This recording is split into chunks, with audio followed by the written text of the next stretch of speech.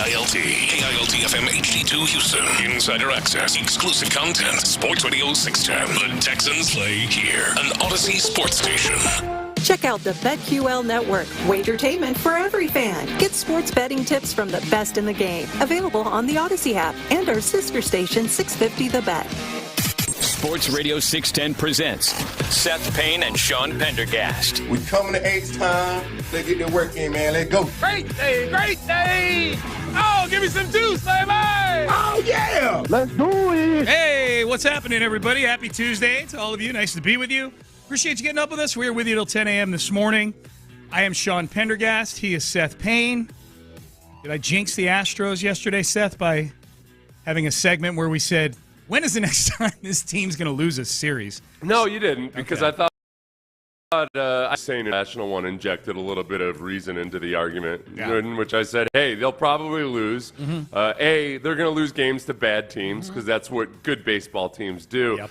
B, it's always a little bit flukish to go as long as you have without losing a series. So they're not that they've lost this series. No, they haven't lost it yet. Yeah. Right. So, but the biggest thing, because I immediately heard, I heard the text coming through, Sean, when I woke up this morning at 3:30 a.m. I could hear them. I could hear people warming their thumbs up to say, I told you the Astros always play down to bad competition. Yeah. To which I'll reiterate what I said yesterday, which is who exactly is playing down to the bad There's no, if you try to apply sense or reason to this Astros team and the success they've had, it doesn't make any sense. No. Because we look at yesterday, okay, the Astros have a getaway day lineup to the extreme in the first game of a series. And who played down? I mean, Altuve is the only guy you could look at of the various their best guy actual major leaguers on that roster. Altuve went 0 for 4, 0 for 5, whatever he went. But you got a bunch of AAA call-ups. Yeah. You got a bunch of guys. You've got Kennedy Corona making his major league debut. That was fun. Okay, that was a lot of fun. That was fun yesterday. Man, his wife was crying when he took his first walk as a major leaguer in his first at-bat. That was really cool, man. The crowd gave him a huge ovation. He's a popular dude. Yes, very Not to mention he's got, he's Venezuelan, so he's got the Altuve effect going on there. Yes. So the guy's been in the organization since Jake Marisnick was traded away. And he was. I didn't know that. He's part of the Marisnick trade. Oh, I've always had. There's been a part of. I've had to fight against any kind of. Animosity I would have over them trading away Marisnick. I know Marisnick is a very popular figure in your household. Yes. Marisnick went and not because of Brandy, because of me. Yeah. He's my platonic male crush. That's fine. So he's the guy I wish I could be. I was like, that's a guy I'd rather. Yeah, I don't even want to be an actually great baseball player. I just want to play with the flair and charisma and good looks of hair and all. Yeah. Yes. There's a lot I would trade for Jake Marisnick's head of hair. You ever see pictures of Jake Marisnick from before he had long hair? No. Just a boring white dude. Yeah. And he grew the hair out, and they're like, oh my gosh, this guy's a Greek god. Yeah. So it's funny, that dynamic, the long hair dynamic, with relievers, it's like, oh, this guy, if he's good, you're like, yeah, this guy has kind of got a wild vibe to him, like Ryan Stanek when he was good. Yeah. But when Brian King comes in, or last night Okert comes in and poops the bed, like, oh, cut your hair. Okert's no Stanek. Cut your hair. Him, I like. I don't like the cut of your jib. They've all been good. You damn hippies. Get a job, dude. At least do your job. Do your job, yeah. Patrick Creighton framed it perfectly yesterday going into the game. Yeah. It said the Astros' actual defensive alignment today, and this is last night's lineup. This lineup is going to be very, very similar because I don't know that any of the guys that were the big names that were out last night are coming back tonight. I don't know if Christian Walker is only on a one-day paternity leave. I don't know what this cap is with Jake Myers, and we know Jordan and Payne are on the IL right now. Yeah. Back in my day, your wife goes into labor a week before the All-Star break. She crosses her legs and holds it in. Yeah. Hey. How long was she in labor for? 8 days. 8 days until the All-Star break. That's right. Do you understand the streak her husband is on? 12 for 28. 8 RBIs over 6 games. America's gotten soft. Defensive alignment for yesterday's game. Left field, minor leaguer. Center field, minor leaguer making his MLB debut. Right field, rookie. That would be Cam Smith. Third base, actual starter, Paredes. Shortstop, minor leaguer. That would be Zach Short. I like when Creighton puts at second base, your starting left fielder. I know. Altuve's making a good case that he might be able to make the transition to second base. Second base, yeah, threw a jamoke out at home on the money. He did. Put it on the cash, as Alex Bregman might say. He did. Backup catcher at first base, Caratini. You got Yiner at catcher, so that's something. And He's a starter. Your DH is a minor leaguer. Well, the thing about Yiner, your DH is a minor leaguer.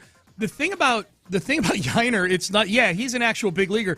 He was also your cleanup hitter last night, and he's got an OPS of like 684 or something like that. Yeah, so that's where I know. You guys say I told you so all you want about the Astros playing down to teams. Stop trying to make sense. It's like you're trying to use Newtonian physics to explain quantum physics. Yes. This team is quantum physics. It doesn't make any sense. Mm-hmm. I don't care if they're playing the best team in the league, the worst team in the league, whatever it might be. I would say if you showed me the Astros lineup last night at the beginning of the season, and you tell me, hey, they're about to go up against a major league team that's lost how many in a row, Sean? 10 going into last night. 10 in a row. Yeah. I would say, good luck to these guys. Yeah. I don't know. It's a minor league squad going up against major leaguers. You know what I would have told you if I saw this lineup?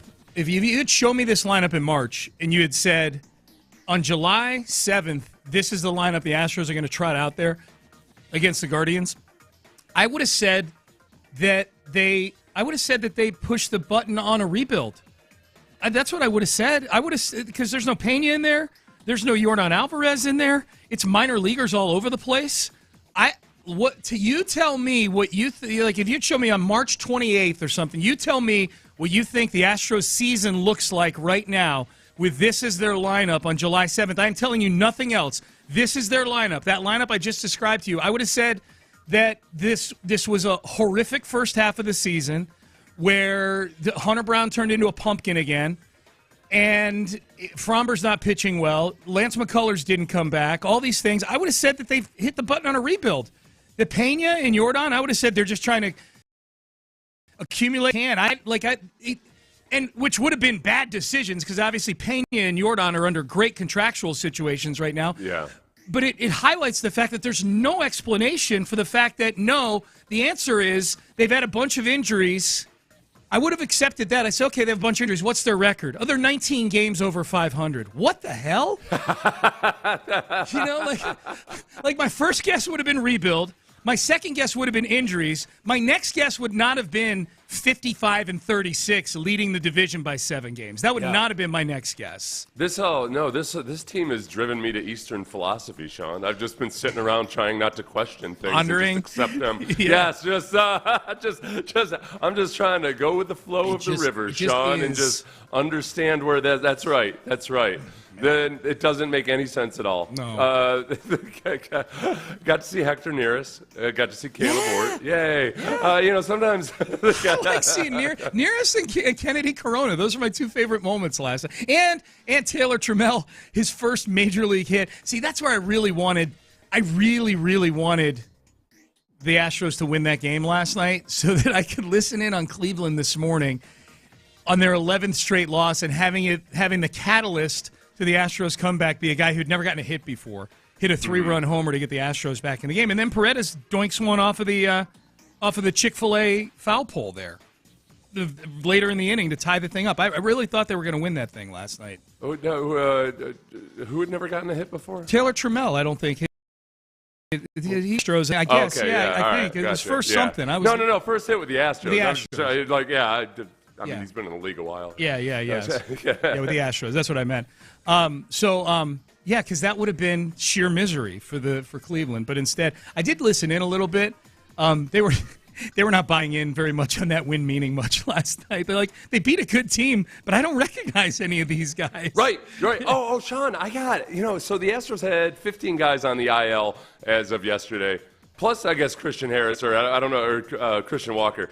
But that's been the most annoying things about the way the Dodgers have been handling getting swept by the Astros. Yeah. They immediately, I've been looking at my comments, which I shouldn't have, because I had a post that kind of went viral. So I got all these Dodgers fans in my comments, and unanimously, they were like, well, we're injured. Yeah. Don't you know we're injured? I'm like, did you guys even watch the games? Yeah. Like, did your commentators not mention anything at all? Are you telling me that you that you know these guys who are playing for the Astros, and that you're Cooper Hummel, of course. Well, our injuries have kept us from playing against the likes of Zach Short and Cooper Hummel. What the hell are you talking about? You got two actual major league pitchers plus a half a major league pitcher in Lance McCullers, and a bunch of young guys and rookies and journeymen out there.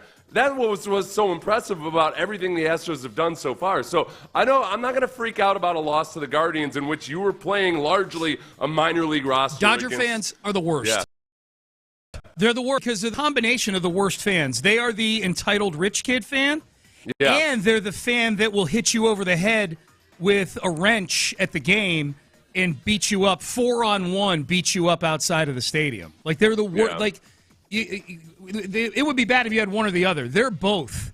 You know what I mean? Like, they're like the entitled Beverly Hills kid had sex with some thug, and then it spits out this Dodger fan. You know, that's what it is. It spits out a Dodger fan. It's a mafioso who married a Hollywood rich kid. And they're just, they're entitled. They are entitled sociopaths, is what they are. Entitled rich kid sociopaths. And they play, and that's again, they spend 50% more on their players and on their roster than the Astros do. Entitled. The Astros ain't cheap. Entitled. So, and they're sitting there like, oh yeah, but we have our injury. Yeah, Tyler Glasnow's been injured since 1993. Exactly. You spend a boatload of money on guys who are injured all the time. You just went and Anthony Davis yourself. Man, yeah. I hate them all. Text message. Good morning, everybody. Eastern philosophy. My takeaway. That's right. Zen. There's no why. It just is. Okay. Yes. Don't go searching for the why. It just is.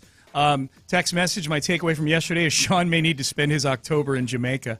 I'll have you know I'm at the game tonight. All right. I'm going to be there live. If you think I'm the reason they lost, it's going to be amped up significantly tonight. I'll be in the building, so be prepared. All right, Payne and Pendergast with you on a Tuesday. Bill Stoerner met with the media yesterday on trading Cam Whitmore, on welcoming back Clint Capella, and on trading Jalen Green. We'll hear from the Astros, the Rockets GM, coming up next. But first, Men's Tea Clinic. I want to tell you guys right now.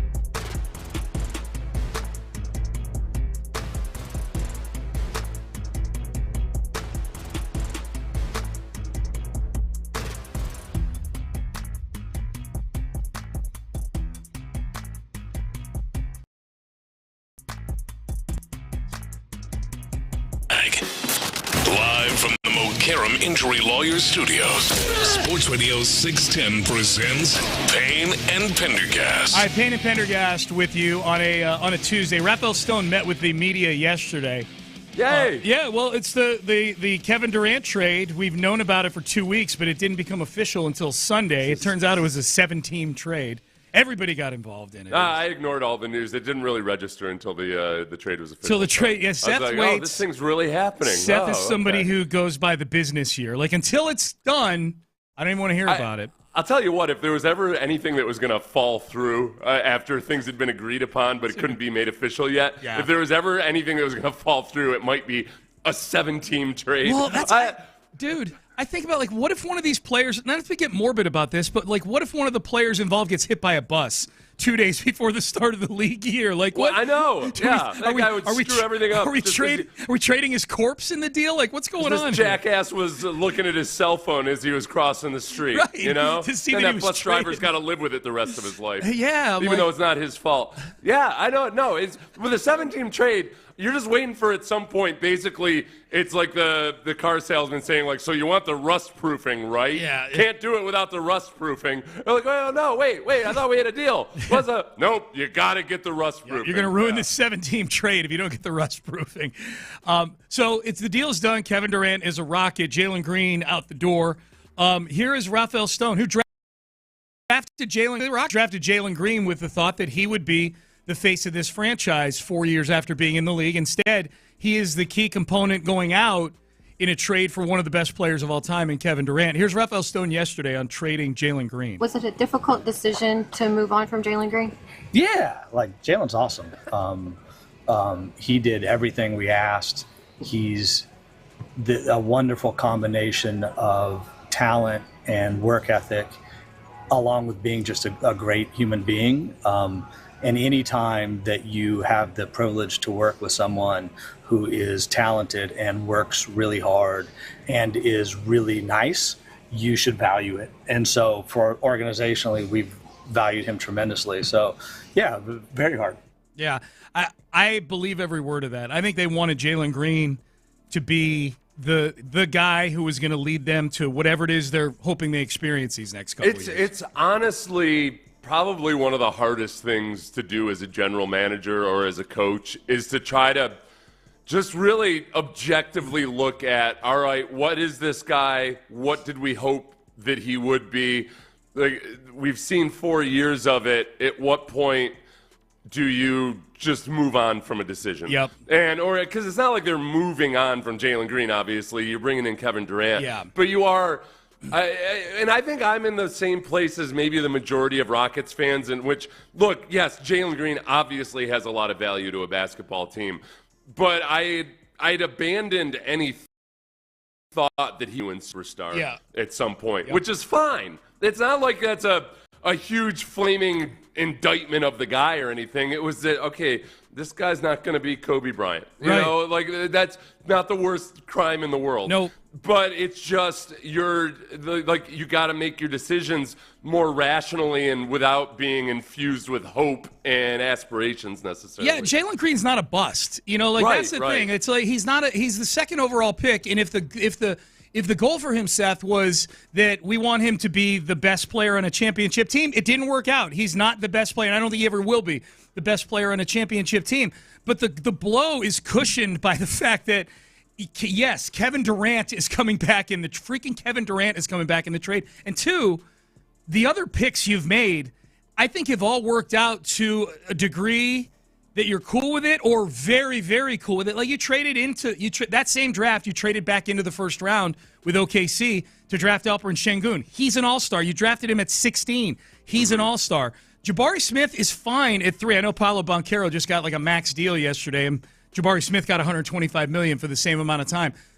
I'm more comfortable with the Jabari contract at $125 than paying Paolo Banchero $60 million a year, but that's a separate topic. Jabari's been fine. Fine enough where you extended him for 5 years. Tari Eason has been at 17, great at 17. And then obviously Amen Thompson, I think, has the potential to be a top 10 player in the league. So the fact that, A, you're getting Kevin Durant, B, Jalen Green was a good player. He just wasn't a great player. Everything else working out around this is like, okay, it should make it easy. The only thing that should be hard for Rafael Stone is if there is an emotional tie to this was the first guy. That's the first guy I ever drafted as the Rockets GM. But I think Rafael Stone is able to do a very good job of divorcing himself and separating the emotional part, like a lot of these quasi-analytic GMs are. I really liked the first three words, or the first word of that response, where Ben, can we cue it up again? I apologize, Ben. I know it's hard to cue these things. Yeah, like Jalen's awesome. Yeah. You know what we need? Was it hard? We need that. That's for anytime we need a yes, that'll be our yes, and anytime we need a no, it'll be Rafael Devers. Yeah. Was it hard to trade Jalen Green? Yeah. Yeah. Was it hard? What was the easiest decision? Was it hard to trade Cam Whitmore though? No. There we go. There we go. In fact, no, that's not what he said. To be fair, here's what Rafael Stone said about trading Cam Whitmore yesterday. I just think, we're just not a developmental team right now. It's really like we wanted to provide Cam with the opportunity to do in his career what we still believe he very much can do. So I think Cam's insanely talented, really nice young man, and wanted to provide him an opportunity to go home and be in a situation where he could really play through mistakes in a way that we never could afford him just in the iteration of the Rockets that he joined. See, this is another one where I'm not kidding. Like, there's people that are upset that they only got 2 second-round picks for the 20th pick in the draft a couple years, and I can't get upset about this. Like, I can't. No, it's look at where this Cam team Whitmore, is right now. There's the physical upside there is huge, obviously, but there's a reason he fell with all of that ability and upside. There's a reason he fell to 20th in the draft. Yeah, and then you get the other dynamic where. This is where it's interesting. I'm watching that Damian Pierce interview that Texans Radio did with him yesterday. Texans Radio is smart. They did that Damian Pierce interview like a couple of weeks ago. Oh, did they? And they rolled out a few last week of guys that weren't going to get as many like Laken Tomlinson and everything. Yeah. And they waited until Monday after the 4th of July to put the Damian Pierce one up there. Yeah, he's good. Because he's going to be a popular one. Yep. So, but I'm watching Damian Pierce, and a lot of it just goes into, man, there's some guys that would have been better served by being non-first round picks. Mm-hmm. Damian is wired in such a way that it's been a really challenging couple of years for him. It just hasn't worked out the same way it did his rookie year. Yeah. But he's also a guy that doesn't have the lofty expectations or pressure necessarily of a first round pick. And he's been a model citizen when it comes to kind of fighting through the adversity. With Cam Whitmore, he's acted as if he is constantly put out by the fact that he's not getting more playing time, to the point where the reports are that Udoka just couldn't get this guy to buy into the team mentality and everything. Yep. So it was a bad fit for a lot of reasons, and then maybe Cam Whitmore in a new setting and was maybe good for him, but it was the wrong fit at that moment. Like, you just don't have – your roster is too packed with really good guys who do it the way Udoka wants them to do it, to work on a rehab project or some kind of, trying to get a guy's mind right, all of that. It wasn't going to work. Yeah, it's the Stone put it yesterday, the way he put it, and I don't know if we have this cut or not. We're going to play another cut from here in a second. Maybe it's part of this, but he said when he was asked about Whitmore, he said, we're not a developmental team anymore. We're not a team where guys are going to get 30 minutes just so they can become better young basketball players. We are, it's winning time. There was the Rockets lived through a time where it was all developmental. We're going to win 20 games, but Jalen Green and Alperen Şengün and Tari Eason and Jabari Smith Jr. and Amen Thompson are all going to become better basketball players for the losing. So, yeah, that's not the team they are anymore. And with Whitmore, I don't know anything about him personally, and obviously I'm not at practices or anything, but from the outside looking in with the things that have been reported about it and with the way Cam Whitmore has talked about it himself, openly, yeah. Kind of airing a lot of stuff that should be kept in-house and making it public drama. There's an element sometimes with players where they keep looking at the coach like, hey, how come I'm not getting this chance? How come I'm not getting this chance? And the coach is telling him, look, you're competing against these guys on your team. I need to see you do this better. I need to see you do that better. Yep. And in the player's brain, they just can't get it out of their head that there's Yeah. instead of like really just turning it into the challenge that it is and figuring out a way to earn your way onto the floor. Yeah. That's what it looks like to me from the outside looking in. Yeah. And it's hard when you're a culture guy like Udoka that is one of the very few coaches that seems to be competent at actually building a culture. You can't just sacrifice everything that you do to build a culture for that one guy. Yeah, it's tough. Like I'm trying to really figure out where the fans are. Like at what point in the chain here with Cam Whitmore are they angry with? Are you angry that they only got 2 second-round picks back? Because that's the league speaking on Cam Whitmore. You know, like that's what he is. If you're mad that they drafted him with the 20th pick, knowing that there was this baggage, that's the reason he was at 20, Seth. Like he was supposed to be a top 5 pick. He's at 20 because of the attitude issues. I don't have an issue with this. You take a swing, you get the guy in the building, you hope that maybe he matures. I mean, this is a sport where they're drafting guys at 18 and 19 years old. You do a lot of maturing from the age of 18 to 22. You hope that maybe he gets in, he matures a little bit. And it didn't happen with him. So be it. You know, that's why you have 7 first-round picks through a 4-year period.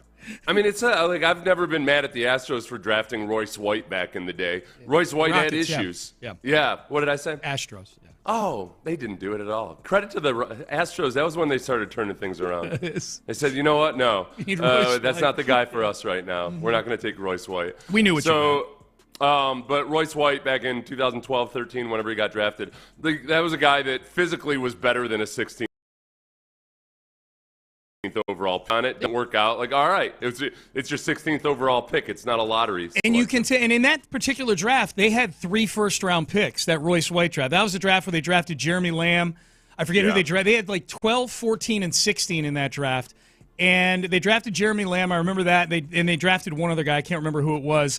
When you have that plethora of picks, you can take swings like that. If that's the only first-round pick, if Cam Whitmore were the only first-round pick that they had that year, and they didn't have one the year before, and they don't have one the year after, that's the only bite at the apple you get.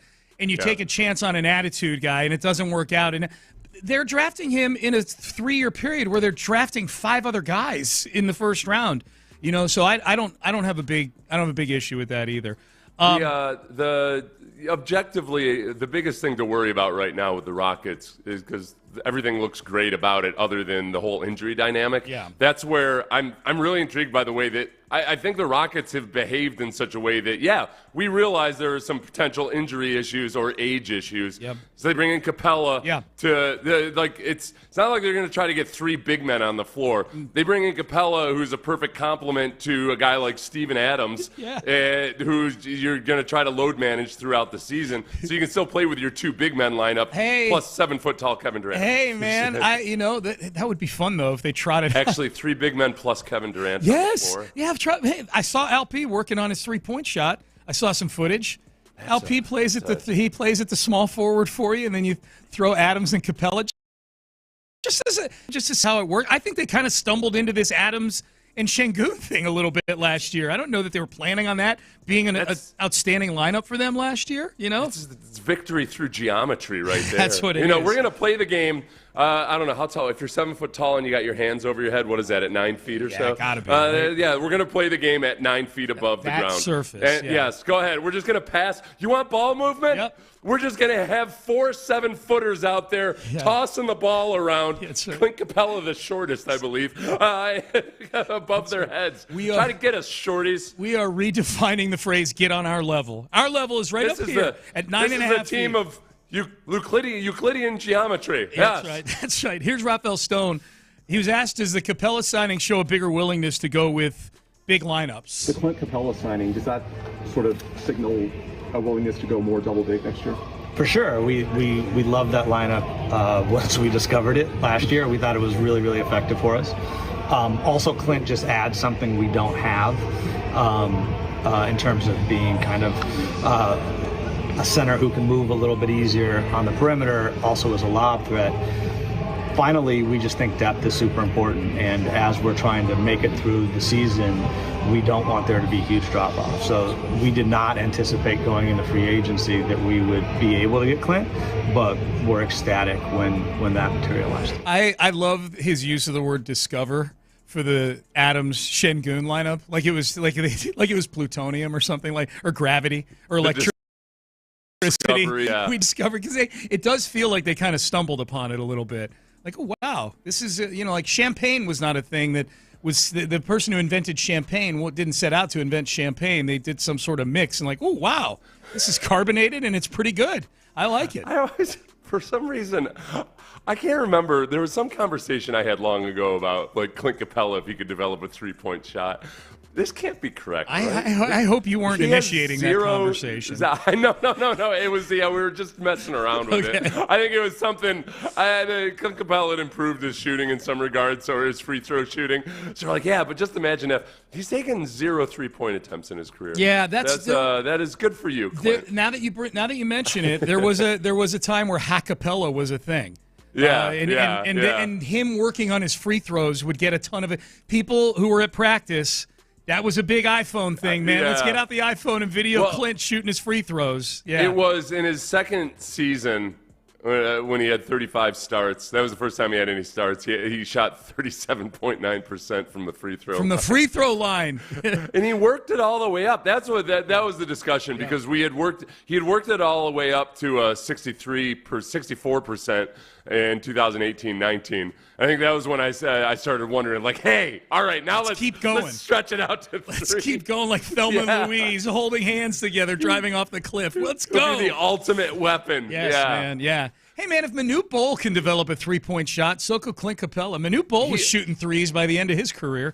He's seasons of 50% from the 3-point line. He was 60%.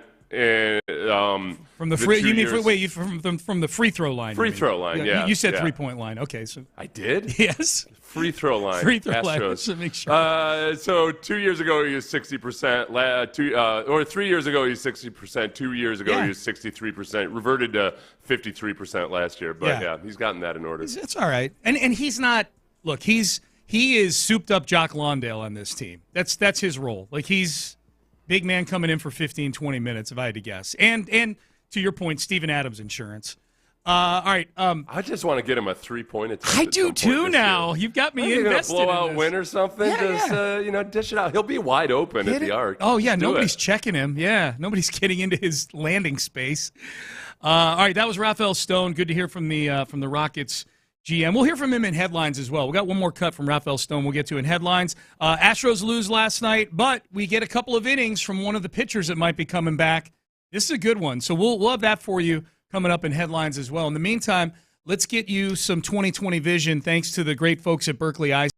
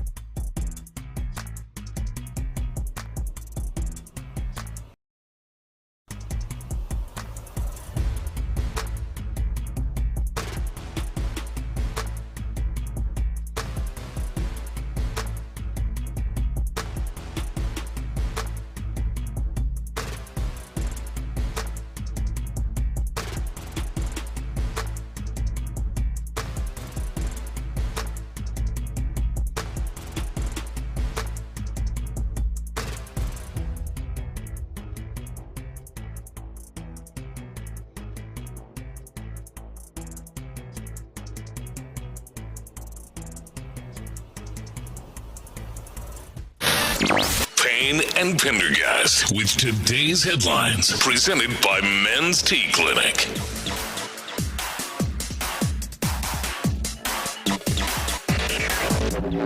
Oh, sorry. Seth and I were talking about... Sorry about that, Ben. Ben, how long did I have my headphones off for while the music was playing? Probably like 5 seconds. Oh, wasn't that bad? Okay. We're talking about that commercial where they said, do you think astronauts fight over elbow room? Probably.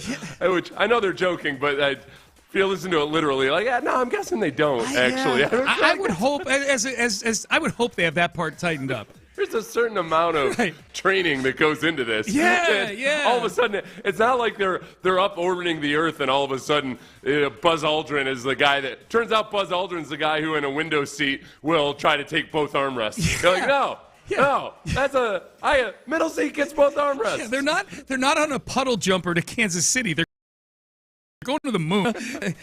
Buzz Aldrin cranking his seat back right at takeoff. Noted right jerk. Yeah, he cranks his seat back. Oh, we had seat back people on our flight going to our vacation, like right in our laps, man. Right in our laps. Listen, I just go into every flight figuring if somebody puts their seat down in front of me, I'm cool with it. Just don't whip it back. Yeah.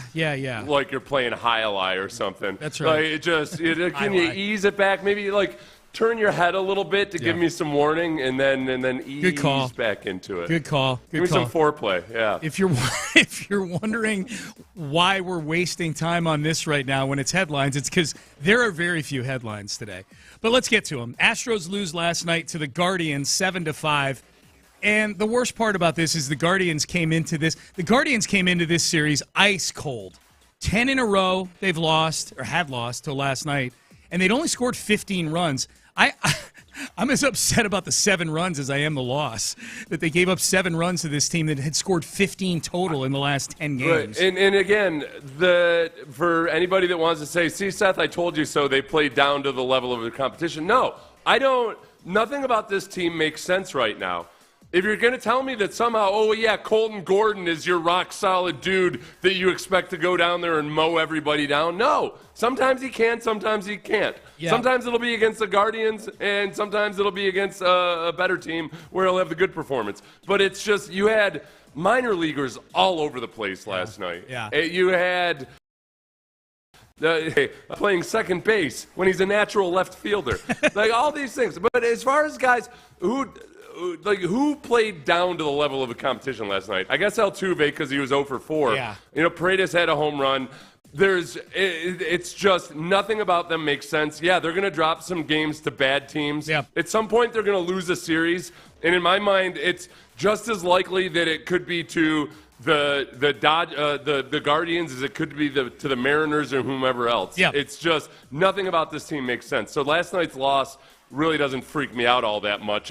You look at the lineup going into the night, and it was a getaway day on a home opener. Yeah, you're right. It was a getaway day lineup for sure. Well, what did you think about Gordon getting hit in the head with that line drive? Yeah. And he stayed in the game and then subsequently gave up the 3-run home run to Ramirez right after that. Well, but then he did a push-up to show everybody that he was okay. So I give him credit for that. They checked him for a concussion after the game. I do know that. I don't know what the outcome was. Concussion symptoms don't show up until later. It was good that he got himself. He had the padding of the glove there, but that's still it's kind of like taking a bullet when you're wearing a bulletproof vest. Still it hurts. Can still hurt your ribs. That's true. Yeah. I've never done it myself. Well, we should give it a try. We should. Yeah. Come shoot Seth. As we slowly transition into click-grubbing whores, then yes. That might go viral, Sean. It definitely would go viral for sure. Anybody out there who has experience with that stuff? What's the worst? I'm guessing a shotgun, like taking a slug to the chest is probably the most painful. Are there welts on the other side? That kind of thing. Yeah. How high should I aim in terms of like actual ammunition when it's going against me? Yeah, just give us the rundown. Give me the ballistics report. The ballistics report, yes. Something where I get a bruise but not a broken rib. There you go. Luis Garcia, Seth, threw 2 innings in Florida yesterday, struck out 4 dudes. How we feeling about that? Can you get excited about Luis Garcia? Yeah, I know, and I've compartmentalized to the point where the guys who are on the IL right now, especially the guys coming back from Tommy John, I I try to not think about it. It's kind of like when you're a kid and you know you got a tetanus shot 3 years from now. Yeah. And when you're a kid, that sucks. I used to think about my tetanus shots like 3 years in advance. But you got to just set it off to the side. Yep. That's what I've done with all the Astros injured players. Like, okay, at some point it's gonna happen. I just don't want to think about it. Here's where I'm at, and I'm happy for Luis Garcia, and I hope he comes back. That would be great. I'll take one of these guys. You know, they've got Javier down there, trying to get his stuff together. Luis Garcia, JP Francis, working on things, whatever. I'll take just one of them. Just one of them I would take.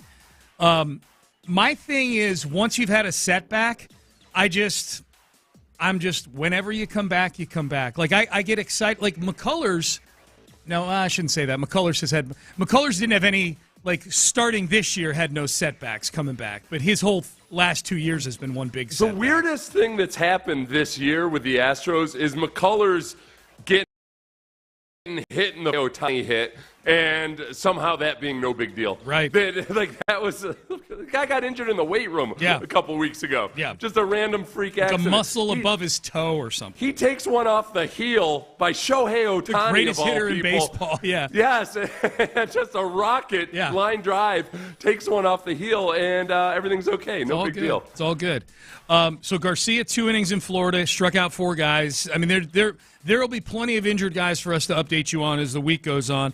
The Rockets, the Kevin Durant trade is official. Rafael Stone met with the media yesterday. We heard some from him in the previous segment, but we didn't get to this one. Will you be bringing in, because they're maybe a little thin at point guard right now. A lot of trust being placed in Reed Sheppard right now to be Fred VanVleet's backup. Are you going to be bringing in another guard? I mean, I like our team as is. We always look for opportunities to do various things, but we're hard capped at the first apron and we have no space left. So I think very likely we'll enter the season with, looking very similar to the way we look at right now. Yeah, I mean, it's an easy answer. They don't have room to maneuver to do much at all. Trade maybe, I guess. You could trade or swapping out salaries, but they're trusting that Reed Sheppard is going to be a different guy in year 2, I think, and he's going to be playing in the summer league. So you're going to get a good look at Reed Sheppard if you want to in the summer league the next couple. Yeah, that's. With the Rockets or any other team, it's always this way. It's that yes, you have the promising young players, but at the same time, you don't because they're still promising young players. It doesn't feel great thinking about leaning on them and depending on them. There's still things that they're at a point right now where I think the over/under on their win total for the season is 54.5 or so right now. Yeah. That injuries are the big dynamic. If I were going to take the under on the 54.5, it would be because I don't trust that Steven Adams and Kevin Durant especially, that maybe that those guys are going to miss too much time. But by and large, what the Rockets have done with the roster is they've created some redundancy with. They've already accounted for Steven Adams needed to be in the load managed with Capella. with Clint Capella. Yep. For Kevin Durant being load managed, then it's all right. Jabari Smith Jr. continuing to develop all your other wings and your young guys. They're really, really good and promising right now, but they just have to elevate yet again. And and I trust that they will. Reed Sheppard, huge X factor. It is fun. We have no idea. Yeah, it is. It is fun to concoct some of the lineups that you can with all the versatility that they have. I mean, the fact that you got Amen Thompson, Jabari Smith Jr., and Tari Eason on this team and the different positions they can play, especially defensively, and that you've got 3 bigs. Obviously, Kevin Durant can just do whatever. Like, he can score from anywhere on the floor. And Şengün, obviously, is a really versatile big, at least offensively. I think it was Michael Shapiro for the Chronicle put together a piece like, he was just messing around with different lines. He had like the 5 most fun lineups the Rockets could trot out there. And it is really, they have put together, Rafael Stone and Ime Udoka have put together a really deep team with a ton of versatility, with better shooting than they had last year. Durant alone can start shooting the way they know he can shoot when they drafted him with the 3rd overall pick. It gets really fun. And Finney Smith coming in here now, I should mention him. So it's really good. Jalen Green posted on Instagram, by the way, yesterday. He said H-Town. I'm surprised I missed that. H-Town. You know how much I love the gram. Yeah. H-Town, and you're a big Jalen Green follower, I'm sure. H-Town, thank you for everything. The love and support from day one is some I'll never forget. Number 1 finger. It's forever with the number 4, and then with the H's up. The H is up emoji. I'm impressed that he managed to mumble his way through the written words the way he mumbles his way through the actual spoken word. They say you should write the way you speak. He does. For clarity, and that's what he did. What did he say, some instead of something? He said the support and love from day one is some I'll never forget. SUM. Credit voice to text for getting that right. Yeah. I love and support is something I'll never forget. Yes. Let's see here. Cracker McBuckets. Yes, that's who Reed Shepard is. He's Cracker Cocaine McBuckets. Curry. Cocaine Curry. Okay, this is funny. He's not. You know what? We've got two guys on this team. This is the biggest weakness with the Rockets. We've got two guys on this team that have consciously turned down two of the greatest potential nicknames of all time. Kevin Durant turned down the Slim Reaper. Yeah. Said, nope, I don't want to be known as the Slim Reaper. God knows why. Yeah. Maybe it was God. But God knows why. And then Reed Shepard turns down Cocaine Curry. Yeah. This is something he should have been face down in a pile his of. face into. Last text before we hit the break.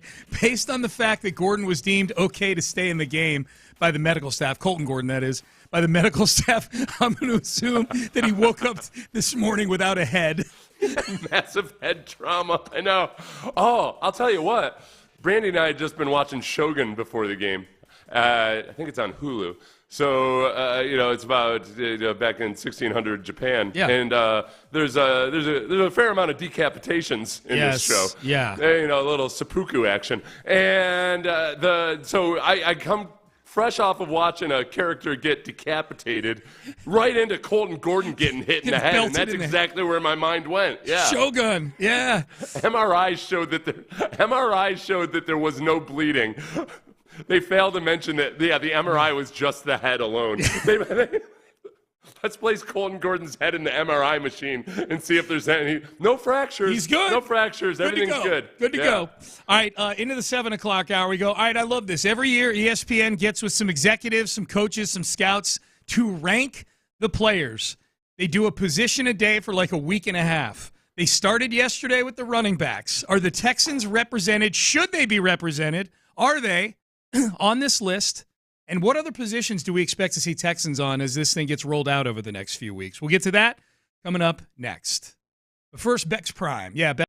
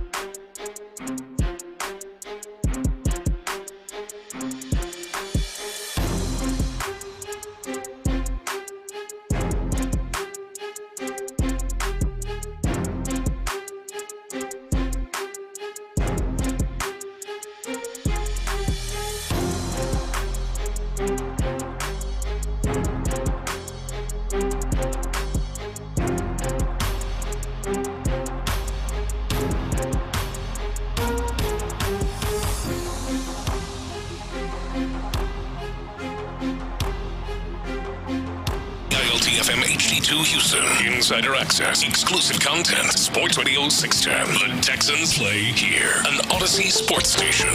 Sports Radio 610 Pendergast. Right, so ESPN does this thing every year where they survey league executives, coaches, and scouts, and they rank the top 10 players at each position. And they tell you who the first few out are as well, the honorable mentions, also receiving votes, whatever it is you want to call. Every position, 11 position groups, and they roll it out one day at a time over a week and a half. And today is the first day. And the running backs are the first ones up. Before we get to the list and whether or not Joe Mixon made it and if he's represented on here, I think it's safe to say, very much so, Seth, so far so good on the Joe Mixon trade. I mean, you got him for nothing. You sent a 7th-round pick because he was going to get cut. You did give him a new deal. He's making $8 or $9 million a year or whatever on a 3-year deal. I think so far so good with Mixon. No, right? yeah, I think okay. Would they have been better served by going after Saquon Barkley or Derrick Henry in free agency? Perhaps, except that neither of those guys would have had the same season in that offense last year. I mean, Joe Mixon, I'd love to be able to play the experiment of, okay, how would Joe Mixon have done in those situations? I'm not saying he would have been as good as those guys. Like if he's on the Eagles or the Ravens or something. Yeah, if he actually was a part of a competent offense. Yes. So far so good. For giving him the new contract was really the move. The trade was no big deal whatsoever. So you're going to have the same issues you have with any guy that's a running back approaching 30 and who's got a lot of wear off the tires. So you're going to be worried about injuries. That's sort of if you can have a Nick Chubb, if you have Nick Chubb at 85% of his previous version of himself, I like that 1-2 punch. Yeah, I do too. Mixon is in the top 10 according to this voting. He made it. He is the 9th-rated running back, and they basically ask all these executives and coaches and scouts to rank every position their top 10, and then they tabulate it like it's like an MVP balloting or something. Yeah. They also tell you on here the highest ranking they got from anybody and the lowest ranking they got from anybody. Lowest ranking, obviously, like there were voters that left Joe Mixon off of their ballot. The highest he was ranked, someone had him 5th as the 5th best running back in football on their balloting. That would put him in front of Josh Jacobs, who was the actual. Oh no, Josh Jacobs was 6th. Oh, Christian McCaffrey was 5th. He was 5th. Controversial, I'm guessing. Christian McCaffrey had a lowest ranking of unranked as well, and a highest ranking of 3. Yeah. McCaffrey's missed 10 or more games in 3 of his past 5 years. Yeah. If you can tell me McCaffrey's healthy, I'll take him over just about anybody. Yep. But I just don't know with him. I don't either. Here's what they say about Mixon, because they'll give a couple quotes. Mixon looked rejuvenated in Houston after the Texans acquired him in a trade. He's not a home run hitter with a career average of 4.1 yards per carry over 8 seasons, but he's got just about everything else. An NFL personnel evaluator said, quote, really good vision, really good feet, contact balance, a hammer in the run game. Looked worn down at the end of the season, but overall was a really good trade for Houston, end quote. Now, keep in mind, he's still got 2 years left on the contract he's got with the Texans. This is me talking now. Do you think maybe that's a reason Nick Chubb, did you end of the season, Seth? Do you recall how he looked at the end of last year? Joe Mixon? Yeah, Joe Mixon. Yeah. And I remember scoring a couple touchdowns in that Chargers playoff win. He looked pretty good. If anything, they started to figure a few things out at the end of the season in the playoffs, where with play selection and the style of running, it made more sense. Yeah. So as it was with Bobby Slowick, where I think even D'Amico cited, D'Amico talked about the importance of making adjustments throughout the season and in games. He didn't mention Bobby Slowick specifically, but that's where our minds all went. Sure. I think that in a lot of ways it actually started to look and feel better and more dependable towards the end of the year.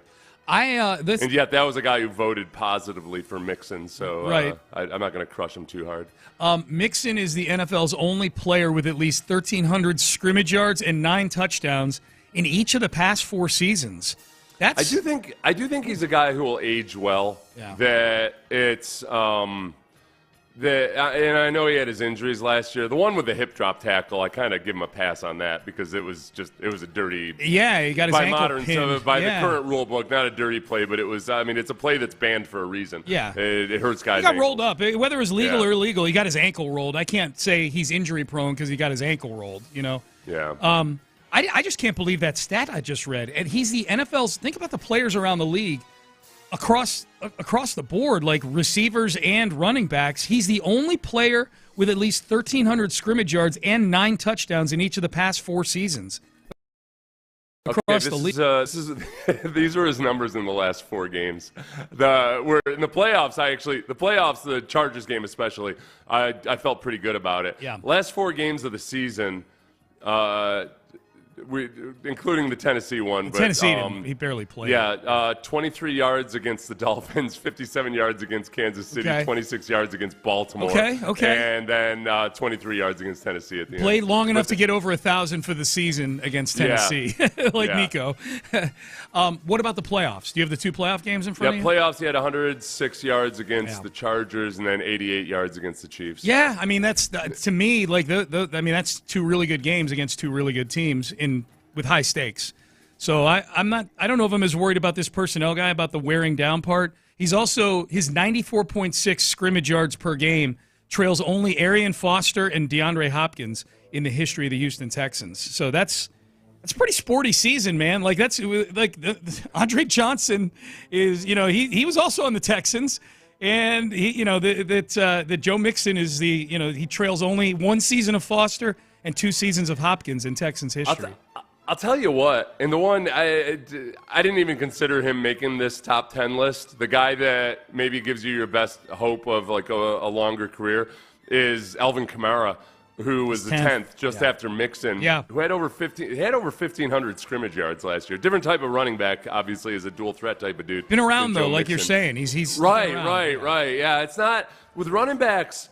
I know the stats up off precipitously after the age of 27, but there's a big asterisk there in that there are some guys that make their 28, 29, and 30-year-old seasons and on into, like, Derrick Henry's an extreme exception. Yeah. Some of the guys do just they produce better. Yep. The averages are what they are, but some guys age better than others. I think Mixon's going to age relatively well. I don't think he's going to necessarily be like Curtis Martin or a Derrick Henry or somebody, but I'm not overly concerned about the next 2 years of aging. The splits on some of these guys are wild in this voting. And again, if you're just getting in your car, ESPN is doing their annual survey of executives and coaches and scouts, ranking the top 10 players at each position. They ask all these voters to give their top 10 at each position, and then they tabulate the votes. Saquon, no surprise, highest ranking 1, lowest ranking 2. So there's not a big gap there. Derrick Henry, highest ranking 1, lowest ranking 6. Okay, I'd like to talk to the guy who put Derrick Henry at 6, but okay. I mean, he was 9th last year in this thing. So son of a, that dude definitely, that's a divisional opponent, I think. You think? How do you watch Derrick Henry last year and say that he's not? That guy might have put Christian McCaffrey's 5th on this list. I don't know how that guy voted with Christian McCaffrey, but still. The spreads between the highest and lowest, though, like Jahmyr Gibbs, highest ranking he got was 2, lowest was 9. That sounds about right. How about Bijan Robinson? Bijan is 4th on this thing. Okay, Bijan, who is toiling in anonymity in Atlanta right now for the most average team you could think of. Like, if you give me a team, I can pick one team to finish 8 and 9 the next 3 years. They're just like they're the ultimate average team. There is somebody that ranked Bijan Robinson as the best running back in football, and there's other voters that didn't have him in the top 10. Like that's right. That is a big split for Bijan Robinson. He had almost 1,500 yards rushing. The Bijan Robinson last year, because he was misused in his rookie year, and then last year makes the Pro Bowl, has a nice season, 1,500 yards, almost 1,500 yards. Except it's just an indication of how devalued the running back has become in the modern NFL. It used to be if you had a 1,500-yard running back, you're like, boy, all we got to do is fill in the pieces around him, and we're off to the races. Campbell. Yeah. Now it's like, Bijan Robinson made the top 10. What the hell? Yeah. That's weird. Yeah, it's weird. He's 4th. Christian McCaffrey, again, someone voted him 3rd, which when healthy, that might be undershooting it when he's healthy. He's outstanding. And then others had him unranked, didn't put him in the top 10, and I'm guessing that's because of injuries. He was number 1 in this exercise last year because he was coming off a healthy season. Josh Jacobs, Jonathan Taylor is 7th, James Cook is 8th, and then you get Joe Mixon at 9, and as Seth mentioned, Alvin Kamara at 10. So, yeah, Joe Mixon cracking the old top 10. So the Texans are 1 for 1, Seth. This is the first of 11 top 10 lists that ESPN's going to be putting out here.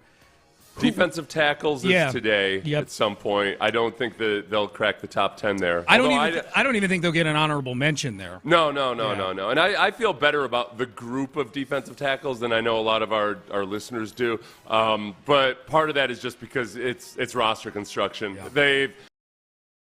They've got at really big money positions. You need solid role players at defensive tackle at least, and I think they've got a bunch of solid role players. Mm-hmm. Yes, I'd love to have a guy that's a all-pro caliber type dude, but I'm just not. You can still be a really, really good defense with the guys they have. Okay, Wednesday will be fun. That's Edge Rusher Day with ESPN. Mm-hmm. Do the Texans get 2 in the top 10? Will Anderson Jr. and Danielle Hunter. Do they both crack the top 10? I think they'll both be in the top 10. They're in the top 10 on the odds board for everything. They're in the top. The Vegas odds makers or Bet Online, whatever the one we get the emails from. They had the odds on who's going to lead the NFL in sacks next year. And Danielle Hunter and Will Anderson are both in the top 10 there. They're both, I think, in the top 10 for Defensive Player of the Year odds board as well, if not top 12 or 13. You don't get past 10 or 12 without seeing both of those guys. Who do you think gets ranked higher by NFL people? Danielle Hunter? If you were putting a top 10 together, if you were an NFL executive, scout, or coach voting in this, who would you have higher? This is not based on the future. The criteria is who is the best right now for 2025. Obviously, if you're factoring in the future, Will Anderson might be at the top of the list, given he's going into year 3 of his rookie contract. But if we were just for 2025, if you had to put one ahead of the other, who would it be, Hunter or Will Anderson? I would put Will Anderson ahead of Danielle Hunter just with run defense being the tiebreaker. Mm-hmm. So I think that Will Anderson and the completeness of him and what you can do with him, even though I'd give Danielle the actual pass rusher, I think Will's a little bit more of a complete player right now. I would add, too, that Danielle Hunter probably is who he is as a pass rusher at age 30 or whatever he is. Will Anderson feels like there's still some room to grow as a pass rusher, and I feel like he puts in the work to – I mean, we saw the jump that he made from his rookie year to his second year. So I agree with you on the run defense part, and I think just on the spec that there is another gear to Will Anderson in the pass rush, whereas – Danielle Hunter is already in fifth or sixth gear right now. I'm with you on that. It's close though, man. Like I could see them finishing like 5 and 6 right next to each other. I think with Danielle too. If I were voting on this, I might, as an anonymous voter, be kind of like, you know what, Danielle Hunter hasn't gotten the credit he deserves over the course of his career. Oh, partly because he plays in Minnesota. I'm going to vote him up a little bit. A little lifetime achievement award aspect. I do. I sense that, and I get it. I'm not criticizing this, but the sense amongst the fan base is. I do feel like Will Anderson gets way more of the adulation because he's a young guy, because he's a draft pick, because of the manner in which they traded up to get him, and because of his personality. Big personality is the where thing. Where Danielle Hunter, it feels a little bit like George Springer in Toronto. Yeah. Where Springer's having a hell of a year yet again. And yet I felt like when I went to that one Blue Jays playoffs game, and I felt like, okay, they've got all these young guys. Bo Bichette looks like he's 14 years old, very lovable. And they were emotionally attached and tied to all those young guys. It's a really good analogy. Where the veteran addition, it doesn't get quite as much. Is Vlad Guerrero Jr. Yeah, exactly, right. That's who he is. Just with better eating habits. You got that right. We've never once had a conversation about whether Will is too fat or not. Fat, no. Came back big last year, but muscular. Big, but not fat. Not fat. Fat with a PH. That's right. Thursday, they do the safeties. I don't think the Texans are going to have any safety. Maybe C.J. Gardner-Johnson. C.J. Gardner-Johnson will be one where he gets there'll be votes. Definitely a whole bunch of people that have him unranked, but then a few that are like, this guy's underrated. I don't get why they don't. The guy's had, 11 interceptions in the last however many? 13, 13 in the last 2 years. 13 interceptions in his last 2 full years. Yeah. He missed most of the, I think C.J. Gardner-Johnson gets some votes. Yeah, I do too. But the dependability part of it is going to be the thing that people are questioning. Yep. I wonder if Kalen Bullock gets a few votes. Probably a little early to put Kalen Bullock in the top 10. But he's had that direction. 100% too early. Yeah, that's how I think, because this is what happens this time of year, too. People look at the PFF grades and all that stuff. They're not analyzing safety play for all 32 teams. No. And they don't. Remember, we had that one guy, I think it was Sam Monson from the 33rd team, who talked about how, them bringing C.J. Gardner-Johnson and shows that they're trying to keep Kalen Bullock off the field. And everybody, Texans fans are like, what the hell are you talking about? What you don't see in the grades is the improvement along the year and like just how much he advanced from week 1 to week 17. Dude, we'll get to some outlandish stuff that somebody from PFF was saying about the yesterday in an article. At least I thought it was outlandish.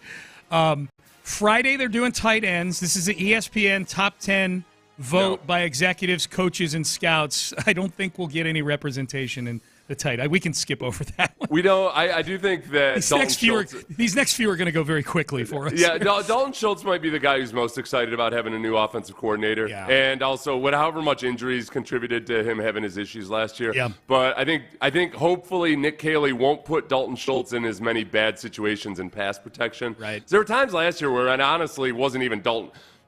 The pass protection was so simplistic at times that it looked like Dalton Schultz was getting dusted when it wasn't actually even his responsibility. Yep. So the fan vitriol was even higher than it should have been, but he also was put in bad positions where he did fail. I think he'll be better in that regard if Nick Caley's a better offensive player. Like I could see a year from now, I could see Dalton Schultz having had a year where we expect him to be on something. I don't expect him to be in the top 10 on this thing. Interior offensive line, I think we can just say no. No. Offensive tackles, the thing I'll be interested to see is where Laramie Tunsil falls in with the offensive tackles. I know he's not a Texan anymore, but these are executives and coaches and scouts that are voting on this thing. And Laramie Tunsil last year for the offensive tackles, I'm sure was somewhere around 5 or whatever. I'm sure he was in the top 5 or 6. I'm curious if the Texans trading him takes any of the shine off of Laramie Tunsil, like that the Texan solution to trying to fix the worst offensive line was trading their best offensive lineman. And so I wonder if that takes any of the shine. I wonder if the extreme number of penalties that he had, like he has penalties all the time. He had an extreme number last year. I'm just curious if he is still viewed as a top 5 tackle in the NFL by higher-ups around the league. The penalties, this is the problem with the penalties and how people analyze them, is that they don't see it week after week after week the way that we do. And they also don't realize necessarily that, boy, it's not just Laramie Tunsil's penalties, it's when they occur, how often they've happened on critical drives, or when they've driven the team out of field goal position, or all of these things that just doesn't register, so they blow that off. I am going to be interested because people that want to stick up for Laramie Tunsil and will die on the hill battling it will point out his PFF pass blocking grade and completely ignore his run blocking grade. Correct. So if you're going to pray to the PFF gods, I don't know why you're not looking at the overall grade, which has him as the 23rd out of 140 offensive tackles graded. They'll stick to just the pass blocking grade. So I think he'll be a classic guy where he'll be in the top 3.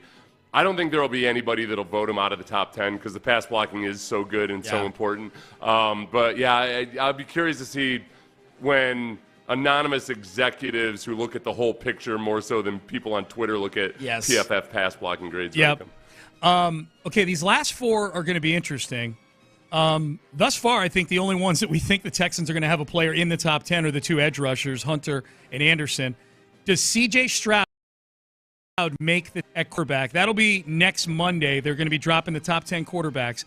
In the eyes of people around the league, Seth, coaches, scouts, executives, I think C.J. Stroud cracks the top 10. I think those people saw what happened last year as less of a Stroud problem than it was a Slowick and the line problem. Yeah, I think 100%. I think he makes the top 10. I think you're going to see quotes from, if you look beyond the stats and you look at what he was working with and some of the things that he did do and was able to do despite everything going on around him, that people remain impressed with C.J. Stroud. And they're just, everybody right now, and I would include not just the executives and scouts, but just actual sports writers. Right now are kind of in a wait-and-see mode on C.J. Stroud. I've seen very few actual thinking people say, oh, yep, C.J. Stroud has been proven to be this or proven to be that in a bad way. They're just kind of waiting and seeing what he does with Nick Caley. Yeah. I think he'll be, if I had to predict an exact spot, I think he'll be like 9th, somewhere around there. I still think most of the people voting on this, I think if they had the choice between Brock Purdy and C.J. Stroud, I think would still take C.J. Stroud. I agree, 100%. Agreed. off-ball linebackers, I don't think the Texans get any in the top 10, but I could see Azeez Al-Shaair getting some votes. You being like an honorable mention kind of guy. Yeah, that's about what I feel on that one. There's the thing about this defense is it puts a lot of stress on your linebackers. The way they ask the linebackers to play, it makes it hard. So, but if you can do it really, really well, like Fred Warner, you get a chance to really showcase everything. Oh, yeah.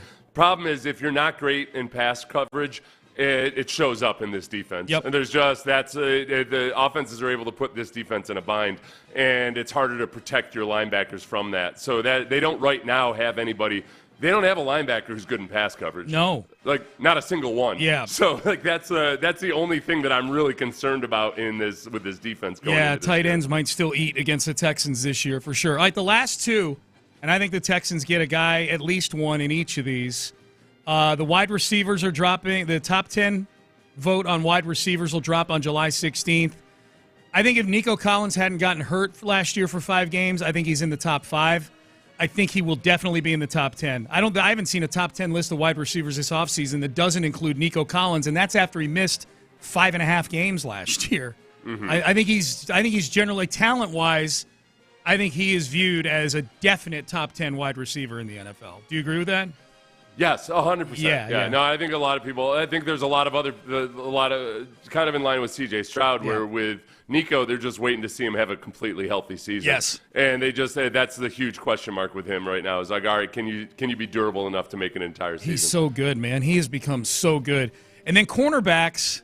I guess the question would be: is Derek Stingley Jr. named the number 1 cornerback in the NFL by executives, scouts, and coaches in this thing? I think that especially with executive scouts and coaches, the durability is still going to be a question. Okay. So I don't think I would be surprised if he is top 5. Like just when he's actually playing, like he's a little bit in the Christian McCaffrey boat of man when he's healthy. Yeah, he's incredible. Yep. But we've seen one fully healthy season out of him. So I think he's top 3. Top 3. Yeah. I think probably. I think Surtain. I think the only one I wonder about is Surtain. Gardner.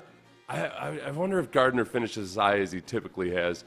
Jalen Johnson and Trent McDuffie are the other 2. Yep. I think McDuffie probably. I'm guessing it's going to go Surtain, McDuffie, Stingley. That's what I was going to say. That's the exact order I was going to put him in. I think that's the order that I'm trying to think like you're doing. I'm trying to think like the guys whose titles are voting in this thing. You know, it's not a fan vote. It's not a recency vote. It's not a vote of the players. If it were a vote of the players, Stingley might win it just because his style of play. You pointed this out before. Like if you had a bunch of aspiring cornerbacks, you had 10 aspiring cornerbacks and you told them you can be Derek Stingley Jr. or you can be Sauce Gardner. I think 10 out of 10 would pick Derek Stingley based on the style of play, the hands, the body position. Sauce Gardner is a physical linebacker. Stingley's a freak. Like Stingley is an absolute freak. I'm with you. I think he finishes 3rd on that thing. The other question I have, do you think Kamari Lassiter gets enough votes to where he shows up on the radar at cornerback?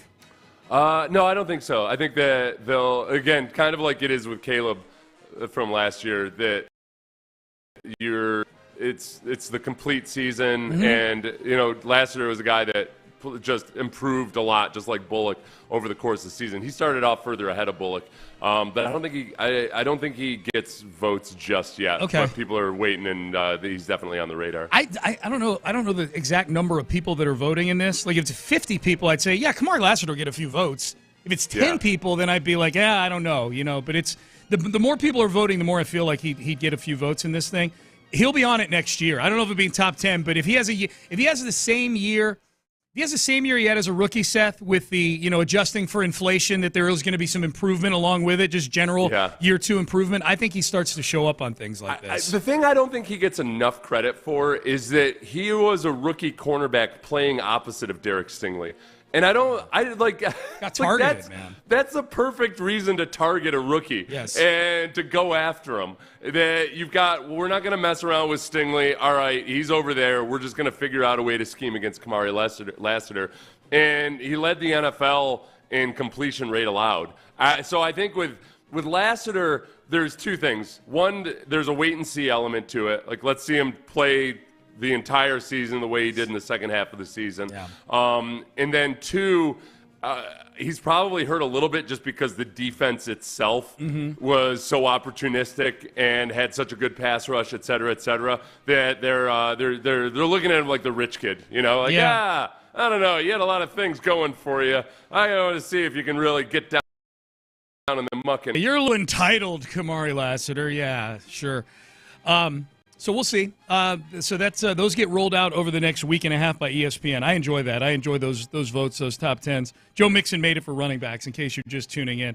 I don't enjoy PFF putting the Texans' offensive line at 32. This guy whose name sounds like a superhero, Zoltan Budaj, wrote the article here, Seth. I know we've definitely used his articles before. Have we? Because I think we dug in to figure out whether he was an actual human or not. Or AI. Because it sounded like this might be an AI creation or something. Yeah. Like somebody went to ChatGPT and were like, give me a catchy name that'll get people to click. Okay, then you tell me. He ranks the offensive lines around the NFL 1 through 32. 1, Philadelphia Eagles, all the way down. Houston Texans, 32. Okay, you tell me if this feels like it's generated by a human being or AI. This is the analysis. This is the 2-sentence paragraph. The presence of veterans Laramie Tunsil and Shaq Mason prevented an already shaky Texans offensive line from being even worse in 2024, and the team cut ties with both this offseason. Now there is very little to suggest that the group isn't deserving of the number 32 ranking ahead of the 2025 season. Okay, so the thing that should catch your ear is, wait a second, you're citing Shaq Mason. Getting rid of Shaq Mason was, how on earth could you get rid of Shaq Mason? Shaq Mason, according to possibly AI, was a stabilizing force on an other line. This is where I got to go after old Zoltan here, because he's writing for PFF and presumably using PFF grades to figure some of this out. Yeah. So Shaq Mason was a right guard. Laken Tomlinson is a left guard. Yeah. But you bring Laken Tomlinson in, you get rid of Shaq Mason. Yep. Shaq Mason by PFF grades. So this is a PFF writer. I'm going to go ahead and use the PFF grades. Yep. Shaq Mason was the 65th out of 138 graded guards. Laken Tomlinson was 66th out of 138 graded guards. Okay, so that's weird. Yeah. I think the biggest difference between those two is, and this is what I try to tell people about Laken Tomlinson, is like, I'd be very surprised if he comes in and gives you an all-pro season, but he's been incredibly durable. Yeah. And Shaq Mason has been beleaguered by injuries the last couple of years, and I think a lot of his really egregiously bad plays, I've been willing to say, you know what, he's probably struggling through a lot of stuff because he's been banged up. Laken Tomlinson has missed one game in his entire NFL career. Wow.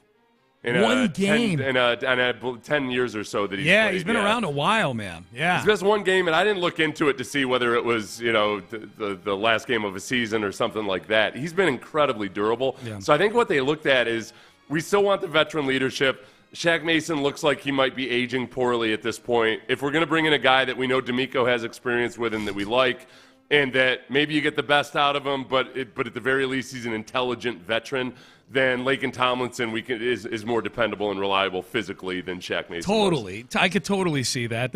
When I saw that, I grabbed it, put it up on their Twitter feed, and I saw it. I'm like, I got to go look at these rankings and read some of this stuff. That he's citing Shaq Mason preventing an already the words Shaq Mason preventing an already shaky Texans offensive line. I'm like, what are you talking? Shaq Mason was Did you see Devondre Sweat throw Shaq Mason to the side like it was a cigarette butt? When you were digging into the PFF grades just now, and I'm waiting for you to give them to me, I'm like, okay, like he's got to be in like the bottom 20. 65 out of 138 sounds high for me. Yeah, that's a little bit. Those you can't filter those rankings, or at least I can't figure out how to do it. Where that obvious, it's 138 guards, so that includes a lot of backups. So I don't know how many. Yeah, that's true. That's true. That's true. Yeah, you're right. So there might be some guy who played 10 snaps and had a good run in his ranking. Yeah. So maybe, I guess you're right. Yeah, 65. There's 32 teams that each have 2 starting guards. That's 64. Right. Shaq Mason is 65. So yeah. Yeah. There you go. But 138 graded players. Oh, you're right. So yeah, Texans are 32. Where do they need to get? No, I can't. I honestly, I I had a hard time getting angry about this. If you try to put yourself objectively outside and you look at an offensive line that was really bad last year and you didn't do anything aggressive like the Vikings or the Bears did to bolster the talent other than drafting a rookie, and you can't count on a rookie. I like Ariante Ursary a lot as a prospect. He might not even start. But he's still a rookie. Yeah. Right.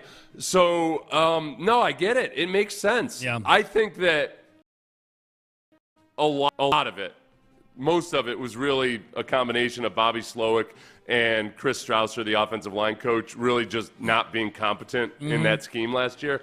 So, but that's still another big if. Like, relying on a brand new offensive coordinator is the same as relying on a second-round offensive tackle. Yep. You just don't know until you see it. Yep. So I think that they're objectively, I get why they did it. I just think looking at it more closely, there's a lot of reasons why. I think that this offensive line is very capable. If you take the guys that played last year, I think they're capable of being an average offensive line. Yeah. Like that, it's like just with better play calling and better coaching, really. Not the play calling, but the coaching. So that's where Nick Caley's challenge is. Like, if you're competent, this offensive line should look better than last year, no matter who the players are. My only request with this offensive line, and it's not even what you think it might be. You might think it would be like, well, just keep C.J. Stroud protected. And that would be nice. You know, C.J.'s going to take his sacks. That's going to happen. I think what I'm about to request affects that, which is if this offensive line can just open up enough holes to where you're not in 2nd and 12 all the time, or you're not in 2nd and 10 all the time, or you're not in 3rd and 14. Nobody was in more adverse down and distance situations in must-have-it downs on 3rd down than C.J. Stroud was last year. If this offensive line can keep the offense on schedule, I think that inherently is going to take the sack total down from the 54 or whatever it was last year with C.J. Stroud, and you're going to be doing it in a way where Joe Mixon and Nick Chubb are going to be moving the football 4 or 5 yards, break guys anymore. But, man, just stay in 2nd and 4 and 2nd and 3, and I think you've got the quarterback and you've got the weapons to be able to have a really good offense if you just stay out of those bad situations. You know what else puts you in those situations? Penalties. So, getting rid of Tunsil automatically, I saw a stat set, Seth, that had the numbers 1 through 32 offenses in terms of offensive penalty yards, overall offensive penalty, not just the line. If you take Laramie Tunsil's penalty yards out of the Texans' number, they go from like 19th, among the worst, to like the 3rd best. If you take Laramie Tunsil's pen, and I know whoever replaces him is going to have a few false starts. I get that. Yeah, they're not going to have 17 of them like Laramie did or whatever it was. You know, that was one of Belichick's big points in his book was the acceptability of various penalties, and he said anything pre-snap is just flat out unacceptable. Yep. It's just that's a mental error. It's preventable. It's unacceptable. It's selfish. You're just not. So I'm guessing Bill Belichick, if he were one of the people polled on ranking the offensive tackles, would have he's one of the guys that's definitely going to look at the pre-snap penalties as way worse and more weighted than other people. But it is all of Laramie's. The problem with Laramie Tunsil's pre-snap penalties wasn't just the damage they do in that moment. It's that they were selfish penalties. It was him specifically trying to get a jump on the snap and doing it, like pushing the envelope selfishly in a way that other young guys are looking at and seeing like, well, I guess that's the way you operate. Yeah. The offensive tackle. That's a big point of contention, I think, that I've seen with the Laramie stands that you were talking about before. The people that I feel like there's a big overlap with the Jalen Green stands and the Laramie Tunsil stands on social media, they stick up for them. That's a big one that I've seen when you label the false starts as selfish. Like, they're not selfish. They're just penalties. It's a mistake. Yeah. It's not selfish. It's like, no. That's Laramie trying to game the PFF system is what he's doing right there. Right. If you had a defensive lineman paid that on that. Perpetually jumping off sides, to an extreme degree. Mm-hmm. Like, no, that's just being selfish. You're being bad at it. You're trying to push the envelope and you're going too far. Why? Because you're selfish. Yep. With the offensive, so when we talk about the importance of the offensive coordinator, I think one of the big, the last couple of years, CJ has been one of the slowest to get rid of the football. Mm-hmm. And when you look at players who have a long time to throw, or who have their time to throw is the longest, It generally falls into two different categories. Well, three different categories. One would be the guys who are super athletic and extend plays. Yeah. And also use a lot of play action. Lamar Jackson, Jalen Hurts. Those guys are the two slowest to throw. They do just fine with it. Yep. Then you got a bunch of guys who are in the Kubiak-Shanahan model, where you're lining up and using tight ends and play action and deep drops at times, like all that stuff. So Sam Darnold is up there. But that offense was being executed properly. Brock Purdy, one of the slowest to throw. But that offense over the course of the last 3 years has been executed properly. Yeah. CJ's a guy who's not an athlete like Lamar is, but he's in this Kubiak-Shanahan system, and they're trying to run the ball, set up play action, all this stuff, and it was being executed so poorly that puts CJ in a really bad position. There were times last year where they should have been in the spread it out and get rid of the ball quickly more often. The offensive line wouldn't have looked as bad if you were in that mode more often. But CJ, there was too many times where CJ was in positions where he was ready psychologically to get rid of the ball. There was nobody in the route tree that was there for him. Yeah. It was just Bobby did a really bad job of giving him the easy options. Yep. The way that the Commanders did a great job of giving Jaden Daniels easy options early in the down. That's where I go back to that Hutchinson clip we played yesterday, that Xavier Hutchinson clip, and that sounds like what he's alluding to when he says guys are going to be in the right spots. They're going to be in the right places to make the right plays, that kind of thing. Like that's when you when you describe what CJ's going through, that's what I think back to yesterday and playing that clip. Maybe we'll play it later in the show from Xavier Hutchinson where he talks about confidence and being in the right place. It just seemed like guys didn't know what they were doing last year. The third category of guys who throw the ball slowly, they're just dumb players. Yeah. Guys that just hold on to the ball way too long, or rookies. Yeah. Kenny Pickett. I don't even know if he's on there. I just felt like picking on him. All right, Payne and Pendergast with you. That was fun going through that stuff right there. A little football. A couple weeks, 2 weeks away from Texans training camp. Looking forward to that. All right, Travis Kelce has ideas on how to shut down the next big thing in the NFL. And am I being a little too, I don't know, the opposite of cheap? Expensive? I don't know. I don't get the price tag on it. I'm not as upset about, but I don't want to order it, so maybe I'm not the right guy. We'll tell you what that is coming up next. Trajan.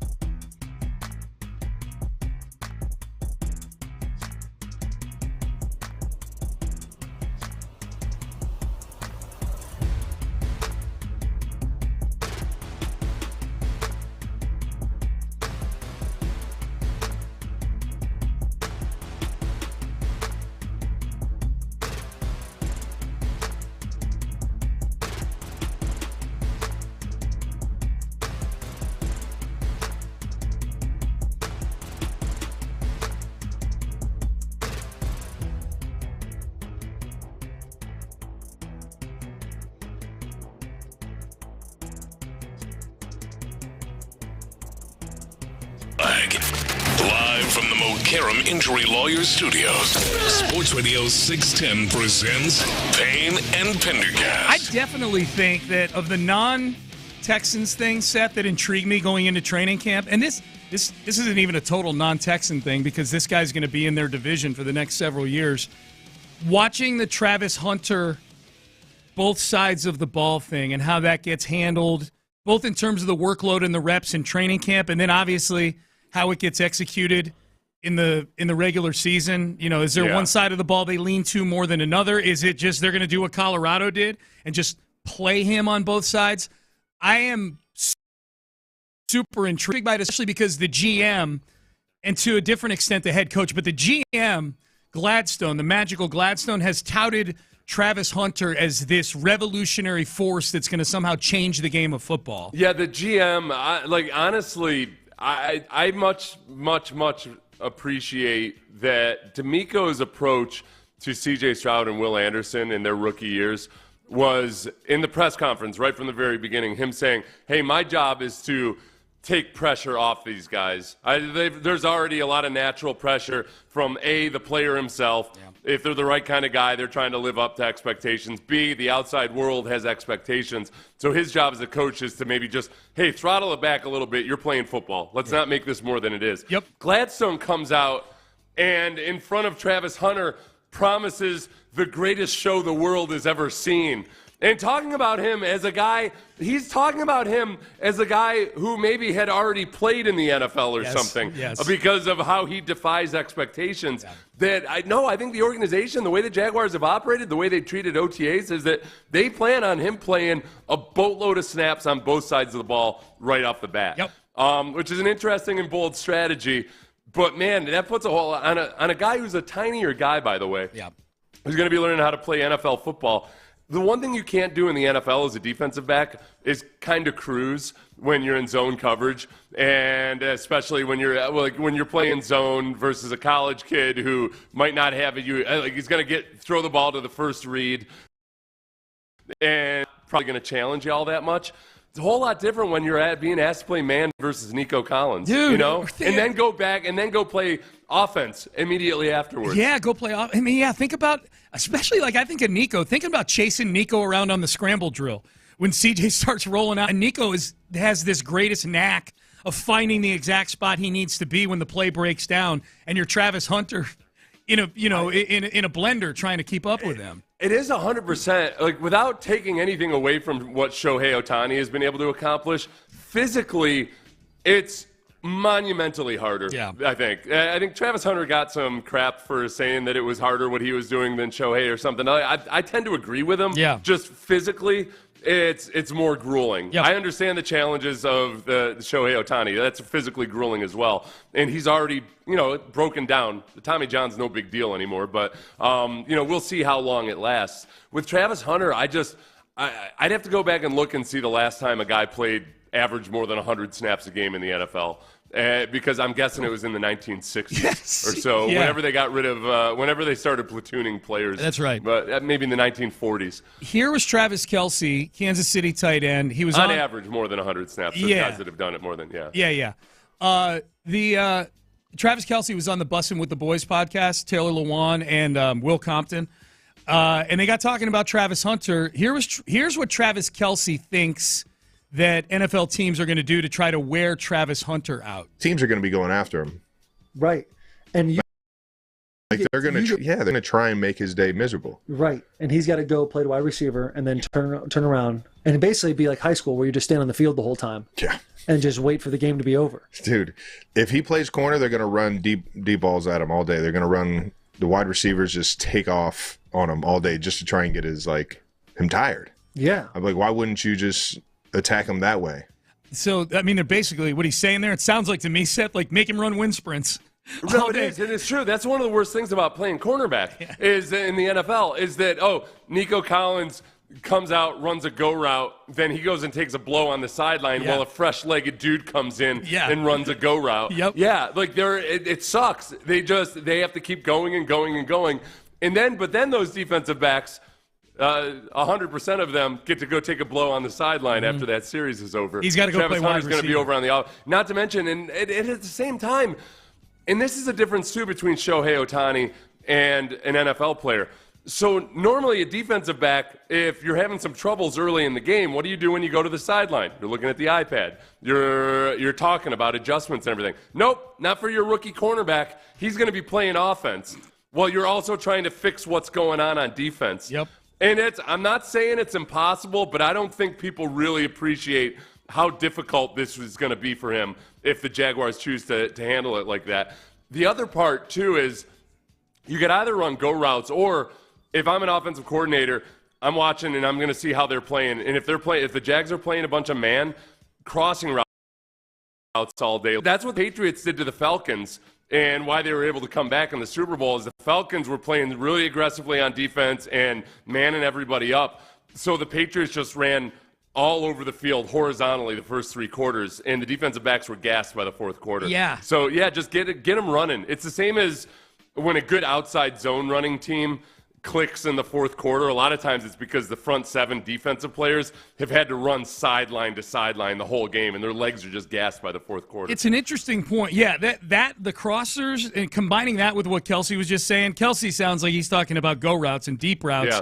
But it's running. I like the crossers, getting them running regardless. Getting them running. If you go out and do nothing but go routes, you could be limiting yourself offensively too. But get them running as much as possible. And that's the thing for me with Travis Hunter, Seth, and is he going to make it playing both ways? Is he going to be able to do this?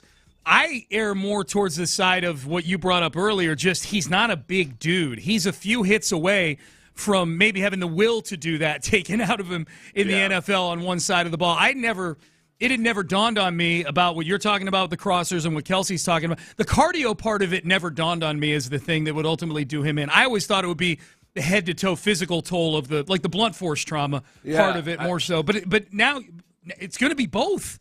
Dude, anybody, listen, man, I was a hustle guy, but when I was in high school, that's how I made my living. I was a hustle guy in the NFL. Right. And in college. Yep. In high school, when I played every single snap of a football game, including special teams, I was on the field the entire 48 minutes of a football game. Yeah. There's times where you physiologically you kind of cruise a little bit. Have to. You can't play with the same level of tenacity that you can when you're platooning. Yeah. And that's the part I wonder about with him. Yes, is he more capable of doing it than other people? Sure, probably. But I don't know if it's possible to play at that high level on both sides of the ball over 100 snaps per game. And the mental side, and not to mention the mental side of it. Yeah.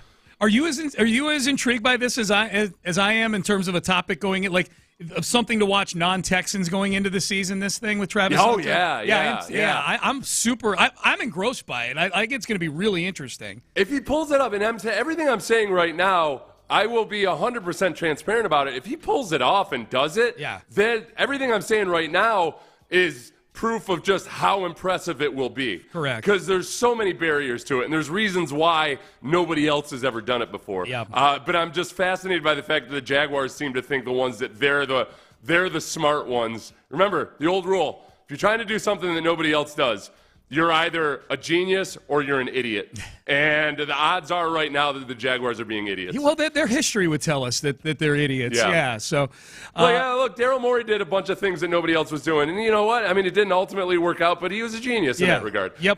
Bill O'Brien tried to do a lot of things that conventional wisdom said were stupid. You know what? Yeah, it was stupid. It was really, really dumb. It was dumb.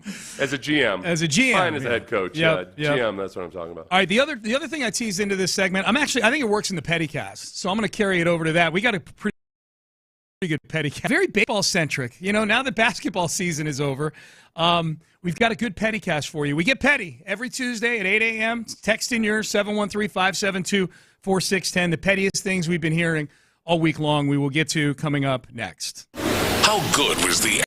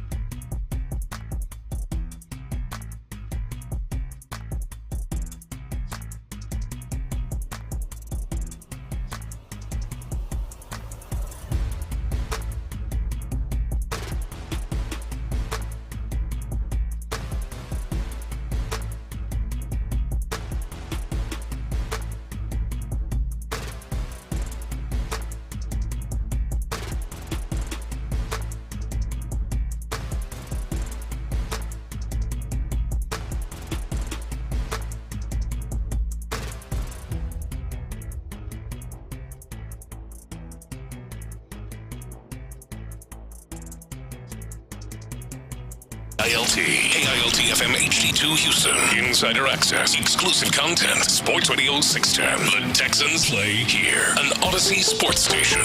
Sports Radio 610 presents Payne and Pendergast. All right, Pettycast time. Text 713-572-4610. What's got you feeling petty these days? I was starting with a good bit of New York pettiness. Boy, I don't even have Nick Turturro in this one, Seth. We played him yesterday. Are we setting our sights on the Yankees, the Giants, or the Jets? I'm guessing the Yankees. It's Yankees. It's baseball season, so let's do the Yankees. I wouldn't set my sights on the Mets. I just generally feel even when they have success. Even when they're good, bad, I'm like, oh, okay. I know how it's going to end. Yeah. I'm the same way. All right. This was Jeff Passan, who had this to say on a podcast. This was his message to Yankee fans. It's also why when I hear Yankees fans complain, I'm like, shut the up. Would you rather have a team that is competitive every year and might not win a championship, or a team that stinks? Would you rather be a Yankees fan or a Pirates fan? All right. So that's you know what, Passan. All right, can I be petty towards Passan? Yeah, anything, yeah. That's not a fair comparison. It's like, would you rather be this team or the worst team in the league? Yep. Like, all right, obvious. Are there no degrees to this, Passan? I think you know why Yankees fans get upset? Yeah. Because they do, at the very least, as limited and dull and idiotic as they might be, they understand that their team perennially spends more money than anybody else, or at least than the vast majority of teams in the league. Yeah. They've seen so much regular season success not be parlayed into postseason success. Yeah. That, you know what, Passan, you can't make life as simple as, you should be happy. You should be happy that you're bankrupt because you don't have stage 4 brain cancer. Yeah. Like, oh no, wait, I'm allowed to want more. I like that.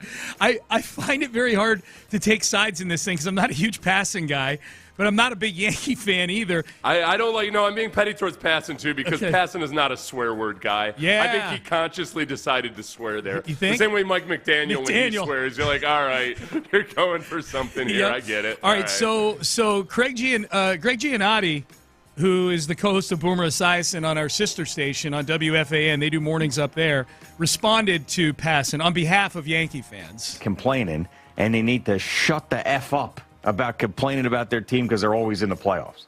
Now, this is a typical guy from Kansas City.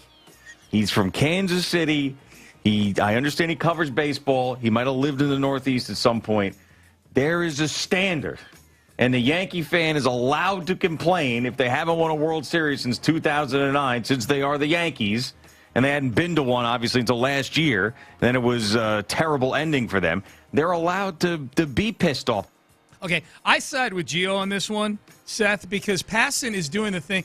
Passan complaining about Yankee fans wanting World Series or bust is like me going outside and then turning to somebody and complaining about the humidity here in Houston. It's just who they are. Like, what are you trying to do here? It's who they are, but also I like that he went personal attack on that and said, it's because he's a guy from. Okay, it's so much disgust. And maybe he did later on. He should have gone with the angle too of like, okay, if you're assuming that Passan's a Chiefs fan, then it's awful easy to sit up and say like, oh, you guys should be happy with what you have. Well, meanwhile, my football team is also winning a Super Bowl every other year. Yeah. I could be petty towards everybody in this. Yeah. I'll get petty towards Yankees fans for idiotically every single year forgetting that the regular season matters nothing for them. That's a team that they feast on bad pitching. Yeah. They're the same as a football team that racks up really good stats in the regular season but like falters in the playoffs because they're not complete. They have a bunch of really high-priced superstars who cannot perform in the playoffs. And chief amongst them is the absolute best player in baseball right now, in Aaron Judge. You know what Aaron Judge is going to do in the playoffs this year? Nothing. Yep. Nothing. That's right. If they make the playoffs. Be ready. Yeah, be ready. Oh, my God. Can you imagine if they don't make the playoffs? Oh, my God. Don't tempt me with a good time. Oh, God. He's so awesome. I wet my pants. Oh. I got a little. We might have to do a full week of just us listening to New York sports radio. The day the Yankees get eliminated from playoff contention. From playoff contention. Yeah, that would be delightful. Good idea. All right. Third highest payroll in baseball. Third highest, yeah. All right, so this is this next one. Alex Cooper is the host of the Call Her Daddy podcast, founder of Unwell. She's one of the stars out there. She's got a huge following. She's one of these extremely famous internet people that I barely am aware of. That I had to Google. Yeah. That I better start to get to know these people. I'm petty in general about the whole internet culture right now. Where you know what? I get so tired of somebody basically. There's an interview where Bill Murray was being interviewed by Joe Rogan and said that he didn't know. Like, I didn't know what you looked like. You know, people have told me about you, and I don't know if he was joking or not. But the number of people that were like, oh, he doesn't know who Joe Rogan is. Yeah. How on earth do you not know? Yeah, that's the way the world is today, you idiots. Yeah. You're like, there's a lot of... Joe Rogan is the most successful podcaster out there. There's a huge portion of America that barely knows who he is. Yeah. That's just the way the world is today. It's how it is, and Bill Murray's 90 or whatever. You know what I mean? Right. Yeah. Bill Murray still has a landline. Like you can only contact him by calling an answering machine somewhere. Yep. So Alex Cooper, very famous in that world. She was invited to sing "Take Me Out to the Ball Game" at a Cubs game over the last few days here.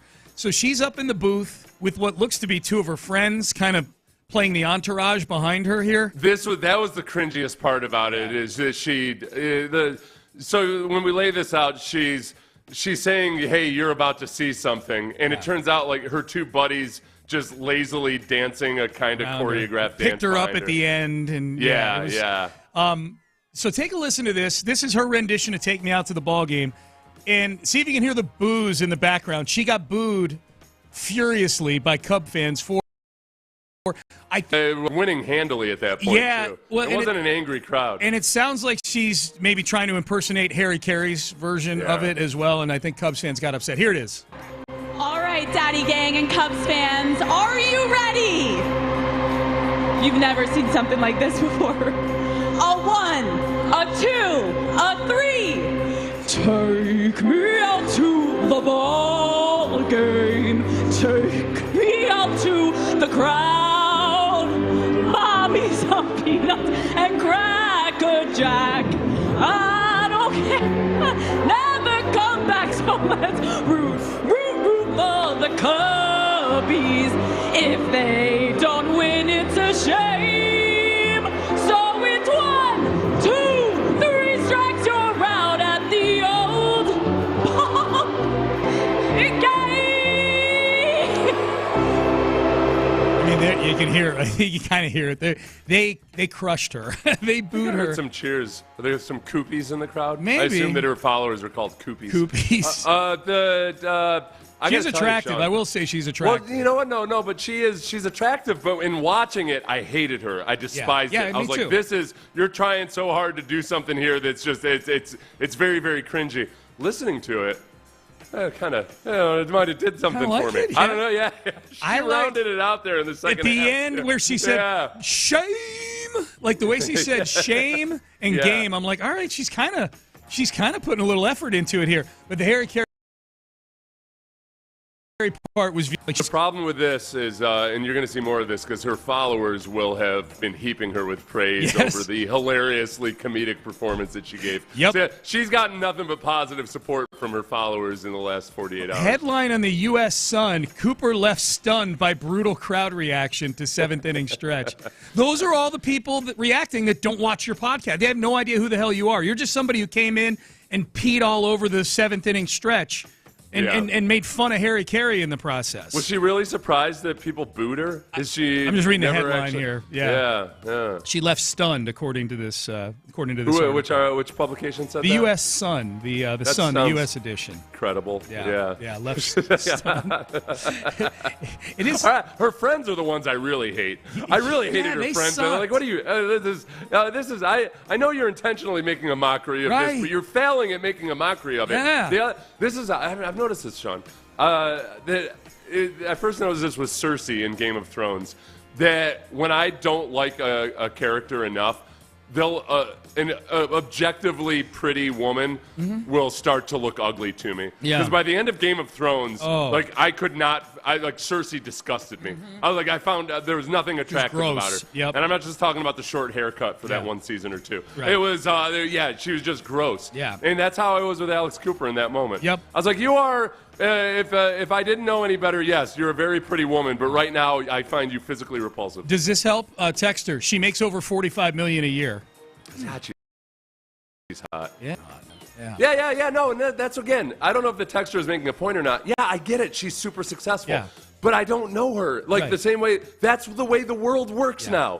There are some incredibly super successful people that I just don't know. Yeah. And I don't worry about it. Yep. Okay. Yep. Your little internet world is not the same as everybody else's little internet world. Correct. Yep. Absolutely. I had somebody the other day. I saw after one of the Kelsey Brothers podcast clips was out there, and I saw somebody in the replies say, "You guys got to give it up, and you just don't have a natural talent for this. You really got to stick to football." And the guy was actually trying to come across like he was giving real advice. Yeah, they've got like a top 5 podcast. They got paid. It's valued at over $100 million. They got paid $100 million. Yeah. Like, this is not. Yeah, this is. Stop imposing your preferences on 300 million people, or feeling like that these podcasts need to be the perfection of broadcast school. Like that they're textbook type broadcast. They're not. They're just conversations. Yeah. All right, let's get petty one more time about this. Oral Hershiser. I'm petty towards society today. It's good pettycast we got. You called this yesterday. You said it's going to be a good pettycast. Here was Oral Hershiser on Friday, basically accusing the Astros of cheating again. Hit hard to deep center field. Pages on the run. Will turn and watch this one wedge itself in the bottom of the wall. And Cam Smith flying into second, anchoring there with another extra base hit for the Astros. Double homer double to open third against Asperius. I don't want to open an old wound, but in some ways they're swinging at these breaking balls like they know what. I don't want to open up an old wound. Nerd. This hurts me more than it hurts you. Yeah. Open up an old wound. I just felt like getting proof, guys. Oral Hershiser is proof positive kids. If you're worried that you're too nerdy to be a sports star someday, don't worry. Oral Hershiser is one of the nerdiest people who ever lived. Ever. There was another Dodger fan. Wears a starched white dress shirt to bed. There was a tie. There was a bow tie. There was another Dodger fan. I saw this video, and boy, and Seth, I'm kind of going into the same world we were in with Alex Cooper a moment ago. I don't know if this is somebody I'm supposed to know who they are. It's a Dodger fan who sounds like he sells gear, and he does it over the internet. I have no idea if this is a famous person. He's clearly a diehard Dodger fan who was very put out that on the day that he was dropping some new Dodger, like Independence Day gear, that the Astros made the Dodgers their daddies again. What a show that was. All I wanted to do was enjoy my 4th of July, watch some fireworks at Wifey, and Altuve from the Fantasy Island handed it to us. Anyway, I wanted to show off my new jersey drop and everything. And then I got these motherfuckers around behind me.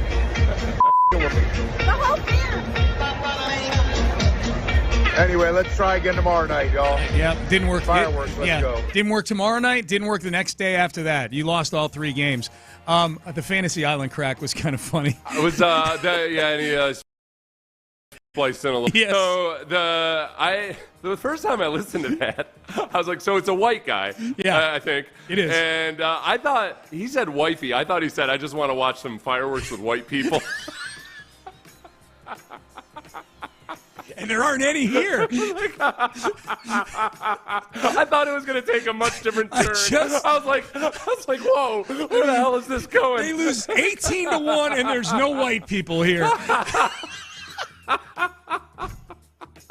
I mean, that's like, in my mind, I'm like, wait, he went to a Dodgers game hoping to be surrounded by white people. That's like going to anything in Houston hoping to be, like, that it's going to turn into a Klan rally or something. Like, no, it's an incredibly diverse place. Yeah. You've come to the wrong place. I just wanted to watch some fireworks with white people. I was like, isn't that what the forefathers wanted? Is there any crime in that? What's the crime in wanting to watch fireworks with white All people? I want to do is go to a baseball game and watch some fireworks surrounded by white people. Sir, this is not Boston, okay? This is not Indianapolis or Kansas City. No. All right? There will be diversity in this crowd. Oh, my yes. God. That was great. That was great. By the way, wifey. His wife was super white, though. Super white. Yeah, she was in there. Very L.A. looking. Very L.A. You know that where white women in L.A. try real hard to all look exactly like all the other white women in Yes. L.A. She had it going on. Yeah. The use of the word wifey to describe your wife is on my list of things that annoy me. I hate wifey. Dude. Okay. Hate Talking wifey. about, all right, this is the thing I stumbled into yesterday. I've been trying to post more on TikTok, and it's been devastating to my time management because that app is so freaking addictive. Yeah. So one of the newest trends on TikTok, Sean, is I'm going to get petty on behalf of, I guess, these young women. Yeah. These guys just like being at a drive-through order. It's a guy and his girlfriend sitting next to him. And what they're doing is it's his girlfriend, not his wife. Mm-hmm. And people are like, yeah, I'd like a quarter pounder of cheese, and my wife's going to have large fries and a Coke. And the girls, like in all these clips, are like, their eyes light up. And then they get all emotional. They give their boyfriend a big hug. And they'll be like, what did you just say? And he's like, what? She's like, you called me your wife. Oh, well, I mean, yeah, I love you. And I'm like, dude, you got to... If you're not actually planning on locking that down, that is a messed up. Yeah. The only acceptable way to do that, if you're not planning on marrying her, is if you're planning on breaking up with her and you hate her. And you hate her. Like you really want to get back at her, so you're giving her one. Or it is and you're diabolically cruel. Or it's a relationship where it is strictly just about the physical part of the relationship. It's just a bleep buddy kind of thing, and you just decided to go get a burger afterwards. Yeah, I don't know, but a lot of women that are in those types of relationships, if it's going somewhere? If a guy all of a sudden calls you wifey, it's risky. Flips a switch. Yeah, it's risky. It's an interesting. I feel bad for the young women. I'm guessing 78% of whom in these videos aren't going to end up marrying. It's almost like it's like biological or physiological. It's just like something clicks in them immediately. Yeah. They hear that being referred to as somebody's wife. Yeah. And it's just their eyes just get wide and they get super emotional and everything. Yep. All right, Payne and Pendergast. I'm going to try it with my wife today. I'm going to call her my... I don't know. It would have to be the opposite. It's not going to go as well when you do it the opposite direction. Call her the similar trend. Yeah. The guy's saying, my current wife. That's, yeah. They're like, yeah, I'm here with my current wife. Yeah. And then they whatever I described about the female reaction with the wifey thing. Opposite. Exact opposite. Yeah. You kept the mustache. That's right, despite my wife's protestation. Yeah, that's what made me think of this just now. When you brought up Randy, I'm like, she did. She's trying to clamp me down, trying to control you, Yeah. She's trying to, I'm a peacock. I need to fly. That's it, And man. she's trying to clip my wings. That's it. Yeah.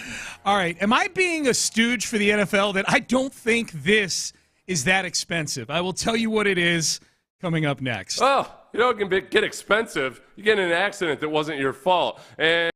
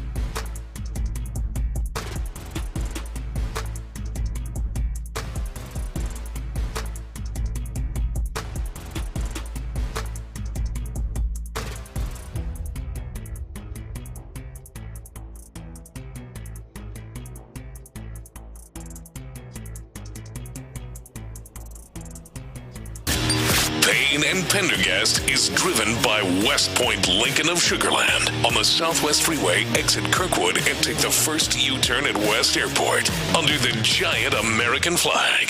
Sports Radio 610 presents Payne and Pendergast. People using the word wifey that gives off the same cringy energy as parents who call their kids mommy and daddy. Did a sociological project on this subject, and over 95% of the people polled that use these words were from impoverished areas. Okay, well that's rather interesting. Wifey and mommy and daddy. If you use that, apparently you live in an impoverished area. I didn't know this day was gonna turn towards Sean Pendergast attacking the underprivileged. Way to go, Sean. I should have read the whole text. Okay, you know what? I'd like to see the demographic data on Fur Baby.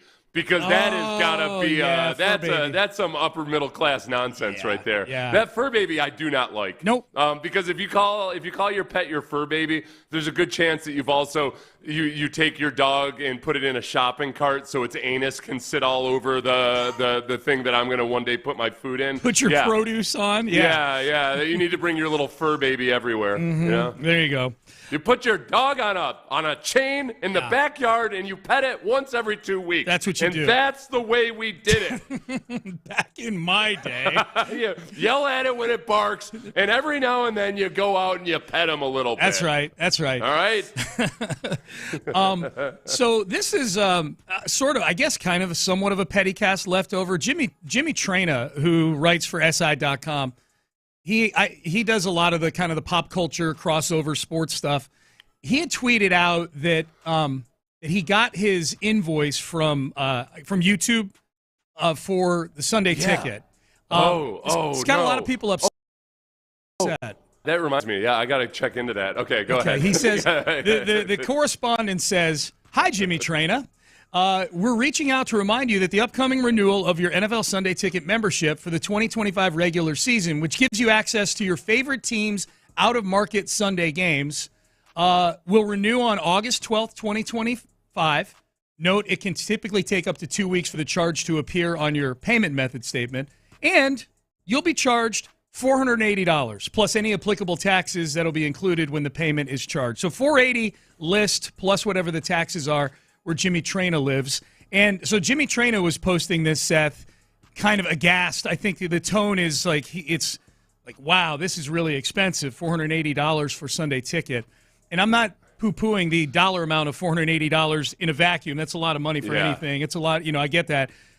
I don't subscribe to it, so maybe I'm the wrong guy to comment on it. Is it weird that I think it's pretty badass you can get every NFL football game for under $500? No, I totally am in that boat. Well, I have Sunday ticket, and I have for years. I used to get it for free, and somewhere along the way that evaporated. But it used to be as a player? And former players would get it for free. But you had to jump through 29 hoops to actually get it done. So it's a lot. It's a big price tag, but I use it heavily. And I think right now, though, where people like Florio and others will get upset about how expensive it is, it feels a little bit like back in the day when to buy a VHS tape, it was like $87. To buy a movie. Kids, the movie would be in the theaters, and then if we wanted to see it at home later, to go 3 months later, you had to go to a video store, a local video store, and buy the movie for $79.99. If you wanted to buy it. Realistically, what you would do is you would put some black tape, electrical tape over the little hole in the VHS, and then you could dub it. But not that I would ever do something No, so but people scurrilous. did, yes. Yes, people just scoundrels they were. Yeah. So it was and I can remember as a young child thinking, this price point seems off. And I swear to God, it was probably when I was learning economics in 6th grade or something. I feel like the demand for buying these movies is high enough that they could probably make more money if they lower the price. And lo and behold, eventually they did. Yeah. I feel like the demand for Sunday ticket is probably a lot higher than they realize, but it's priced like an ultra premium thing. Yeah. And I pay for it because I use it, and I definitely justify it for my job. But I think it's weird that it's as high as it is. Yeah. I think it's a really cool service, but it's not like the technology is so advanced or anything that they could make more money and please more fans by lowering the price. I had it back in the late 90s when you had to have DirecTV to get that. That actually wasn't all that long ago that you had to have DirecTV in order to get the Sunday ticket. That that's only a few years ago where that partnership, the YouTube thing just came together in the last few years. So the last time I had it was in like 1998. I don't remember what I paid for it back then. Like I said, I don't subscribe to it. I'm working every Sunday. I think that's the whole thing from YouTube's perspective, though, too. I think they're hoping that it gets, they get extra subscribers just to get it. So I have to, but I also have to have whichever one. My wife handles all this. The YouTube. Fubo. To get Astros games on the market and everything.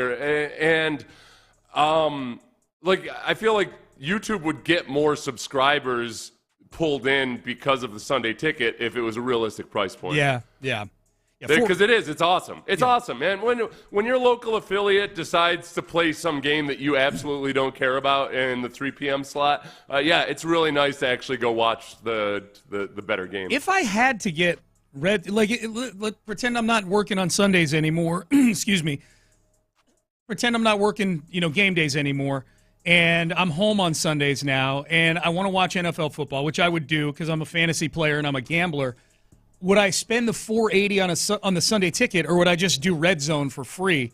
And I think I would probably just do Red Zone for free. I think Red Zone bounces around to the necessary things. Unless I had a team that I had to watch all their games out of market, then I would get the Sunday ticket. And that's the other thing. I wonder if that's coming down the pipe too, Seth. Like if at some point the NFL offers a team-specific version of the Sunday ticket. I think I know some people, certainly not somebody like me, because as we've pointed out, I'm no scoundrel. Some people might point out that YouTube TV hasn't figured out the use of VPNs as well as Major League Baseball has. You wouldn't point that out. And a but VPN, I would never point this out, Right. that a VPN is way cheaper than buying NFL Sunday ticket. Yeah. And yet. So it's, I don't know. I'm petty towards, let's see, today we've been petty towards all those people. Yeah. I'm petty towards YouTube TV and the NFL right now. Okay. I think that I'm feeling petty towards the world. Hey, let me give you one more. You one more. As long as we're looking at, as long as I'm sitting here talking about other people's money, where do you come out on Deshaun Watson spending $1.3 million on his wedding band? You saw they got married last week. No, I didn't see that. They got married last Thursday. Oh. Yeah, they got married. He and Jilly tied the knot last Thursday. You followed Deshaun on Instagram, you couldn't avoid it. It was basically like watching a reality show on Instagram stories. According to TMZ, Deshaun Watson, iced out wedding band worth over $1 million. $1.3 million on his wedding band, which has several diamonds on it. Feels like it's the equivalent of buying a prenup or having a prenup, I think, almost, except the opposite, or not having a prenup. That you're like, okay, that money, the nice thing about a jewel-encrusted diamond wedding band is that even if you do get divorced, you can keep wearing it because it doesn't look like a normal wedding band. It just looks like some bling. Yeah, It's it looks like a diamond bling. ring. So you can just switch it over to his right hand, and then you're off to the races. Her engagement ring, according to this article on TMZ, was $2 million. Whoa! I can't imagine spending.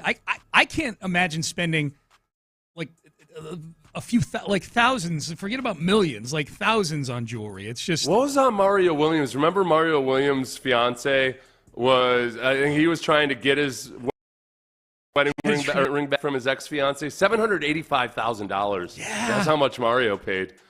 Yeah. Deshaun should have consulted with Mario before he bought that ring. $2 million. $2 million, and she was flashing it every time that camera came by on that Instagram story. Man, that ring was getting more run than Deshaun was on the video. How much is Deshaun making per year?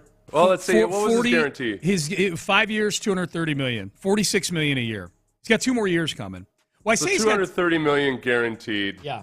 If he makes, after taxes and whatever Ohio State agents, state income taxes, the Mulligetta tax, and tax, yeah. Let's figure he gets $115 million out of that, half. And let's say he just threw it all into relatively conservative investments. Yeah, and he's living off of like $4 million a year. Because I think the thing we need to point out too, he's probably not getting many endorsements still. I would imagine. Right, he lost his Nike contract. He lost that extra money too. I would say, what was the old rule of thumb they used to try to tell you? Was it 2 months' salary on your engagement ring? That if he's conservatively making, like, living off of 3 or 4% of his principal, then he's making $3 to $5 million a year. I approve of this. Expenditure as long as he's living under the $4 million per year. Is that the rule? 2 months salary on an engagement? That's what I used to hear that in ads a lot. Ooh. Yeah. It seemed pretty aggressive to me. Oh, dude. Amy should be pissed. Yeah. Not because I make a lot of money, because her ring is not as expensive as it should be. Like, And early on it's the non-materialistic argument for it about how love is what really matters, and a simple tattoo of a wedding band or something, at a cut rate, brand new. I tried tattoo shop. For 8 years. I tried, and then finally it's like, all right, screw it, we're getting engaged. All right, we're not like these materialistic losers that want nice rings, right? She's honey? not actually like I'm like Amy's not like she's she got nice things, but she's not flashing rings and jewelry on it, so she's fine. I think I'll check. I'll text her after the segment's over. That's the two things that young athletes. Two things that young athletes are vulnerable to, where they get hosed financially, is one, the wedding band or the engagement ring. Yeah. Because you're at a time in your life where you're making a lot of money and like you feel good and everything, and somebody talks you into spending $1 million on an engagement ring because you got the money. Why not? Yep. It's for love. The other is donating to your alma mater because they are on you like leeches immediately as soon as you get drafted. Like, hey. How'd you like to contribute to that? Like,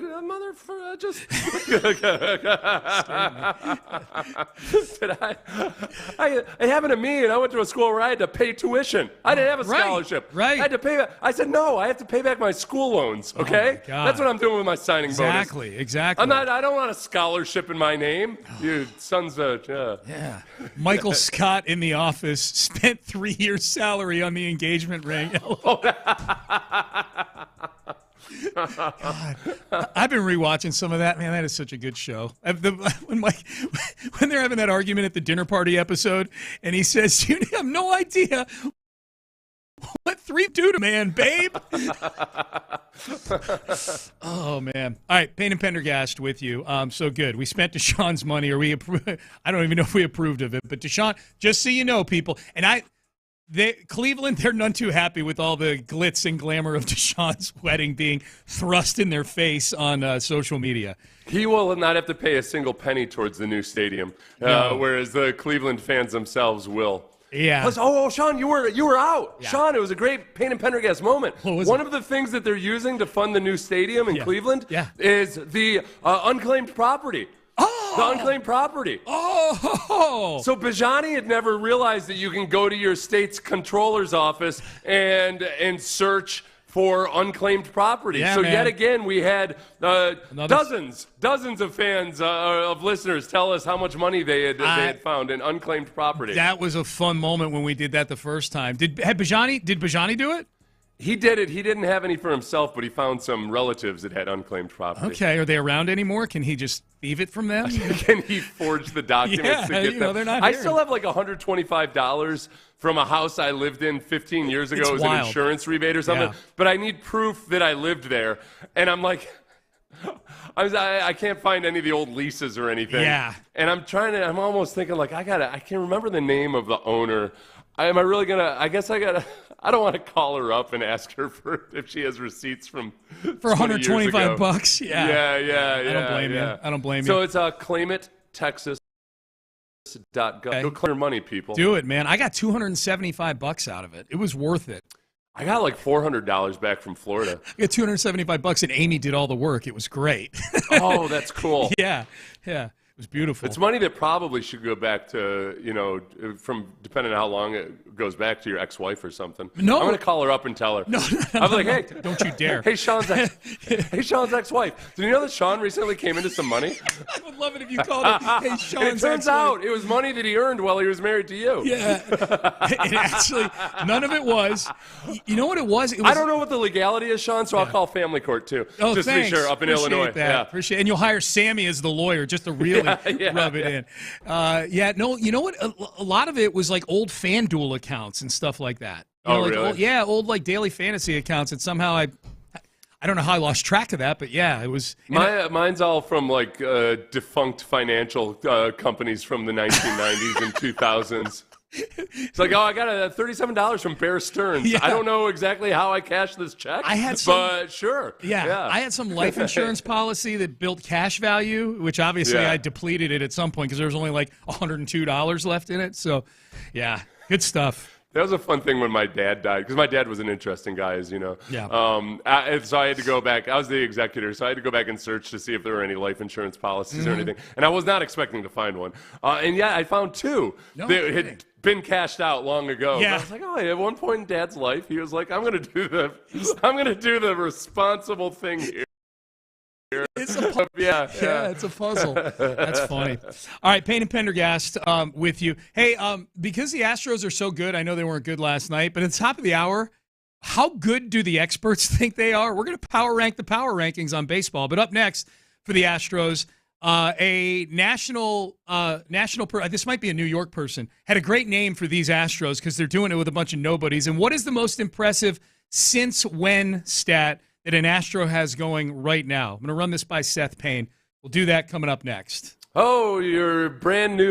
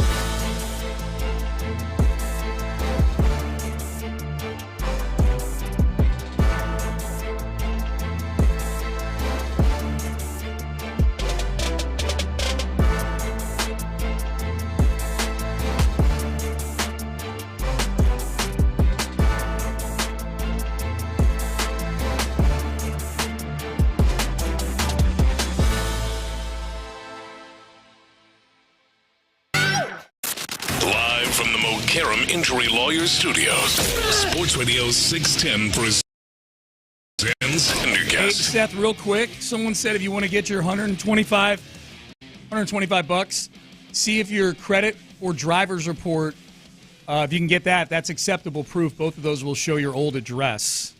So, yeah. So, like going back to, okay, cool. Thanks, yeah, man. Yeah. So, thank you, listener. Yeah. He also said you can split it with me. No, he didn't say that, but that would if you see the guy, chip off a little, buy him a beer or something like that. Yeah, no, and it's one of those things where I I know in my brain rationally that it's okay. It might take me 15 or 20 minutes to do this, which to get that $125. That works out to $500 an hour that I'm working. That's my rate, and for some reason I'm just too lazy to do it. Or you think that your time is worth more than $500 an hour. That's what I currently price it out That's at. what you charge people for legal advice, yes. Yes. $500 an hour. Joel Sherman writes for the New York Post. This was funny. They played this on MLB TV earlier this week. Here's what this is the term he has coined for this version of the Houston Astros, the one that's getting it done with minor leaguers, journeymen, and duct tape. Now I got to talk to the Seattle Mariners, who've made the playoffs one time since 2001, are the only of the 30 teams that has never made the World Series. They're about to let the zombie Astros win the division again because they haven't taken advantage. The zombie Astros. It is. I like that.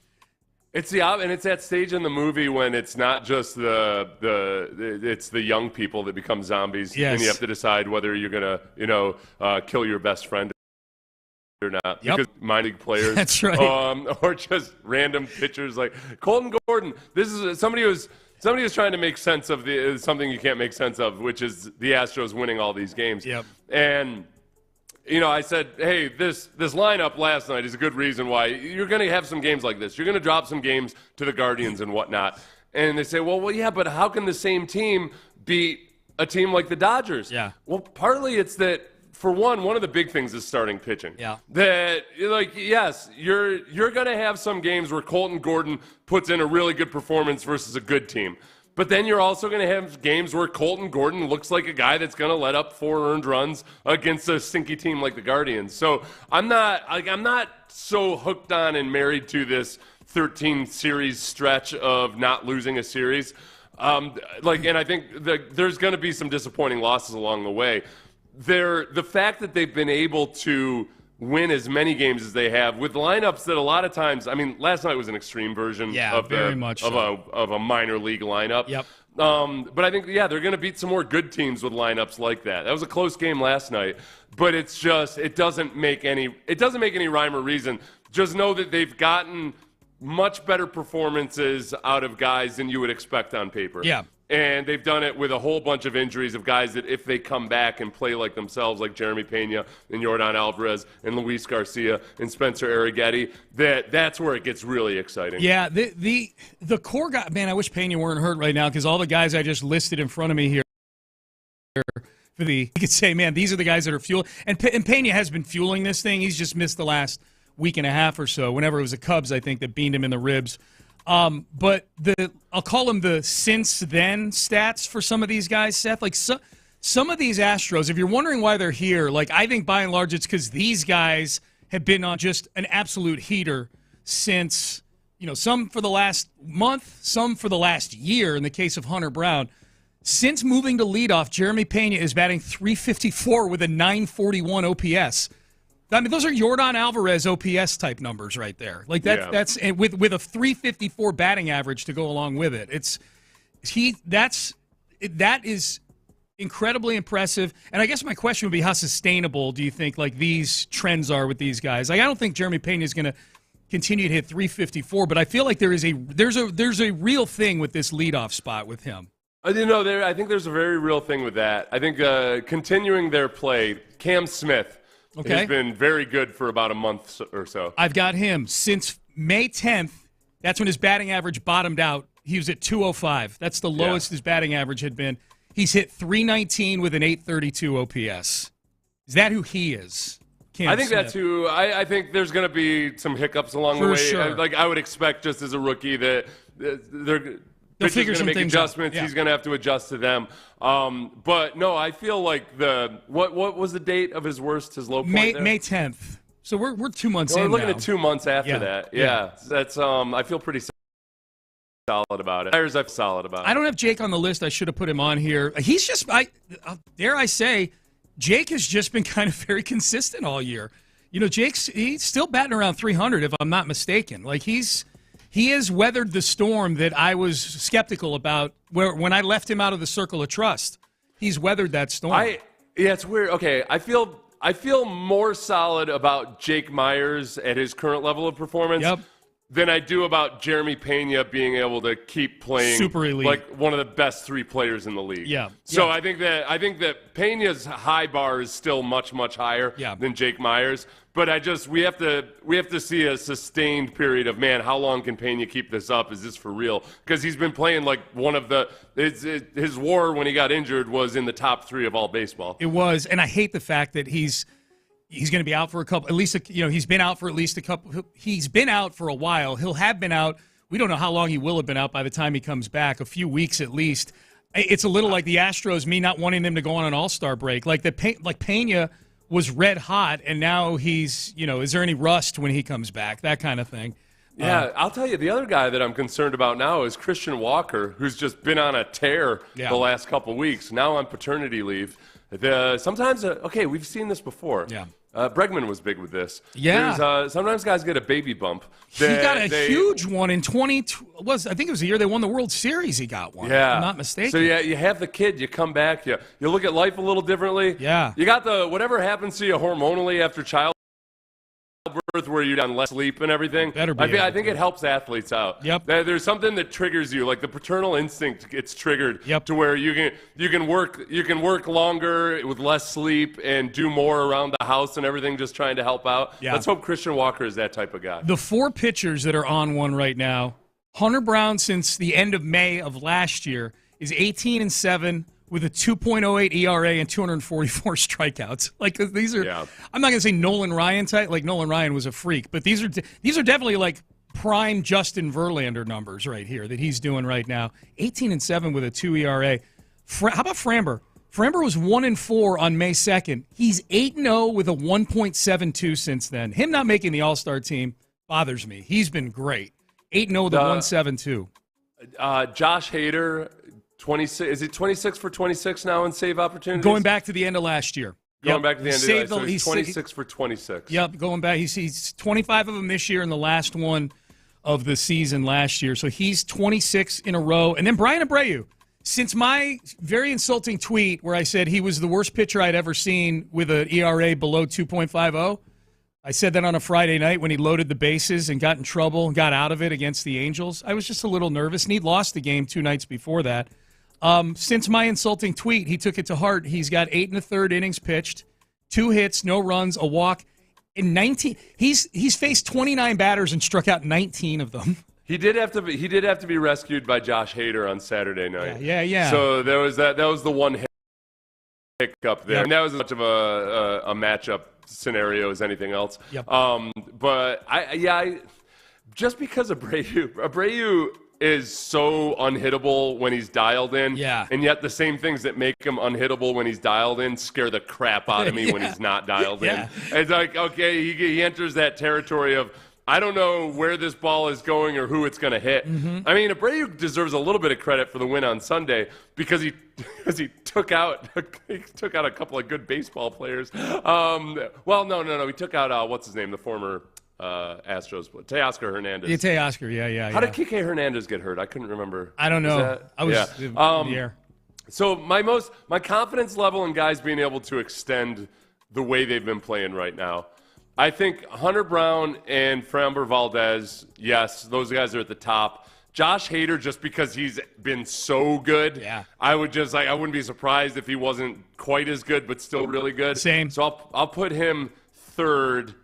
Jeremy Pena I'll put after that just because, again, kind of in the same boat as Hader.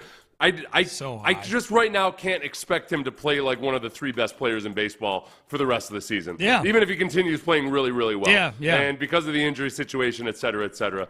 And then I guess Cam Smith would be at the bottom of the confidence level of this group of guys. Of this group. He's a rookie. Yep, he's a rookie. Yep. All right, Payne and Pendergast with you. Into the 9 o'clock hour we go. All right, Texter says, these are the Rudy T. Astros. Never underestimate the heart of a champion. Not a lot of these guys have been champions. That was 3 years ago. It's not that many guys, even just 3 years ago. But it's enough for the experts to finally give the Astros the shine that they deserve. Are the experts? They're more like the Rudy from Notre Dame than the Rudy Yes. Rudy T. Yes. Astros. Rudy Rudiger. Yes, they're the Rudy R. Astros. Are the experts a little too in on the Astros now? Maybe after underestimating, are they overestimating a little bit right now? I'll tell you what. We will get to it. We'll examine. We'll do that coming up next. Stay there. Sports Radio 610 listen.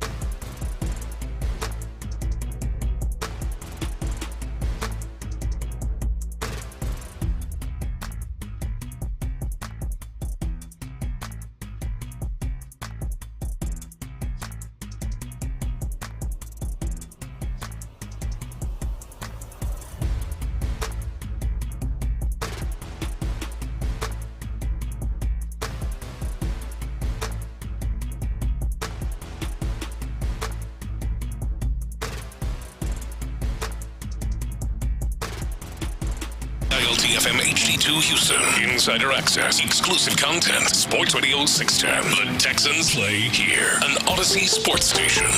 Sports Radio 610 presents Payne and Pendergast. All right, yeah, bumping in with a little Michael Jackson music into the Payne and Pendergast with you into the 9 o'clock hour. We go. All right, I feel like for the last few weeks the experts have been a little skeptical on the Astros for a team that was the best team in baseball in the month of June. In all the various power rankings, they were kind of hanging around the back end of the top 10, and it's not that that's horrible or anything like that. It's they're trying to figure out what the hell it was all about. That's probably a lot of it. Yes. People are looking at the Astros the way they look at crypto, which is like, all right, there's something there, but I'm not quite sure exactly if I believe in the foundation of it all. Yeah. And I don't know if I can't quite wrap my head around it. Yep. So I'm gonna set them off. I'm gonna set the Astros and cryptocurrency off to the side. Yes. And just maybe not give it the attention that I should be. Well, because I just don't get it. Yeah. Well, now the experts are like, I want in on this crypto. That's right, yeah. Now they're in. That's a scary time to be in on something. It is. When the masses get in on something, that's when you got to get a little nervous. To wit, losing 7-5 to a team that scored 15 runs in the last week and a half last night. Which is interesting if you look at who the Guardians just came off of playing, which is a team, the Detroit Tigers. Yeah. And the Tigers had to really work their butts off to beat the Guardians. Yes. They scored 4 runs combined in the first couple of games of that series. In the first 3 games of that series, they scored 4. The Tigers scored 4 runs combined against the Guardians. Yep. And then they explode. But it makes me feel a little bit better that, the Astros dropped one with Colton Gordon as the starting pitcher. They dropped one to the Guardians, but it's not like the Guardians lost 10 in a row, but it's not like they haven't been putting up a fight. No. I mean, they were in the ALCS last year. They still got a lot of guys left over from that. It's baseball, so I'll write it off to that. Now, I will say this. If there's a trend here when it comes to the experts, and you're about to see it here, we're going to dig into some of the power rankings. In fact, we'll power rank the power rankings, which is what we do usually during football season. But it's fun now because the Astros are good. I'll credit Adam Wexler with this. He put a tweet up yesterday that the Astros are one of 7 teams, this is going into yesterday, with 52 or more wins on the season across baseball. They've played series versus the other 6. The other 6 teams that are 52 or more wins, they've won all those series and have a total record of 15-3 against those other 6 teams. So that's promising. That's the Cubs and the Phillies, the Dodgers. The entire NL, in the last 3 series versus those NL division leaders, they're 8-1 in those 9 games against division leaders in the NL. Yep. They've been very, very good against really good baseball teams. They have. So let's see what the experts think of them as we power rank the power rankings. I've got 4 of them here: Yahoo, CBS, Fox, and USA Today. Not necessarily in that order. At number 4 on the power ranking of the power rank, the good folks over at Yahoo Sports, who have the Tigers number 1. And the Astros, number 2. Number 2, they say this. Capped off by a weekend sweep of the Dodgers in L.A., the Astros have won 19 of their last 24 games, now 25 games. Hunter Brown, who earned his first All-Star nod on Sunday, has not allowed more than 2 earned runs in a start since May 21st. That's what's interesting. He hasn't allowed more than 2 earned runs in a start in a month and a half. And I feel like there's been a couple starts in there where he scuffled a little bit. Yeah. That's, like in Colorado, he was talking about how he just wasn't getting the break on his curveball there because of the altitude. And so he kind of scuffled in that start. Scuffling for Hunter Brown is giving up 2 earned runs in a start. That's scuffling for him now, Right. Yeah, he went 6 innings in that game. Right. He gave up 2 It's a earned quality runs. So start. in that period, that was since when was that? May 21st. May 21st. Yeah. Yep. Yeah, he hasn't. He's gone. The last time he didn't go 6 innings was against Cleveland. When was that? That was in June 7th. Yeah. He went 5 1/3 innings. Yeah, and gave up 1 run. earned run. Yep. So he's been amazing. So they're number 4 power ranking of the power rankings. Number 3, USA Today. USA Today says this about, well, they have them second as well. USA Today has the Astros second in Major League Baseball. It's crazy, man, to think that this is where they are after the start, the 18-18 start. They don't have much in the way of comments here on USA Today. The Astros are number 2. Jose Altuve slams 3 home runs at Dodger Stadium, thrilling the locals. That's the entire analysis on the Astros there. I'll take it. Anything with Jose Altuve. So they're number 2. There are 2. By the way, though, this has annoyed me though too in the Yahoo ranking where they had the Tigers and then the Astros and then the Dodgers. Yeah. Like this mirrors what the Fox broadcast did on Saturday. People will not shut up about all the Dodgers injuries. So in this write-up here, they lost Max Muncy to a knee injury, but Tyler Glasnow's been out, but he's expected to return, and Blake Snell as well. Right. You know, the Astros don't have Yordan Alvarez. Or Pena. The Astros didn't have Jeremy Pena in that series. Yeah. The Astros have multiple starting pitchers still coming back from injuries. Yeah. They're in the same damn boat, but the Dodgers who spend $120 million more than the Astros on their baseball team, sure, the injuries matter, but can we at least mention the Astros in the same breath as a team that's surpassing the Dodgers while being just as injured? I like this. This has been a petty Tuesday for me and you, and somehow you and I are finding a way to garner disrespect from a ranking that has the Astros number 2 in baseball. Yeah, ahead of the Dodgers. And yet still making excuses for the Dodgers. Disrespect. In these write-ups, they're basically saying, well, I guess we have to put the Astros here. But did you know that there's multiple injuries from the Dodgers the Dodgers? Yeah, I get it. You guys wouldn't shut up about it on the national broadcast. I'm so glad I didn't have to see that. You mentioned the Astros injury count. I started keeping a count. I'm like, okay, they mentioned the Dodgers injuries at least 17 times so far. Yeah. And once, like through the 4th inning or so, what's his name there? The pitcher said, oh, yeah, and the Astros have a lot. See, I think it's Smoltz. Have a lot of injuries as well. Even the CBS, so we're power ranking the power rankings for the Astros. Yahoo and USA Today had them second in baseball.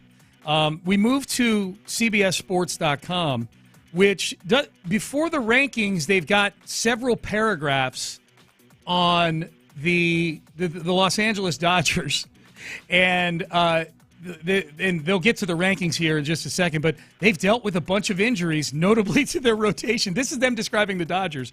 They're starting to get healthier there, and more help is on the way. Certainly looks like they'll be a force moving forward. How much of a balance should their potential weigh right now when we have 91 games of a sample so far? So they're kind of debating over who do we put at the top of the rankings here. They've got several paragraphs on the Tigers. They've got several paragraphs on the Astros, and I'm skimming it here to see if they mention anything.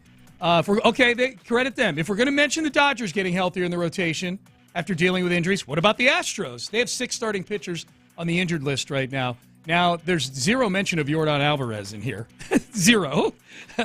But at the end of the day, the Astros are number 1 in the CBSSports.com power rankings. They are? They're number 1. Oh, okay. They do the run. I was scrolling down the article. They mentioned the Astros 3rd, so I was confused about that. Yep, the rankings are right below that. Yeah. The one point that they make in this is where they have the Astros above the Tigers is the Tigers have had the 25th toughest schedule where the Astros are 16th, which you tend to find with the teams with the good records, partly because you've beat a lot of those teams. So, but the Dodgers have had an easier schedule than the Astros. Yeah, the paragraph they have in the actual rankings part of this article, the Astros only have 24 games remaining against teams currently with a record of 500 or better, and 6 of those are against the Red Sox, who are only a game over 500 right now. We've pointed that we haven't been the only ones to point that out, but we actually went very granularly through the schedule at one point over the last couple of weeks. It's crazy. I know slightly scary for some of you that are afraid the Astros are going to play down to the level of these teams. Give me the easy schedule versus the hard schedule. I'll take that. That's just fine because they've proven themselves against the hard teams.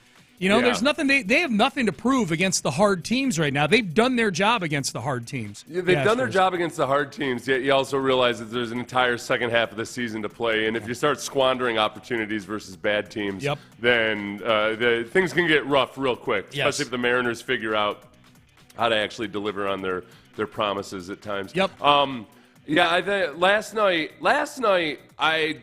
the fact that Tremmel got a 3-run homer, and the fact that by and large you had a lot of minor leaguers playing in a game against a bad baseball team, but it was a competitive game.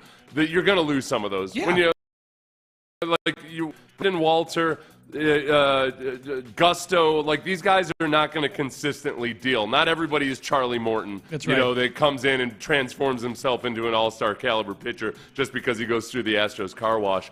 You're going to have nights like that, but I'm not overly concerned about it. No. Number one on the power ranking of the power rankings, Fox Sports. Fox Sports, who does I probably should have put him at 2 for this, but they do the annoying thing where they start with the crappiest teams and you have to scroll all the way down. They should make Rocky fans scroll all the way down. I shouldn't have to go through this manual labor of flipping my mouse to go find the Astros all the way at the bottom of the article because they are number one. Should be at the top, not the bottom of the article, all right? It's one of the benefits you get of being a fan of good team is that you don't have to scroll or hit Command F on Should things. be. It should be. Here's what they say about the Astros, Seth. Since dropping 2 of 3 to the Rays from May 19th to the 21st, the Astros are 30-11. This is as of a couple days ago. 30-11 and haven't lost a series. They have the most wins and the best winning percentage against teams over 500 in MLB. And they are, this is the big one, they're 18-8 in one-run games. I guess that would be the one thing maybe that if I'm nervous about the second half of the season is that is something that tends to even out a little bit. I think this team has a knack for it. Do they have an 18-8 knack for it over the course of a full season? I don't know, but they are really good with 2 outs and they are really good late in games. And their bullpen is, by and large, the guys matter in the bullpen. The guys who are going to be in there when you're leading a game by a run have been outstanding all-star caliber all season long. Except for a couple hiccups with Abreu. But other than that, he's been great lately. They finish, and they say this, a testament to the strength of the back end of their bullpen, that one-run game record they have.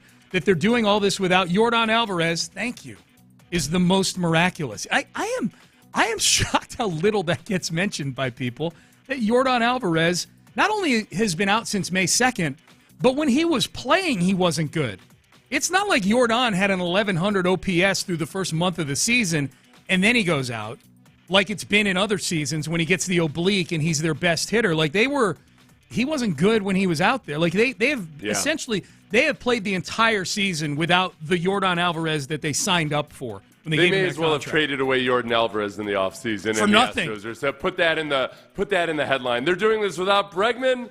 They're doing this without Tucker, and they're doing this after having traded away Yordan. It's incredible. It's incredible. It's incredible. Why did Dana Brown trade him away? I don't know, but they're winning.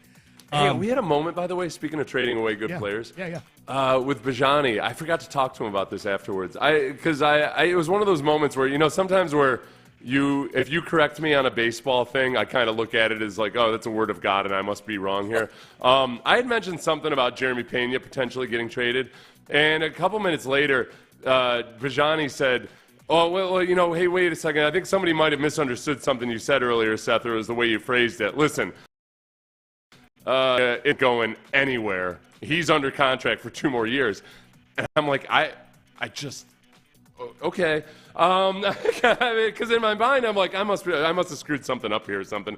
And afterwards, I thought, no, this is the whole Kyle Tucker dynamic that we talked about. You just hired Scott Boras as his agent. Yeah. But he said it so emphatically that I kind of just shut up because I figured I must be having a bad brain day. No, dude. Well, look, and I didn't hear the segment, but I don't think you meant he was getting traded at the trade deadline or anything. No, and that's what I thought but I said. Well, right, but he's got 2 years left on his contract. And I think Sean was saying that, no, he's definitely not getting traded ever. And I just don't. I like to talk to Sean about it.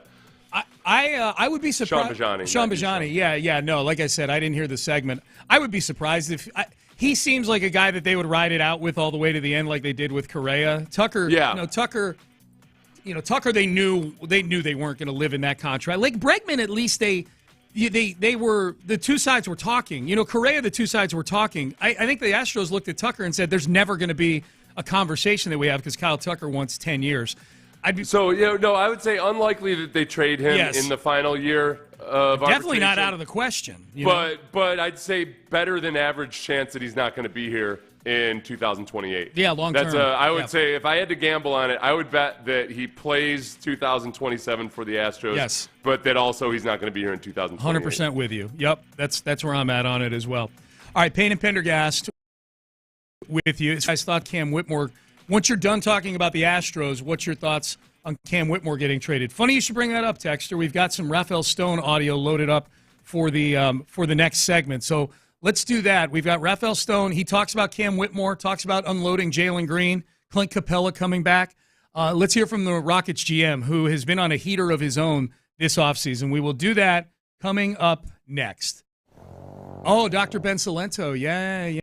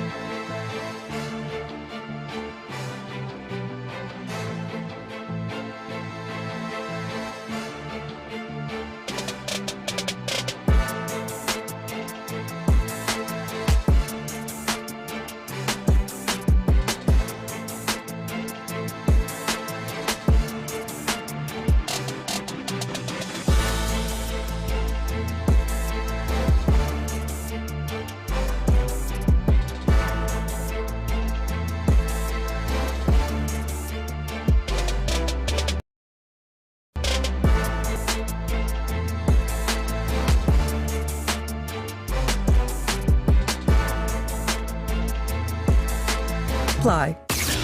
Payne and Pendergast is driven by West Point Lincoln of Sugar Land on the Southwest Freeway. Exit Kirkwood and take the first U-turn at West Airport under the giant American flag.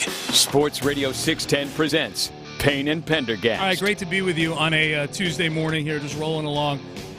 We had a texter ask our thoughts on Cam Whitmore being traded. Let's first hear Raphael Stone's thoughts on trading Cam Whitmore to the Washington Wizards for 2 second-round picks. I just think, we're just not a developmental team right now. It's really like we wanted to provide Cam with the opportunity to do in his career what we still believe he very much can do. So I think Cam's insanely talented, really nice young man, and wanted to provide him an opportunity to go home and be in a situation where he could really play through mistakes in a way that we never could afford him just in the iteration of the Rockets that he joined. Yeah, and he was not. Raphael Stone went on to say we're not a developmental team anymore. Cam still has some developing to do, probably some of it maturity-wise. Yeah, and I mean, just from the reports from Kelly Iko and others, it's that, Udoka tried to explain to him the concept of, being a teammate and all of that stuff, and it wasn't the right fit. Yeah. And, Cam, I could totally see with Cam Whitmore, sometimes, like whether you want to call it a diva attitude or what have you, it's until all of a sudden you're in a position to be a diva. Yeah. And then all of a sudden it's no big deal. I remember somebody telling a story about Madonna back early in her musical career where somebody was like, she's never going to make it with that attitude. Very, very bossy, this, that, the other thing. And then you're like, okay, she didn't change her attitude at all. No. She just got to a point where the bossiness was, people listened to her when she was bossy. Yeah. Athletes can be the same way, and I don't know. Maybe it could be as much as him maturing some because he's still very, very young, and then being in an environment where he can't actually play and get feedback and all of that other stuff.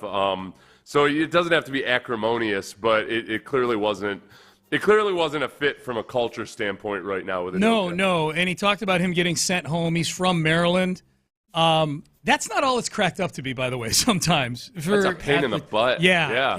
That's an interesting dynamic. Is Cam Whitmore somebody who, being back in Maryland, all I know is he went to Villanova. Like, I know nothing about his background or his upbringing or his family. Does he have a big family, a small family? Does he get along? I have no idea.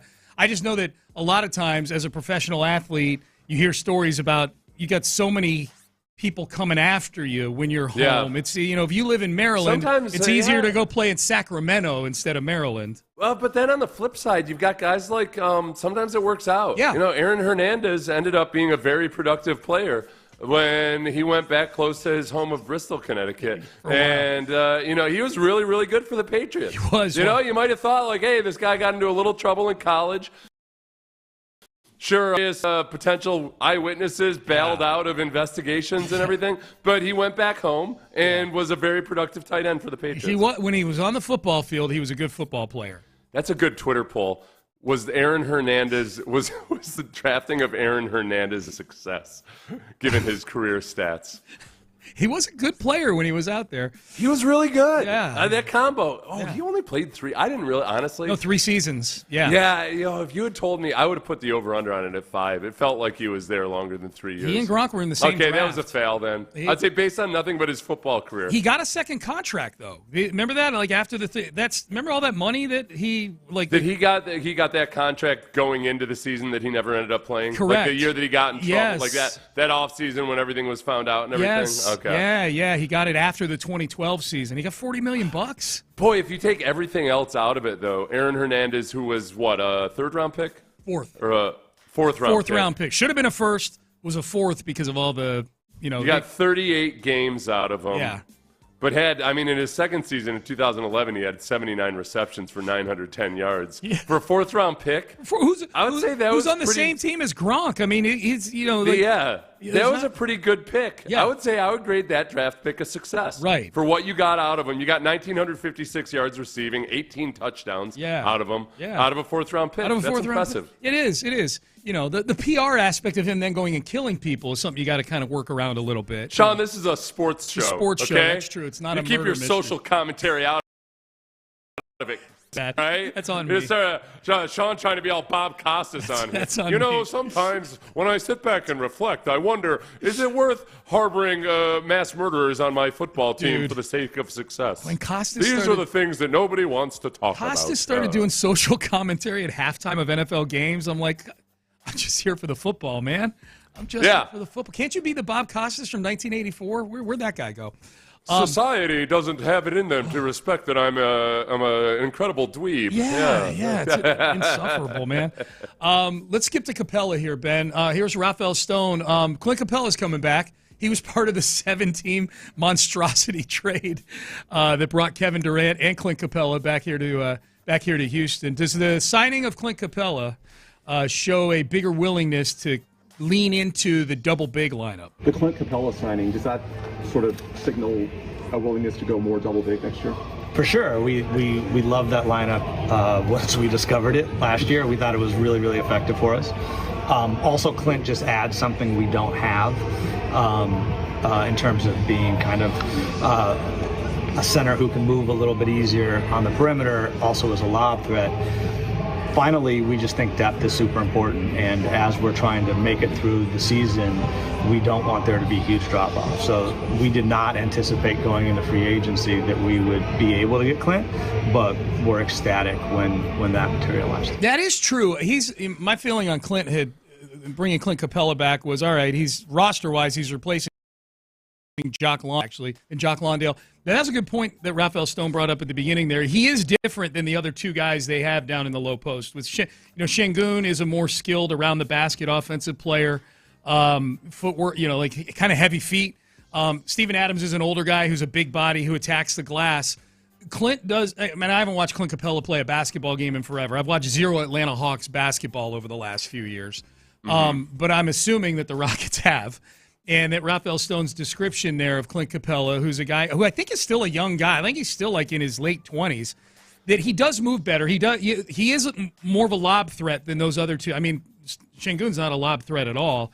And then and Steven Adams, same thing. Like a lot of pick and roll stuff you can do with Capella. There are some intriguing Capella as the big in their lineups with this particular group of guys. I think there are a lot of things that you can do where because Durant is on the floor, you minimize a lot of the issues that come with playing two big men. I mean, the spacing issues aren't going to be as severe, and their ability to kind of tinker with that over the course of the season is going to be fun to watch. Because you know how effective it is, but it's always, with anything like that, it's always in limited doses, it's super effective, but then the drawbacks come back to bite you, especially in playoff series. I think they're going to be able to tinker with it with multiple different options of who to play with, and then also have Durant on the floor at the same time. And that is a whole lot of length on the floor. And but with still... it's a lot harder to pack the paint when you've got out there, and if Reed Sheppard turns into a sharpshooter in the NBA, that makes it very, very interesting. I'm excited to watch these Reed Sheppard Summer League games. See if he goes off for 49 like he did when they sent him down to the Vipers. That first week of Summer League last year was the most exciting summer of basketball I've ever had. So probably how many championships in a row are the Rockets going to win with Reed Sheppard playing like this? He cooked in the Summer League last year. That's true. He did early on, and then teams started to focus in on him. They did. They dialed in. They realized that it wasn't just some white boy. It was Cocaine Curry. It was Cocaine Curry, Cracker McBuckets. Hell yeah. Here is Rafael Stone on trading Jalen Green. How difficult was it to move on from Jalen Green? Was it a difficult decision to move on from Jalen Green? Yeah, Jalen's awesome. He did everything we asked. He's a wonderful combination of talent and work ethic, along with being just a great human being. And any time that you have the privilege to work with someone who is talented and works really hard and is really nice, you should value it. And so organizationally, we've valued him tremendously. So, yeah, very hard. Okay, so to sum up this segment, was it difficult to move on from Jalen Green? Yeah. Was it difficult to move on from Cam Whitmore? No. Okay. Ben, let's play this with other GMs. Casario, was it hard to move on from Deshaun Watson? Yeah. Oh, You no, think? it's pretty emotional. Yeah, good. But, was it? The funny thing is, Casario would not have said, he wouldn't have given the Rafael Devers there. He would have given a diplomatic answer. He would have given a diplomatic answer. Yeah. I think Rafael Stone has kind of set the high bar for, okay, you know what? Usually in a question like that, you do get kind of a cliche, monotone answer. Yeah. It's always hard when we part with guys that we've spent time with, and but we have to make decisions that are best for the team. Right. And that's what we're keeping in mind. Right. He just, right off the bat, Rafael Stone said, yeah, it was really hard. Yeah. I like that. It's got a little. I don't know if that does that make Jalen Green feel any better about it or whatever? Probably not. But I feel like I think there's been so much polarization. What'd I do? You said, does that make it any more difficult to move on from Jalen Green and Ben Hitt? No. You could hear it. You were talking. You could hear it. So continue. I don't remember what it was. Okay, sorry about that. Do you think Casario had trouble moving on from any of the guys he's moved on from since he got here? I mean, it's been a lot of house cleaning going on. I think he's like Spock in a lot of ways. Yeah. I think that he understands that there's difficult decisions to be made, and you just got to see where it lands on the spreadsheet. And then, yes, these people live, these people die. Okay, yeah. Is that what I'm not a Star Trek guy. Is that what Spock? Dr. Spock. Well, I know I'm not a Star Trek guy either, but Spock had no emotion. Yeah. Oh, okay. Gotcha. Yeah. See, I didn't even know that. I'm pure Star Wars, man. Ben laughed at it, though. Are you a Star Trek guy, Ben? I could see a little bit. Yeah, a little bit better than the original, but what's TNG? Next Generation. Oh, Next Generation. The Patrick Stewart Gotcha. one. My bad. Sean thought I was talking about Dr. Spock, the baby doctor. The baby doctor? He's like, yeah. My mom had that Let book. Him cry it out. Let him cry it out. Yeah, my got to mom- learn self-reliance. I remember being so confused as a kid that my mom would pull out the Dr. Spock book when, like, my little brother had a bloody nose or something. I'm like, is this the same guy as on the Star Trek? Like, this is... No. No. She was, you're totally mixing the genres here, Mom. Yeah. Next you're going to say Nanu Nanu or something. Like to try to cure him. Mork from Mork. I knew that one. Shazbot. Yeah. Mork from Mork. I forgot he was that from show Mork. had a good long run. Till they made Jonathan Hey, remember Jonathan Winters? Jonathan Winters was was on his that son. show. Yeah. He was the baby, right? He was his son. He was an old man, but he was a baby because Yes. they were aged in reverse. Yeah. My grandfather spent some time at a VA hospital with Jonathan Winters. Really? Because my grandpa was a World War II vet and had Yeah. all kinds of issues. He'd been a POW and everything, so he was in the VA quite a bit. But Jonathan Winters also had a lot of mental challenges, a lot of emotional problems. So he spent like a couple months with Jonathan Winters. What'd he say about And I said he was just an awesome guy, just real soft-spoken and everything. Like everything that you ever saw from Jonathan Winters, probably he was like that. He was the same as he was on screen. Very unassuming. I remember him saying I don't remember what. I can't remember exactly how my grandfather described it, but not what you would expect out of Mr. Hollywood. No. Just a normal guy. Yeah, see, Jonathan Winters would have hated me. I'd have been like, power rank your top 5 roles that you were in Hollywood.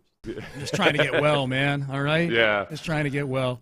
Capella's 31 years old, according to the text page, which is our version of AI on the show. That's the text page. It doesn't always work. Did you ask? I could have told you that. I didn't ask. Well, I when I was talking about Capella and what he can do in the lob game, I said that he's been in the league 10 years. He probably came in as a young guy. He's probably in his late 20s. Oh, no. That was I only know it because when they first traded for him, I looked it up and I was reminded, he's pretty much the same age as Steven Adams. Yeah. Because you think of Steven Adams as the old guy. Yeah. But because Clint Capella, we know babyface Clint Capella. Yep. Yeah. You forget that. Oh wait, no, he's a full-grown man now. Clint Capella with the little patch of red hair at the top of his hairdo there. Remember he had that little patch right there that he had? Well, yeah, doesn't he have a natural white spot on it? I don't think know. That's what. Sometimes he dyed it, but yeah. I don't know. I'm not okay. I'm not comfortable now. All right. I'm not sure.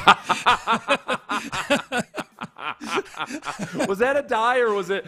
Sometimes guys have weird little shocks of gray hair early in life. It wasn't gray. It was reddish, and he came back 1 year with it from he didn't have it 1 year, and then he had it the next year. So I don't know. He had that little it almost like a side part. It looked like. Yeah. Oh yeah. Okay, you're right. Yeah, that was dyed. That was dyed. Okay. Good. Okay. All right. Payne and Pendergast with you. I didn't know if it was that or like a Ginobili bald. Ginobili had kind of the Middle Ages monk look going, like a ring of hair around his head. Horrible. Like a Three Stooges thing. Yep.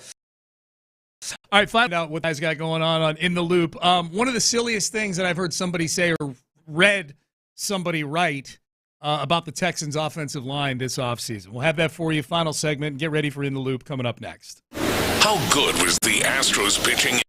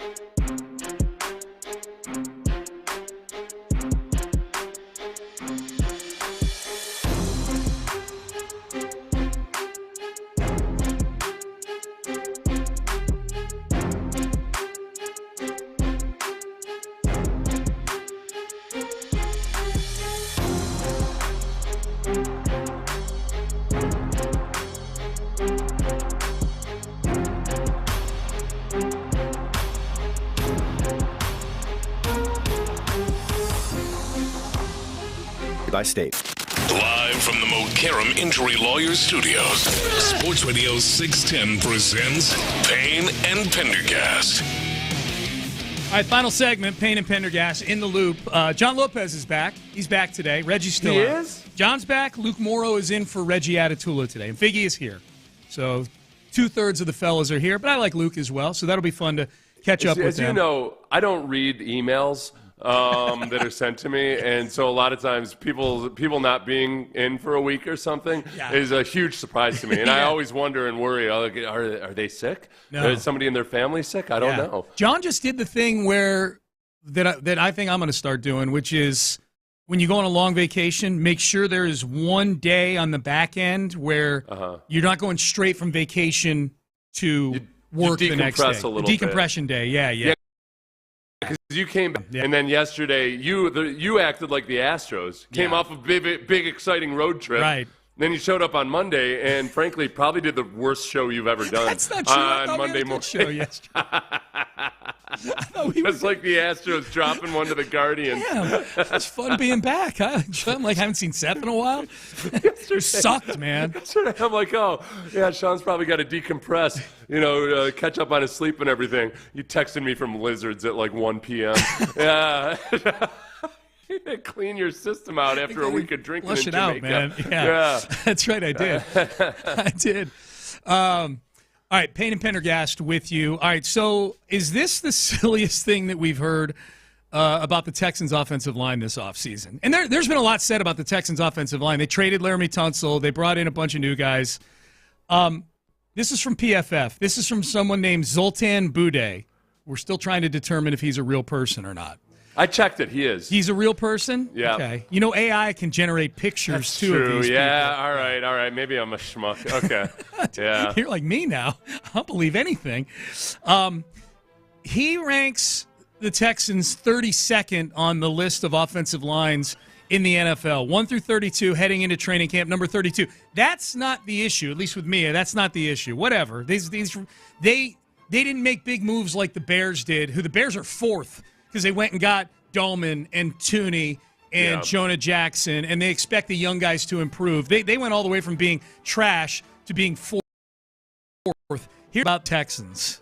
See if you can identify the very, very silly conjecture. The presence of veterans Laramie Tunsil and Shaq Mason prevented an already shaky Texans offensive line from being even worse in 2024, and the team cut ties with both this offseason. Now there's very little to suggest that the group isn't deserving of the number 32 ranking ahead of the 2025 season. It's seeing Shaq Mason's name in there was a little bit of a surprise in the same breath as Laramie Tunsil. So we've talked about Laramie Tunsil getting traded over and over and over again. Yeah. Shaq Mason to me was honestly, it wasn't a slam dunk in my mind that they would have gotten rid of Shaq Mason, because with Shaq, I feel like the injuries were a huge part of it. The trouble was, if you're a PFF grader or something like that, you look at the sum total of things, and you don't, it might average out okay, but some of the really bad plays by Shaq Mason were really bad plays. Yeah. And it was probably partly because of injuries. But the divisional playoffs especially, he came in that game, it just felt like, my God. Anybody, I know that Drew Scruggs or any of these other guys aren't great options, but my God, that was bad. He shouldn't have been out there. Really bad. He should not have been out there. And he, for people who don't remember, he had missed several games leading up to that. He'd been out leading up to that, and it felt like, not that Drew Scruggs was any great shakes, but that felt, that felt like a Dusty Baker move by DeMeco Ryans. He's Maldy's back, so here you go, Yiner. Take a seat, that kind of thing. But it's funny, though, too, because this is I'm skeptical of PFF grades in general. You got to take everything with a grain of salt. But this is a Pro Football Focus writer, presumably using Pro Football Focus grades as part of his argument. And he ignores the fact that, yes, they lost apparently one of the stalwarts of the offensive line in Shaq Mason, who has the exact same ranking as Laken Tomlinson, who they brought in. Now, one's a left guard, one's a right guard, but don't point out Shaq Mason as somehow the linchpin of anything good that happened on the offensive line, when at the very least they replaced, by their grading standards, a similar guy. Well, so that part of it, I think, as it is, when you watch your own team week after week, you understand the difference between whatever the PFF grades are and anything else compared to what you're seeing with your eyeballs on a week-to-week basis. Yeah. And just Shaq Mason, I think it just had gotten to a point in his career where he wasn't physically the same guy he used to be. I think it should be pointed out, too. They if I'm not mistaken, they got some cap savings by cutting Shaq Mason. Shaq was a more expensive player than, we'll just use Laken Tomlinson. I think Laken Tomlinson they signed for like $5 million. Shaq, they had given a big contract extension to. So I think there were probably some cap savings there with Shaq that probably factored in, all things being equal. Like Laken Tomlinson and Shaq Mason are similar players in a lot of regards. The biggest difference is that Laken Tomlinson has been incredibly durable in his career. So he's about the same age as Shaq Mason, too, early 30s, but he's missed one game in his entire career. He's been incredibly durable. So having some consistency and trying to get to a baseline of competence and having a guy that can play the scheme and do what you ask him to do, I think they probably just like the durability and the overall health of this veteran guy versus that veteran guy. It's going to be interesting, man, when camp rolls around. That'll be, of all the little stations that are out there, little play, the position groups and things like that, offensive line. That's last year during camp, even before they were in pads, it was very obvious that Kenyon Green had definitely improved his physique. No doubt. He looked more athletic. He looked like a better version of himself. And it didn't work out. He wasn't you take everything with a grain of salt. With Kenyon, there's a little bit of the Dameon Pierce dynamic with him, where Kenyon is a big, strong, kind of like a brawler type of football player. That's what he was in college. Yeah. And you can slim him down and you can look more athletic, but it almost feels like, all right, but I'd rather see you refine your ability to be a big, brawling, large body human being in the NFL. That's how I am with Dameon Pierce. Like, it's cool that you've gotten a little sleeker and a little faster, but I don't think that's your calling card. Do you think that's what Stoutland does with him in Philadelphia? No, I mean, in Philadelphia, he likes having athletic dudes. Yeah. So I think they probably try to see, like, whatever this current version of Kenyon Green is, the most they can get out of him. Yeah. I think for Kenyon's sake, he's just got to figure out a way to stay healthy. Yeah. And for him, the carrying less body weight might be a part of it, too. Yep. I don't know. That's where I think there is still upside in Kenyon. Exactly why they drafted him in the first round. It's really, really hard to get any better when you're injured all the time. Right. And it's just been a constant litany of injuries for him. Philly, by the way, number 1 in these PFF rankings. Your guy Stoutland is a beast, man. For those who don't know, Stoutland coached at Cornell when Seth was there. The first time Stoutland ever coached offensive line was at Cornell. Yeah, I think he had been a defensive coordinator before he got there, I think. And it's funny because some of those offensive linemen from that team are still, will still text and chat with Stoutland. Oh, really? But it's funny to hear him talk about, like, how little Stoutland knew that first year. Like, he was learning it on the fly. And Stoutland's a guy that works his butt off. Yeah. Like, he's a grinder. But they loved him. Like, they loved him. He wasn't the version of offensive line coach that he is now, but he just absolutely loved his players, so they loved him. Began his career at his alma mater, Southern Connecticut State University. That's right. In New Haven, yeah. I'm looking at his wiki page right now. Went to Miami after Cornell. Was he the defensive coordinator at Southern Connecticut? He was a linebackers coach. Coached inside linebackers for 2 seasons.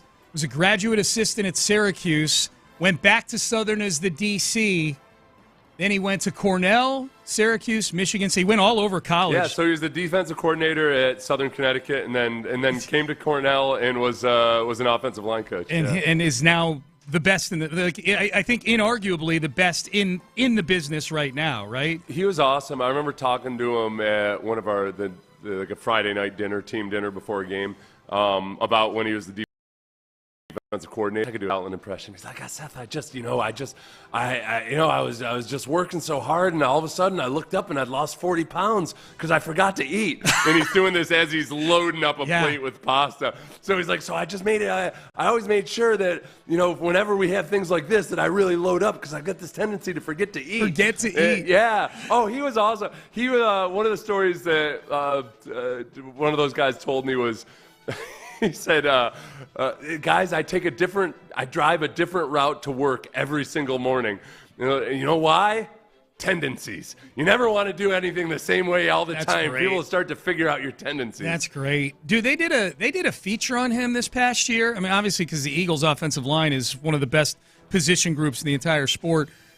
And it was a lot about him and his wife and how they it's a family atmosphere with the offensive line. Like they have the O-line over for dinner and stuff like that. It's a very collegial kind of feel with him. It seems like a great dude. He's awesome. Yeah, just seems like a great dude. He's been in Philadelphia through how many different head coaches now? He came there with Chip Kelly. Chip Kelly, Doug Peterson, Nick Sirianni, 3. Oh, just 3. Just 3. But you survived. Miss good. It's good. It's not Cleveland or anything. It's not Dick LeBeau style. Ironically, Dick LeBeau probably even Actually, fewer. Dick LeBeau was only 2 when he was with Pittsburgh. Cowher and Tomlin. The man who coached until he was 90. Yeah, I think wasn't Dick LeBeau in his upper 80s?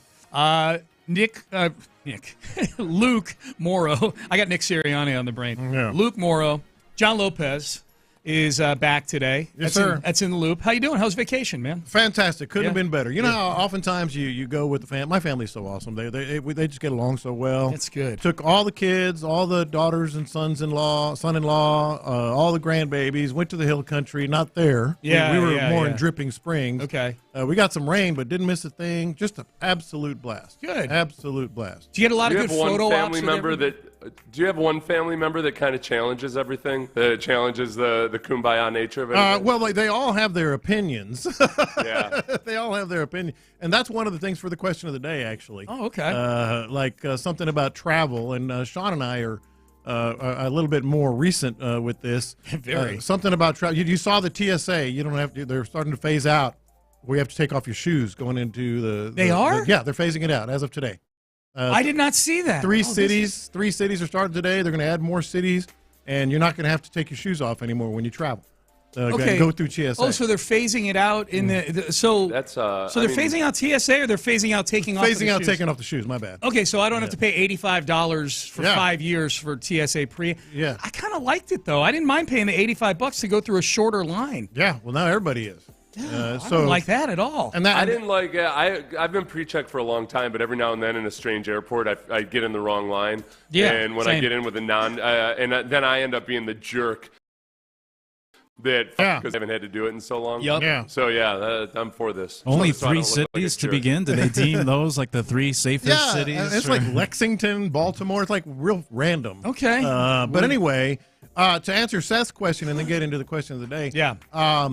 Like my oldest son he's this, Sean, like he's super duper smart. Oh, yeah. Like he's beyond smart. Yep. And he always has like this theory on what we should really be doing and why and all. Yeah. So he's very analytical. I always about feel everything. less intelligent when I'm around Jacob. He's always real analytical.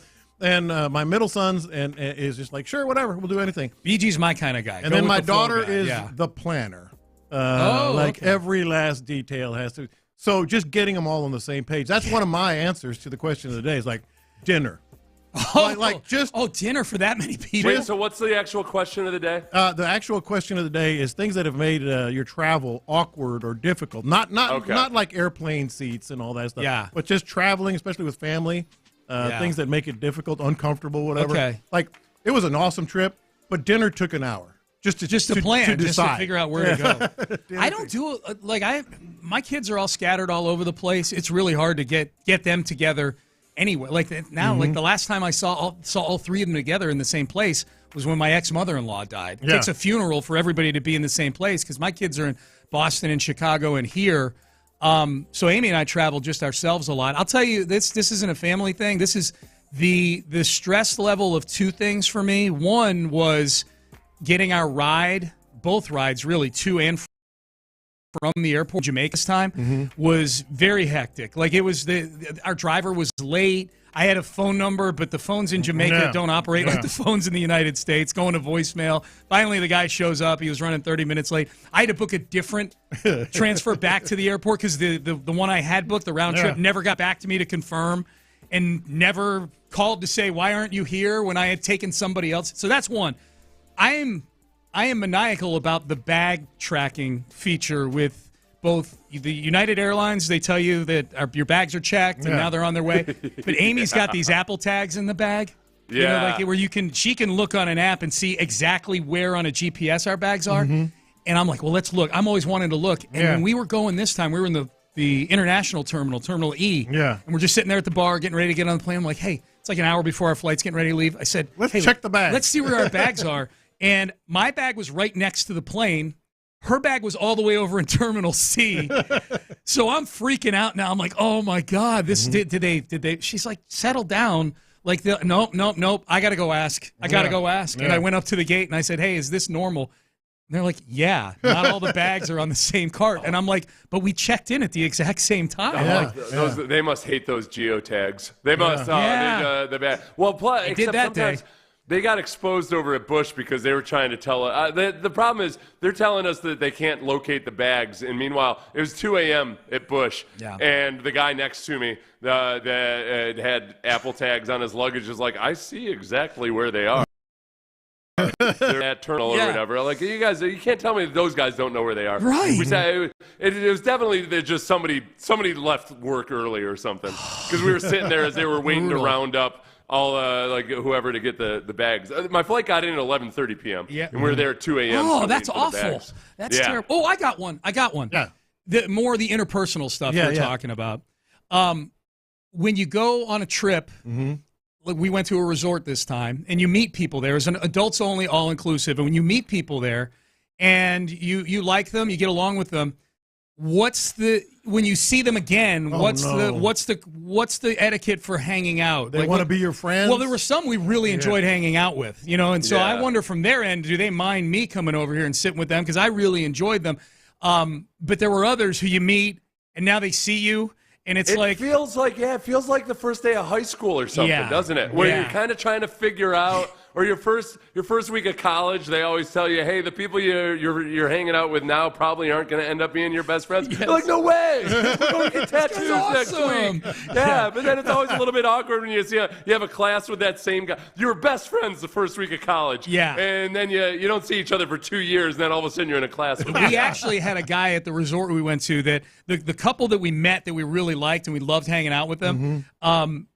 There was this other couple from over in the UK. The wife was from the UK.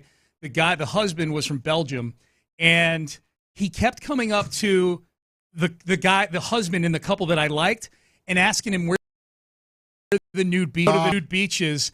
And so we just ended up calling him Naked Boy the whole trip. Like, oh, here comes Naked Boy. And he was annoying at all, like the activities they had out by the pool. The resort, they got a trivia contest out by the pool. Yeah. They got a foam party and they're spraying foam. And he was annoying at all these things. So it was kind of nice. We bonded over. But anytime that guy came walking up, we're like, hey, I'm putting our... We're like, oh, here comes Naked Boy. There was a great movie last year, Speak No Evil, that was actually exactly like that. Or that's what it was about. That when you meet people on vacation and then... Not to give away the movie, but they then go on another vacation with them, and it turns out they're not who they thought. So what's it called? Speak No Evil. Okay, it's a really good movie. Yeah. No, we liked this one couple, a couple other couples, or whatever. But does that fit the criteria? It absolutely. The other one that I thought of, and I know we're kind of digging in here, is when we left Sunday afternoon. Yeah. Noticing which one of these people, I won't mention any names, was doing the least possible packing. So this is somebody in your family. Yeah, I had like 2 bags. I was putting crates in the back of the truck. Okay. And they're like, I think I'm going to rinse off some dishes. Oh, brother. I'm going to tell you who it can't be. You don't have to say who it was. I'm going to tell you who it can't be. Yeah. It can't be Daniel. It can't be Daniel? It cannot be. If you're the son-in-law and you're the one bringing everybody on this trip, Pops. Yeah. And paid for the whole thing. Yeah. Son-in-law. Trust me, I've been a son-in-law twice now. It can't be. You can't be the one, because I feel like I was definitely that one in my first marriage several times. You were that guy. Yeah, you can't be. You can't be that guy. So you don't have to say who it was. Just blink twice if it was. Your daughter's son-in-law, husband. yeah. Your son-in-law, Yeah. yeah. So there you go. All right, this will be good. 1040. 1040 for travel awkwardness. Seth, antibodies to you, my friend. Antibodies, and best I can figure, Dick LeBeau's last year as a full-time coach was at the age of 80. God, so, dang. Man, just coaching. And coaching his ass off at the age of 80. Not like cashing a check. Yeah, he was like Titans defensive coordinator in 2017 still, and I think they still had a really good defense that year. I know that the Texans did not. That was the year they went 4-12. And everybody got hurt. All right, we're done. We are out of time. You're listening to KLT AM, KLT FM HD2, Houston, an Odyssey sports station. Luke Morrow in for Reggie Atatula. Oh, by the way, Crosstalk is brought to you by D&M Auto Leasing. And I would like to tell you once again, Crosstalk, brought to you by D&M Auto Leasing. They do a great job. John Lopez will tell you all about it. You're darn right. John Lopez is in. Luke Morrow is in. Figgy Fig is here. They are in the loop. I like this. Mm-hmm. They start now. Yes, sir. By the way, Monty Kiffin might have had Dick LeBeau beat for age as defensive coordinator by the time they were done. Speaking of vacations, on the text line, they already said Vacation Friends. That's another movie about that whole dynamic of meeting people. It's a comedy. It was pretty good with John Cena. Then they came out with a second one that was terrible, but you could watch the first one. I want to see that Speak No Evil. I do, too. It's really good. I just looked it up now. I'm like, I got to see this. Yeah, it's really good. Granted, like halfway through the film, I realized it wasn't Gerard Butler as the lead role. It was that James McAvoy, who I think looks just like him, but it's a great movie. Check it out.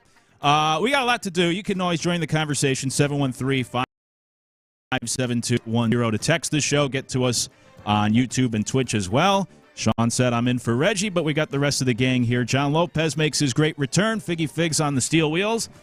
John, obviously, hope you had a great time off. Fantastic. Couldn't have gone better. While you were gone, couldn't have gone much better for the Astros either, at least up until How'd they do against last the Dodgers? night. Catch me up.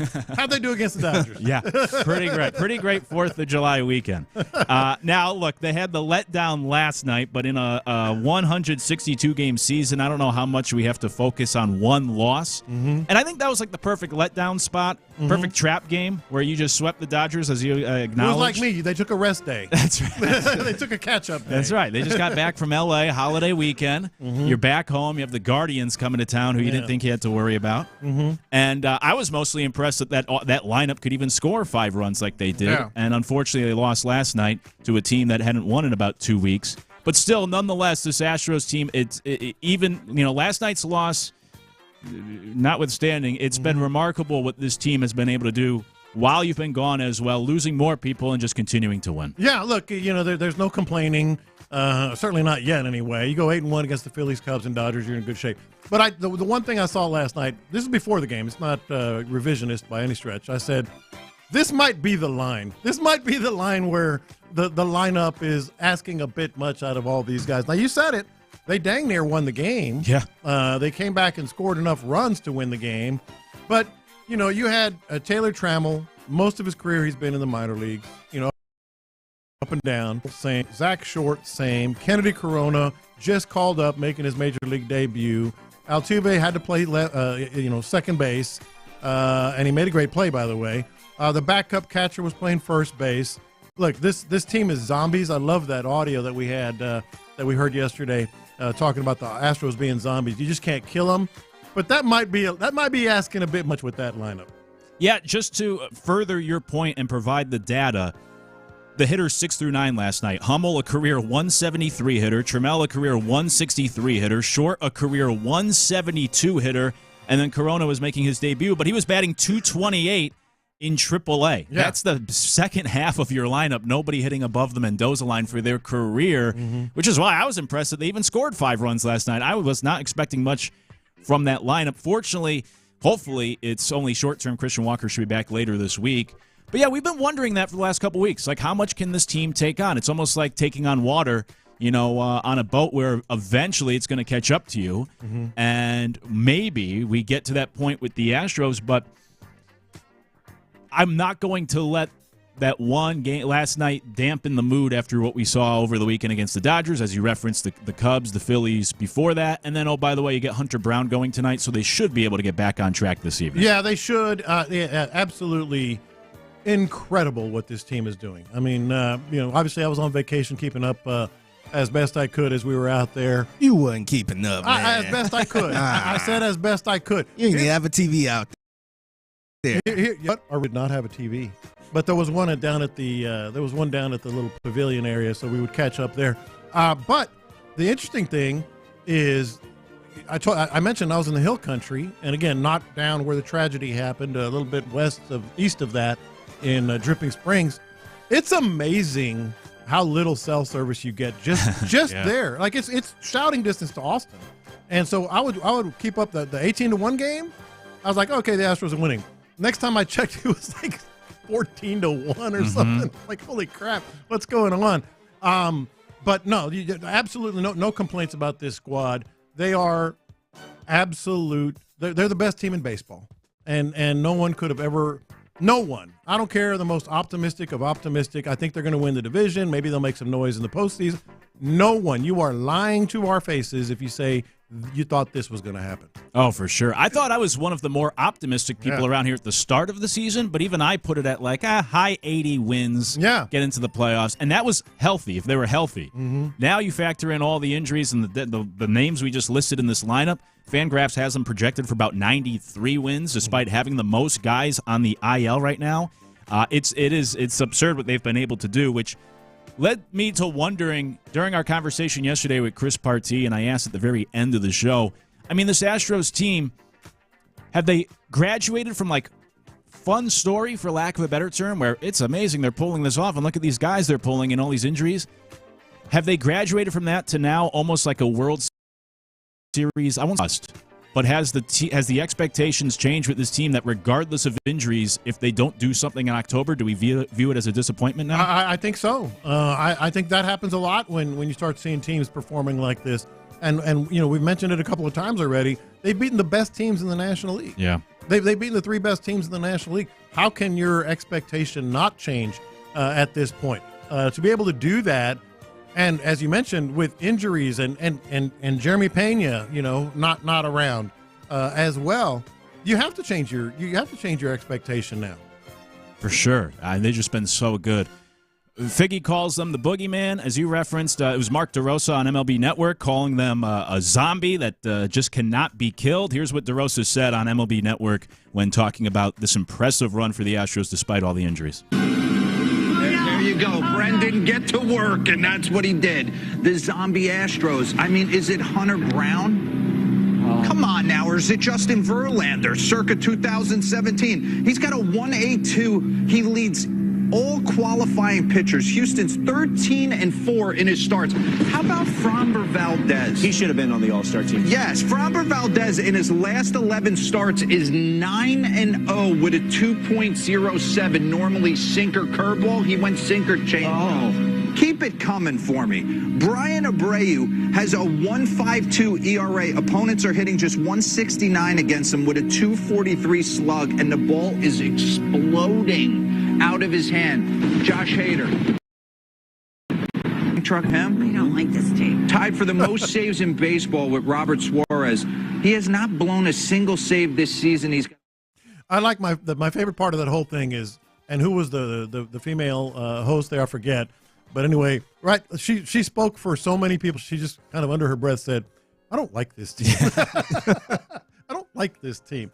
But see, that's a factor too. Yep. You know, you talk about it'll be a disappointment. Could it be a disappointment? I think it will at this point, because that is a factor. The fact that they are the boogeyman, that they are zombies. You don't think the Dodgers, Phillies, and Cubs and everybody else knows that, and that in the backs of their mind collectively that they're thinking, "Oh no, you know, we might be up 5-2." But this game is anything but over because that's the boogeyman on the other side. It's absolutely a factor. I think also just thinking about how much money the Dodgers spent, how much money all these other teams spent, and the Astros is right there, man. They just giving these players, they're not paying these players these big contracts, and they still in the race, man. They still right there.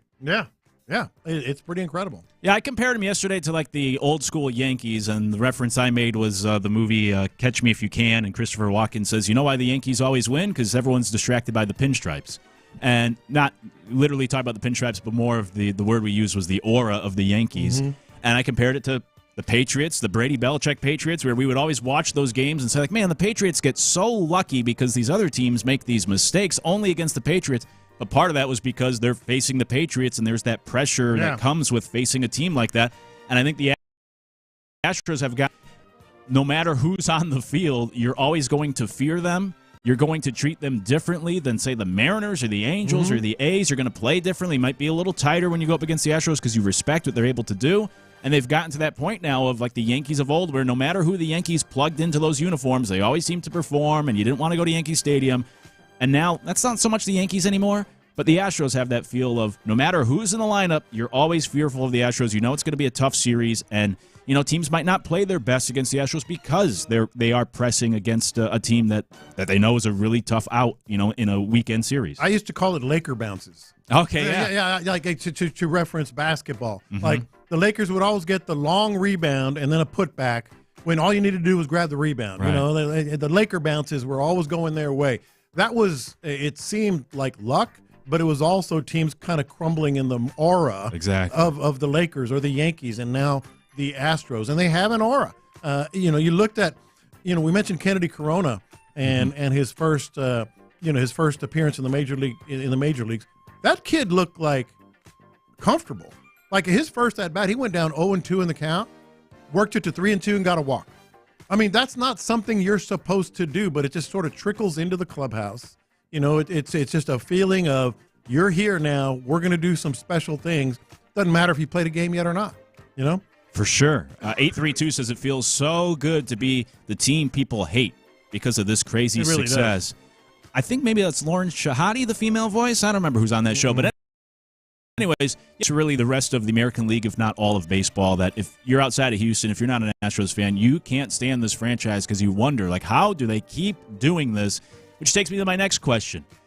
Is this the most impressive? I mean, we're only halfway through the season. We have to see how it ends.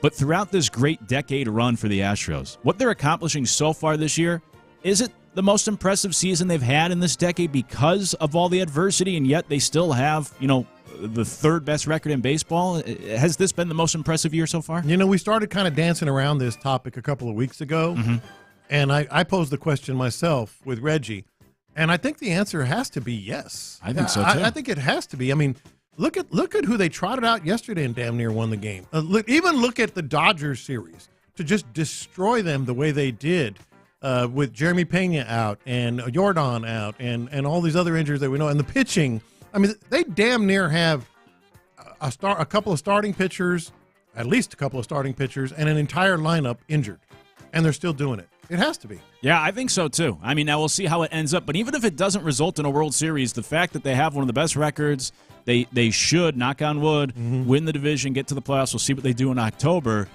It's just been remarkable to lead the league in guys on the IL right now and yet be 2 games behind the best record in baseball. Those two things usually don't go hand in hand. With that said, though, as we talk, I know it's weird to maybe have these conversations after a loss to a bad Guardians team last night, but we're looking at the big picture with this Astros team and how well they've played. With that said, and how good things have been, how to get some of these guys back healthy, specifically for October? Do you see a difference between being able to get through the summer without Jordan and Pena and some of these pitchers, and then actually being able to go perform in the playoffs if you have to do it without those guys? This might sound weird because he's the most dangerous hitter on the planet in clutch situations, or one of them. But Jordan may not be number one for me. If he's healthy, yes. If we can guarantee he's going to be 100% healthy, but we know he's had setbacks and everything else.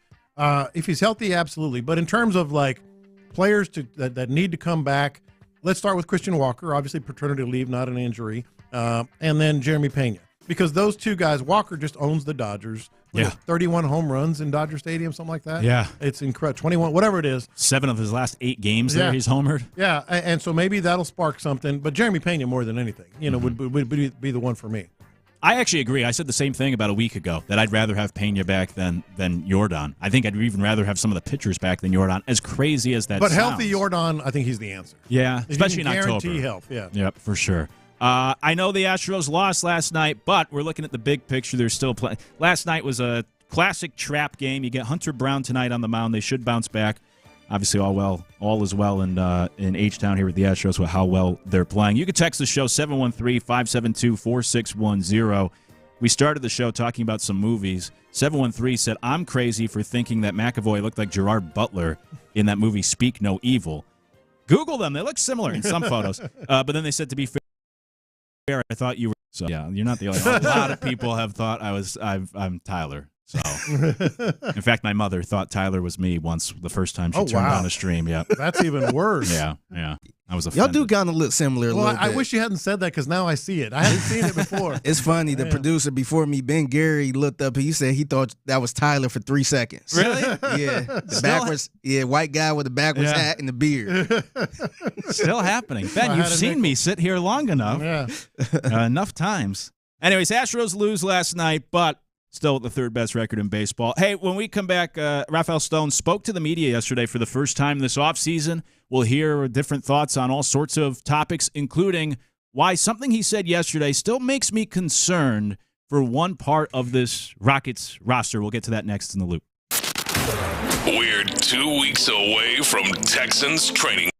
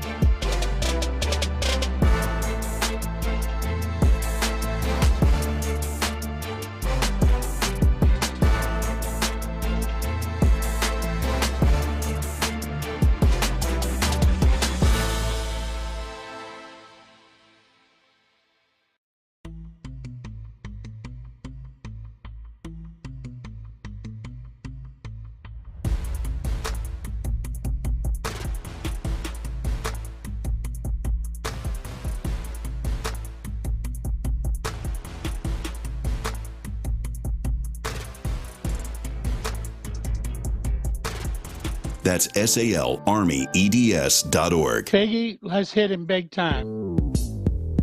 Houston, let's get in the loop. You better get ready because we're going to show up and show out. With John Lopez. It is what it is means nothing. And Reggie Atatula. And that, my friends, is a scoregami. Always live, always local. 713, what's the damn number? 572-4610. You're in the loop on Houston Sports Leader, Sports Radio 610.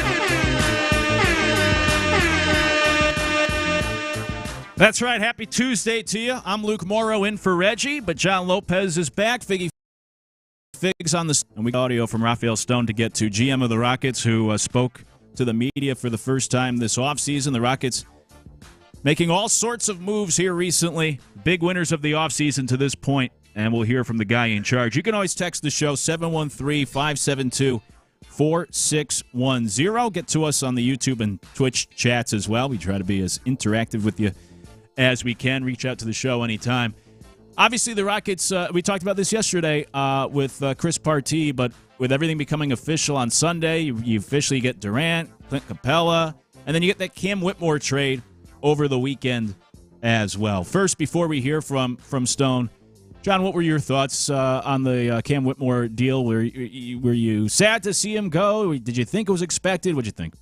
I wouldn't say expected. No, I wouldn't go that far. But I think it was just another tell. And frankly, you're going to hear Rafael Stone not even tell us exactly the same thing. It was a tell, like, this is not, we're not in the business of developing anyone anymore. I mean, that's just not what we do. So once it happened, I was like, all right, I mean, it's pretty clear now. This is a finals or bust. I won't say championship or bust, but it is a finals or bust team. Yeah, I would agree with that. Let's hear it from the man himself. Here was Stone yesterday talking about the reasons for trading Cam Whitmore over the weekend. I just think, we're just not a developmental team right now. It's really like we wanted to provide Cam with the opportunity to do in his career what we still believe he very much can do. So I think Cam's wanted to provide him an opportunity to go home and be in a situation where he could really play through mistakes in a way that we never could afford him just in the iteration of the Rockets that he joined. Yeah, I mean, he would rot on the bench. And I know that's harsh, but it's an old saying in basketball. That guy's just going to have to rot on the bench, and I think that's what he would have had to do. He was rotting on the bench last season. Yeah, he was rotting on the bench last year. Yeah, we dissected it yesterday. I just don't think he's a good fit for this Rockets team and where they are. I think he's going to go score a bunch of points for the Wizards, and some people may say, like, oh, we could have had him here in Houston, but he just doesn't fit what the Rockets are trying to do. Now, with that said, and I agree with Stone's comments there. I'm not going to try to pick him apart or claim he's not being honest. But the one thing I've been saying, and I'm not alone in this, throughout the offseason is that my one concern with this roster is the guard position, specifically like the ball handler, the point guard. And to his point, I'm with him on that, which is why I'm then concerned about Reed Sheppard playing a bigger role. And I know there's a difference. Sheppard was a number 3 pick. Cam Whitmore was the number 20th pick, and he had already slid through the draft, and there were some other issues. He was in the doghouse, so it's not an apples to apples comparison. But I do worry about Sheppard still has to develop. So if you're not a developmental team, which I agree with, I worry about the idea of maybe that second point guard being Reed Sheppard, who I do think needs to still develop throughout this season while you're trying to win a championship. Well, he does. I think he's going to be, of all the pieces on this squad, as much of a complete team as it's appearing to be now, it's not complete yet. And Stone said as much as well, flat out. Reed Sheppard is going to have to be very good for us, period. I mean, that was his word. So you're not wrong. I think that's the biggest question moving forward. Yeah, it is. Now, Stone was asked, will you bring in another guard? Here's what he said yesterday. I mean, I like our team as is. Well, we always look for opportunities to do various things, but we're hard capped at the first apron, and we have no space left. So I think very likely we'll enter the season with, looking very similar to the way we look at right now. Enter the season. Remember what he said there. This is going to be a story of how good is that guard play, how good is Reed Sheppard. That's going to be the story moving forward. Now, you're in a position where you can have other guys, perhaps fill those roles in certain situations, but you still need someone other than Van Vliet to be able to run the show. So enter the season. I think that he's being sincere. That doesn't mean it's going to stay that way. It's true. Yeah. The name I kept throwing out was Tyus Jones. He ended up signing with the Magic for 1 year, $7 million. And so I think there's a way where you could have found a way to make something like that work. Instead, they devoted a lot of their resources to obviously bring back Steven Adams. You go get Clint Capella. You add more size, and that seems to be where they're leaning towards. Let's hear Stone, the cut 7, please, Figgy. Here was Stone talking about this whole double big idea, which worked so well for them last year, and now it seems like they're leaning into it even more this year. Here's what Stone had to say about that. For sure, we love what we discovered it last year. We thought it was really, really effective for us. Also, Clint just adds something we don't have in terms of being kind of a center who can move a little bit easier on the perimeter, also as a lob threat. Finally, we just think depth is super important, and as we're trying to make it through the season, we don't want there to be huge drop-off. So we did not anticipate going into free agency that we would be able to get Clint, but we're ecstatic when that materialized. I mean, you guys know I've been a big fan of the double big line. I'm trying to remember the timeline. It really wasn't until January, right? Yeah. Until they really started digging in on that, and then they sort of tinkered with it for a few games, and then it became very obvious that it was good and effective. And so now, you're almost even more encouraged because they really didn't even have a full season of implementing it. They've got better players, and I thought it was very key what he said there about Capella being able to do other things, especially when you have, a good passer like Şengün, and Durant can do some things, obviously, as well, who can go to the rim for lobs as well. He can start outside or inside as the double big.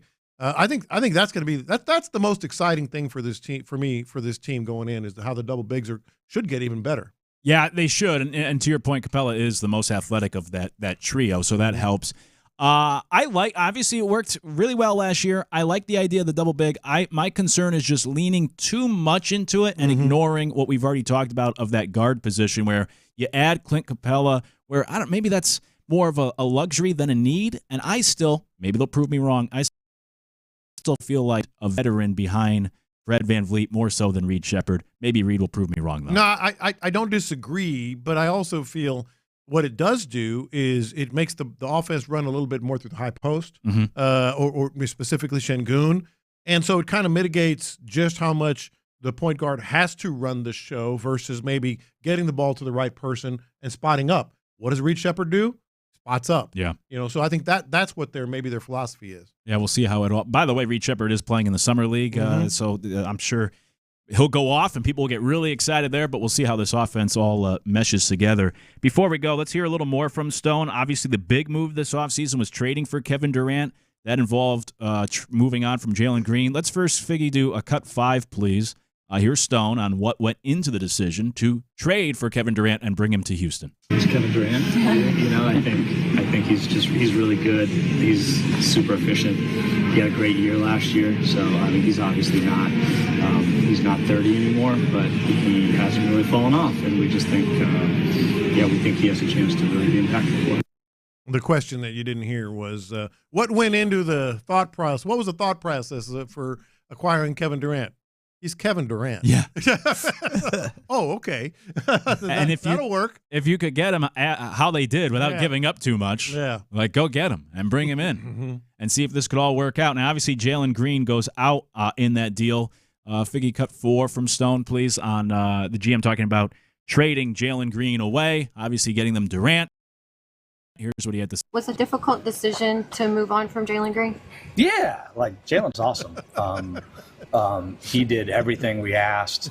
He's a wonderful combination of talent and work ethic, along with being just a great human being. And any time that you have the privilege to work with someone who is talented and works really hard and is really nice, you should value it. And so organizationally, we've valued him tremendously. So, yeah, very hard. And that was a silly question, huh? Did he do too much there? Was he trying to sell it to? Yeah. Yeah, are we buying that? Was it a difficult decision to move on from Jalen Green? Yeah. Yeah. Whenever your voice goes up like that, I don't know if it was that difficult. You're usually lying. That must have been a silly question. And he just said it's Kevin Durant. Yeah. And then he goes, yeah. Like that stood out to me. I don't know. That's a lot. That's a little suspicious. There was a short-lived show on Fox 20 years ago called Lie to Me, where a guy could detect when people were lying. I think that would have been a tell. That's a tell. Yeah. It's a great drop, though. It's a great drop to have. On the text line, 832 says, everyone's overlooking Aaron Holiday. Now, he does add LOL, but I think he's being honest because he then says Holiday's played good basketball as our backup point guard and fill-in guy when he was out of the roster. I don't know. Then the text gets screwed up. No, but Reggie's a big fan of Aaron Holiday. I don't mind him, but I think you could have upgraded like you're talking about. Reed Shepherd be the upgrade. Yeah. I think he's going to have to be. Or if you talk about championship or finals or bust, hey, look at Chris Paul, man. Yeah, Chris Paul. He's out there. Yeah, he's clearly on the this is my last year. Mm-hmm. I know. I see people talking about that. I don't think I want Chris Paul. As a backup? No, I don't think I want him on my roster. I feel like he's almost like a kiss of death for these teams. Yeah, I don't want him. Yeah. He's good for... He never been to a finals either. Oh, he been to one. I think he with Phoenix. That year Phoenix was in the finals, right? Was he on that squad? Yeah, was he on that team? I guess so. Mm-hmm. I think so. But he ain't have a chance. No, it usually doesn't end well with him in the locker room or on the roster. I like Holiday. I still don't think that is the best option or the guy that's going to get you over the top. We'll see. Maybe it's Reed Shepherd. I just worry for exactly what he said about Cam Whitmore. We're not here to develop guys. We're trying to win a championship. But then you also have to develop Reed Shepherd. So hopefully it works out. But that's just my concern. Time for the question of the day. What's the most uncomfortable thing about traveling right now? And not necessarily just talking about air travel and taking your shoes off and taking your laptop out of your bag, all that sort of stuff. Anything. Once you get to the destination, if it's a road trip, any sort of travel, what's the most uncomfortable thing about your travels these days? Let us know, 713-572-4610. We'll get to those responses when we come back. It's In the Loop. The Astros will have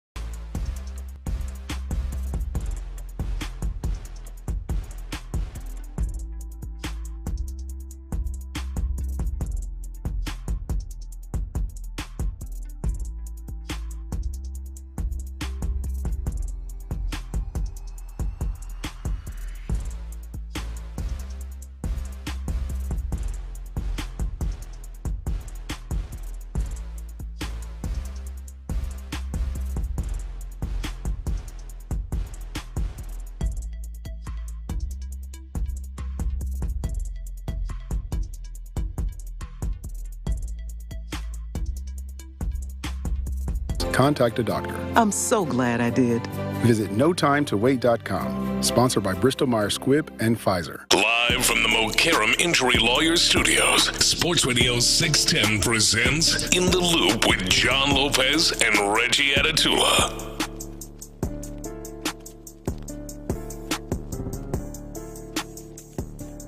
What's the most uncomfortable thing about traveling? Not just necessarily the common air travel, reclining seats, all that sort of stuff, but the most uncomfortable thing about traveling. Once you get to your trip, what do you dislike the most about traveling or vacation these days? You can text the show 713-572-4610. Also, let us know in the YouTube and Twitch chats, and we'll get to the best answers here throughout the show. John, obviously, you just came back from a nice vacation of day. So what jumped out to your mind after just traveling? What was the worst part? Who's getting on your nerves? Yeah, that's right. No one got on my nerves. It was truly, like, knock on wood, it always is this way. It was perfect, but nobody cares about that. It was just a great vacation. But the dynamic aspect is kind of what I'm talking about. And this has to do with, one of the little things that is always bothersome that is going to go away. TSA announced this morning that they're phasing out taking off your shoes at the TSA checkpoint. Man, I'm telling you, that's always, and you guys know I very rarely wear socks. So you're walking around that old dirty, nasty floor barefoot. That's the reason to wear socks when you catching the flight. It really is. Yeah. But I don't. And then you're sticking your shoes in that box and on top of your laptop, and then you got to go tie them on. And the worst is when somebody in front of you wait to the very last minute to start untying the shoe. It's just like, come on, man, just go on and get it out the way. Yeah. And there's always wear some slippers or something, man. The occasional odor it kind of can waft up into the air. But I'm talking about like the dynamic and a couple of things because Sean just came off vacation, I just came off vacation, and like I said, it was perfect, it was great, it was awesome. I can't wait to do it again. But the little things where you're like, all right, where do y'all want to eat tonight? We have, keep in mind, I have 2 sons and a daughter. They're all married. I have 3 grandkids. Everybody was on the trip, and then me and my wife. And we're sitting there. Now, we cooked a couple times, and that's always good because everybody can cook their favorite or whatever. But we did go, and it's like, well, do they have chicken nuggets for the babies? Do they have this or that? Well, my wife is a pescatarian. Do they have seafood? And, well, I don't like this, and I want that. And it wasn't bothering me. It was just like, took an hour just to decide where to go, Oh, yeah. I can relate. Even if it's just me and the significant other, we take an hour or two.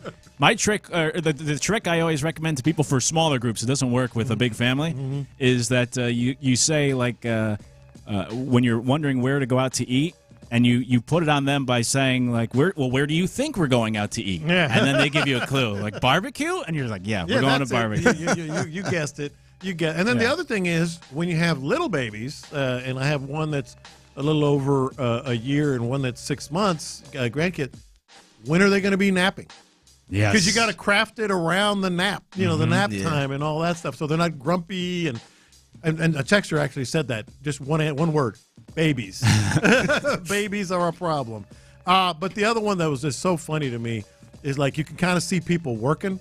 And this happened Sunday when we're packing up. Like, I'm lugging luggage and golf clubs and crates of leftover food into the truck. And there's always like one, like, I think I'll rinse off the dishes, or I'll make sure we got everything out of this house, or that, like, dude, start lifting stuff, man. Let's start carrying things. I'm the opposite. I only do that. I will do the packing. I'm not doing the cleaning up around the house. Yeah. Other people do that. But when everything's ready to go, I'll carry it out to the car. Everyone's back. And wait till y'all do the dishes and all that's to clean up and straighten up.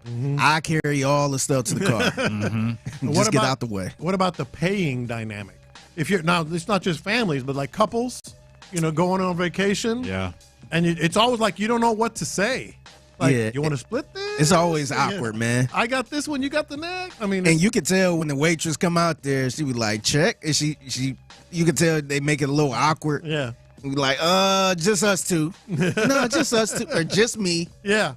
I hate when they ask. I hate, especially right off the bat. Like, we doing separate checks tonight? Like, don't put that pressure on me. Let us decide when it comes time to paying the bill. We'll say, like, oh, I got this, or we'll split it, whatever. But don't put that pressure on me right off the bat. Or this happened, this wasn't on this trip, but I heard about this last week. Some friends of mine, like, there were three of them. There was three couples. And one went to the bathroom, or two went to the bathroom, the same couple, and the check came. So they split it with just the two. So the one couple got a free meal. They knew what they were doing. They knew. Them alligator arms. The old alligator arms. They saw the waitress walking over. Like, that water went right through me. I gotta go. Don't you gotta go? Yeah, let's go. That remind me of that episode of the 2.5 Men where Charlie Sheen's brother was never paying for anything, so he'd go to the bathroom. So Charlie Sheen followed them to the bathroom while he was over there trying to stall out on the check. Yeah, I remember that. It's true. Yeah, but the other thing that's a bit awkward is when you're finally trying to get somewhere. Like, we went to an olive oil place and a winery and a beer garden and all this other. Y'all go Antigua? No, God, no. They did. I didn't. I stayed home. But like, trying to figure out, like, the car situation, even just the car situation. Well, I don't have a car seat. They do, and oh God, it's just ridiculous. But it can be a little awkward on those. That reminds me, the one time, I think the last time I was on a trip with my college friends, and we didn't have a car. We all traveled to a city. Getting the Ubers. Nobody wanted to step up and get, like, the Uber. We needed multiple Ubers, and it was so annoying. And I had to get the Uber every time just because no one. It was like a game of chicken. Everyone's just waiting to see who's finally going to give in. And I was like, "This is ridiculous. We have to go. I'm going to get." We did that in Vegas. Remember? I was just like, "Well, I wasn't there," but I was just like, "I'll get the Uber." Yeah. It was like, "You want to get this?" Yeah, exactly. Like, everybody sitting around. Yeah, anybody no one wants to do it. Yeah. Anybody call an Uber? Just wait for the first person. I do it. Yeah, exactly. Let me ask you guys something about this TSA policy, because there was a little bit of me. Most of my reaction was very positive. Good, I don't have to do this anymore. Yeah. Is there a little piece of you that's like, are we sure we're good? I know. Are we sure we're good? Yeah, I feel like, honestly, people always say, like, how much is TSA really doing? And we've all gotten things through, not weapons, but, like, things that aren't supposed to, that they don't pick up on. And so you always wonder, like, how good of a process is it really? Mm-hmm. But yeah, I'm all for more security to make sure I'm safe when I'm getting on a plane. I'm all good. I'll take the shoes off. I wear, like, slip-ons now just for that purpose of just taking them right off, so no problem for me. Yeah, I'm fine with that. I think the thing that irritated me the most was, and I think they're getting away from this too because of the stuff they're bringing in, but they're taking the laptops out, man. That's the part. I'm like, man, we in 2025, man. Y'all ain't got no machines that can look see that this is just a laptop and nothing else. And it's always way in there in your back. Yes. Yeah, so it's never just like right on the outside. And then it's a little tricky now because some airports tell you to keep your laptop in there. And some don't. Yeah, so you get comfortable, be like, all right, keep my laptop in. Like, take your laptop. Yeah. Laptops out. Laptops, iPads out. Yeah. And I'm like, damn, man. They get mad at you when you don't get it right. Yeah, I'll be irritated. And then when you take it out, policies. leave your laptops in the bag. Yes, what is it? Yeah. Yeah, which one I'm is like, it? damn, man. Like, can we all get on one page? Now, this is one that's interesting. I know it happens with a lot of younger people traveling. It happened with us once. Like, we went to the brewery there at Jester King or whatever it was called in Dripping Springs, and I knew I was going to be drinking some beer because I've been looking forward to it or whatever. Yeah. I did not want to drive. Like figuring out who's going to drive when you go, whether it's out or in this case a brewery or something like that.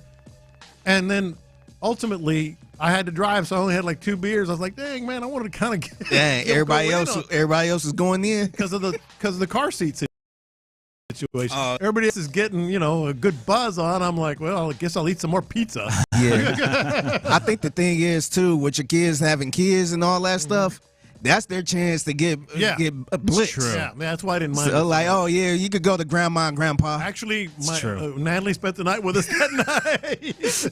Yeah, they missed those times. That's man. a good point. Yeah, That's what they were looking forward to that whole vacation. Yeah, Grandpa and Grandma's gonna be with us. Perfect. Yeah, no, I remember somebody who had some kids, and they did not want nobody to watch their kids because they were just so into the kids. Yeah. As the years go on, now they trying to drop the kids off to anybody. Oh yeah. Just so they could get a drink and all that other stuff, and just like, Oh, the first kid, second kid dynamic is awesome too. Like the first kid, they're just hovering and they're all extra protective. Second kid's like, whatever. Yeah. You know, just give them a pepperoni. Here you go. I'll be back and be gone for hours. Yeah. Whatever. As the third son, I know it well from my upbringing. It was great. I could do whatever I want. I jotted down I think unpacking after you get home. I hate the unpack, and then I'm one of those people that I just live out of my suitcase for the next 2 weeks because I'm too lazy to actually get to the unpacking.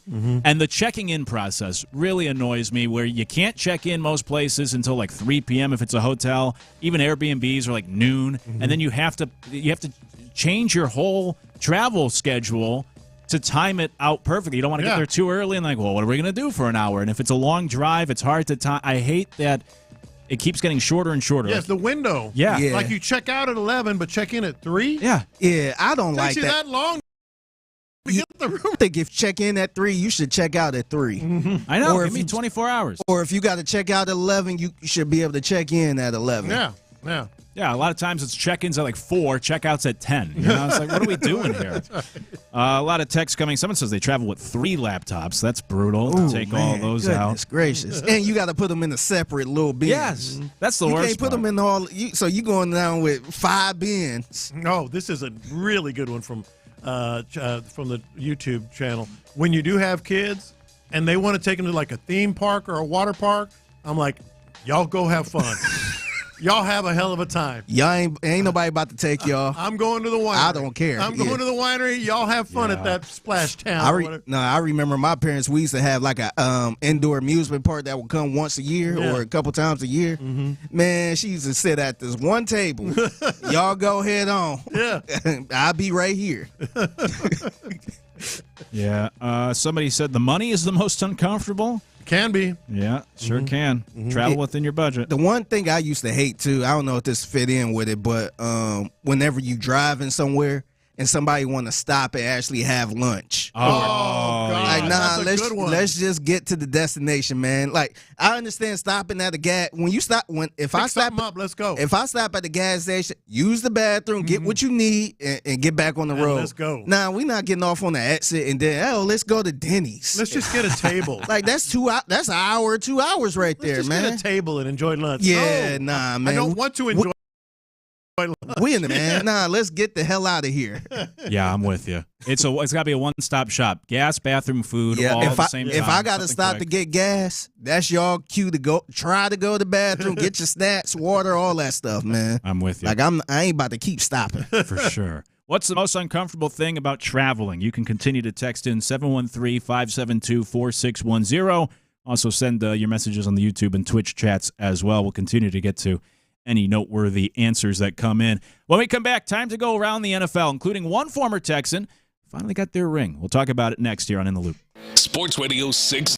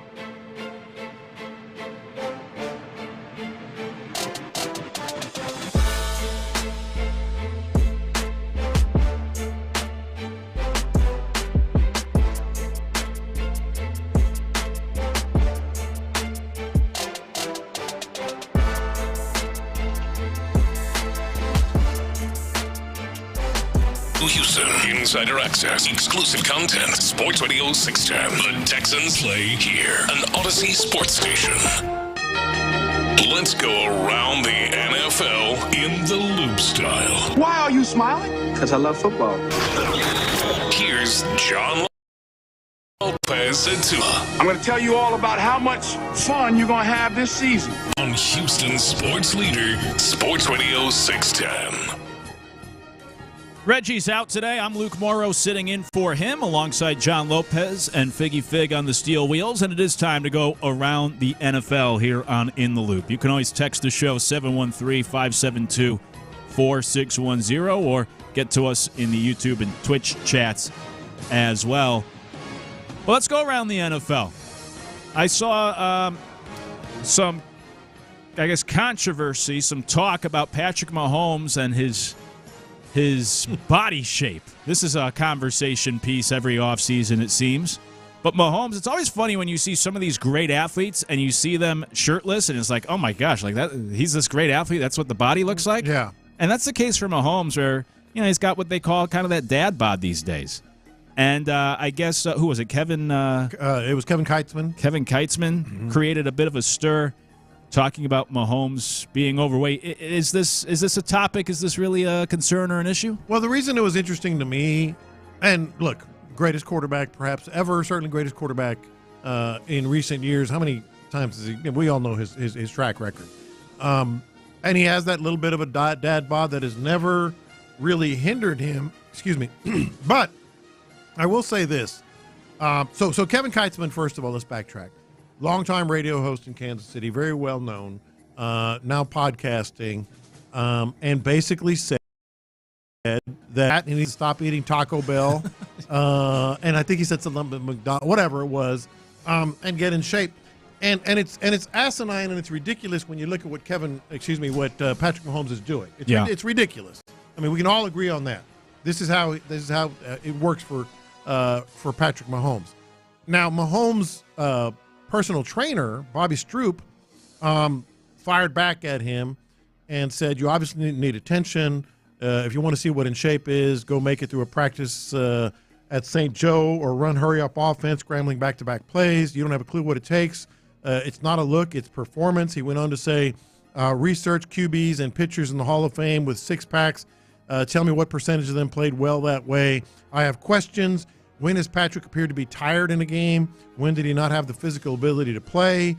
When have you seen us train? When have you seen him eat? So he was very upset that Keitzman even brought this up. Uh-huh. This is the only thing that I want to bring up. You can't argue the success. You can't argue what he's done. But let's keep in mind, once you get past 30, 31, 32, Tom Brady got in better shape than he ever was in his life. He did, the TB12 and all that stuff. All I'm saying is, while this is ridiculous to say now, I don't think it's a ridiculous premise. And by the way, Chiefs fans were criticizing Mahomes as well, up and down. Yeah. I don't think it's a ridiculous premise to say we've all been there. You got to kind of change the way you eat and work out. I think maybe that's what Kite's was getting at. Fair. It's hard to criticize now because it's worked, but what about at a certain point? Like, will it continue to work for the entirety of his career? Yeah. Brady's big thing was the whole pliability and all that sort of stuff, and maybe that's what allowed him, at least in part, to extend his career as long as he did. I know you look at these quarterbacks, like the ones that played a long time. Rodgers is playing into his 40s, and he's in good shape as well. I mean, not necessarily ripped, but doesn't have a dad bod by any means. And then you look at some of the maybe bigger quarterbacks, like Ben Roethlisberger broke down later in his career. I don't know if these are fair comparisons to draw, but I think it's certainly something to wonder about. Like, will this eventually catch up to Mahomes if you're trying to play until you're 40, like a lot of quarterbacks these days? So I do think it's a fair concern If he'd have just approached it differently. Yeah.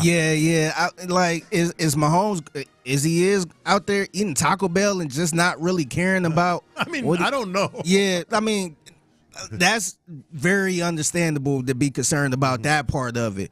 But even with Tom Brady, we always talk about his body and all that stuff, but he had a very strict diet, man. He wasn't eating all that junk food and stuff like that. I don't know what Patrick Mahomes is. Maybe he's on that type of diet too. I don't know. But if he's just out here not caring, just living like a teenager, just eating all type of junk, I think that stuff will catch up to you. That's my point. I think the message, I get, it was just delivered awkwardly. Like, it was delivered as a criticism, like he's some fat slob out there. But I think, like, figure, what are you, like 37? Yeah, I'm 36. Yeah, you're 36. I mean, you get to that age, 30 when the season starts. Once you get to that age, you do have to change the way you're. I mean, we all have. Yeah. You know? For me, it was once I turned 30, and then it's like, oh, I put on the most weight I ever have. I'm like, I can't eat the same way I always did. It never used to catch up to me. Now it's catching up to me. When I was in my 20s, I could lose 6 to 8 pounds in a week. Yeah. You know, just cut back and run a little more or whatever. That doesn't happen. Yeah, man, that stuff hard. You could eat a bag of chips and be bloop. For sure. So I think that's what he's saying, but it is ridiculous to say he needs to do this because he's fat. No, he's winning, but I think he might need to change. It seemed like he kind of came across like he was talking about an offensive lineman that just came the camp out of shape and not really doing his job and all that stuff. Patrick Mahomes still doing the job. Don't get it wrong, but you wondering, could he play up into his late 30s like Aaron Rodgers or Tom Brady? And you can't do it if you just eating whatever, man. Yeah. No, long term, you got to take care of that body. I do think it's interesting. I don't think this applies to quarterbacks, but I do think it's interesting that we see guys that do lose weight and then they're not the same athlete afterwards. Like CC Sabathia got skinny towards the end of his career and had like a bad year, and then he put the weight back on. And he's like, I just couldn't pitch like that. I know Seth has been talking a lot about Dameon Pierce, like losing weight. That hasn't worked for him. You got to actually bulk up. So there is Kevin Love. Fat Kevin Love was cold, man. Right, there is something to that of like being comfortable at that playing weight. But yeah, for Mahomes, long term, you would imagine he'd have to make sure he's taking care of himself. Warren Sharp of Sharp Analytics is having 17th best running back room, just ahead of the Vikings and the Cardinals. I also know ESPN ranked individual running backs, and I believe Mixon was not in the top 10, if I remember correctly. I was looking at it this morning. They had him, I think, in the early teens. Does that seem fair, kind of back of the envelope, just looking at these teams or thinking about the Texans? Warren Sharp has them 17th. What are your thoughts on that ranking? Well, it does seem fair right now, but I think what it's also saying is if you get the right Nick Chubb, and last time you and I chatted, I know you've got some skepticism about Nick Chubb. Yeah, a little bit. But if you do get the good Nick Chubb, I think this running back room probably has the best opportunity to be a surprise on this squad. You know, just because of Chubb alone on that. But just to go through the list, the top three you can kind of figure, Lions, Eagles, Falcons. Those are good running back rooms. Then they have teams like I said, just ahead of the Texans is the Cardinals. Okay, Jets are ahead of them. Rams. Do you feel like this had anything to do with the O-line as well? It might. Like, as far as these gradings. It might. Well, he said best running back rooms, though, so okay. For this ranking, he shouldn't consider offensive lines, but maybe he did. They're, as you said, Texans, Cardinals, Chargers, Jets, Rams are the teams ahead of them. My concern is it would be one of the best running back rooms if it was like 3 years ago. Yeah. But you have two running backs who are 29, and we know that once you get to like that 28, that's where you start to worry about some of these running backs. So, but I do agree with your point that it has the potential, if things work out with those two running backs, as they're both very talented. Even when you throw in Woody Marks, maybe you get something out of Dameon Pierce. It has the potential to, be like maybe the most surprising or, for lack of a better term, overachieving position group on the roster. But I saw 17 and I went, dang, that's just below the midway point of the entire league. But that, to me, that raises a lot of opportunity for them to be a surprise, as I mentioned. But I do think, even though he's doing the rooms by himself, also depends on the line. It also depends on the offensive line, which we're going to talk about here in a little bit as well. Yeah, that's the big part of it too. Hey, speaking of the Texans, Deshaun Watson, former Texan, got his ring. So he spent. I was not familiar with this story. He spent over $1 million on his wedding ring, and then almost $3 million on his fiance or wife's wedding ring. Man. Yeah. So he dropped. What's that math? About $4 million on the two rings. $4 million. Now his was $1.3 million just for the wedding band. Apparently, it's like whatever Clarity Diamond, blah blah blah, the highest of the high, the best of the best, and then a little over $2.5 million on Jilly's wedding band and engagement ring. $4 million on the wedding rings. I'm not. Look, we don't know what his investments are and how much money he's making, even just off the field and investments and all that stuff. But out of $230 million contract, he dropped $4 I mean, if you had all that money, would you pay that much for some rings? I don't think I would, man. I don't think so. Certainly not for my own. Like, if my wife wanted a $2 million ring and I had the money, like, all right, I guess, happy wife, happy life. But no, I'm not buying myself a $1.5 million ring. Just give me a silver band. Yeah. And that's on maybe top, engrave something in it. And that's on top of, like, everything else we've seen from them. Just wedding. The wedding had to be a lot because it looked like it was a destination wedding. Was it a destination wedding? I think so. Yeah, I think so. Yeah, it looked like they was outside the country somewhere. And then all the shop. I mean, I get it. Look, hey, it's your money, but man, $4 million. Not my money. It's not my money, but $4 million. That seemed like a lot. I just Googled this. This is from Sports Illustrated. The wedding was $230 million. Is that true? That can't be true. That can't be true, right? True. That's his whole check, right? Yeah, I guess they're just referencing the money that he's. Because they said he's blowing $230 million on the wedding. I think they're just referencing that he's blowing part of it. Yeah, he's blowing a big portion of the money he's made on the wedding. I'm curious how much the wedding costs. It's got to be a lot. If Travis Hunter was $500,000 for his wedding, I'm sure Deshaun Watson was even more. Well, they got married on a yacht, according to the New York Post. So that ain't cheap. No, that ain't cheap, man. Hey, you know what? Look, it truly is your money, your life. It just seems like his life of excess is going to catch up at some point. And my thing is, this marriage spent all this money for it not to last. Yeah. Nah, this gotta last right here. And there's also something about it of just kind of like flaunting in everyone's face because we know what happened or maybe didn't happen, whatever. But then he gets that huge contract from the Browns, and that's a whole other conversation. Shouldn't have gotten that. And then they manipulated the contract, so when he did get punished by the NFL, it didn't cost him very much of that money. And then just I don't know, just to throw around that money, like you'd like to see, maybe it's just me, like a little more. For a guy that made some of those mistakes, just not be so... Be a little more low-key. Yeah, right. Yeah. And he's the last thing they are is low-key. Yeah, sure. I mean, they put it in the face every time. The other part of it is, like, that's another world from where we live. We don't know. Maybe $4 million, he can make in a day with some of his investment. I don't know. I don't know. But it just seems the excess and the putting it in your face, like you said, is a lot. Yeah, for sure. Last thing as we go around the NFL, speaking of rings, the Eagles' Super Bowl rings were delayed. Now, it might not sound like a big deal because the season doesn't start till September, but they had planned their ring ceremony for, I think it was like last week, because guys haven't had to go to training camp yet. It was like the last chance to get that roster together because some players are not on the roster anymore, like one guy who's now here in Houston. But there was a delay in actually creating the rings, in manufacturing them. The company had a delay in producing these rings. And so now the Eagles, they planned it for later this month and hoping guys can come, but training camps will have started. My whole thing with this, though, is like you won February. It's been 5 months. The rings were delayed. Maybe I'm completely naive or ignorant about this. How long does it take to produce these rings that you still couldn't have them ready 5 months later? Well, I don't know. I'm sure it takes some time. What my takeaway was on this is, how bad does it look for the people who made these rings? I mean, they had the event planned. Everybody was going to be in town, and they're like, we're going to be a little longer on this. I mean, it's just a bad look and a bad thing for well, like you said, C.J. Gardner-Johnson and others. Yeah, they're going to have to try to find a time that works for most people, but training camp starts 2 weeks from today for the Texans, so guys are going to be busy. Can't all get together to get those rings.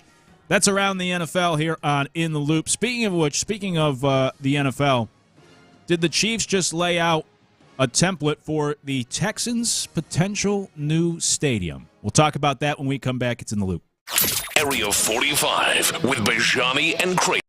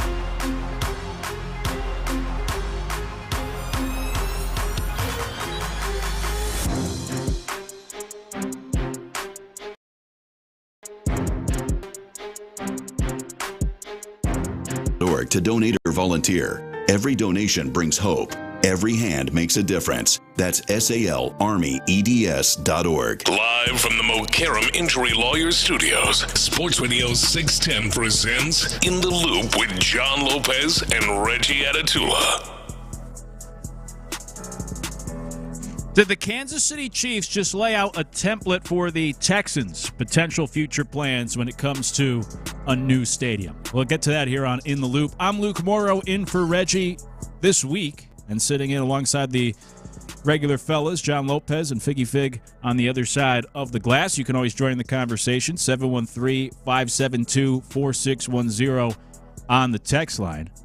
So the Chiefs got an extension to decide on how they would like to proceed with their stadium situation, whether that's a renovation or potentially a new stadium.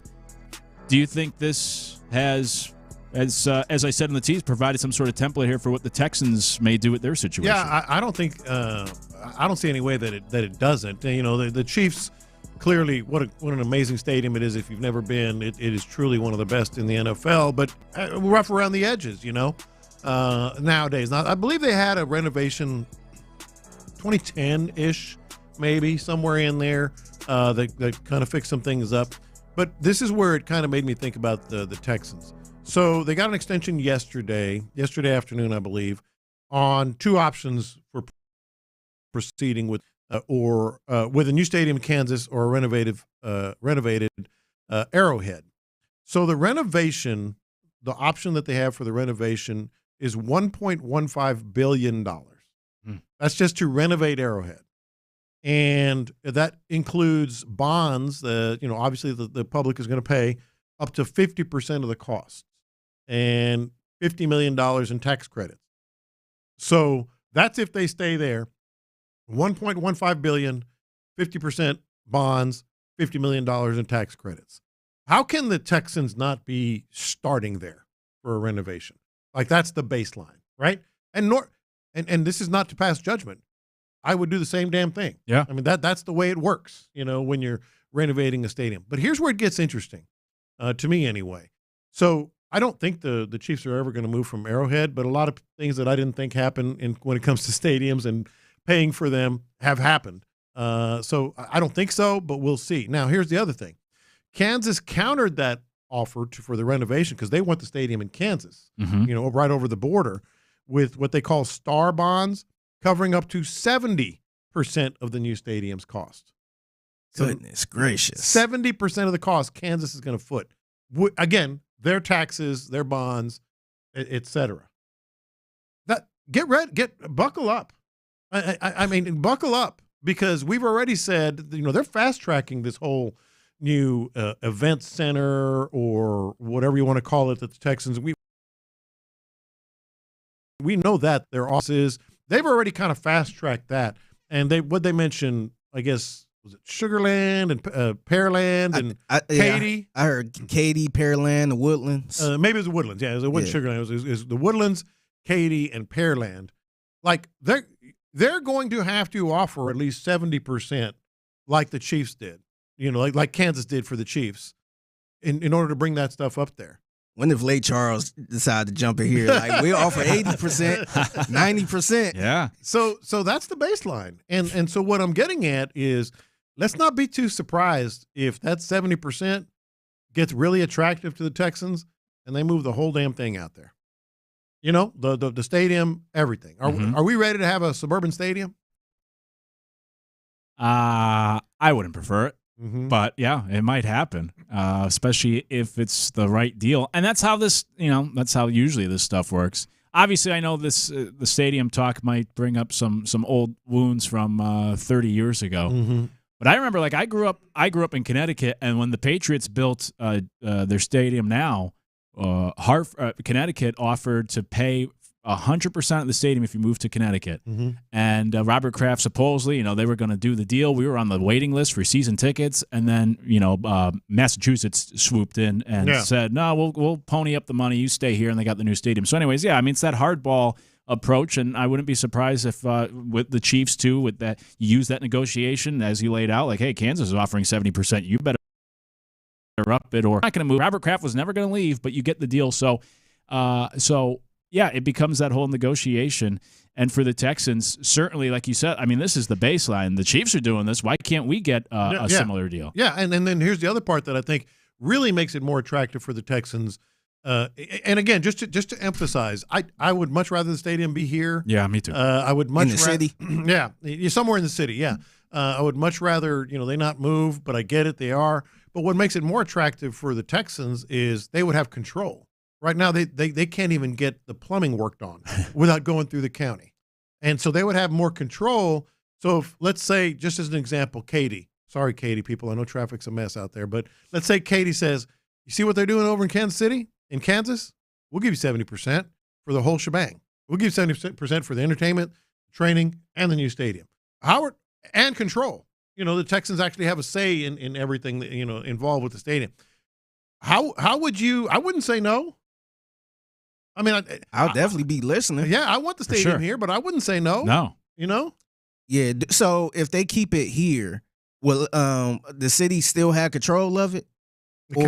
The county, will they still have control of it? Maybe that's negotiable. Maybe they can say, hey, we want to, we'll stay here. We'll stay here, but we need control of it. But keep in mind that lease goes through, 2030 something? Mm-hmm. Something like that. I think it's 2032, if I'm remembering that right.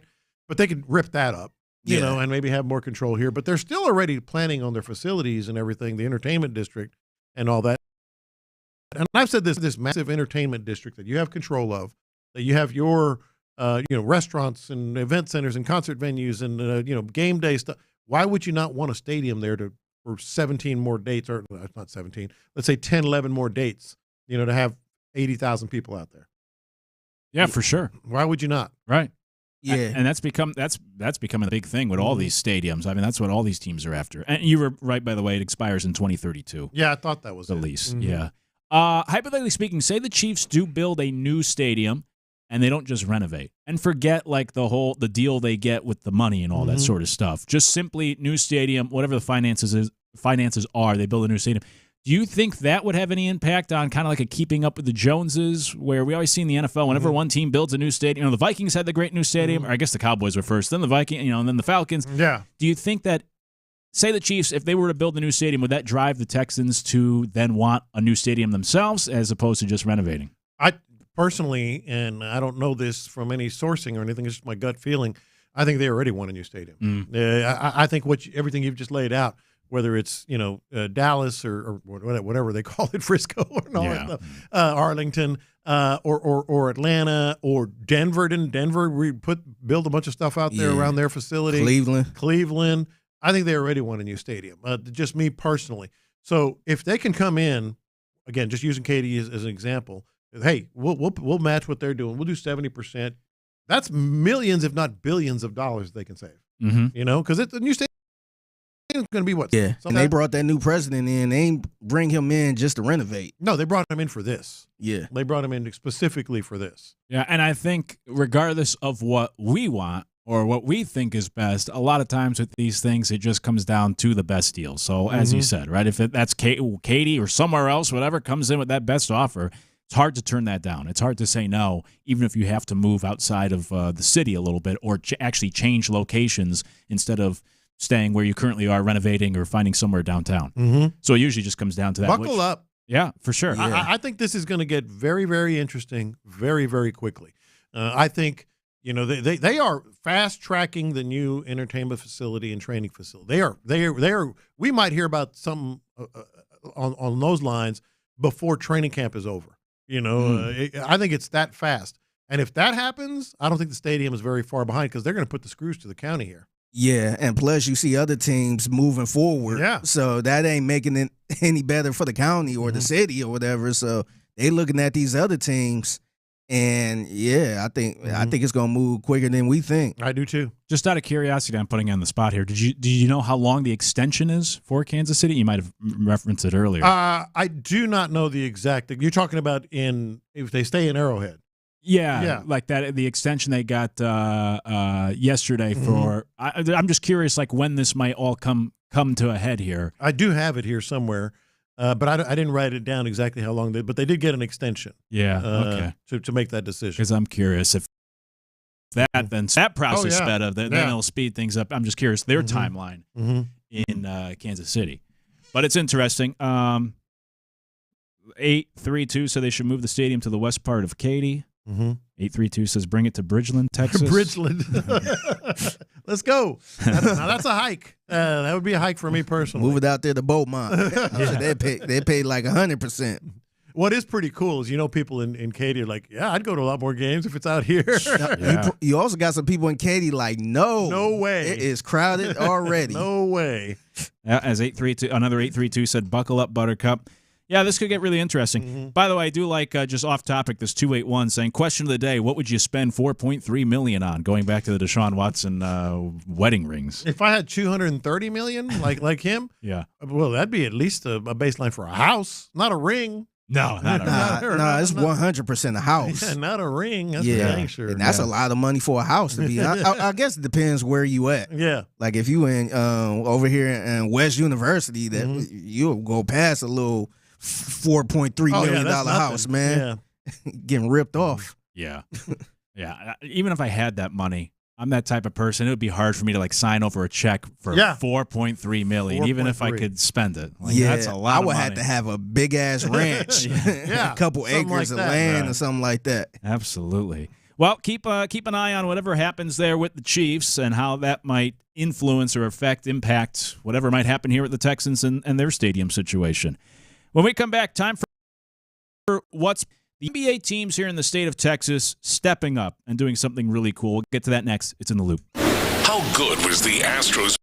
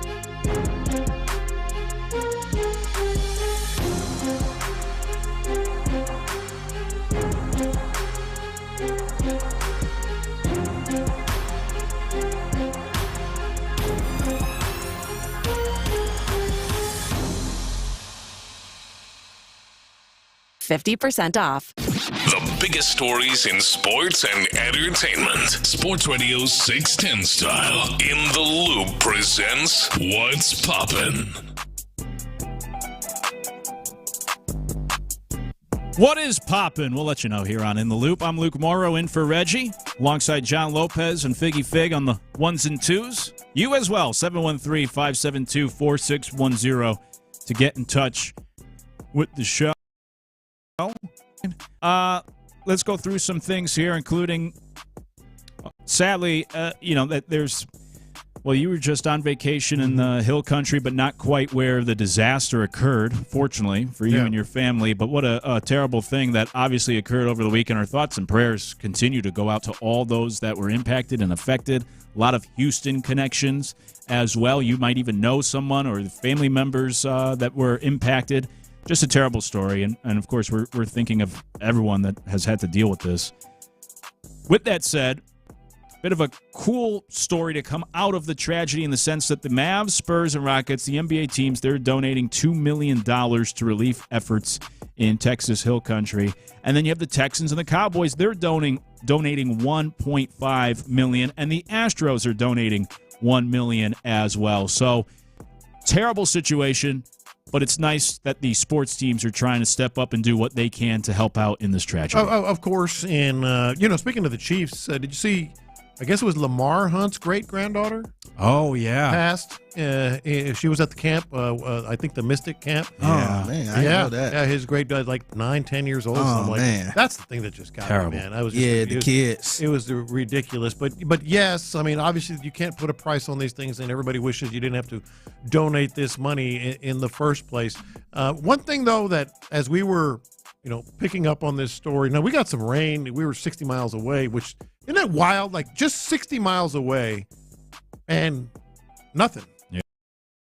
Yeah. Light tree. There were creeks and riverbeds, and they were running more than usual, but not anything crazy. We were 60 miles away from. I had to check on you, man. I'm you did. I'm glad you did. Yeah, because I seen it on the news, but it was one point they said Hill Country. Yeah. And I thought about. I'm like, oh wait, I think he's in the Hill Country. So I'm like, let me.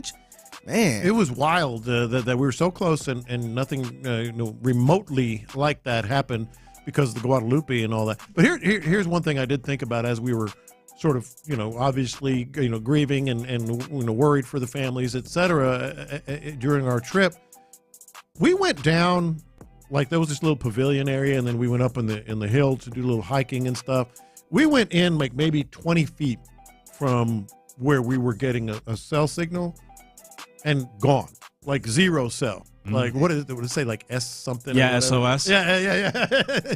And so I'm like, we're 20 feet in, not nearly as bad, and we had zero cell phone service. So I've been seeing all these people about like they need to maybe do some of this money for alarms, some sort of hard-lined or not hard-lined systems that can alert people and all that. So I'm just hoping that some of that money can go to that, because an alarm, I mean, it was obvious. We were 20 feet into the woods and didn't have anything. Yeah. There was nothing.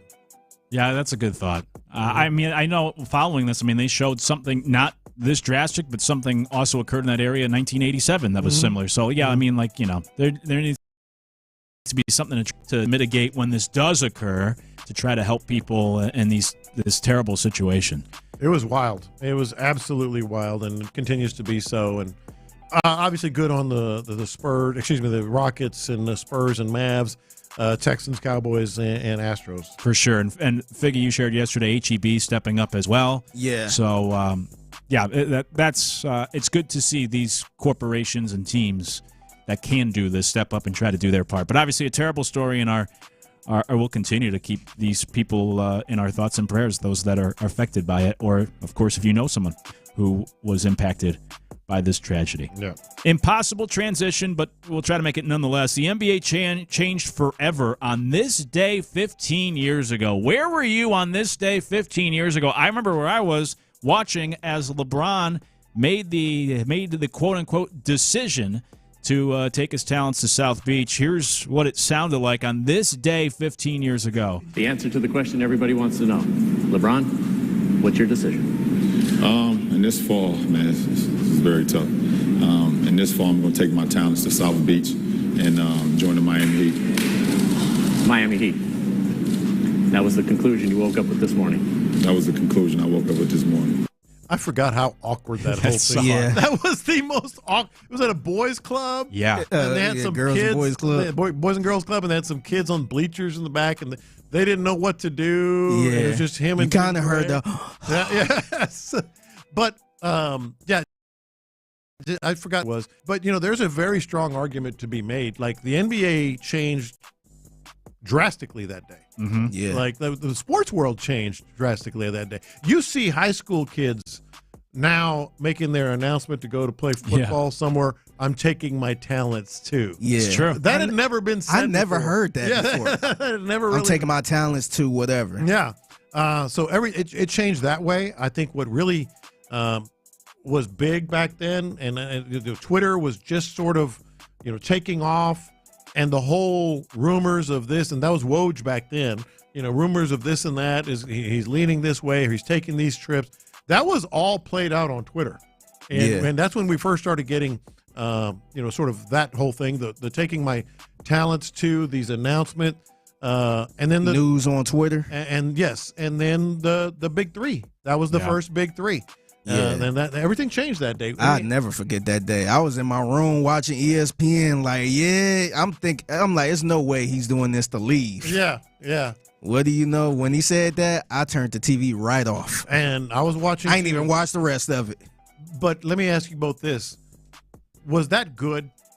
The way that he changed the NBA, the way the NBA changed on social media, the way you got into this whole super team thing, not entitlement, the empowerment of players. Like players have been empowered to make their own sort of path ever since that day.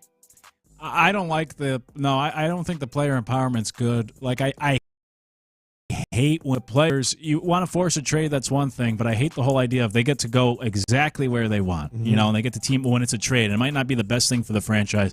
And we've seen some guys in the NFL even try to pull those types of power moves, and it doesn't work the same in that league. So, no, I don't like the as much player empowerment as there is in the league. I did not prefer the whole Big Three era and the dynasty team-ups. I did think that kind of was good for the league. We were talking about this a little bit yesterday, actually, where I think the dynasties are better than now this parity that we have, where it's a different team each year and it's new stars, quote unquote. I think it was actually good for the league when you had Curry against LeBron year after year. I didn't like it, but I thought it was good for the league. But no, just to answer your question simply, like I wasn't a fan of that direction that the league went into.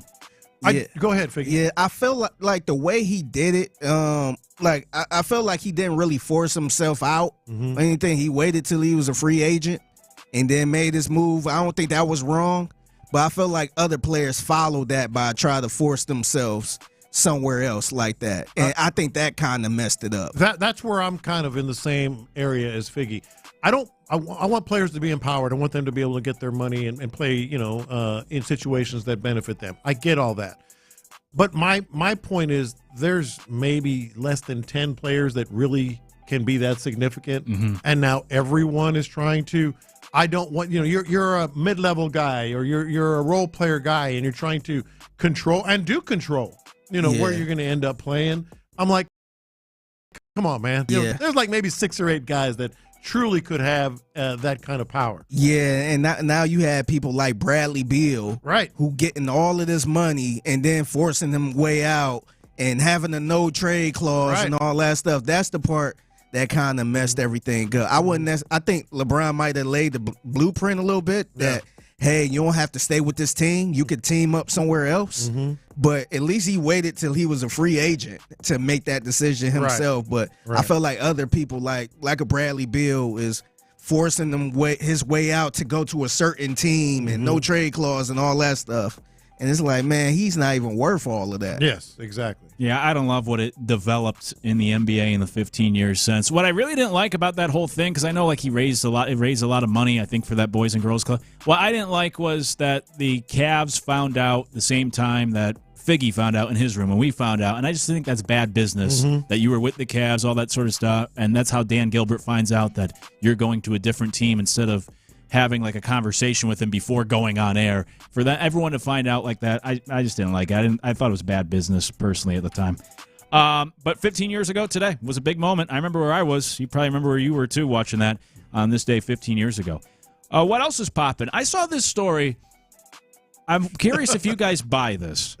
French Olympic fencer, I can't say, Yasora Thebes? Yeah, I don't know. Best guess.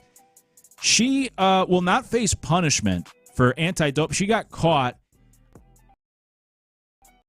for performance enhancers. However, she's not going to face any penalties because the Court of Appeals actually bought her explanation. And her explanation was that she got contaminated by kissing a former partner. That got her off. They said, you know what? We believe you that that's what happened, that you didn't take anything you weren't supposed to. Do we buy this story that she was only contaminated by kissing a former partner? Hell no. Hell no. Why did this work?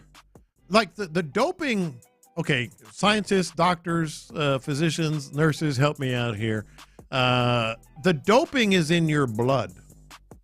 Kissing is saliva. Right. Somebody help me make sense of that. I don't get it. I have no idea how this worked. Urine, it's based, it reflects the blood. Yeah. And now it's saliva? I guess so. I'm going to be kissing everybody if I'm cheating. Yeah. Or they were just like really going at it, drawing blood. I don't know. I don't know what is going on. Bit each other tongue or something. Serious kissing right there. Yeah, aggressive kissing. We've heard so many excuses over the years. I think it was overtrained athlete syndrome. Remember that? Yeah, Gary Sheffield sounded like his trainer rubbed a cream on him. He didn't realize it was a steroid. Yeah. We've always heard these ridiculous stories. This might take the cake, that making out with a former partner. By the way, throwing the former partner under the bus, too. Yeah. Like, he's doping his ass off. Yeah. Right. I hope she don't have a significant other. I just kissed him. Yeah. I know. Yeah. Careful. Or is that what it takes? I'm going to start. I got to start making out more if that's going to give me more muscles here. And last thing here on What's Poppin'. We've talked about this a lot. I always refrain from name calling, but this guy, he's just becoming a loser. Rafael Devers now at the Giants. They've been trying to work him out at first base. This was the whole problem in Boston. Devers gets traded to San Francisco. He said, yeah, I'll play first base here. Well, now we get the story this week that he blew off a workout with Giants legend Will Clark to work a first base workout so he could get familiar with this position. I'm so tired of this. First it was Boston, now it's San Francisco. In Boston, he ghosted David Ortiz, who was trying to help him. Yeah. Now Will Clark in San Francisco. You talk about like player empowerment and entitlement and all this sort of stuff. It's just, like I said, I usually refrain from name calling, but Devers is just coming off like a complete loser in all of this, refusing to do what's best for the team, actually work hard, and just make his big payday, his big salary instead. I think the worst part of it is he not only, he didn't just tell him I don't want to do this, he stood him up. Yeah. Like the workout was scheduled and didn't show. That says something different to me. That tells me that, yes, like you said, loser and all that, but I think this is just a lazy dude. Yeah. I think this is just a lazy dude that wants to be a DH or third baseman, and that's it. Yeah, I think he's a problem. It looked like Boston made the right decision, man. Yeah. Because they could have easily said, let's not bring in Bregman because we have a third baseman and all that stuff. And why did they bring in Bregman? Yeah, right call by them. Mm-hmm. Also, Devers was just a bad third base. Like, he's putting up such a fight to stay at third base when you were a bad third baseman. Yeah. And now he won't even try first base. There's also something, too, like, not necessarily just respecting your elders, but those that did it before you and did it really well. And so when you ghost David Ortiz and you ghost Will Clark, like, you don't have all the answers. You might be a good baseball player, but these are guys that have been through it before, and it could be beneficial to spend some time with these legends. You're not Babe Ruth. You're not the be-all, end-all. Mm-hmm. But anyways, this story continues to frustrate me more and more with just how stupid he's acting. Speaking of baseball, the Astros, as we know, are having a great season. But is this great season actually a bad thing for your favorite players? We'll talk about that next in The Loop. We're 2 weeks.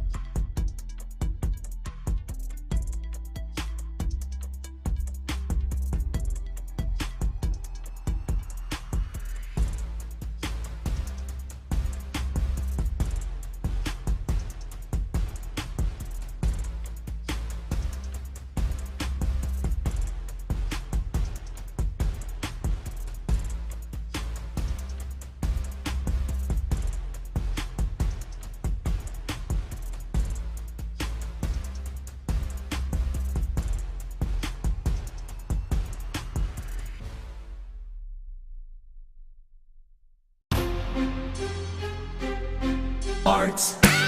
KILT FM HD2 Houston. Insider access, exclusive content. Sports Radio 610. The Texans play here. An Odyssey sports station. Sports Radio 610 presents In the Loop with John Lopez and Reggie Atatula.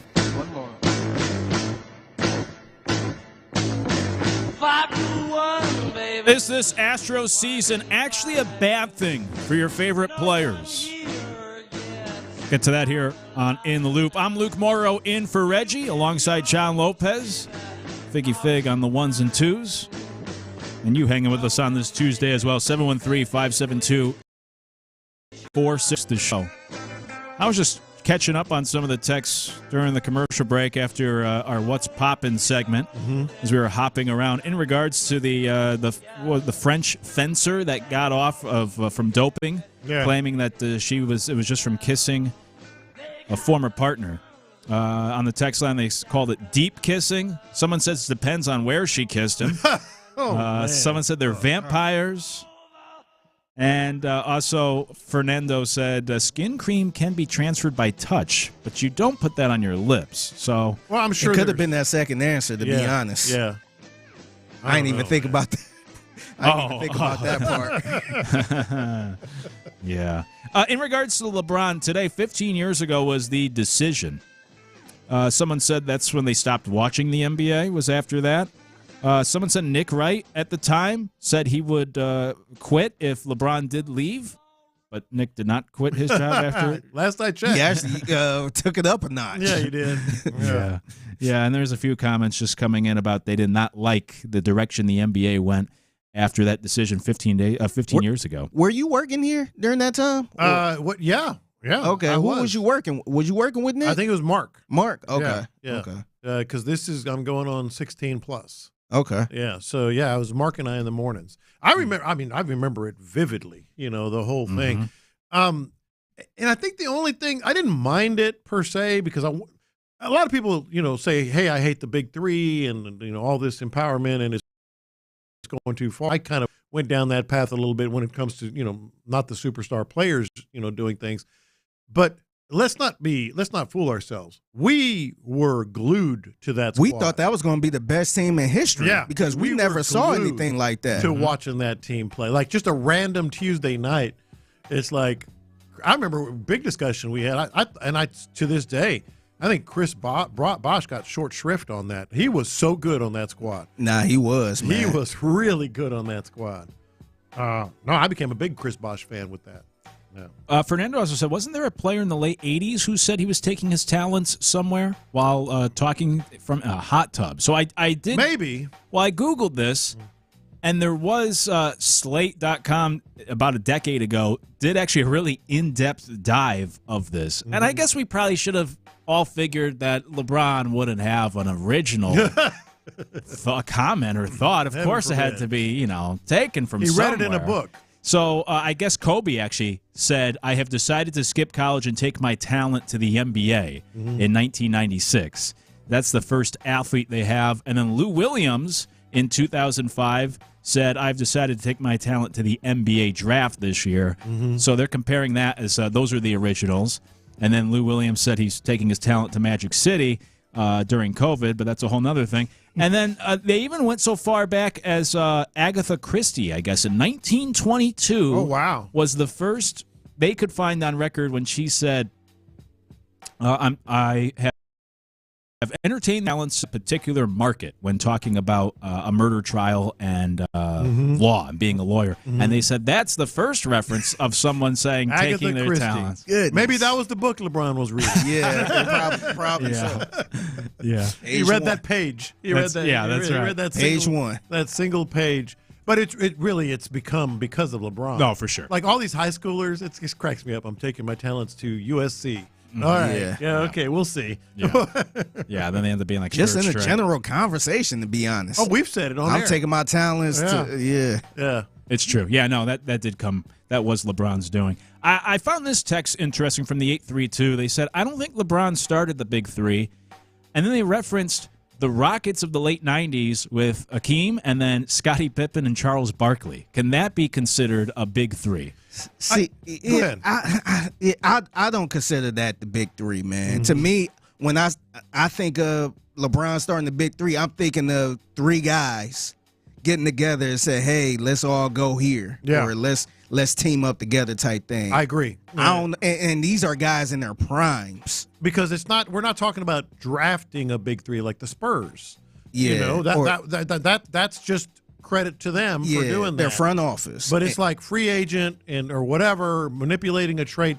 I truly believe that's what started the big three, and then everybody just followed because suit. people like to go to Boston too, say that was a big three, and I'm like, man, that's credit to the front office. Yeah, they've drafted them. They drafted Ron, but they also traded for Kevin Garnett, or I think they traded for him. They traded for both, if I remember correctly. And Ray Allen. I think Ray Allen and Garnett were two separate trades, if I remember. Yeah, that's credit to the front office right there. Yeah. I don't think Ray Allen and Kevin Garnett and Paul Pierce said, hey, let's, you know what, let's all get together. It wasn't player driven. Yeah, this was player. This was player because driven. there was nothing the Cavaliers could do about it. Yeah. Right, that's the difference for me, because we did get a text just now from the 860, what's up, Connecticut? And they said, I don't understand why Boston doesn't get any flack. It's always LeBron hate regardless of what he does. But yeah, that's the difference as you laid out, Figgy. The Heat was, player-driven. They made that happen, where the Celtics, maybe behind the scenes, there was some player conversations and Garnett saying, like, I'd love to team up with you, Paul, in Boston. But yeah, that was Danny Ainge pulling off trade, so that's a big difference. Now, it'd be different if LeBron got traded to the Heat. Then, it wouldn't be all on him. But he had the decision to sign back with Cleveland or go anywhere else. But he talked with Dwayne Wade, he talked to Chris Bosh. They decided who was going to take what money, all that stuff. Yeah, that was player-driven right there. For sure. 281 says, yes, it has to be the players choosing to play together. Otherwise, Bill Russell was part of a big six. Yeah. And I like this text from the 832. He said he was at a bar the night that the night of the decision. And that bar here in Houston said that if LeBron James chooses the Houston Rockets, they will pick up the tab for everybody in the bar. Free drinks for everyone in the bar. He said he spent over $100. Obviously, LeBron did not choose the Rockets, and he had to pay the tab at the end. He wasn't even on their list. I was about to say, what's the conversation? It was Cleveland, Miami, New York. Yes. I think the Knicks was in the conversation. They've been in the conversation from the beginning. Yeah. Yeah, wow. I did think he was going to go to the Knicks, though, because they were trying to tie in the whole Jay-Z thing, and he's a Yankees fan, always wearing the Yankees. I thought he was going to go to the Knicks. Yeah. They've been saying that every opportunity. That's always been a conversation. It still is a conversation. Now he's in his 40s. Yes. Can the Knicks get LeBron? It's always a talking point. And then the last thing on this, you could always text the show, 713-572-4610. I just found some of these interesting. Now I lost the text, so I can't credit you. But here it is from the 936. They said, "What do you think about Paul George saying that the Rockets should get Damian Lillard?" Now Lillard most likely will miss all, if not most, of this upcoming season. April, man. He's going to miss the whole season. So it would be beyond this year. I would probably say, honestly, I would say sure, why not? But it would have to be for next year. Right. Sign Jason Tatum too. Yeah, and the all Achilles team. Yeah, and plus, you're not really, paying him a lot of money anyway. He's getting paid. So if it's like for the minimum or something like that for maybe 2 years or something like that, if they could, I don't think he'd want to do that though. By the way, I found the teams that he was considering on the record: Cavaliers, LeBron, Nets. Knicks. That's right, because they was in New Jersey at the time. New Jersey Nets, Knicks, Miami Heat, L.A. Clippers, not the Lakers, and the Bulls. I do remember the Bulls now. I ain't remember the Bulls. Yeah, I do remember the Bulls. Quite a few teams. Because what I remember is he wants to take over from Michael Jordan and all that stuff. And the Clippers, not the Lakers. What was the Clippers doing during that time? That was almost what they call them, Lob City. What they call the Clippers then with Blake Griffin. That was shortly after. Same? It was shortly after. I don't know if it was quite 2010, but I remember going to one of those games. Yeah, it might have been around then because I went to one of those games in LA just to see them, and I think I went in 2012. So I don't know if Blake Griffin was there yet, Chris Paul, all those guys, but yeah, it was around that time. Those are the teams he visited. Oh, okay. Those 6 teams. What a time. Where were you the night of the decision, this day 15 years ago, 713-572-4610. And they did have Blake Griffin. That was his first year in the league. Eric Gordon was on that team as well. Oh, yeah. Dang. They should have gone there. Yeah. Could have got another free agent. Bosch would have been there, too. Yeah, that would have been interesting. Yeah. Would have been in L.A. 15 years earlier. Of course, Clippers are going to clip. Yeah, that's right. Somebody said, because I had mentioned before, I didn't like that everyone found out that decision in real time, just like all of us. Everyone in the league seemed to find out at the same time as us fans at home.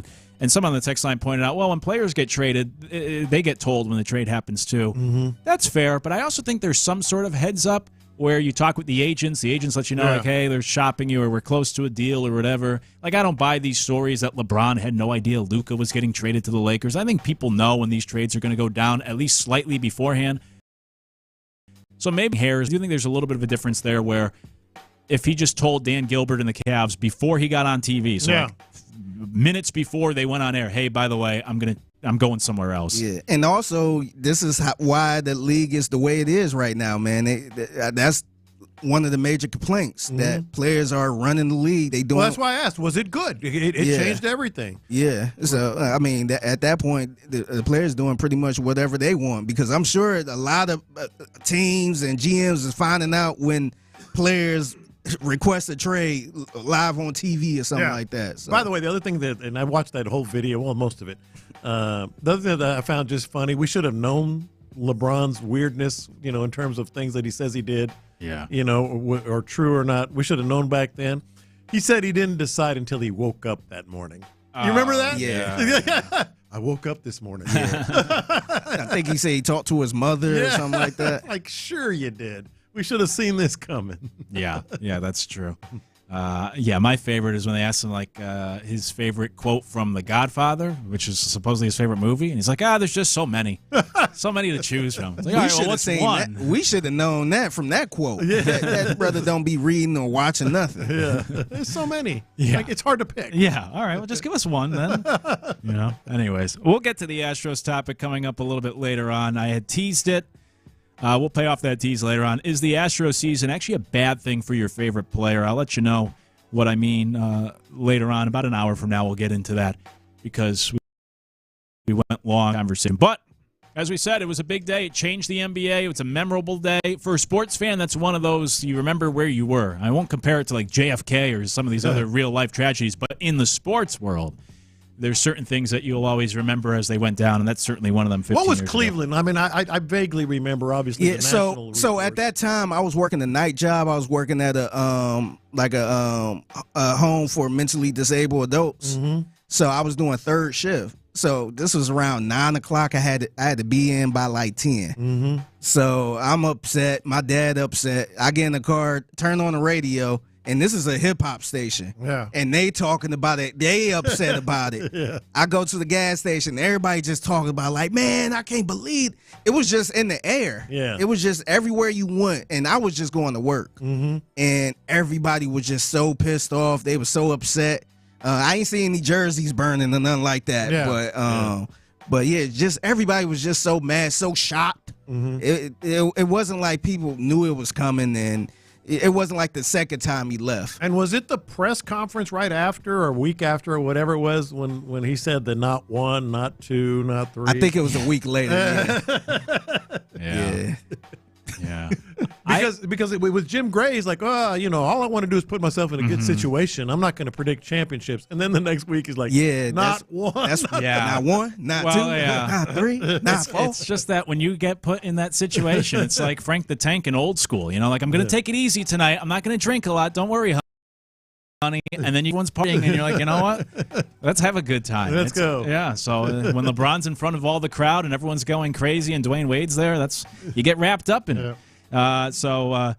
Anyways, 15 years ago today, that's what happened. I went to Cleveland actually weeks after that happened on a family trip, and I bought a shirt. I still have the shirt. I should wear it tomorrow, but it says the Lying King with a picture of LeBron. I bought it outside the stadium, and it says something else on the shirt that I can't say on air. He had a bunch of nicknames when he left. I heard Lagon. Somebody used to call him Lagon, LeBum, and all type of stuff, man. Yeah. I remember LeBum. Yeah, I remember even the news, like the news people during that time, man, they were just being that morning show, they were just being so nasty to him. They was just like, I don't even want to see his face. And remember, he had that big old banner in downtown Cleveland. They was tearing that down. Everybody like, yeah, Oh, yeah, I do remember that, yeah. Yeah, tear that stuff down. 972 said at the time the Dallas radio station made a song called Come to Dallas, LeBron, to try to get him at the time. And last one, 281 says, my where were you moment in sports was when I found out about Tiger Woods getting clubbed by his wife. Yeah, that's another one, too. I remember where I was when I heard about that story, too. Yeah. I was actually in line at Burger King and heard that story. That's another one for sure. Hey, like I said, we'll get to the Astros about an hour from now. But when we come back, time to get some stuff off our chest. It's time for Lunchtime Confessions. We'll do it next on In the Loop.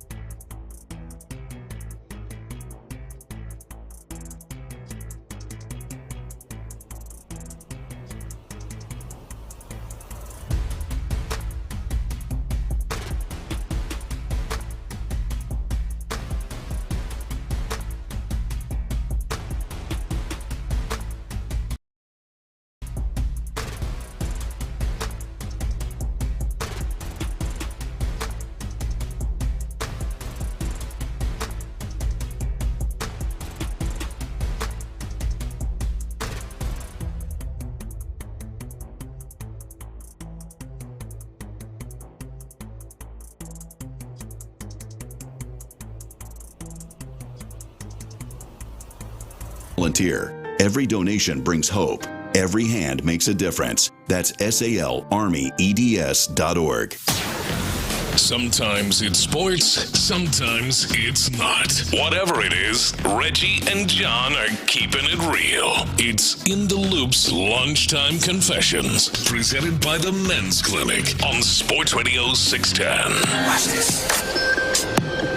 These are my confessions. Obviously, all's well that ends well, Luke. I suppose, because there's a second part to this confession that we're going to get to. But I saw Colton Gordon get hit in the face with a line drive live last night. I thought his face was going to be a mess. I thought his face would have exploded. Now, horrible visual, I know, I'm sorry. But he got hit square in the face, and in real time, I didn't know where. It ended up being in his forehead or near his hairline or whatever. But I didn't even want to look. I thought for sure. And the other thing I didn't know is the ball wasn't really, squared up. Mm-hmm. It was more of a broken bat liner. But it was still 9 miles per hour off the bat, according to Todd Callis, he said, well, it was only 79, which could have been worse. It absolutely could have been. But I don't care if it was 50. I mean, he got hit square in the face. I didn't even want to look. I thought that his face would have just gotten mashed and really, really ugly scene. But the other part of it, not only did he get hit in the forehead, he did a push-up, got up, got looked at by the athletic trainers, and then continued to pitch. Now, here's the second part that may or may not be good news for the Astros, whose medical staff and athletic training staff has pretty interesting record. Yeah. They kept him in the game. After the game, they announced that he's being watched or whatever, studied for a concussion. Mm-hmm. You kept him in the game after he took a line drive to the face? Yeah. It doesn't sound – it's not great because the medical team of the Astros is already so much under fire. Mm-hmm. And then you get the news that he's being evaluated, or we got the news after the game, evaluated for a concussion. And I saw somebody tweet that waking up to see the Astros medical team may have allowed a concussed pitcher to continue to pitch last night might not be a top 5 moment of failure for this medical team this season. That's the sad part. Yeah. Yeah. I didn't even think about that part. Yeah. And I'm thinking no big deal. They had worse things. And now he's being evaluated for concussion after, by the way, they left him in the game and he gave up the lead. He gave up the big runs. Yeah, that's the thing for me. It was always like different but somewhat similar. Whenever a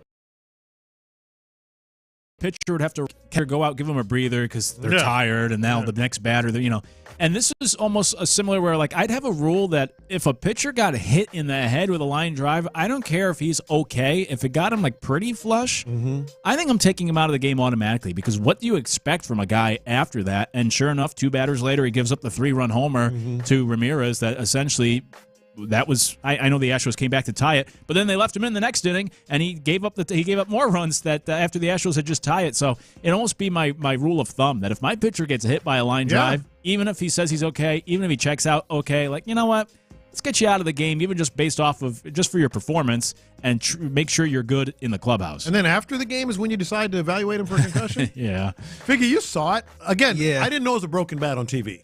But it was still 79 miles an hour, square to the head. Yeah, no, it was to the forehead, man.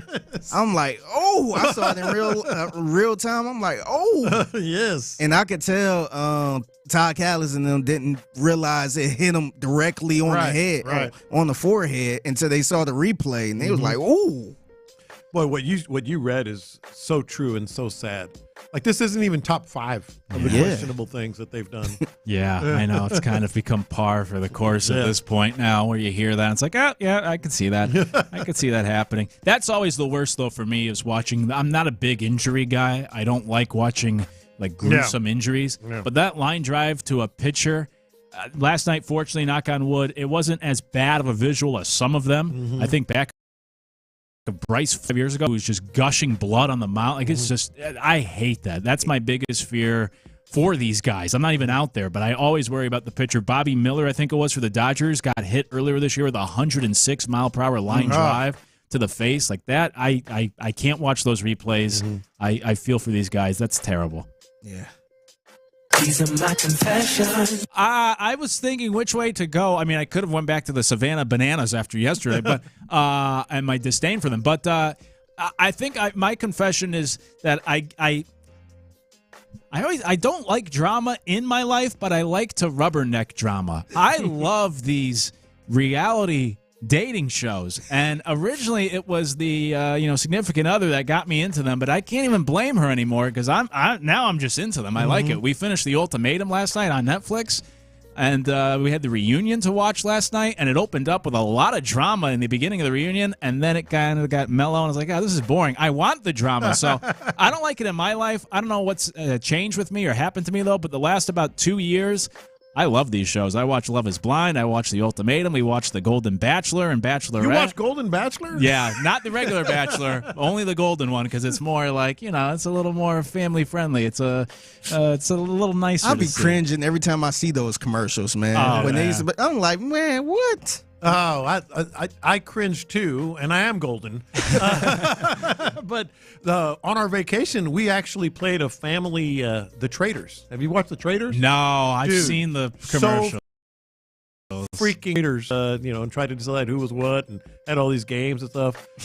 So that's about I think most people lie about not watching reality shows. And I think a lot of people don't even realize it is a reality show. I like so-and-so. Well, that's a reality show. Yeah. Well, reality air quotes. Yeah, of course. I really don't watch.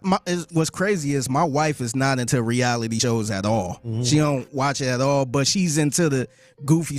To me, I look at this as a reality show, like shows like 911 and The Rookie and these cheesy fake drama type of shows that come on Fox and ABC. Yeah, that's the type of stuff that drive me nuts. I'm like, man, it ain't no real action in this, and it all looks so fake and unbelievable. Yeah, that's the thing. You guys referenced like the Golden Bachelor or those commercials. I cringe at the 911 commercials during NFL Sunday, and it's the most absurd thing. There's like a tsunami in New York City or something. Like it's always the most absurd. Yeah. Rob Lowe caves in someone's chest doing CPR. Like it's the most ridiculous stuff. And I'm like, who watches this show? It looks so absurd. It is. It is.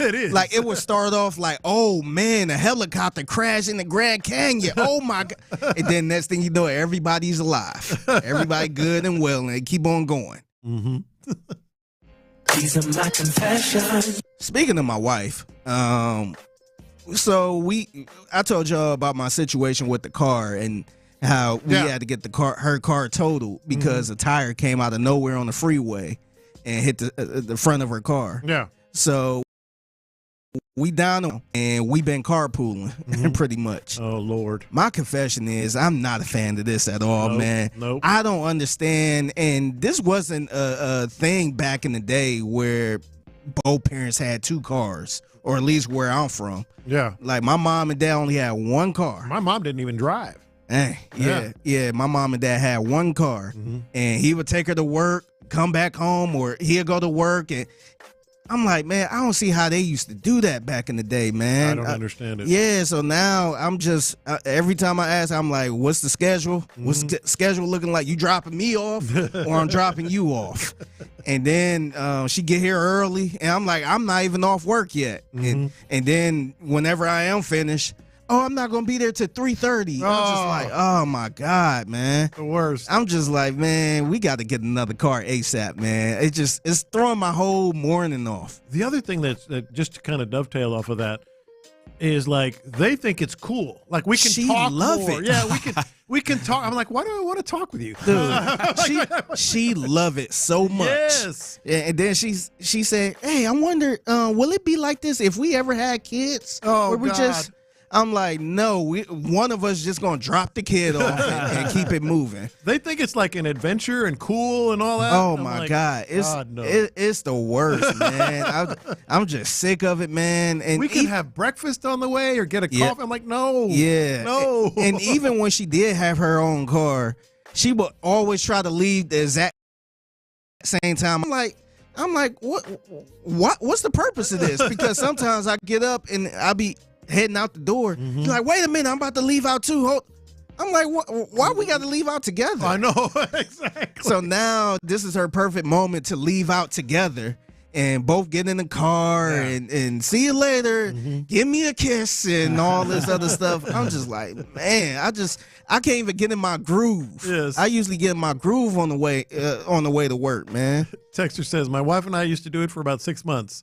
I need my me time. Yes, I need my me time, my music. I can't play the music I can play because my Bluetooth don't work. But now the music I try to listen to, she's talking over it. And then now why are you so quiet? I'm trying to want to be quiet. Yeah, I'm trying to get prepared for work. I got to get prepared mentally. Yes. Because I'm going to be talking for 4 hours. Yeah, that's right. Then you're not going to want to talk. You just talked for 4 hours. You're not going to want to talk in the car ride home. Why are you so quiet? What's wrong with you? I'm like, nothing's wrong. Yeah. These are my confessions. You guys know this. I'll take my occasional week here, week there of vacation. But I very rarely use all my days over the years. I'm going to start using more, at least one more for every week that I take. This year, I took a week off, and I took the following Monday off, just so I could have that decompression day, kind of gather myself, rest, whatever, catch up on stuff at the house before I have to come to work. Decompression day is solid gold. Solid gold. And it actually worked even more so for me because, as you can maybe tell, I got a little bit I left Houston, came back to Houston, and the allergies hit. So I had to I took a nap. I caught up on some stuff. So whenever I take a week off from now on, Figgy, add a day.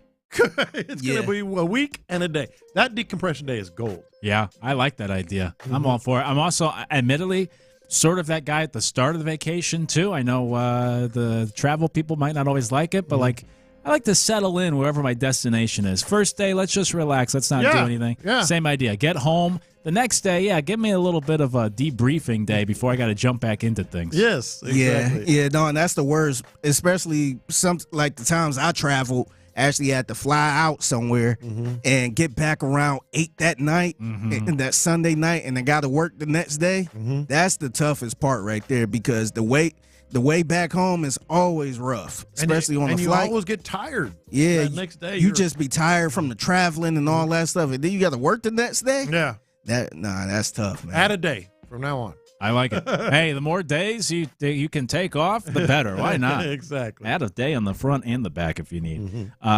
Those are our lunchtime confessions brought to you by the Men's Clinic every day here on In the Loop. Hey, coming up, the Texans' offensive line.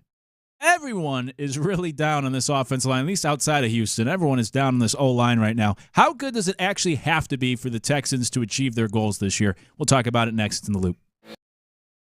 Sports listener, wow, you stepped up in a massive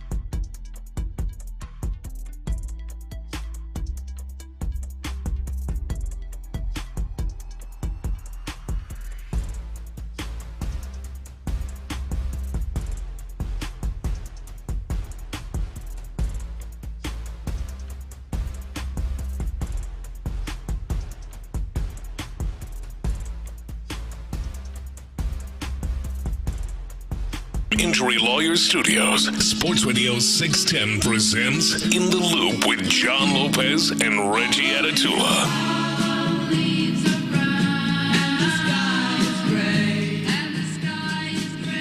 This is a bit of a callback to another time the three of us were together here on In the Loop. I didn't plan this one either. Yeah. I do have my band shirt on today, like most days. Pearl Jam today. So I did my part. It's In the Loop. I'm Luke Morrow in for Reggie alongside John Lopez and Figgy Fig on the steel wheels. You can text the show 74610. Everybody is down on this Texans offensive line, like really down. How good does it have to actually be in order for the Texans to have the season they'd like? I asked this because I saw Football Insights is the Twitter account. They put this together on Twitter last night. You can find it at FBall_insights. But it was a composite ranking from 4 different sources this offseason that did offensive line rankings. And the 4 sources, you might feel differently about them, but it's Warren Sharp from Sharp Football Analysis, you have Pro Football Focus, and then you have FTN, and you have Fantasy Points are the 4 sources. Mm-hmm. These 4 sources put together their offensive line rankings this offseason. So what Football Insights did was put together a composite to show the range of where these teams were ranked. For example, the Colts were ranked on these lists anywhere from 4 to 21, right? The Jets are anywhere from 9 to 24, so on and so forth. Only 3 teams were ranked exactly the same on all 4 lists. The Eagles, who were number 1 on all 4 lists, the Broncos, who were number 2 on all 4 lists, and then the Houston Texans, who were dead last, 32 on all 4 lists. Obviously, everyone very down on this offensive line, thinking it's the worst in the league right now. So they're last on every list. Yeah. Not really a surprise. And there have been other lists where I'm sure they're 30th. We over the course of the offseason have seen those. But are we underestimating just how good Cole Popovich and the entire offensive staff, has to be when it comes to this offensive line? Like we get that they're bringing in some big names, some Patriots guys. They've changed the system, etc. But if your offensive line is ranked last in every major, at least on this one, every major gauge, how much can you really do? I know it. I almost feel, though, like it almost makes me feel better in a weird way about the offensive line, that if everybody, it's one of those things like when you watch Sunday Night Football and everybody on the panel picks the same team to win, and you're like, oh, the other team's going to win, right? Because when you have that group think, it's usually the opposite. I almost feel something similar here of, is everybody underrating the group of players? Is this truly the worst offensive line room in the league? Mm-hmm. I mean, I don't think it's going to be great. Obviously, it wasn't great last year. They made some changes on paper. The talent might be worse this year than it was last year. But is this truly the worst? Did they just compile the worst group of offensive linemen this offseason in the entire league, to the point where everywhere you look, everybody is saying, oh, yeah, Texans, they have the worst offensive line. They're going to have the worst offensive line in the league this year. I think part of it is, not just Laremy Tunsil, but Shaq Mason. Mm-hmm. 2 guys, and Shaq was not having a great year by any stretch, but at least had been there, had been a starter, and, somewhat more respected than the guys you brought in. And Trent Brown and others are going to be respected, Cam Robinson, but certainly on the back end of their careers. So, I think part of it has to do with the subtraction as much as the addition. Yeah, that's fair. Certainly nationally, everyone is really locked into that Laremy Tunsil trade, and what a bad move. I mean, I compared it at the time we were together. I compared it to the Devers trade. Where outside, everyone's saying, like, how could you do this? But inside, you know a little bit more about your guys and your group than the national media or people outside of that locker room. I think certainly that's part of it, where everyone looks at that trade and thinks, like, man, what are the Texans doing? They just trade away their best offensive linemen, and they were already bad last year. They're going to be worse this year. But to get to your question, I think that has to be the answer about the coaching staff and the changes for Cole Popovich. My concern, though, is almost inside that building, are they overrating that subtle change, thinking that's all that needed to be done? You move some of the pieces on the offensive line, but it's not so much about the players. It's about the improvement we made in coaching. and they're really going to coach up this group, but the offensive line is going to be a lot better. I just worry that you're putting too much stock, the organization that is, putting too much stock in just sliding Cole Popovich over from, one chair to the next chair over. I am too. Let's not forget, Cole Popovich was on this staff last year, and certainly that was part of the, sort of the inner battle, the differences of opinion that they had, and they believed him enough, and he's got those connections. He's this Patriots, John Carroll guy, all that, so he's going to get the benefit of the doubt, I would guess, in some situations. But he's not a miracle worker, unless he is. I'm not saying they're going to be the one in the league. If they just get to the mid-level, it's going to be a wildly successful season, and he should earn some accolades. What I'm saying, though, is if you've lost, one of the best pass blocking tackles in the league, and another guard that admittedly was not playing well, but he was a starting guard that, was consistently there, and you're replacing them with guys that you still don't know. We still don't even know who's going to be playing where outside of Cam Robinson. For sure. I guess, they're going to have, obviously at center they're going to have Andrews, but maybe not. We don't even know who's going to be the starting five. I know. Mm-hmm. It's going to be into 2 weeks from today with training camp. Let's try to get some clarity on all this. But to get back to my question in the tease, where do the Texans need to be? I guess you kind of just answered it saying middle of the pack. Where do they need to be on this list? And for those that are in your car, you didn't see this, just to help you out, the Bengals are right ahead of the Texans. Then you have the Seahawks, Giants, Dolphins, Patriots, Browns, Saints, Jaguars. Stop me when you hear a really good team. Mm-hmm. They're not really down at the bottom of the list. Then you get towards the Steelers. We'll see about them this year. Cowboys, Titans. That's the bottom half of the list. Not a lot of great teams in there. Where do you think the Texans do need to be? I don't think this is the worst offensive line in the league. I certainly don't think it's going to be a top 5 offensive line in the league. But where do they need to settle in to be able to have the successful season and that turnaround that we're looking for? Well, obviously, the number one priority is protecting C.J. Stroud. But that's not the only priority. If you can be a good running, run blocking team, especially with a healthier Nick Chubb, I think the passing game opens up. So that's why I'm saying just middle of the pack. If they just get to the middle of the pack, Washington right now, it looks like they're about in the middle.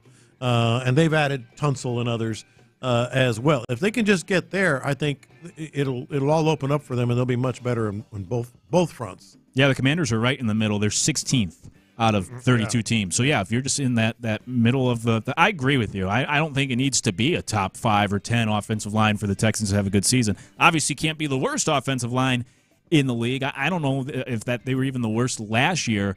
There were a couple teams that gave up more sacks. What I do find interesting is I've compared the Texans to the Bengals before with their offense, their setup.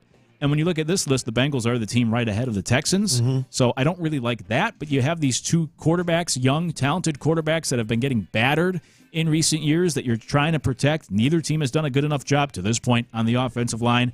And then when you look at the weapons, both teams have a really good number 1 wide receiver with Jamar Chase and Nico Collins here. And then you even have, you'd think, a number 2 receiver that could be really good. By the way, both named Higgins. So there's a lot of similarities to me between the Texans and the way the Bengals are designed offensively. But the Bengals are also one of those teams that people think is going to have the worst offensive line in the league, and they haven't been able to get it right in recent years. And you've seen it kind of catch up to Burrow and the Bengals, and last year the defense played a big role, but the Bengals missed the playoffs. I just worry that I don't want Stroud to become like Burrow, missing time, and I don't want the Texans to become like the Bengals. But the way this offense has been put together, Cincinnati's been trying to do, and it really hasn't worked out well enough. Well, and just ahead of them is Miami, and they've had their issues. I believe they're, 27th, something like that? 28th. 28th. So the Dolphins, Bengals, and Texans are the teams with, good quarterbacks that have just been battered. And that doesn't look like it, according to them anyway, that's going to change anytime soon. That's the worry, right? That he falls in line. This is what you're talking about. More with Tagovailoa and Burrow than some of these guys at the top of the list that have the good protection. Jalen Hurts, obviously, at the very top, but even Baker Mayfield. Yeah. At third overall, but the third best offensive line. If you can get, if you don't get the blocking that you need, you're going to be talking about him in the same breath as Burrow and Tagovailoa. Yeah, it comes down to the offensive line. Looking at this list, and again, this is just 4 sources. It's not gospel per se, but you look at the teams at the top that you just referenced. The Eagles, well, they're Super Bowl champs. The Broncos, they were a playoff team with a rookie quarterback last year. Baker Mayfield and the Buccaneers have been pretty good. Then 4th is the Lions. 5th is the Vikings. Those were the 2 teams that won the most games in the NFC last year. 6th is the Bills. They obviously had a good year last year. 7th is the Chargers. I know what the Texans did to them in the playoffs, but the Chargers made it to the playoffs. And so my point being, this is obvious stuff. We all know this, but the best teams in the league are the ones that usually have the good offensive lines, and the teams at the bottom of this list that struggle, teams like the Giants and the Patriots and the Browns and the Saints, those are the teams that have the bad offensive lines. So we know it's going to come down. We can talk about the weapons all we want, the 17th ranked running back according to Warren Sharp, all this stuff, but obviously we all know the linchpin is this offensive line, and it cannot perform like the 32nd best offensive line like everybody seems to think it is right now before we've started the season. Oh, well, and if it does, then everything, all our expectations are going to have to change. But it is interesting. Like, there's not a lot of deviation at the very top and the very bottom of this list. Most people agree on the best offensive lines in the league and the worst in the league. There's like Miami goes anywhere from 26 to 28, something like that. Right. Giants 26 or 7 to 31. So they're all consensus bad offensive lines, and at the very top, good. Now there's a big area in the middle there. Yeah. Where there's a lot of deviation. Like the Colts, I think you mentioned it, anywhere from 4th to 21st. Off best offensive line. So maybe if the Texans, there's opportunity there for all these offensive lines to not, they just don't know. But if the Texans can somehow get up into that middle, then all of a sudden things change. 972 on the text line says the offensive line is built on the word if. If Blake Fisher emerges, if Juice makes the transition, if Jake Andrews is an upgrade, if Titus makes transition, there's a lot of ifs on this offensive line. I've been saying it about the offense in general, like even the wide receivers, there's some ifs. If Christian Kirk stays healthy, if the rookies develop, I do think there are some questions on this offense that if they are all answered positively, you could have a really good offense. If they're answered negatively and these rookies don't pan out and Kirk does get injured and the offensive line's a mess. Yeah, and the 713 brings up a valid point, but I don't know how much better it would make anybody feel. He brought up how could it be worse? Yeah. I get it. It's hard to be a lot worse than they were last year, but that's not you're not looking for as good as last year. You have to reach another level, or else again you're going to start talking about C.J. Stroud in the same breath as Burrow and Tua. That's not where you want to be. No, certainly not. 504 said biggest issue at the offensive line is the Texans didn't go after any bigger names. We continue to go after mid-level guys rather than good to elite guys. Yeah, I've been saying that all offseason too, and I'm sure others as well, that I like the plan of moving on from certain players. I don't know if I loved some of the names they brought in. I would have liked some bigger names. I think we're all in agreement there. Texans are going to be okay. People have short memories. Yeah, maybe part of it, too, is obviously just what we saw last year. And so now you automatically think, like, no matter what they did this offseason, you just say, oh, yeah, this offensive line's lousy. But we'll see. That's why they play the games. It can't be the worst offensive line in the league, though. That's going to doom everything. Yeah. And according to these sources, that's how most people, national outlets that cover the NFL, view this offensive line right now. 346 said Texans offensive line will be the Astros of the NFL. I assume he means these names that aren't big names but overperform and surprise a lot of people with how good they are, which takes me to our next topic. Is this Astros season actually a bad thing for your favorite players? I'll explain what I mean when we come back. It's in the loop.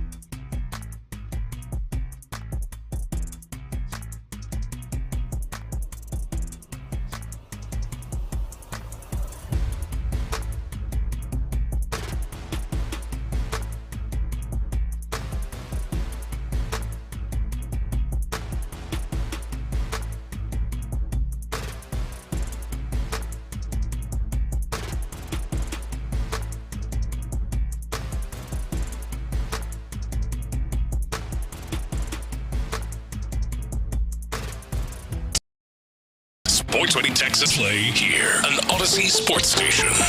Sports Radio 610 presents In the Loop with John Lopez and Reggie Atatula.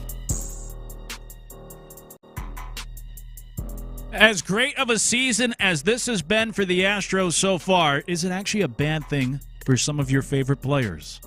Get to that here on In the Loop. I'm Luke Morrow in for Reggie alongside John Lopez and Figgy Fig on the other side of the glass. You can Text the show 713-572-4610. We opened up the show today talking about those Astros that even though they lost last night to the Guardians, obviously they're having a tremendous season within 2 games of the best record in Major League Baseball, despite having the most guys currently on the IL right now, and some of those being obviously some big names for this team. And in these conversations with the Astros, we always commend their ability to win with anybody in this lineup. No matter who they throw out there, they've had success. You bring in Zach Short this weekend against the Dodgers, a career 170 hitter. Has a great weekend, helps them win. Taylor Trammell hits a big home run last night to tie up the game. And we've been talking about this in recent weeks, but it's just that it's the culture, it's all these things about the Astros that just allow them to be successful year in, year out, despite the adversity. So as I was driving in today, it actually kind of dawned on me because I was listening to Seth and Sean talk about this idea of like, hey, it doesn't matter who we throw out there. They're going to have success. And it reminded me of, I watched, Netflix did a documentary last season. It came out at the start of this on the Red Sox last year, kind of like a Hard Knocks for baseball. And in the very opening scene, they talk about ownership saying, you know, we spend so much money here in Boston. But then we look around the league and we see the Braves, who did not spend a ton of money, won a World Series a couple years ago. Diamondbacks made it to a World Series without a top payroll. Even when the Rangers won, they were 9th in the payroll. They weren't top 5. This new trend, the Tampa Bay Rays made it to the World Series 5 years ago. They obviously have a small payroll. And the Red Sox owners, who usually have a high payroll, saying like, hey, if these other teams are winning with less, like, why are we spending so much money if we don't have to? Yeah. And now it's led to them. Devers has gone, so on and so forth. You look at the Astros. You get rid of Bregman and Kyle Tucker in the same offseason, and now you have, despite all these injuries, one of the best records in baseball with Taylor Trammell and Zach Short and all these other. And it got me thinking on the drive in today, as great of a season as this has been for the Astros, will we actually look back on it down the road next couple of seasons and say like, oh man, it was a fun year, but because of that year, you know, Fromber, they're not going to want to pay Fromber. He's going to be gone. They're not going to want to pay Pena. He's gone, because this idea of almost like, we can win with anybody, or we can win with, we don't have to spend that much money. We can win with somebody who's a little cheaper, a little lesser. It's interesting because it kind of ties in with one of the old coaching adages, usually football or basketball, where you have this problem child type player or underachieving or whatever it may be, and every coach thinks to themselves, well, I'll fix him. Yeah, right. You know, he'll be different when I get my hands on him. It's kind of in that same vein. Fromber, you know, we've already proved we can let a big-time pitcher walk and still have great pitching. You know, we proved with Kyle Tucker we can play a little hardball and not want to give up that big contract and still get out of it directly, in this case, Cam Smith. So I get the point, and I think in the Astros case, they haven't been wrong very often. No. They really haven't been wrong very often at all. I mean, Kikuchi last year, you know, they brought him in and sprinkled some pixie dust on him, and all of a sudden he's good. My only worry, and I think this is probably yours as well, there is a line. Of course. You know, there is a point where you can't just all of a sudden call the next guy up and he's, you know, good or even great. You know, there are only so many Okerts and, you know, other players out there that can somehow produce as soon as you call them up. But it's just so interesting because I haven't seen that line yet. No. Yeah, and it will get to that point if they choose to roll like this, because like the names Luke rattled off, the Braves, the Tampa Bay Rays, and I throw in the Guardians in there too. Yeah. You got the good moments where you didn't spend anything to get to a World Series or ALCS or something like that, and then you got the moments where the very next year you're probably close to the worst team in the league. Yeah, the Rangers are a good example. Yeah, so that part didn't happen yet, but I just think sometimes the things with those teams, that's a hit or miss thing, man. Yeah. That's actually a good point. Consistent, right? The Braves are bad this year. The Rangers have been bad since winning the World Series. The Guardians are bad now after last year. They were just in the ALCS last year. Yeah, so that's actually a good point that I didn't even notice. That, these teams have been inconsistent when trying to win more so on a budget. And the other thing is, I'm just looking at their depth chart right now, just scratching my head. I mean, some of these guys and what they're doing, and maybe we're sort of romanticizing it to a degree, because, Caratini had a big home run last night, but you don't want him playing first base. You don't want him, to be a consistent, player there. You can maybe get away with it. You can maybe get away with, Jose Altuve, the legendary one, in left field instead of second base, or having to play more second base now, or whatever it is. I just feel like there is going to be a line where all of a sudden you realize, all right, so we do have to end up paying someone here. Yeah, it could work out if you waiting on somebody injured to come back. Yeah, it's cool if they holding down the fort like this, but to think, we don't need this person, or Framber, he can walk, and we could just keep the ship going. And when it comes to Hunter Brown, are they going to choose to pay him, or they feel like, are they going to be feeling themselves too much where they could just call somebody from AAA and could just take over? Yeah. That's the part I kind of worry about, man, because, unless you are the Tampa Bay Rays, and did they win anything recently? I don't think they won anything. No. They always stayed in contention, but the time, man. Just open up that checkbook once in a while. For sure. That's what you want as a fan. And to be clear, I'm not saying they're going to become the Tampa Bay Rays and say, like, we'll just run Zach Short and Taylor Trammell out there, 162, we'll be fine. But just that idea of like, Jeremy Pena wants how much? Well, we already replaced Bregman and Correa, and we won without them. So, no, like, you go somewhere else, and we'll find somebody on a discount that we can bring in. Framber, you want how much? Well, we've already replaced pitcher X, Y, and Z, Cole, Verlander, so on and so forth. We keep winning. So just that some of those players, they don't need to break the bank for, because they've won with any iteration in the past decade. All these players that have gone elsewhere for the big paydays, they just keep winning. And this year of all years, you lose Bregman, you lose Tucker. People are down on the Astros. They have a bunch of injuries. They're one of the best teams in baseball. Yeah. And my fear, I guess, would be like almost becoming too arrogant. I always said this about the Patriots and Belichick, where they won those first few Super Bowls, and then he got rid of all of those defensive guys, Richard Seymour and Teddy Bruschi and Mike Vrabel, and he got rid of all of them, and Belichick made himself the defensive coordinator, and I almost felt like there was this arrogance that he felt, our defense will be fine with anybody. We don't need these players. And then they went through that stretch where they didn't win Super Bowls for a little while, and they developed new stars. But just that idea of, almost to a fault, thinking like, it doesn't matter who we put out there. It's about the culture. It's about the coaching. It's about the organization. We can win with whatever pieces we have. And that's not only the danger. I think that's what we should expect. They haven't. That's been their formula for 10 years. Yeah, no, that's the way. 10 years now. I don't see them changing anytime soon, to be honest. You look at that 2017 roster, they turned over pretty quickly, and we're still in the World Series in 2019, still won it again in 2022. Probably the best team in Astros history in baseball, one of the best in baseball history that didn't win a World Series in 19. Yeah. And they turned guys over. Charlie Morton, and just go down the list. So I don't expect them to do it any different, but there is going to be, and deservedly so. Yeah. There's some arrogance there. We can do this. Yeah, honestly, I hate to bring it up because I hope he stay at Astro forever, but I'm looking at Hunter Brown, man, because if he keep pitching like this, he gonna get he should get a next. Yeah, he should get a big payday. Yeah, and so I wonder, are they gonna do that with him, or are they just gonna say, hey, you've been with us from the beginning? The only time they've picked their spot and made a player a lifer was the greatest player in history for this organization. That's Altuve. Yeah. No one else. Yeah. Like no one else. They've deviated from that.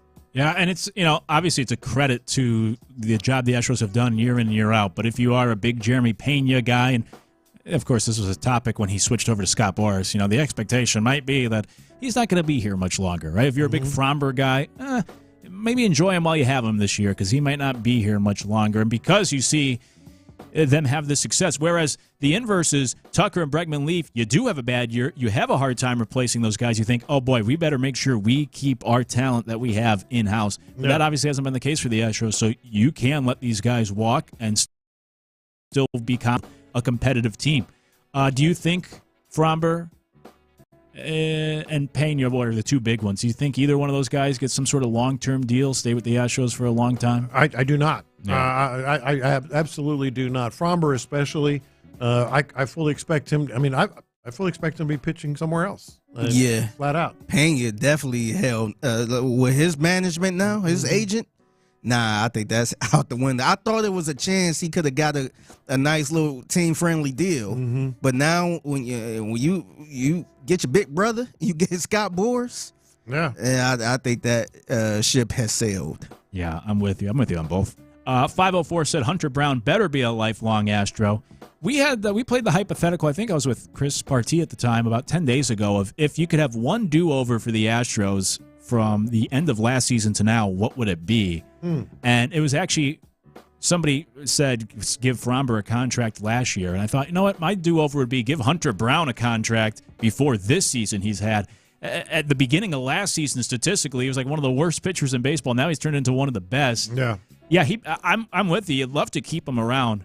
But even he's become obviously very pricey where, man, if you signed him, if you could somehow project what was coming down the road and sign him at this time of last year. Oh, it'd be a bargain. It'd be like Nico Collins. Yeah, you ain't got to work. Yeah, we wouldn't even be having this conversation right now. Yeah. Compared to what he's going to demand now, it's a big difference. But yeah, 504, of course, you hope Hunter Brown, you have that ace. You hope he sticks around for and of course, haven't been able to sprinkle that pixie dust is at first base.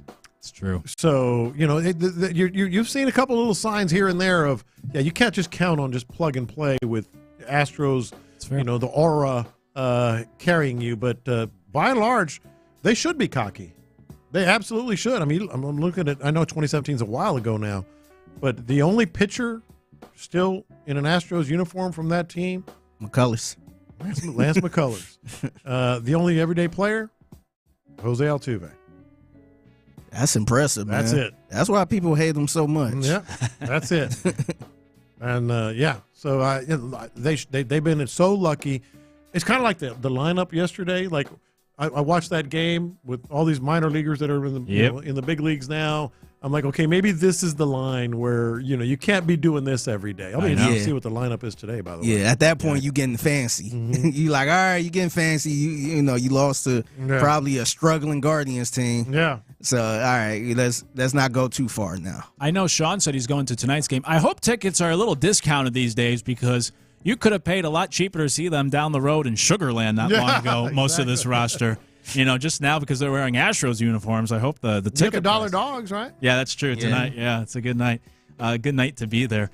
A few texts are coming in saying they understand the conversation, but we're acting like the Astros are the Tampa Bay Rays. They spend a lot of money, and they do. But I will also acknowledge last year they were third in payroll. This year they're seventh. Might not seem like a huge difference, $34 million from the payroll from last year to this year, which when you're spending $200 million, $34 million is a large portion. That's like 18% of your payroll that you cut off from last year to this year, somewhere around there, 15%. So no, of course they're not they're not operating like a small market team. We're not saying that. They do spend money. They're seventh in the league in payroll. They're spending $200 million on this team this year. But just they pick their spots. Yeah, right, exactly. It seemed like though with the people they not bring in, but the people they raise in this organization, where they become superstars. It's kind of like, man, we know he gonna ask for a lot of money, and the Astros ain't gonna pay it. They keep control as long as they can. Yeah, and they go to arbitration. So in the back of they let you go. Yeah, in the back of your mind, these certain players ain't gonna be here because it's gonna be too much money, and that's not how the Astros work. Now they'll go pay somebody else. They'll use some of that money and pay for a first baseman. Yeah. Seems like they don't mind spending money on the first baseman, but when it's hadn't like worked out. When it's like a Pena or Correa or Bregman, it seems like that's where it's like, man, we can't. Yeah, goodbye. Yeah. By the way, someone's asking, like, where are they spending the money? Yeah, you mentioned Jose Abreu. From what I see here, Jose Abreu is still $19.5 million for this year. So that's brutal. Yeah, that's spending a lot of money on first baseman. That's where some of the money's going. By the way, according to this is Spotrac or Spotrac, however you want to pronounce it. Ryan Presley's $5.5 million from the Astros, and Rafael Montero. Wow. 3 guys there that are not on this team that are getting paid a pretty good amount. So that's where some of the money's going towards. A couple of guys that maybe didn't work out and aren't here anymore. But yeah, it was just it's been a great year, obviously, for the Astros and everything they've handled. But if you're a Pena guy, if you're a Fromber, if you want to keep this team together, I just think the more they do this, the less it is for these guys to stay here for a long time.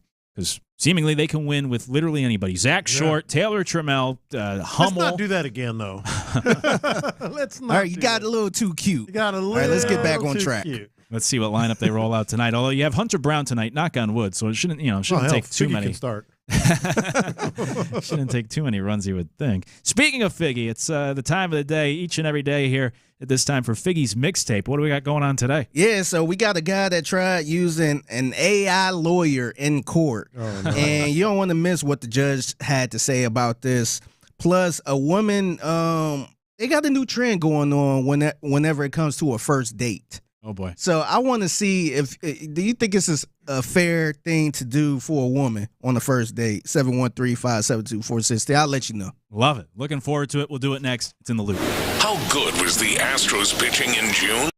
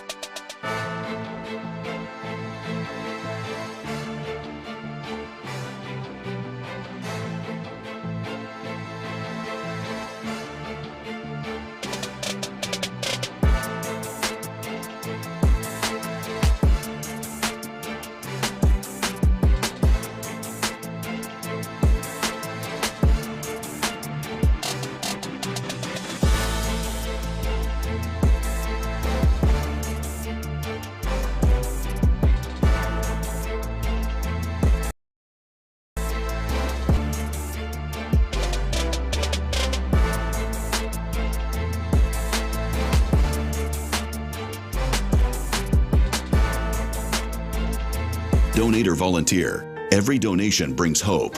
Every hand makes a difference. That's SALArmyEDS.org. Pass the aux cord and crank up the volume. Figgy Figs in the driver's seat. Sit back, relax, and enjoy the ride. It's time for Figgy's Mixtape on Sports Radio 610. Yes, it is Figgy's Mixtape in the loop, Sports Radio 610. It's your man Figgy Fig holding it down on a Tuesday. Happy Tuesday to everyone out there. So it's a guy by the name of Jerome DeWard, who is the founder of a startup company pretty much promoting AI legal tools. And AI is getting out of control now, man, the way people are trying to use it. And I think eventually this will be the normal.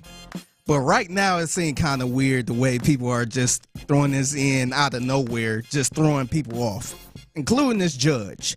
So he decided to use this AI attorney at a court hearing. Oh, Lord. And this is how it went. So the first voice you're about to hear is the AI voice. And then you're going to hear the judge. May it please the court. I come here today a humble pro se before a panel of 5 distinguished justices. Is this, hold on. Is that counsel for the case? That, I generated that. That is not a real person. Okay, it would have been nice to know that when you made your application. You did not tell me that, sir. I received the application. And you have appeared before this court and been able to testify verbally in the past. You have gone to my clerk's office and held verbal conversations with our staff for over 30 minutes. Okay? I don't appreciate being misled. You are not going to use this courtroom as a launch for your business, sir. So if you are able to shut that off. If you want to have oral argument time, you may stand up and give it to me.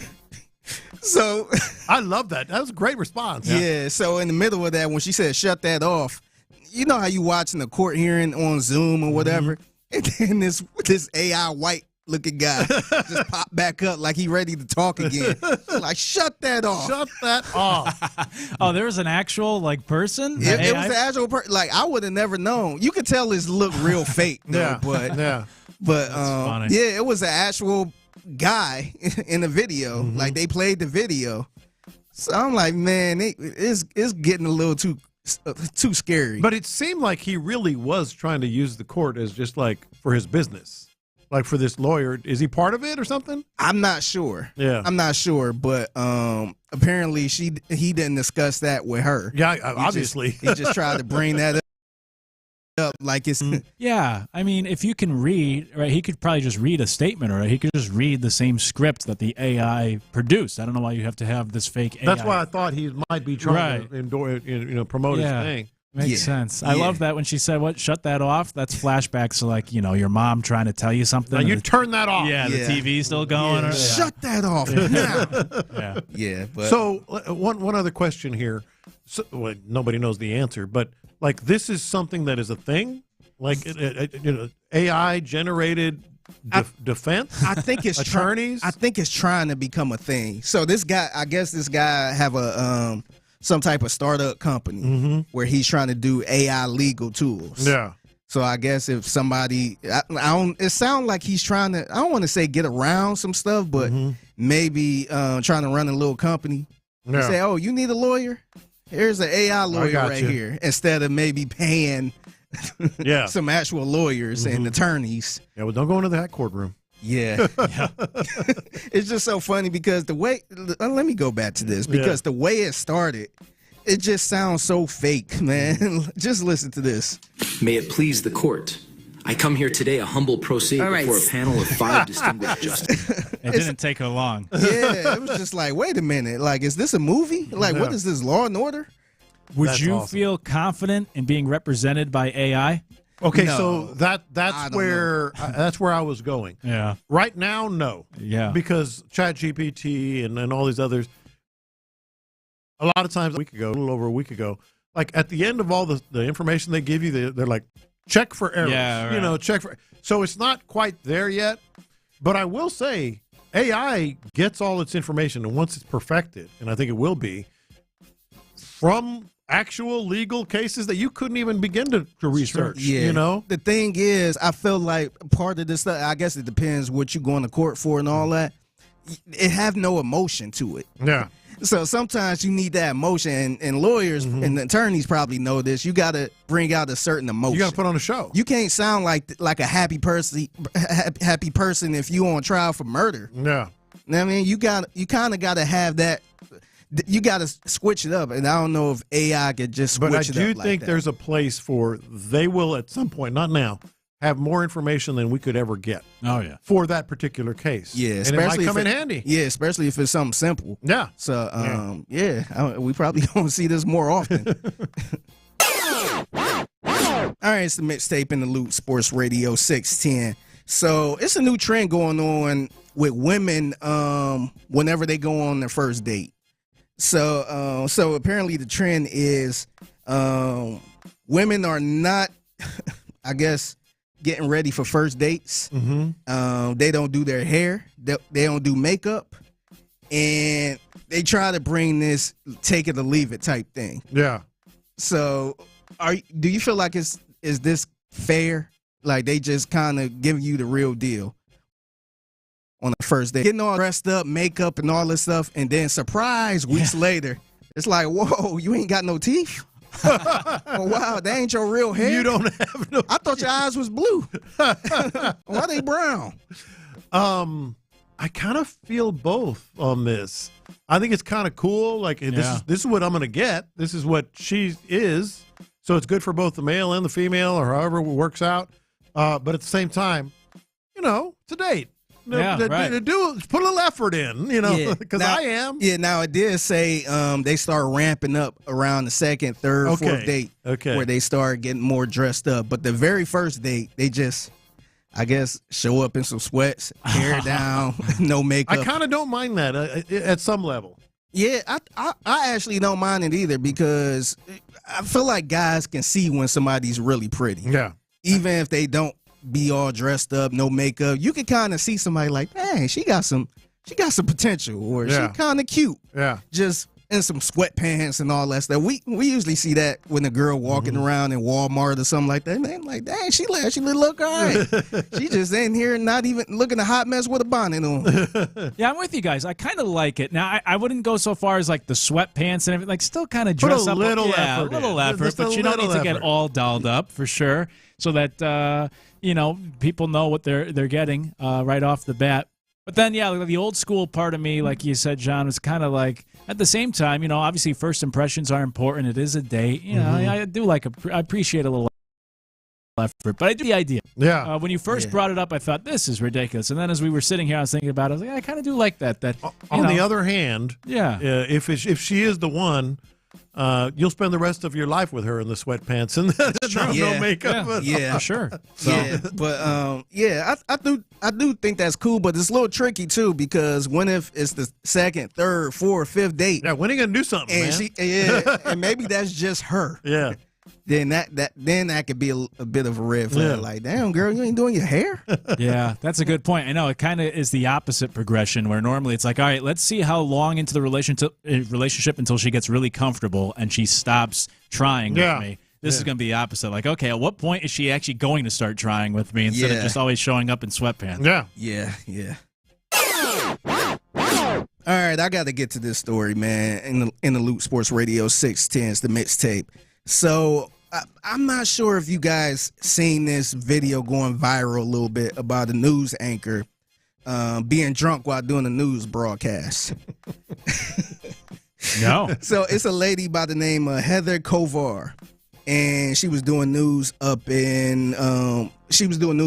WRGB, and I want to say this was in New York. And here is what she sounds like not drunk. This is Heather right here on a regular day, no drinking and all that stuff, doing a news broadcast. Good Saturday morning. I'm Heather Kovar. We have your day's top stories straight ahead. Right now, this is a live look over downtown Troy using our Freihofer Skycam network. Last Saturday of February out there. Let's get right over to meteorologist Craig Gold for that weekend. So you sound pretty normal, that right? sounds pretty much like a local, perky, happy early morning newscast. Yeah, nothing to see here right here. But now here's the video Heather Kovar that started going viral recently. That I want to say this happened a couple years ago, but this is her when she was a little bit drunk. Good afternoon. Like I was telling you this morning, if you watched us this morning, starting at 6 a.m., 7 a.m., I told you, you know what, today, what a beautiful day outside. It is just amazing. And so moving on tonight is we have to tell you also, you know, like other news that's happening in the area and across the, you know, the area in the nation. Let me tell you about this. A 4-year-old girl is actually dead. Another man is clinging to life. And we are just lucky. This weekend right here is so amazing. Meteorologist Craig Adams is right here with Craig Adams. Why did I say that? And of course, just like me, meteorologist Craig Gold is working a double shift. And so he's in, and we've been tracking this. Oh, wow. All right, you know, tonight for Saturday baseball, the New York Mets back in action in New York Series against their National League rival, Miami Marlins. You know how much we love the Mets and the Yankees. Good Lord. Man, that was bad. I had to look this up to make sure it was real. Mm-hmm. I'm like, is this like a skit or SNL skit or something like that? And she wouldn't stop. She's very fucky drunk. Yeah, so apparently this was very real, and I tried to do a little research to find out who it was and kind of what she was up to and what happened. And I ran across this YouTube story about just random anchors drunk. So they showed a couple other people, but they came to the story of her and kind of explained what happened that day. Admittedly, this case of on-air drunkenness isn't confirmed, as the newscaster in question later attributed her behavior to sleep deprivation while speaking with the Times-Union. Of course. Reportedly, Heather Kovar of Schenectady, New York's WRGB CBS 6 had just gotten back to work after time off following her father's death. She was scheduled to work back-to-back shifts that weekend, and that's when things went awry. Kovar showed up on air for the 6 p.m. Saturday broadcast slurring her words, going off on tangents, and even calling their meteorologist by the wrong name. Viewers took to X during and after Kovar's broadcast to voice their opinions. Some were sympathetic and concerned for her well-being, but others were less friendly. One wrote, "That's what exactly a hot mess looks like." Adding to the muddle, former NBC executive Mike Singleton wrote a series of tweets updating people on Kovar's situation. He claimed a producer at CBS disclosed to him that Kovar often showed up at work intoxicated, just never to the extent that it was noticeable on the air. Wow. CBS suspended Kovar following the incident, and she responded by opting not to renew her contract with them when it expired on July 31st of that year.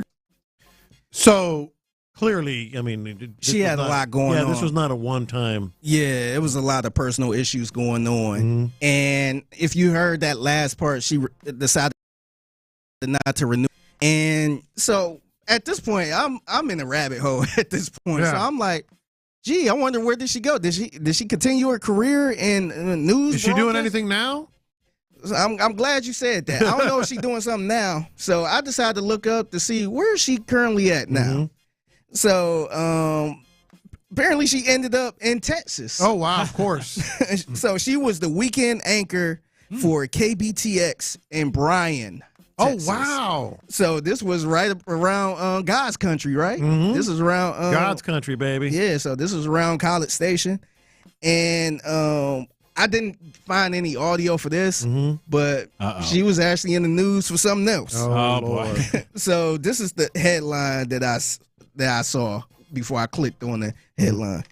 A TV news anchor in Texas was arrested on domestic violence charges after police said she broke her boyfriend's nose. Oh. And yes, it was her. Oh, man. It was her. So she was arrested on a Monday night in College Station. According to court reports or records, Kovar was drinking margaritas at a Mexican food restaurant where she got into an argument with her boyfriend over relationship issues they've been having. They went back to her apartment, which was across from Texas A&M. Of course. Where the Texas A&M Police Department said the fight turned physical. Kovar punched him 12 times in the face. 12 times? 12 times in the face, bit his left arm, and scratched the other arm, according to the court documents. He broke nose, and to the point the boyfriend had to barricade himself in the bathroom. Oh, man. So if I had to take a wild guess, I don't think she's in broadcasting right now at this moment. Yeah, she needs help. Yeah, seriously. She had a lot going on, and I feel like drinking is kind of the, I guess the main story. Yeah. In her life. Yeah, that turned into kind of a funny, whatever. There's an anchor that's drunk. That's going to be funny. To this woman is in a very dark place and needs help. Yeah. Yeah, they showed a little mug shot, and I'm just like, damn, man. Mm-hmm. I thought you were going to tell us there was a happy. It got worse. And I was going to say, we could get her in studio. She's not far from here. But no, never mind. At that point, I'm like, man, let me stop digging, man, before I see something else. Yeah, it's going to get worse. I did not expect to see this. Like I said, I thought it was just a random, funny anchor, just a little bit. How'd she end up in Bryan? I know you go from New York. We'll take her. Yeah. Doing weekends. Doing weekends in Bryan. Yeah. That's tough. That's a bit of a fall from grace. Yeah, crazy, man. And then it only got worse. Tough. That's Figgy's mixtape. I saw Rob send something on YouTube for you, Figgy, for a potential future mixtape. But if you have any ideas as well, send them to Figgy on Twitter, or you can always text the show, 713-572-4610. Somebody did say AI will never replace actual lawyers from 817. I mean, lawyers, maybe they can make up some sort of law that will keep them from being able to be replaced by AI. Who knows? Yeah, I think the small little traffic violations and stuff like that, I think that can help. Mm-hmm. But if my life is on the line and I'm looking at years in prison, now I need a physical person there representing me. I can't. You don't want any glitches. You lose your lose your Wi-Fi. Oh, sorry, Your Honor. I don't know why this video is playing. Your Honor, can you just hold on one second? My lawyer's been disconnected. I know I'm facing 25 to life, but just hold on while we get the computer together. Yeah, can we reset the router in here, please? Yeah, for real. Coming up, we'll catch up with the guys from the drive, and also tough loss for the Astros last night, but it's certainly a chance to bounce back tonight with the Hunter Brown on the mound. We'll talk about it, see if we have a lineup for tonight's game, get a little crosstalk as well. We'll do it next in the Loop. Weird.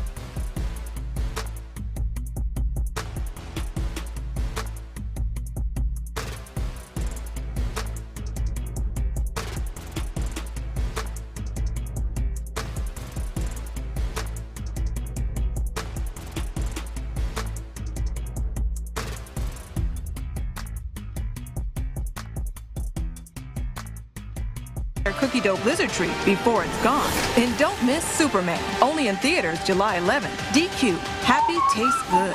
Only at participating locations. Thank you, Figgy. Live from the Mokaram Injury Lawyers Studios, Sports Radio 610 presents In the Loop with John Lopez and Reggie Atatula.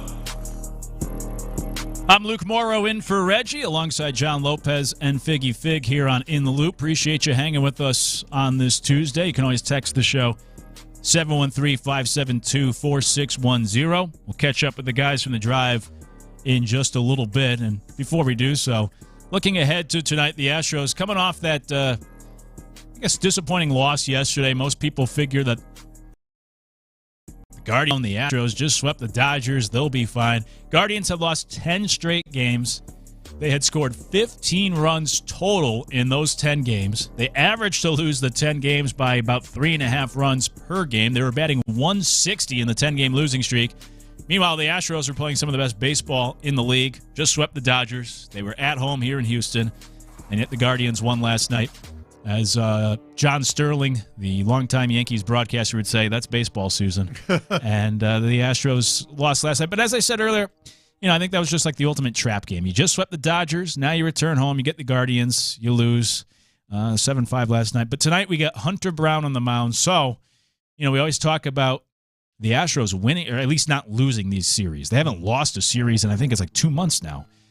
13 straight series without a series loss. They lost last night, but you get Hunter Brown tonight, give you a chance to get back in the win column here against the Guardians. Yeah, Hunter Brown, obviously you feel better, especially against a team that I think they'd lost 10 straight games. Mm-hmm. You were talking about a couple of weeks, and then they get theirs. But, last night, I'm looking forward to seeing what the lineup is today. Yeah. Because there's nothing you can do about, paternity leave. And I never have questioned anyone. You can go back to the Babygate days of the Oilers. I was taking the side of, that's your child. That's your first, only chance to be there for that child anyway. You do it. But, boy, the timing was just could have been a little better on things. Can't you just hold it for another week? Because top of everything else, now you have the paternity leave, which, again, you have to support, but just a lot of backups in there, a lot of minor leaguers in there. Yeah, there is right now. The 6 through 9 hitters of last night's order: Hummel, career 173 hitter; Trammell, career 163 hitter; Short, career 172 hitter, and then Corona making his big league debut, but he was a 228 hitter in AAA this year before getting the call up. That was half the lineup, and yet they still scored a handful of runs. They still did really well offensively against the Guardians. Yeah, I'm glad you brought up the Christian Walker thing, because I was going to mention that. Mm-hmm. I mentioned earlier, I referenced my drive-in, and on the drive-in, I was flipping around on stations just to make sure, we're not missing anything going on in the sports world. And on another station here in town, they were giving Christian Walker a hard time for taking time off. So I was going to ask you, but you just answered it, that you don't have any issue with these athletes taking paternity leave. No, you can't, and you don't, and I don't. That is your only chance to be there for the birth of that child.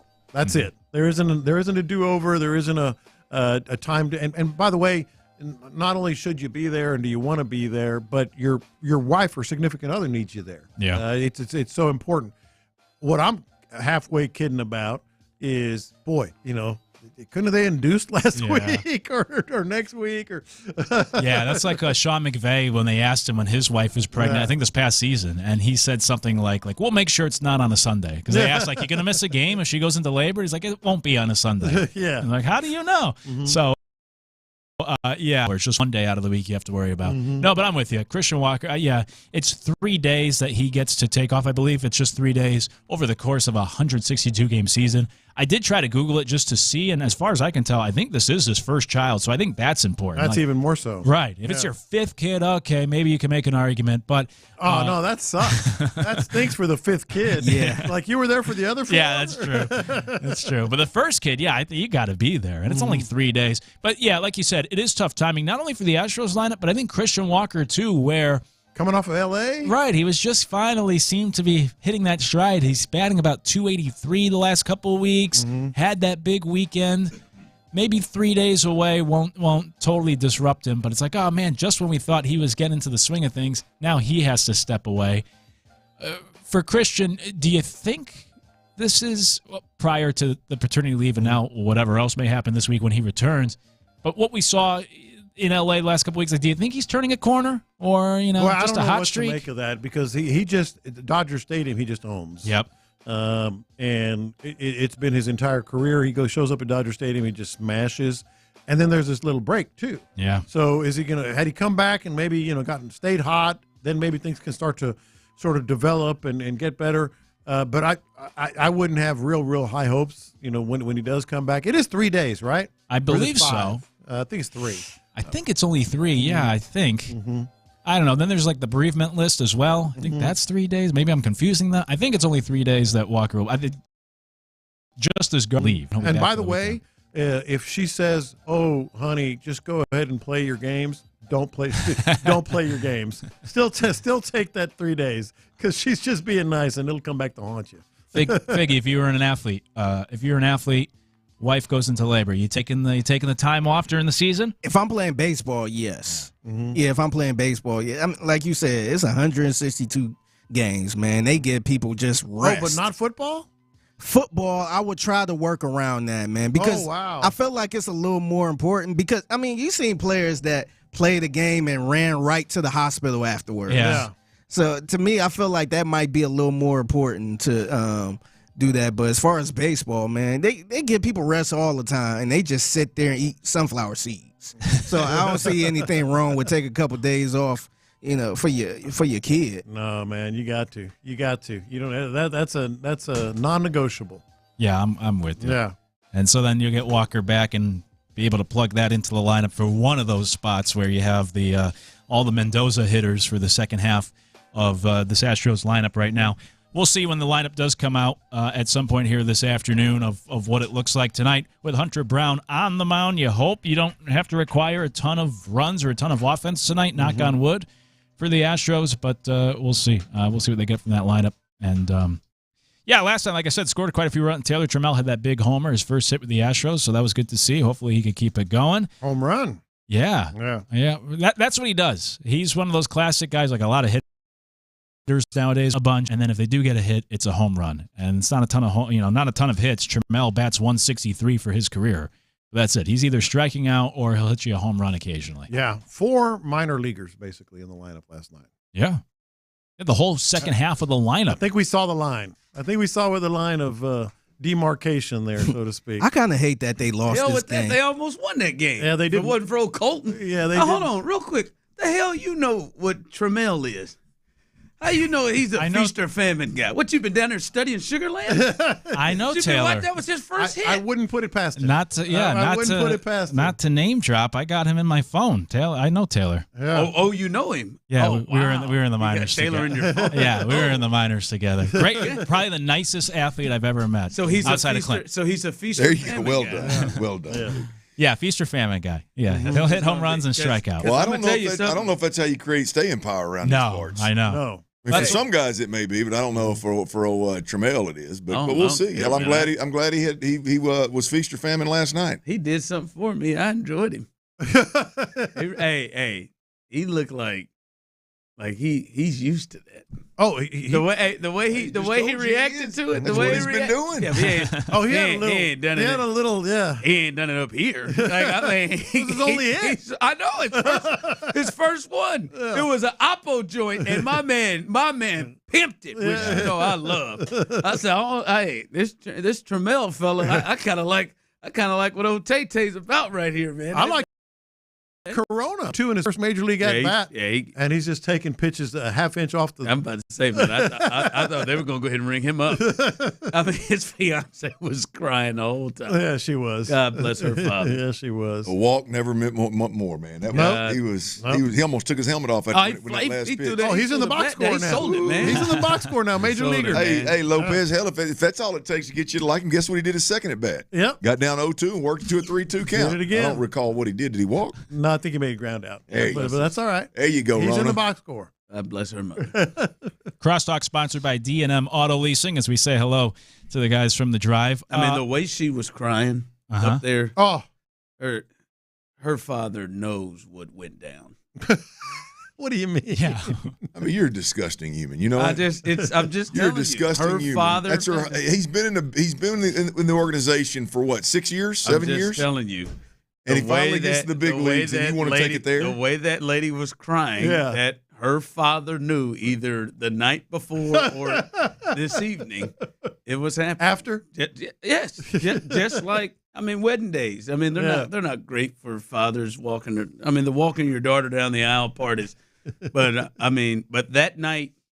It was next level? That night he knew, Clint. Yeah, it was next level. That night he knew. He knew he may have suspected. Yeah. But that night he knows what was going on. That may be the only night of my life where he was safe. That's right. Let's get it on, baby. I will never forget, I was live doing nights in Kansas City when the Astros won their first championship. Mm-hmm. And Carlos Correa and that woman, she came over that railing. Oh my God! And that kiss. Yeah. The first thing I said, God, that poor man. Her father knows that kiss. What's happening in the next few hours? You know, you're a sick human. You know, I'm dreading. The first thing you think about is the woman's dad. You're gonna be thinking about this when your girls get married. I'm dreading it. Well, we'll see if Corona's even in the lineup tonight after. He can make it. Yeah, I mean, look, hopefully he's in the lineup with some wobbly legs. Yeah. Ron tell him. Hopefully he's not the one. She may not make it. I was about to say, he's not the one. She's the one who.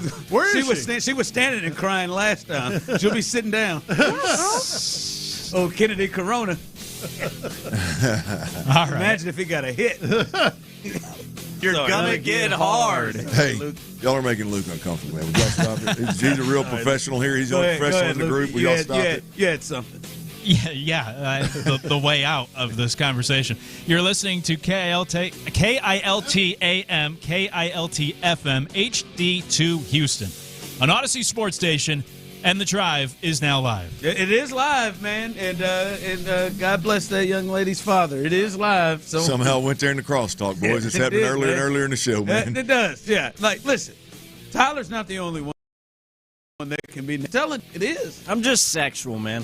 I know. Not necessarily nasty. I'm dreading it, man. There's just sometimes you can when you see excitement, and you as a man and as someone who's in a couple, you see how it's going down.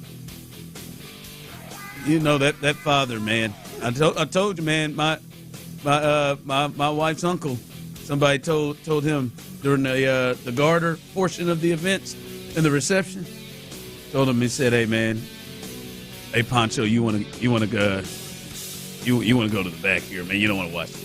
Said to the bar, Pops. Yeah, you don't want to watch this portion of it. You don't want to watch. You went in there and got that thing with your teeth, didn't you? I did. Set her down on that chair at that Justin Timberlake. Let me set the mood right going. The showman. I went right up that sucker. Someone said, my favorite position to watch. And Poncho's his nickname. Uncle Poncho said, "Hey, man, you don't want to watch this. Why don't you go to the bar? That's a good idea." But I'm just saying, man. It will not be a good night. But congratulations to him, man. He got on and did his thing. Showed out pretty well. He got stuck with that bad number. I know 47 is not where he would have wanted to go as a center fielder. He looks like he has got a little bit more flair than 47. 713-572-4610. YouTube and Twitch jump in. Who's the best number 47 you can think of? Who is a number 47 in any sport? That is a tough number. I got to believe there's an old footballer safety that wore it that really did it justice. I want to look at who is the best number 47. I ain't got one of them. I can't even think of anybody who wore number 47. I can only think of one, and it's because it was part of his nickname, the number 47. Who? AK? Andre Korolenko. Yeah, AK-47. That's good. You're right. Clint Mel Blunt. For the Steelers, Hall of Famer. There it is. Number 47. John Lynch. John Lynch. That's a good one. That's really good one. So you're right. That's two, Mel was a corner. He was a corner. Was he a corner? Yeah, but John was a. Was that John off the top of your head? I had to look. Was Mel like an undrafted free agent that went play with 5 teams before he made it, or did he choose 47? Yeah, I don't know. Corner wearing 47 with the Steelers in the 70s. That's it. I mean, maybe I don't know. He do seem like he may be somebody. He may be somebody to just give you. Here's a bad taste one for Houston. Howie Kendrick. Somebody chimed in with that. I got to believe Mel just came up to Hardway and didn't have a choice to pick a number at corner 47. Even if you don't care, that ain't it. Good God! Maybe Clint, he got up there and just was happy to get a number. Yeah, that's it. That's like when I got there. What, 5's available? Sure, I'll take it. There was 5's not 47, man. I mean, yeah, but I just what's whatever's the bad man. quarterback number you got to walk away from? Probably the one that ended up doing the most work in 14. That's not a bad one. Well, I mean, 11 was clean, 12 was clean. I wore them all. I would say 19, but then that is John, or what was it? Joe Montana slid into that 19 when he went to Kansas City. I remember. Was Johnny Unitas 19? Was Johnny Unitas 19? He might have been. Scott Mitchell was for some reason. That 19 comes to my mind with the Lions. Peyton was 18. Yeah. Phillip Rivers was 17, right? Ocho. Ron, how can you forget Andre Karolinko? Hell, easy. Andre Karolinko is an easy one to forget. Shoot. All right, it is a Tuesday. It is a Will Kunkel Tuesday, so the big Kunk will be with us. I'll be damned. The big Kunk. There he is. He's going to be. When's he coming in? He's coming in for an hour. He'll start with this next segment. And I'm betting Will is listening right now. He's probably got 47s all in his mind. I mean, Will probably has an obscure one. And then I bet he'll want to jump in on this conversation that I kind of want to start us into, because Clint, for years, Guy Jean is the one who really comes to mind on YouTube, who really has some issues at time with your assessment, thinking that a big next step for C.J. Stroud is the leadership portion. And that, as you've said, to you is maybe the biggest thing outside of the offensive line for you on this offense, maybe even on the team, but at least on this offense, is the growth factor of C.J. Stroud as a leader. It should be the biggest. We're talking about a guy you're fixing to commit $60+ million to a year, and you know, for another, he's going to be your guy for another 5 or 6 years, if not longer. I mean, so it should be the tops of every list out there of like, hey, if this happens, it's the best for the organization as a whole. Right now, if the offensive line was worth the damn, it would help. I mean, I get that point, but like the bigger picture for this organization and for all Texans fans long term is if C.J. Stroud becomes a guy that is the identity of the offense, and it doesn't matter what's going on around him, he's going to take control of it. That is ultimately the best place any team can be in as it pertains to their quarterback. I mean, I'm just going to go out on a limb and say Guy Jean's probably not a very coachable fellow. It's a differing opinion.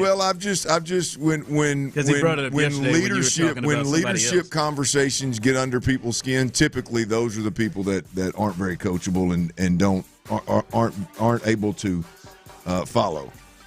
Typically unable. Anybody that minimizes the importance of leadership is that's interesting to me. But go ahead. I mean, Guy Jean, I love you, but damn. Well, I think he's not alone. There have been other people when we had these conversations. There's more Guy Jeans than not that have had issues with your assessment, your thought on that, and I'll be with us because I've agreed.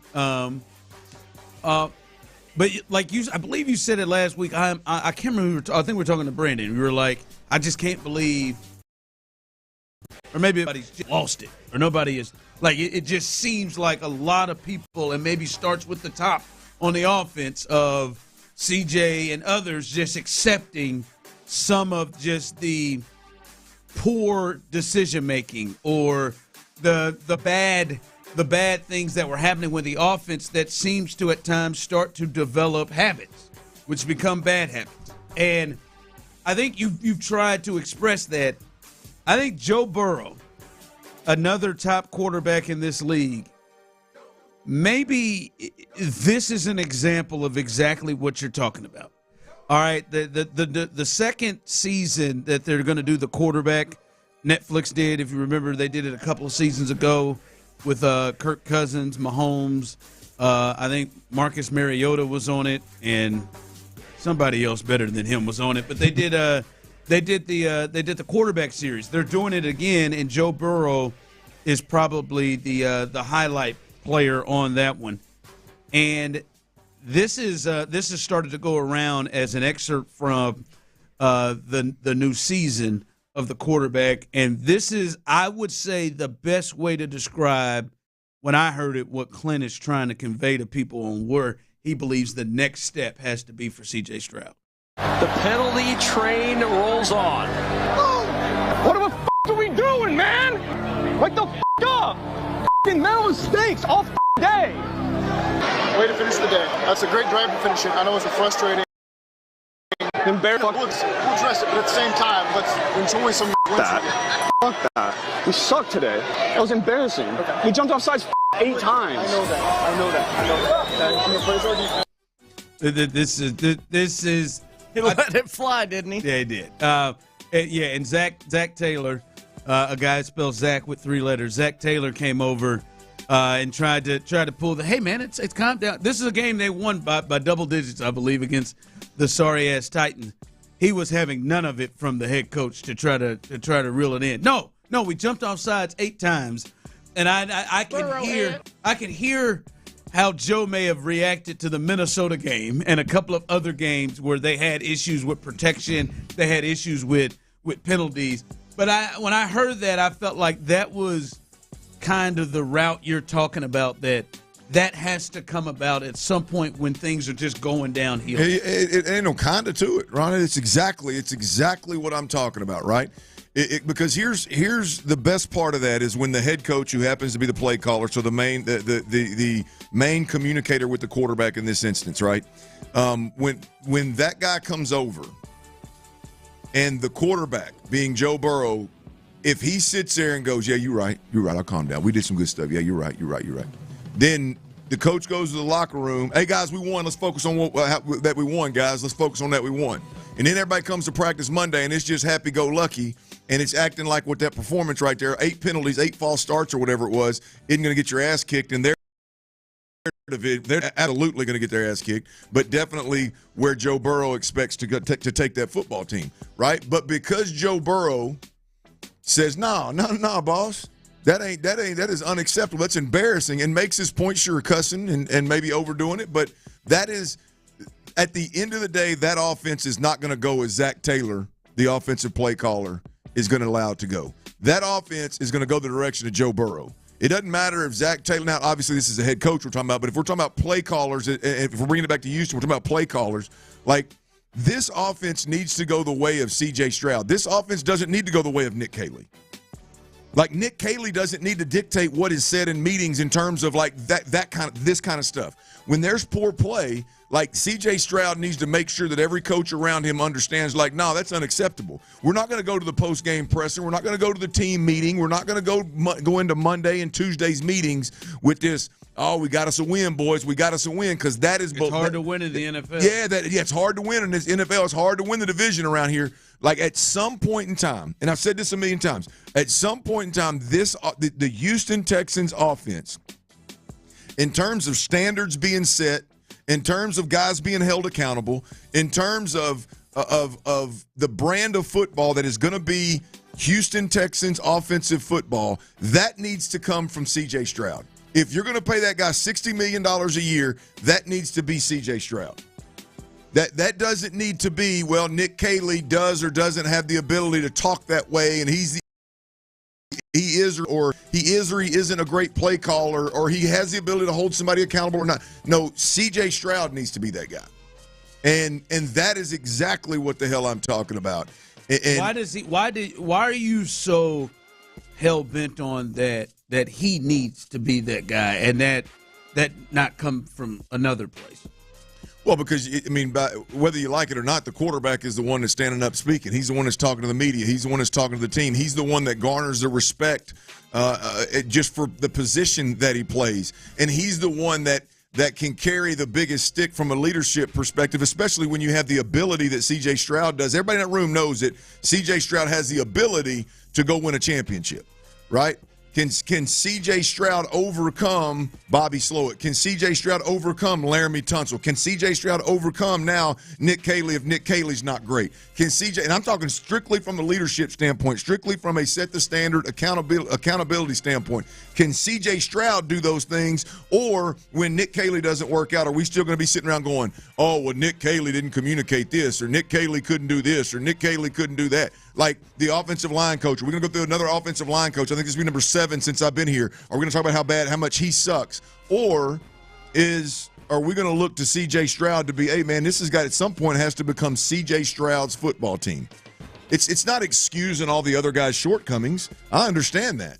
But when situations like that right there pop up, which there have been plenty since C.J. Stroud's been in Houston, and we've heard it. We go to the podium and thank the good Lord, and everybody's going to get better, and everything's fixable, and this and that. And instead of, no, man, that is completely unacceptable. Now, I'll say this. They're all fixable. I think D'Amico got there late last year. Yeah. I think D'Amico finally got there last year. He was like, nah, that ain't it. I know he got there at the post-game presser for the last game. I know his ass was there at that point because he let us all have it.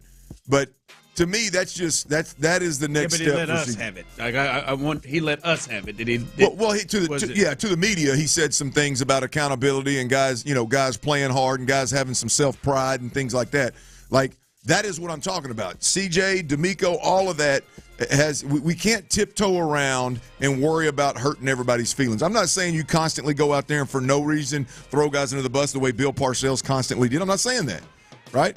I'm simply saying call a spade a spade. If that performance sucked and you just beat a pissy poor team, then don't walk out there and thanking everybody for the W. A couple of things from that. One, he it wasn't just to Zach Taylor. And in that audio, you can't see, but it was to everybody, the offensive line and everybody on the sideline. He walked off. It wasn't just, to the coach. He said it, what are we doing? This is embarrassing. He did it to everybody. So it wasn't just, hey, I'm just telling the coach, and he obviously let it be known to everybody there, and clearly he was steamed the whole way. The other part to it is, listen, there is a bit of a people's personalities. Yeah, sure, absolutely. And you go and you don't really want somebody to come out of their personality.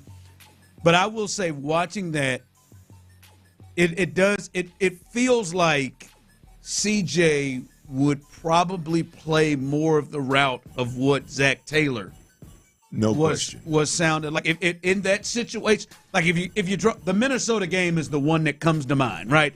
They had pressures, they had sacks. He was getting hit a lot, and then they had multiple false starts and offsides lined up.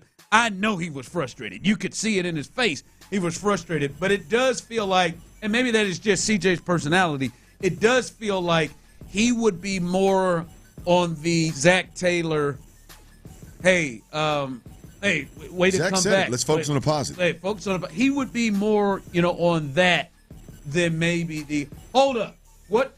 Like, we got to fix this. Mm-hmm. And I do think, one, it is year 3, going into year 3, and I've said this when we've had these conversations, he may still be growing into that and feeling that. I don't know if Burrow was that way immediately coming out.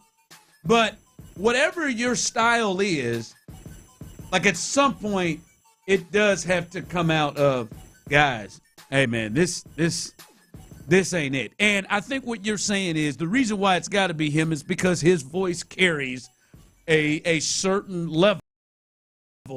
Are going to actually stop traffic and move on in a way that they may not do it if Laken Tomlinson or Titus Howard did it, or even Nico did. There ain't a player out there that even is remotely close to carrying the power that C.J. Stroud has in his voice. The key is you can't sit around and let the next offensive coordinator be that guy. That's the biggest point here, guys, is you can't, let's go 2 years. Let's take Mr. Positive approach here. Let's say Nick Caley blows it out of the water and everybody from New England that made him an assistant coach for 9 years, that's been talking about how good of a head coach or a play caller he's going to be, let's say they're all right.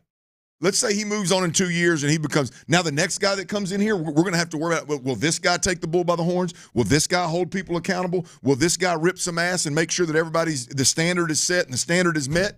Or is it, hey, moving forward, you got a $60 million quarterback and he's got that. Don't worry. The guy that gets hired to call plays, he just needs to be a good X's and O guy. Everything else, the quarterback guy. Because the reality is right now, nobody carries the power that C.J. Stroud does on the offensive side of the football. You got a hell of a head coach. D'Amico is an absolute beast from a head coach, from this leadership perspective. But there is a void because he is a defensive-minded head coach that he needs his quarterback. In my opinion, he needs his quarterback to be the guy that sets the standard, a guy that holds people accountable, a guy that when it ain't right, when all this stuff ain't right, it don't matter if you win or lose. We got to hold some people accountable to what the hell's going on around here. Yeah. Like that's got to come from CJ. And I disagree with the whole, well, some guys have a personality, some guys, if you're going to pay a guy $60 million a year, be that guy, and you're a defensive-minded head coach, your quarterback better find a way within his own personality to be that dude. All right, as we continue here, it is a Will Kunkel Tuesday. Will join us for the next hour as we discuss a lot of things. We'll get his thoughts a little bit if he sees this as an issue potentially for C.J. Stroud in this portion of his leadership. We'll discuss that as we continue right here live on The Drive. But before we get there, guys, as America's leading business lender, Bank of America.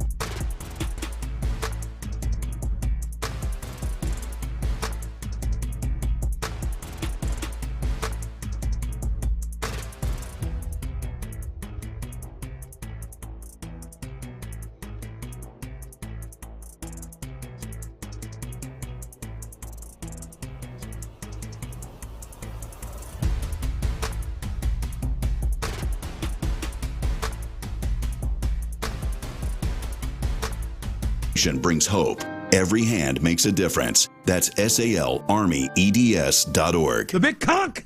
Live from the Mokaram Injury Lawyers Studios, Sports Radio 610 presents The Drive with Stoerner and Hughley.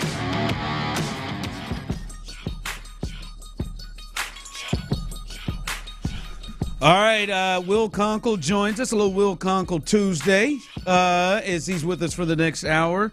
And if you know Will, man, he's a insider with the Texans. He's there all the time with the Astros. You hear us with comments. He's the one who gave us the where we were very, very proud of Joe Espada when he was asked, hey, so when do you expect Jeremy Payne to come back? I'm not gonna answer that. That's what he said. So I'm trying to do the best I can.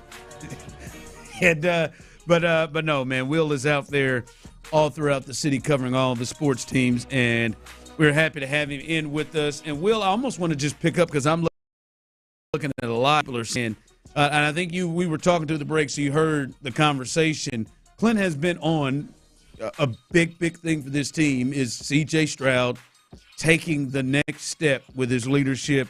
We played a cut of Joe Burrow having a similar situation that C.J. Stroud probably ran into many times. To be honest, Clint, I'm almost shocked that he just didn't lose it, but with how bad it was happening, how much he was getting hit, and how much pressure he was under. And now that we know the miscommunication and how far apart guys were within that offense, I am surprised that there wasn't a visual, because I see people texting it, well, how do you know he's not doing that? It's been a bit surprised that C.J. Stroud, at as much as he was getting drilled and getting hit and there were issues clearly of frustration, there'd have been a camera that picked up C.J. Stroud showing frustration, right, if that were to happen. But I know we've been discussing this. Well, let me respond. Go ahead and jump in. If the stories about Bobby Slowick are true, if C.J. Stroud were doing these things, it would have overflowed in a major way, like grabbed him by his polo, on the sideline. Yeah. If the stories we're hearing about how bad it was offensively, like there's about 8 guys that should have grabbed Bobby Slowick by the polo and lifted his feet up off the ground.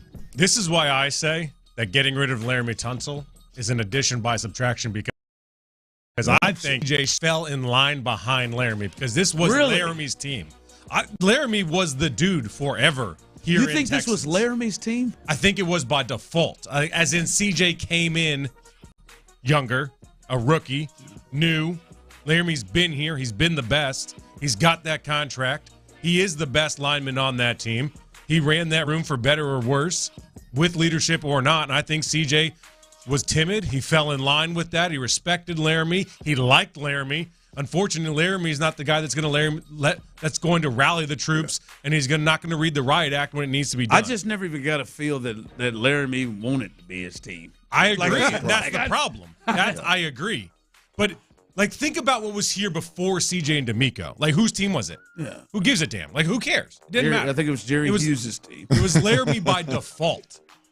When you're on a bad team, the best player, it's always their team. Just the way it goes, right? It's always the shortstop. Well, look, we talk team all we want. We're talking offensively here, and there is no doubt about it. The highest paid player on the team, the guy that the coach is out there stroking in the media, the guy that is one of the best in the league and is revered as one of the best in the league, and then that guy is, whether you like it or not, and fair or foul, that guy is. I do think he's an alpha. I just don't think he cares enough to be a guy that's going to do anything and everything it takes to win a championship. You're talking about CJ. No, I'm talking about Laremy Tunsil. Okay, I think Laremy Tunsil is going to do everything that Laremy Tunsil needs to do and can do for him to be one of the best in the league. I think that Laremy Tunsil has any interest whatsoever ultimately at going above and beyond to make those guys around him better, or to be pissed off when your offensive line unit can't run the ball, or to be pissed off when your offensive line unit can't pass protect. That should have been enough. Laremy Tunsil we should have heard from him weekly last year about how we were going to fix this thing. This is unacceptable. Trent Williams would have been ripping people's heads off in the building, right? So that, I agree with you wholeheartedly. To expect C.J. Stroud in his first 2 years with Laremy Tunsil in the building, with Kenyon Green running laps for false starts, but nobody makes Laremy Tunsil, run laps for false starts when he does it in the game multiple times. CJ can't do though. That is a D'Amico problem. CJ Stroud it's unfair to expect him to do anything. But now that he's out of the building, to your point, I think your point's very valid. Now that he's out of the building, there's a void. Somebody can take over this offensive unit, and it needs to be 7. The fact that this is going to come off as bitter as a media member. It's not, I swear to God, I promise you. The fact that Laremy Tunsil refuses to go on camera and talk to the media says everything you need. He let everybody else answer the questions. A leader gets up and takes the questions, takes the shrapnel, and goes down swinging, goes down protecting his dudes. That's not what Laremy did. Yep. Laremy refused to talk to the media. That's it. That's the bottom line. You don't talk to media for us. You do it for your teammates. You do it for your dudes next to you. That's why you do it. When you leave the clubhouse or locker room early, guess what? Everyone else has to answer, where's Laremy? Where's Joe? And so. Now they got to take that BS. Text line coming through. These are back-to-back texts. This take by Clint will always be stupid to me, then followed by Clint is spot on here. CJ's got to find his inner mother effer to speak up harder on this offense. I'll be honest with you. I'll make it personal. There is like, I don't know how anybody whatsoever that's ever played team sports and has ever even had a discussion about leadership looks at that point that just in its shortest form, simplest form of there's a void offensively from a leadership perspective, and CJ Stroud needs to be that guy. Like, how can that be a stupid take?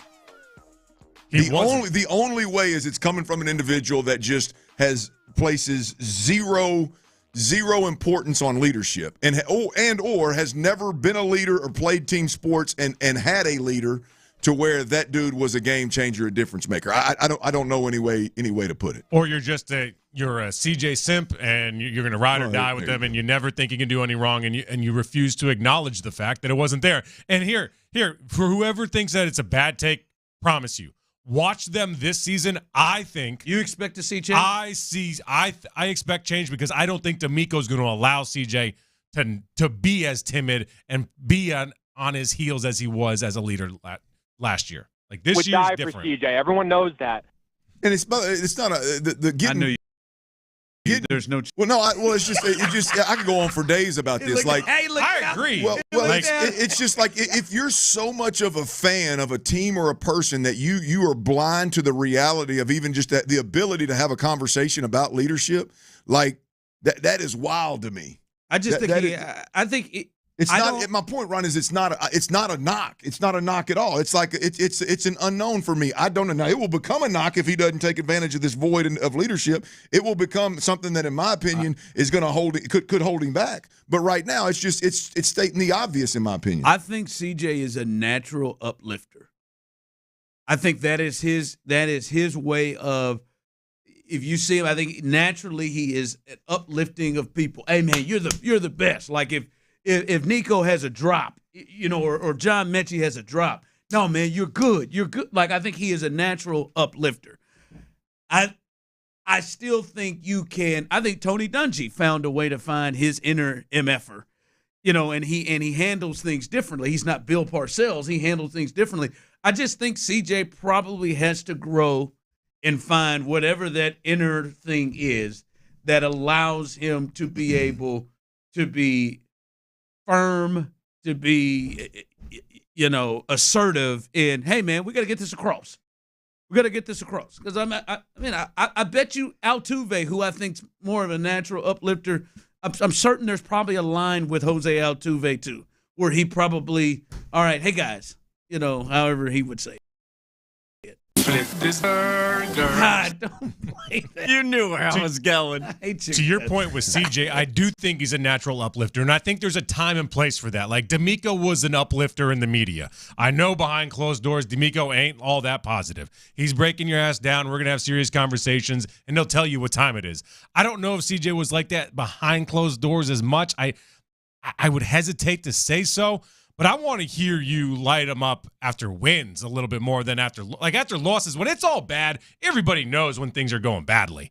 Not everybody understands where you need to improve when you're winning. That's when you need the accountability the most, because you can win and not play well, and if you start relying on those bad habits while you're winning, that's your biggest problem. That's when you get in real big trouble. All right, let's move to the best team in baseball. Is that? Best organization. Is that who the Astros are? All right, Will's already separated it. We'll discuss that coming up next. All right, y'all, power outages, they can happen at any time, man. Look, around these parts, we've had extreme.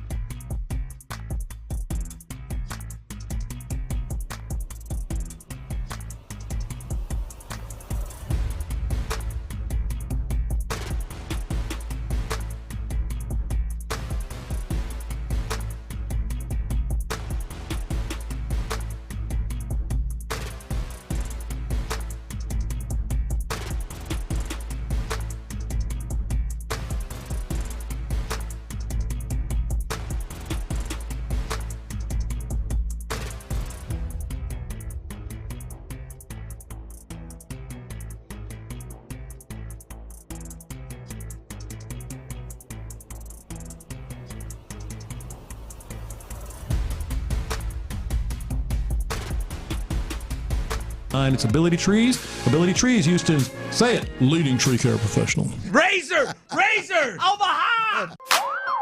Live from the Mokaram Injury Lawyers Studios, Sports Radio 610 presents The Drive with Stoerner and Hughley. Little Will Kunkel Tuesdays here with us for an hour. This conversation continued in the break from us and many folks here on YouTube, Twitch, and the text line. So it's always good to have you guys in and have you involved in the conversation. So we enjoy one around here. We enjoy that conversation. You kind of separate it there in the tease, and you can jump in on this too, YouTube and Twitch, and the text line, 713-572-416. Is this the best team in baseball? After what they just did to the Dodgers? I know, listen, last night happened, right? That's going to be baseball. The Guardians can't lose them all, and the Astros can't win them all. So that's going to happen, especially when you put some of the guys out. But overall, do you as crazy as it is, and some of the lineups they've put out there, some of the pitchers they've run out there, is this the best team in baseball? Man, so I was just talking about this on my YouTube channel. Go find Kicking It with Kunkel or at Will Kunkel 5. I do not think this is the best team in baseball, but I do think that the Astros are the best organization in all of sports, which is allowing them to be a good team right now because they're overcoming the fact that their roster just ain't good. I can't go there with you. They've done it for 10 years, 2 World Series, 7 straight ALCSs. They're the only team in the wild card era to make 7 straight ALCSs. I know what you're saying. I just think whatever this stuff that happens with their training staff and their injury stuff, man, why is that? I'm sorry. That has got to hold. And they still overcome that. They overcome it, but I mean that got to take a mark. That's got to take a mark as the best. It's not ideal for them to over the years lose AJ Hinch, lose Alex Bregman, Kyle Tucker, Gurriel, Dallas Keuchel, like Garrett Cole, and still have success is crazy. And for them to now do this with a roster that, if you're being honest, is not going to last all season long is so impressive and so much fun to watch. It's more fun to watch this roster have success than if they had Alex and Kyle, because you're kind of expecting it, just waiting to get to the playoffs. These guys are exceeding expectations, and as a sports fan, like that's the best. Well, I think the point that is being made here, the culture of the Astros, the chemistry of the Astros, the chemistry in the clubhouse is greater than their parts. I think it's hard to see that when Tucker's raking and Bregman's there doing his thing, even though he wouldn't be by now because he's a slow starter typically in Houston. And you got Verlander and you got Cole and you got Springer and you got Correa. You got all these different guys that are contributing. And, yeah, if you're seven games up in the division, you're like, yes, this is what you should do in a bad division. This team should do it. But it's easy to see the point you're making right now. It's easy to see the point you're making right now to be like, yeah, man, there's something different here. When you reload, Carlos Correa leaves and Jeremy Pena's the guy, and now we see Jeremy Pena is, you're like, oh, okay, maybe it is talent, right? When you see Verlander leaves and Hunter Brown steps up and starts doing his thing, and then several guys get hurt, and Spencer Arrighetti comes in the fold and he's dealing, and all these different guys, it's like, oh, well, they just got a great system, they got great players. We're at a point right now where it's like there's no denying, and you see people on that cover Major League Baseball. I saw our guy Robert Flores on his show on MLB Network. I saw them doing a little special. It's just you can't deny it at this point. If you got any baseball credibility whatsoever, you just can't deny the fact that organization has the secret sauce. There's something special about the clubhouse, and anybody that joins it is just in a position mentally, physically, spiritually, everything else to go out there and put their best foot forward. And guy after guy, player after player after player continues to do it. And I talked to Joe Espada about this yesterday because it fascinates me. It's doing the little things well, consistently, that make you so good at whatever it is, whether it's in the Texans. Like, that standard on offense has to be held, and it wasn't held last year, and we saw it, and it was obvious. The Yankees have a great roster. They went to the World Series last year. They got embarrassed on the world stage because they couldn't run the bases and they couldn't catch the ball. Like, it showed, and they were embarrassed for it. The Astros consistently do that stuff. They're the best defensive team in all of baseball. They're going first to third at a great rate right now. Like, they're doing the things that you have to do all the time that are really, really boring, really well, just to win. And, of course, they're pitching well. Like, What about crazy to Altuve's watch. base running? Tyler wants to know about Altuve. He's not a good base runner. Like That's one way to say it. Stop it. One You more just thing have they're to overcoming, take Will. it with the Hall of Famer. He's not good. Yeah, like he's a Hall of Famer. Whatever. You got to just accept He's not it. the perfect player. Every team will take him. Jordan may get hurt a little bit. Oh, boy, a lot of it. But that's the point, and that's why Joe Espada is the perfect guy for this job, and he's earned his stripes last year. Because when they started off so badly, and you want to go talk about Mr. Positivity, in a game of 162 games, his positivity lashed the clubhouse because he wasn't flipping tables all the time. He wasn't going nuts. He wasn't trying to light it up because there was no place for that. Like, it's a long season. These guys have done it. They have a culture. They have an organization that lends itself to that. And now he has these guys, and they believe in him. He believes in them. They come in, you step in, and you just do your job. That was a no-brainer for me. Yeah, as Clint said, you're able to see it much more now. And these guys, like, they have, it seems like a night. They have multiple, who the hell's that guy? It's no question. But constantly. Like, who's that guy? Like, who is that guy? They had like 4 of them in the lineup. They had a who is that guy starting on the mound. Now, I know Colton Big C has got 10 starts in, but still, he still fits in the, who the hell's that guy? Because you certainly didn't have Colton Gordon. Well, maybe you did, Will. You didn't have Colton Gordon giving you 10 starts. The first time I see these guys, there's in Palm Beach, and that's the last time I see half these guys. Trammell goes for a 3-run bomb. Oppo yesterday, that he's a who the hell's that guy? The Zach Short fella. It's literally. I mean, it's crazy. It's become, to your point, Will. It's fascinating because it's become when you're not just watching your team play and watching your team have success. Like literally when I'm watching Trammell last night, I'm thinking, can he be the next guy? And I'll be damned if he doesn't hit a home run. Like, whoop, there you go. I mean, it's just honestly, when I was up in the Hill Country, I didn't catch a lot of the Dodgers series, unfortunately. But when I did, I turned on like, who in the hell is Short? Zach Short, what are we doing here? Why are we resting? I'm checking while we ran. All of a sudden, the guy gets a 2-run single. I'm like, well, hell. They just had that Weems fella in the 7th inning of a tie ball game in Colorado last week. That's what fans love most about sports, when it's your guys, not when you have mercenaries. When you have your guys coming up and they're exceeding expectations. Like, look at the Houston Cougars and what they did this year. No one knew who that roster was. Kelvin Sampson's built a culture in there that makes that team greater than the sum of its parts. Same thing. That's what you need with an offensive line. That an offensive line has to work together, be better than they are individually. That's what we're hoping is the case this year. And that's what's happening with the Astros right now. Like, that roster, you look at it like, probably not a playoff team, and they're cruising to the playoffs right now. Yeah, they are cruising. Speaking of, I'll see you in October. There you go, Jim. Speaking of the who the hell are that guy? They've got several of them. Gordon last night who pitched, Hummel, Trammell, Short, Corona is now playing. I think Brandon Walter, he fits in it. Gusto, Shea Whitcomb, he came up. He said, I'll hit a blast when he came up. Continues for Shea. You talked about Trammell. You said, I think he may be the next one. Any of these guys that are, as I'm saying, fit into the who the hell is that guy category, you get the sense that any of those guys will actually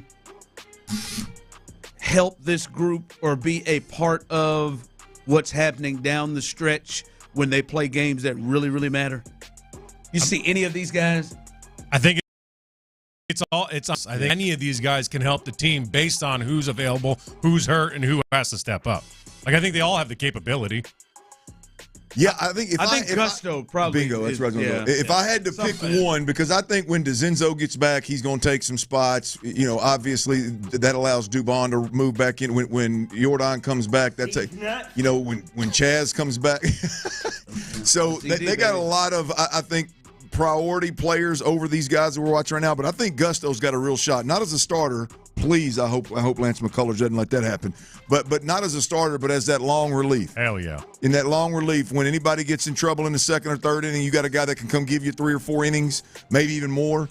In Ryan Gusto, he's got some experience coming out of the pen as well as being a starter. I think he's the one to me. And for whatever reason, he just continued. What is it? Are we at three or four straight outings now where it's been not good, but like really, really good? I thought he had a stinker. Did he have a stinker? I think he had a stinker somewhere mixed in there. I know the last one against the Dodgers, he goes 6 innings and 1 run. Yeah, well, so. that just like he's the one to me, Ron, that I think has a real chance. The crazy thing is also then you got Luis Garcia and Christian Javier who have filled those roles you're talking about, potentially breathing down their necks, and they kick up. But to the point both of you are making, you don't know who is going to be available and who's going.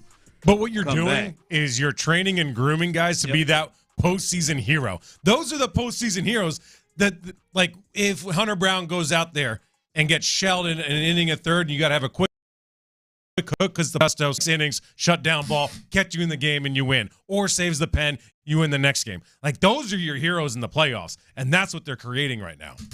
I wouldn't have said Hunter, but I hear you. The point is something unexpected, Ron. That smell like Lance, though. I've seen Lance do that twice this year. Just blow up in the first. We gotta go. You been to Lance's coffee shop? No. Oh yeah, Maven. That's why I sat down with him on Kicking with Kunkel. They opened. You did it there. Yeah. It's good. They have a great carajillo. Oh really? Yeah. Are you kidding me? No. Real good. Man. Made with Liquor 43. Now that he's out of that luxury category, I think I can go. Good. Love a good I'm carajillo. checking it out. It's good. All right, as Will continues to ride with us as we move into 3 o'clock hour, think about this, and we'll discuss on the other side. We were talking about C.J. Stroud and his leadership. Overall, we know who they're chasing. We know who they have to beat and pass. How good does the Texans' offense have to be to reach their goals of a Super Bowl? We'll discuss that coming up next. Wow, LeBron no-look pass to Eric Dampier. The old, what college did he go to, Ron? What college did he go to? Mississippi State. That's right, baby. You probably could have watched him play at Twin Peaks because Twin Peaks is the place to watch all live sports. And right now, we got a lot going on, y'all. We got them Astros playing damn near every single night. The WNBA's rocking and rolling. There's live sports damn near every night, and dang sure at Twin Peaks. Check it out. The made-from-scratch menu is off the charts, and I'm not exaggerating. This is real talk. I've never had a bad item. The Twin Peaks menu.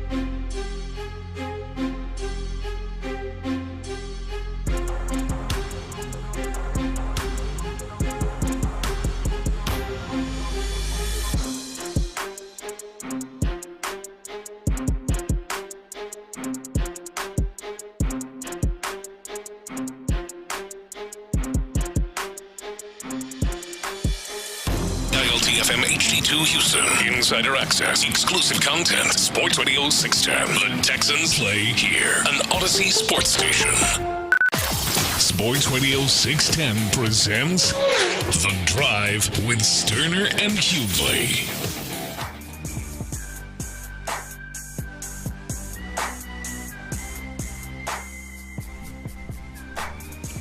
All right, welcome back in as the drive continues. Clint's in the building, Tyler's in the building, and of course, it is a Tuesday as the big conch is in the building. I love the bark he goes for.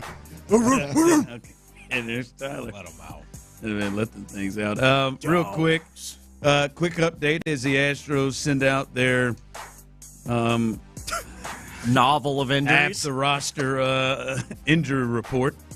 We'll go to the ones that matter. Sorry, Pedro. A quick check into the infirmary. Leon and Jacob Melton and Brendan Rodgers. We'll go past you. But Spencer Getty has the recovering from the broken right thumb. He is in Florida, scheduled to throw live BP coming up on the 8th of July through a 30-pitch side session on Friday. J.P. France, another one we don't talk about a lot, in Florida going through a planned deload. Next live BP scheduled for Wednesday, the 9th. Luis Garcia on Monday began a rehab assignment in Florida. He threw 2 innings, 27 pitches. Christian Javier also threw live BP on Monday, 2 innings, 35 pitches. Yordan Alvarez continues to work out, has not yet begun to hit. Jordan. Is that good? I don't know, man. I'd rather them just surprise me and just have them in a uniform and run out there and not ever know, because their updates suck. Chaz McCormick begun a rehab assignment at AAA Sugarland on Friday. Zach DeCenzo with his running and throwing, but has not progressed to hitting yet. So, and Jeremy Pena working out in the weight room, no baseball activities yet. So those are the important updates, injuries, and there were 4 to 5 other guys on the list that I just, at this point, don't Are you expecting Yordan to play again this year? Yes. Yeah. Being a hand, absolutely. Yes. The fact he hasn't had surgery makes me feel good. Well, yes. The fact that he hasn't had surgery is the only reason why I'm saying yes. Do we know that he hasn't had surgery? I don't think he's had surgery. Not, as far as we know, he hasn't. And it was unrelated to the broken bone. They were saying it was inflammation around all of it that's led to the pain, which, is it just pain management? Now, the other part for me is, do I believe that we're out of the woods of something more needing to happen to heal this, like surgery or something else? I'm not completely out of the woods of that personally, because I don't know how confident I am that they evaluate it and everything. So I don't know. I would think the way they came back last week, so positive of, all right, we got a second opinion and everything looked good and just need some rest. I would think he comes back. But I mean, I don't know with this guy. I mean, they've had to shut him down twice in this situation. First time they didn't know it was broken. Then it was 60% broken. They had to shut him down again. Like, so I don't know. I hope so. I do. I want to see what I believe the best hitter in the game on the field, playing in the games that matter. All right, best hitter, huh? Yeah, I do. I did just all around hitter. Just everything that he can do.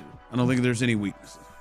I know there's some good ones. I don't think there's any weaknesses. And I'm not going to get sucked in. I'm 10 toes down on my thoughts. So dumb or not, it ain't dumb. It definitely ain't dumb. It ain't right. You may disagree. It definitely no one ain't should dumb. give an F about Aaron Judge.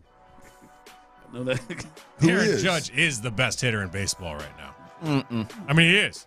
You can say what you want about his postseason play, and he choked and he was horrible. But to say he's not better than Yordan is wild. No, he's better. He's hitting like 380. Yeah, I mean, 75, 80 ribs. Yeah, God knows how many tanks. This year he is hit for better average. Last year he was 340. But I just think overall, to me, in terms of it's my opinion. Hell, yours is Aaron Judge. Mine's based on fact. That's it. Yours is based on emotion. No, I don't have any emotion with either one of them. I'm just telling you, when I look out there and I look at it, he can go to any field. He can drive it. He can hit it out of the ballpark. There's no weaknesses. And another. What's Aaron's weakness? I guess playoffs. Yeah, for sure. I agree. When it matters. I agree. When it counts. What's Jordan's?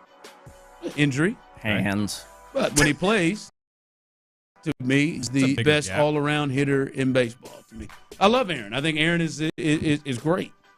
I think Aaron's a better power hitter, but all around, he's a better average hitter. All around, no one should give an F about Aaron Judge for their career overall. To me, I think he is the better hitter. Now, if you want to do this, no. All right, no. How good, as I said on the tease, how good does this offense need to be for them to reach their goals? Because we know they got to get past the Chiefs. They've got to get past the Bills.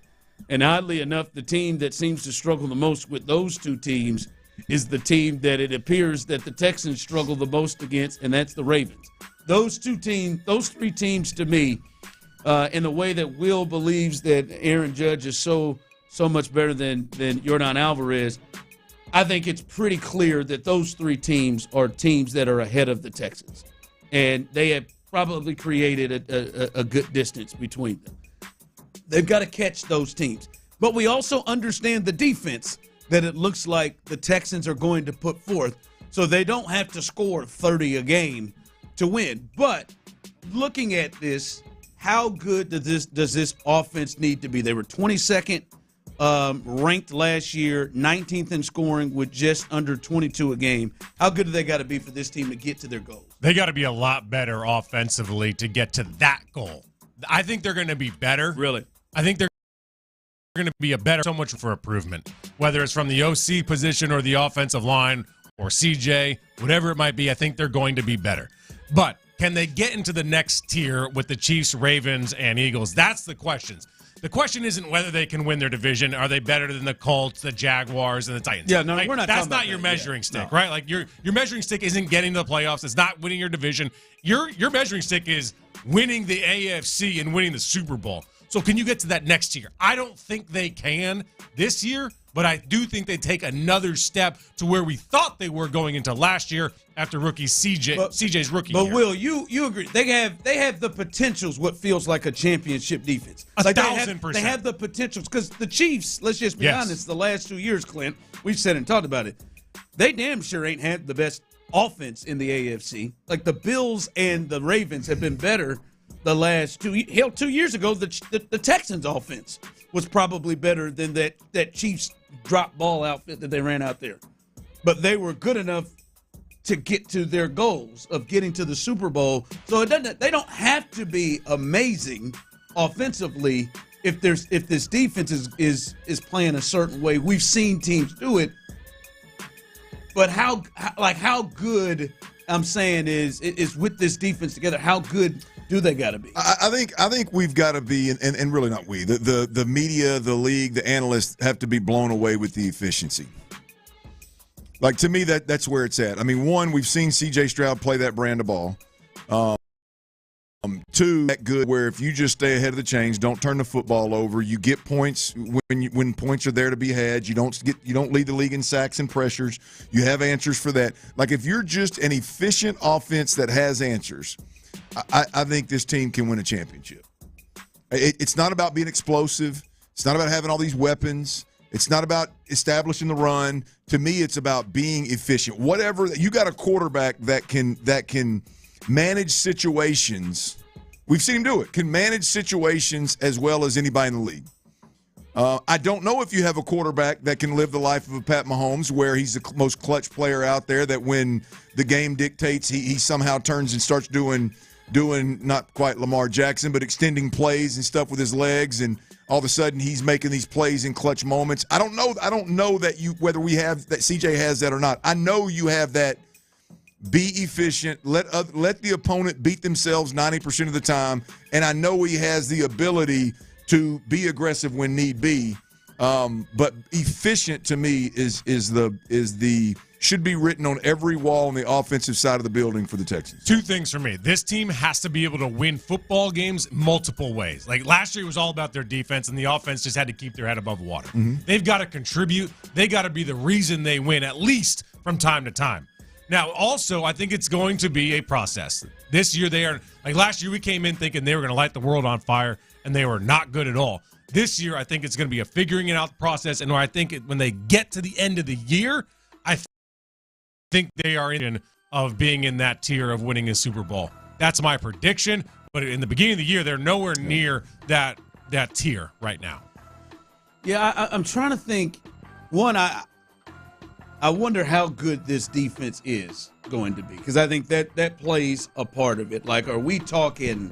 They can't get leaned on like they did last year. But I mean, are we talking top 5, top 3, or we talking money they're spending, draft picks they're spending? You better be top 5. Or are we talking top 10? Right? Not better, but however it shakes out. Because to me, that determines how good. But this team has to, in those games, right? Maybe not all year. In those games, like you got to, even with your defense, you play the Bills, the Ravens, and the Chiefs. Like you gotta bring 27 to the table. Like you gotta bring points to the table, and obviously not turn the ball over. But they have to have the ability against those teams to bring 27, 30 points in those games. And I think, I don't know if I believe they're able to do that yet. We'll not right see now with this offensive line, but to me that's where it's got to be. You're right. I don't give a rip what they do against the Titans, what they do against the Steelers, what they get. If we're talking about trying to reach those goals, they got to be able to play Mahomes, Jackson, and Josh Allen and know, all right, we're not coming here thinking we can win with 20. Like they've got to be able to score some point. This team is going to have to win without scoring 20, even against the good teams, without scoring 27, 28 points. I mean that's just how they're going to be. More times than not, it's going to happen like that. That's how they've built the roster. But what I think the team has to do, guys, is ultimately back to the efficiency, back to avoiding bad situations, back to Kansas City knowing that, hey man, we can just walk our safeties up into A gap and we can have free runners at the quarterback. Like that's bull jive football. That's bad football. That's piss poor football. Like, it's one thing to go out there and get beat. It's another thing to get smothered the way Baltimore smothered you 2 years ago in the playoffs. And it's another thing to go out there and in critical moments of the game, you just completely wet the bed. Right? It's not about talent. It's not about, like, I think that's what ultimately got Bobby Slowick fired, was you just didn't have answers late in the game. It just all came to a head right there in the biggest moment. Those are the things that the Pat Mahomes, the Drew Breeses, the Peyton Mannings, the Tom Brady's, obviously, in those moments, they've got answers, right? They may get beat, but they've got answers. They've got a hat for a hat, or they've got a receiver that's releasing that's hot. Their quarterback, they're not sitting back there. And, I mean, how many times did you see Tom Brady just go a game and get the hell beat out of him and consistently in a game? It just didn't happen. It's not because they had great offensive line. It's because Tom Brady was smart and could avoid those situations. Like, to me, that's the difference here. Is I don't care where you end up in the league in terms of points scored ranking, but when it comes time, you better be able to have answers. And to that point, and going back to what we were talking about earlier with seeing the culture that the Astros have created, that this journey starts in training camp because it's a little bit new. Laramie's now gone. It's now CJ's team. Yeah. It's now Nick's team. D'Amico's handed the reins over. He's going to ask a lot of CJ. Do they do the little things well throughout training camp consistently in the heat when no one wants to be there? Yeah. You can be the Raiders, get through training camp. Great, cool, like good. Like, this is different if you're trying to have a conversation come January. If not, like, let's go get the playoffs, lose on Saturday at 3. The interesting thing to that point, Will, is we go back to the Nick Caley coming in, right? The rotating, the turnstile, if you will, at the offensive coordinator position is you've got, again, the top teams in this league are figuring out how to solve their problem from last year, A-gap pressure from the defense, from the safeties, or whatever it may be, or getting our tight end manned up in a pass protection on a damn defensive end, rush in. Like, how do we fix those problems? How do we keep that from happening? Like, Houston's installing offense. So that is the kicker here. That if we're going to talk about slow starts, that's why. We'll see how the beginning of the season goes, but I know late in that season, when you get in any way you can. When you do get in, by that point, they better have answers. They just can't have these runs of games where they're just absolutely stifled. Right, like especially in the second half. Yes, like they had moments where it was halves where they were just the Packers game. They just 87 yards passing or something in that game, like the Ravens where they scored 2 and it was Kamari Lassiter. If like you went, that can't happen in those games. Even the playoff game, they had really what felt like one real drive. That drive in the third quarter that was like 13 minutes. Outside of that, it was really kind of choppy. If you go back on my X account on like a game day on Sunday, go look.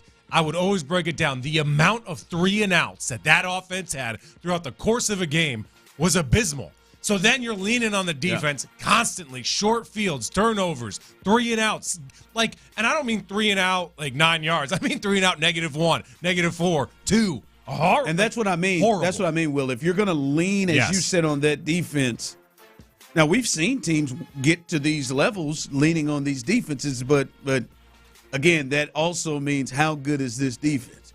Right? Like Seattle could lean on their defense back in the day when they had them dudes over there. Trent Dilfer could lean on his defense with Baltimore, right? I think Patrick Mahomes and Andy Reid leaned on their defense 2 years ago a couple of times where they won games under 20 points. Is this defense going to be that good where you can just lean back? I don't know if we know that yet. I think we know they're going to be good. I don't know if we know they can just carry ball games for them. But to be fair to those teams that you mentioned, like Russell Wilson was there, Marshawn Lynch was there, Jamal Lewis was there they had dudes that could show up in moments when they needed to. I don't know that you can rely on the Texans offense last year to show up in a moment. So rare. And at the very least this year, the Texans offense has to move the ball. Maybe they have red zone problems. Maybe they kick a lot of field goals and they don't get in the end zone. At the very least, they cannot leave short fields for their defense every time. Will, always a pleasure, man. My honor. All right. Hey, follow me on YouTube, everybody, at Will Kunkel 5. Follow me on YouTube. That's Kicking right. It with Kunkel. Kicking It with Kunkel's back, baby. Yeah, baby. Let's go. Okay. All right, Tiger. There we go. Holy smokes! Real or fake coming up next. That's that Coors Light energy right there, y'all. I tell you, Kicking It with Kunkel. You might want to call my boys over Coors Light now. That's the kind of energy they like to bring to the party right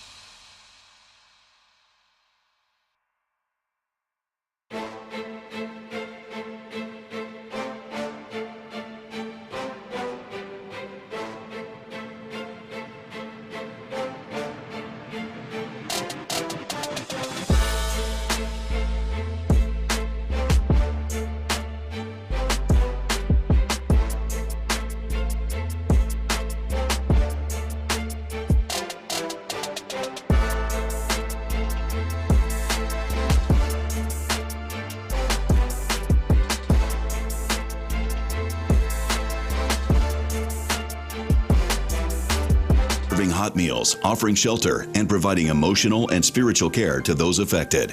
But they can't do it alone. You can help. Visit salarmyeds.org to donate or volunteer. Every donation brings hope.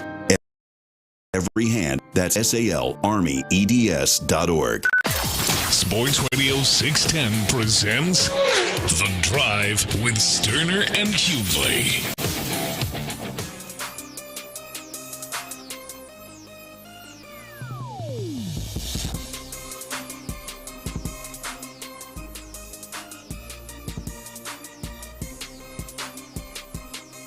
All right, it is a Tuesday. Let's do a little real or fake as we do each and every Tuesday. I say a statement. You text in 713-572-4610 or YouTube and Twitch if it's real or if it's fake.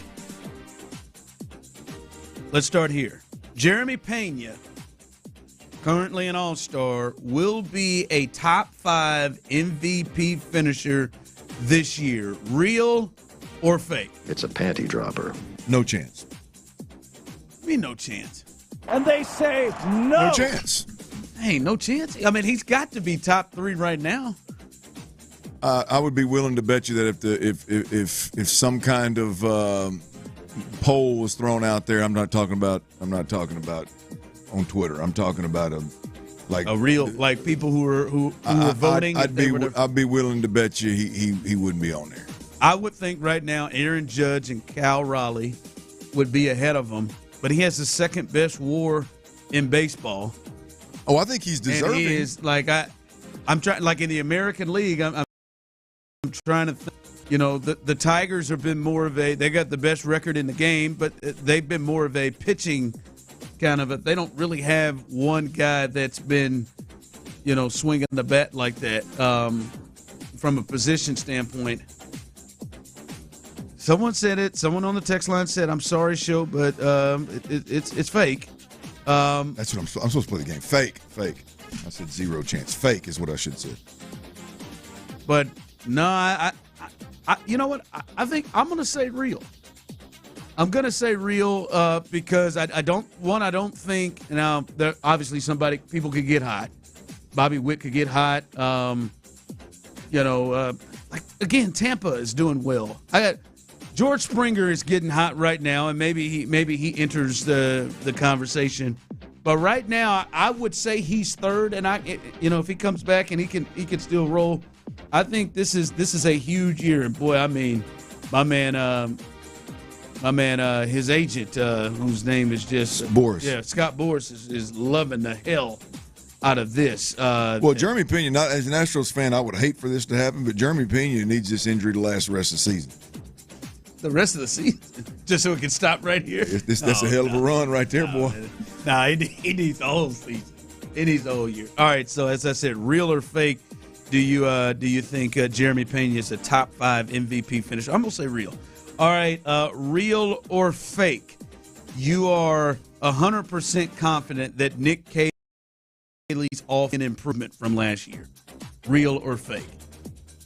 I think the offense or the offensive line. The offense, the overall offense. Yeah, I think it'll be improved. I think that what the talk that they're talking, which I don't think it's hard to say the right things if you just evaluate all the problems that were last year. Make a rocket ship. But I do think there's some things that are being said that I can really lean into and expect a significant improvement. Like I think C.J. Stroud having more command at the line of scrimmage and a bigger voice and playing a bigger part in the communication across the board, I think that's huge. To the Stars.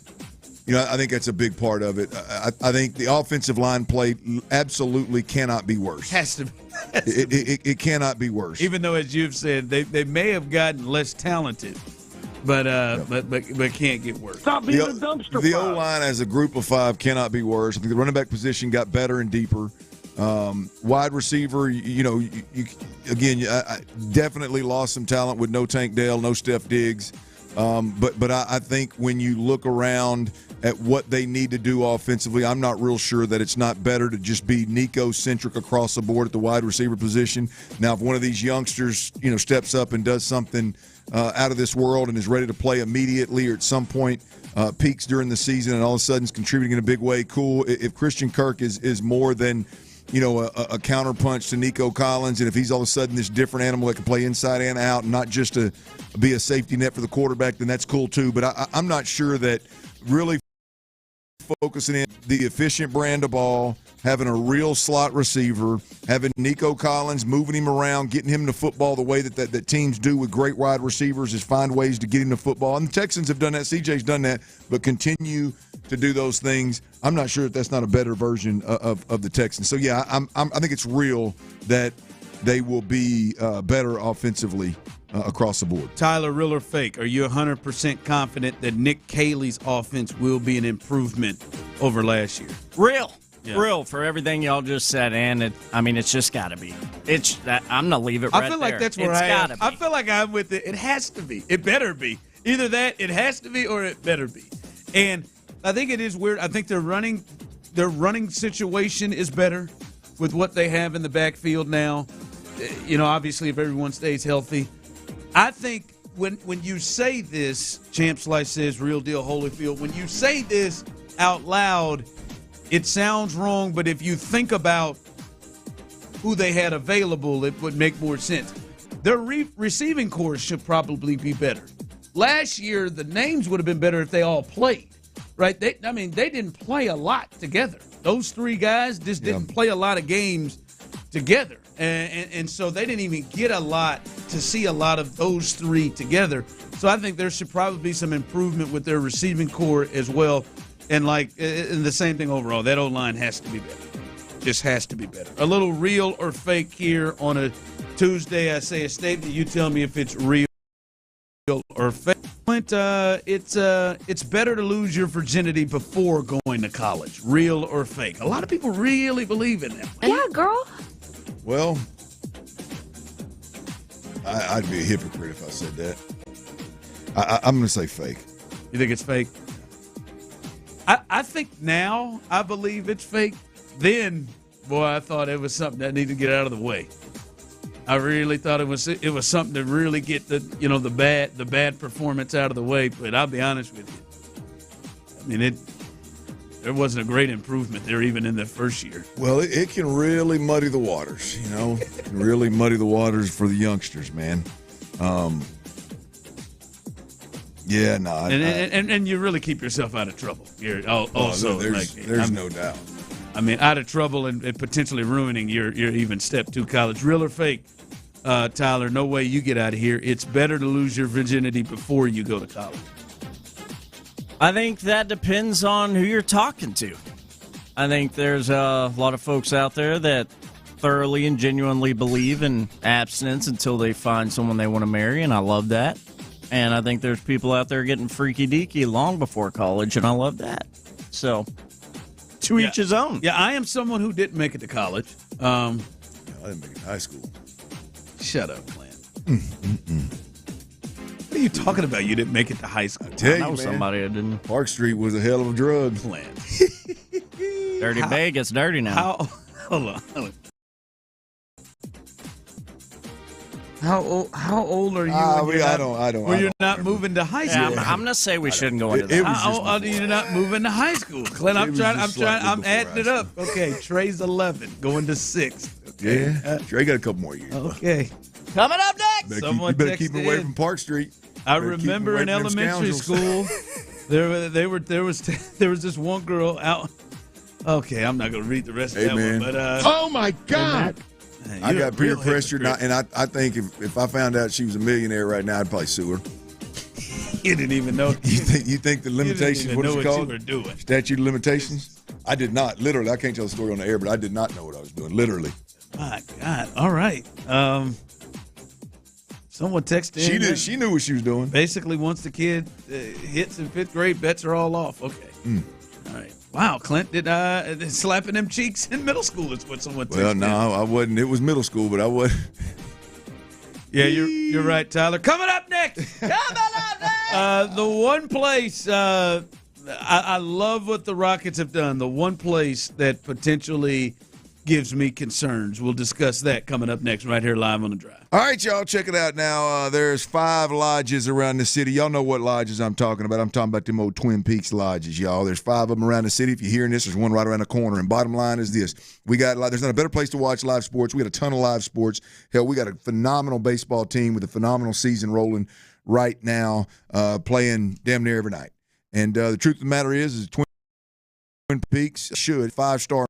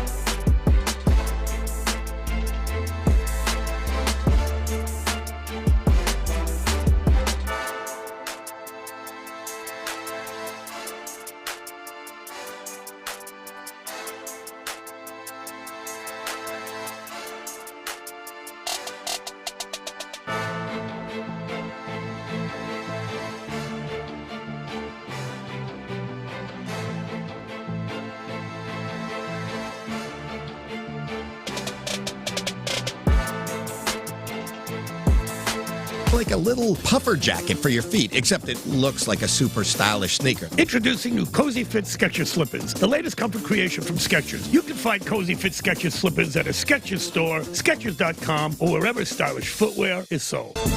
Live from the Mokaram Injury Lawyers Studios, Sports Radio 610 presents The Drive with Stoerner and Hughley.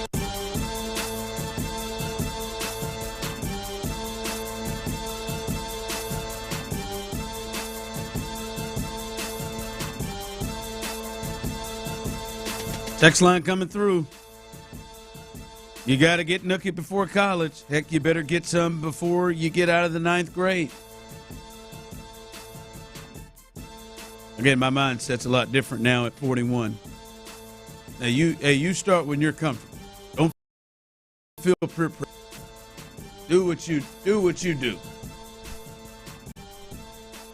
But I'm always good raw dog in the drive. Thanks, Rich.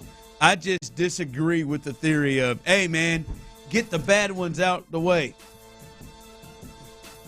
Get the bad ones out of the way? What are you talking about? Yeah, like the theory is, before you go to college where you might really, get some real, get some real action. You don't want the first time you get it in college to be, the first couple are real bad or, Make sure he bags. Well, I mean, I guess if that were the case, you'd have a little bit of an excuse, and you'd be able to be honest, and you'd really impress the lady with that. Like, hey, look, this is my first rodeo, so ask her where she likes give the me pressure, one. You got where she likes it rough. You got to show a little grace, and number two, you got to give me a second round. You got to give me a second. Yeah, I did a lot of film study.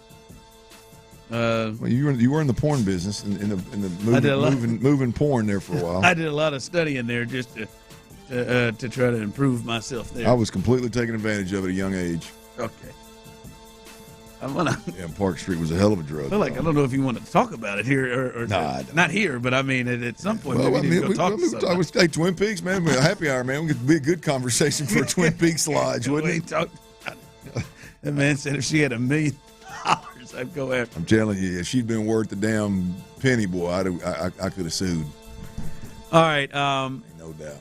The Rockets have had themselves a hell of an offseason, and so much so can't wait for that.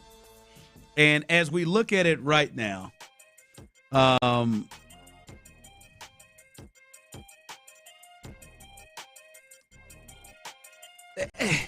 one area to me where I'm like, this is one place of, I wonder how that's going to shake out.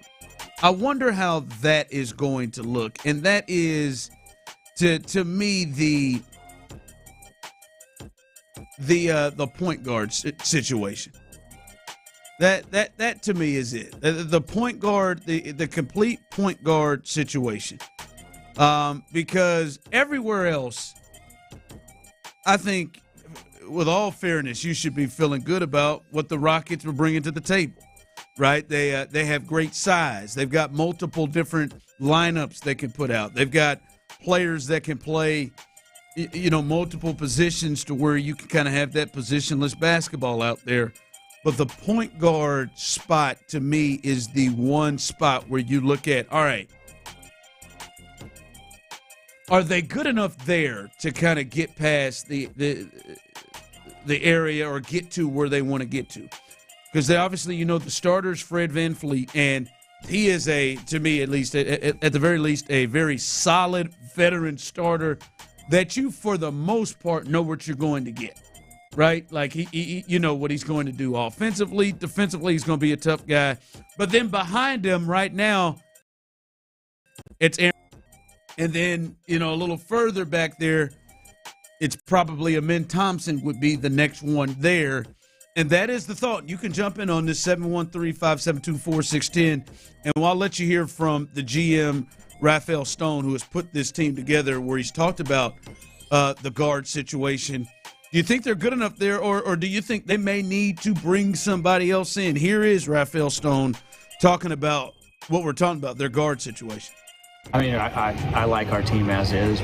We always look for opportunities to do various things, but we're hard capped at the first apron and we have no space left. So I think very likely we'll enter the season with looking very similar to the way we look at right now.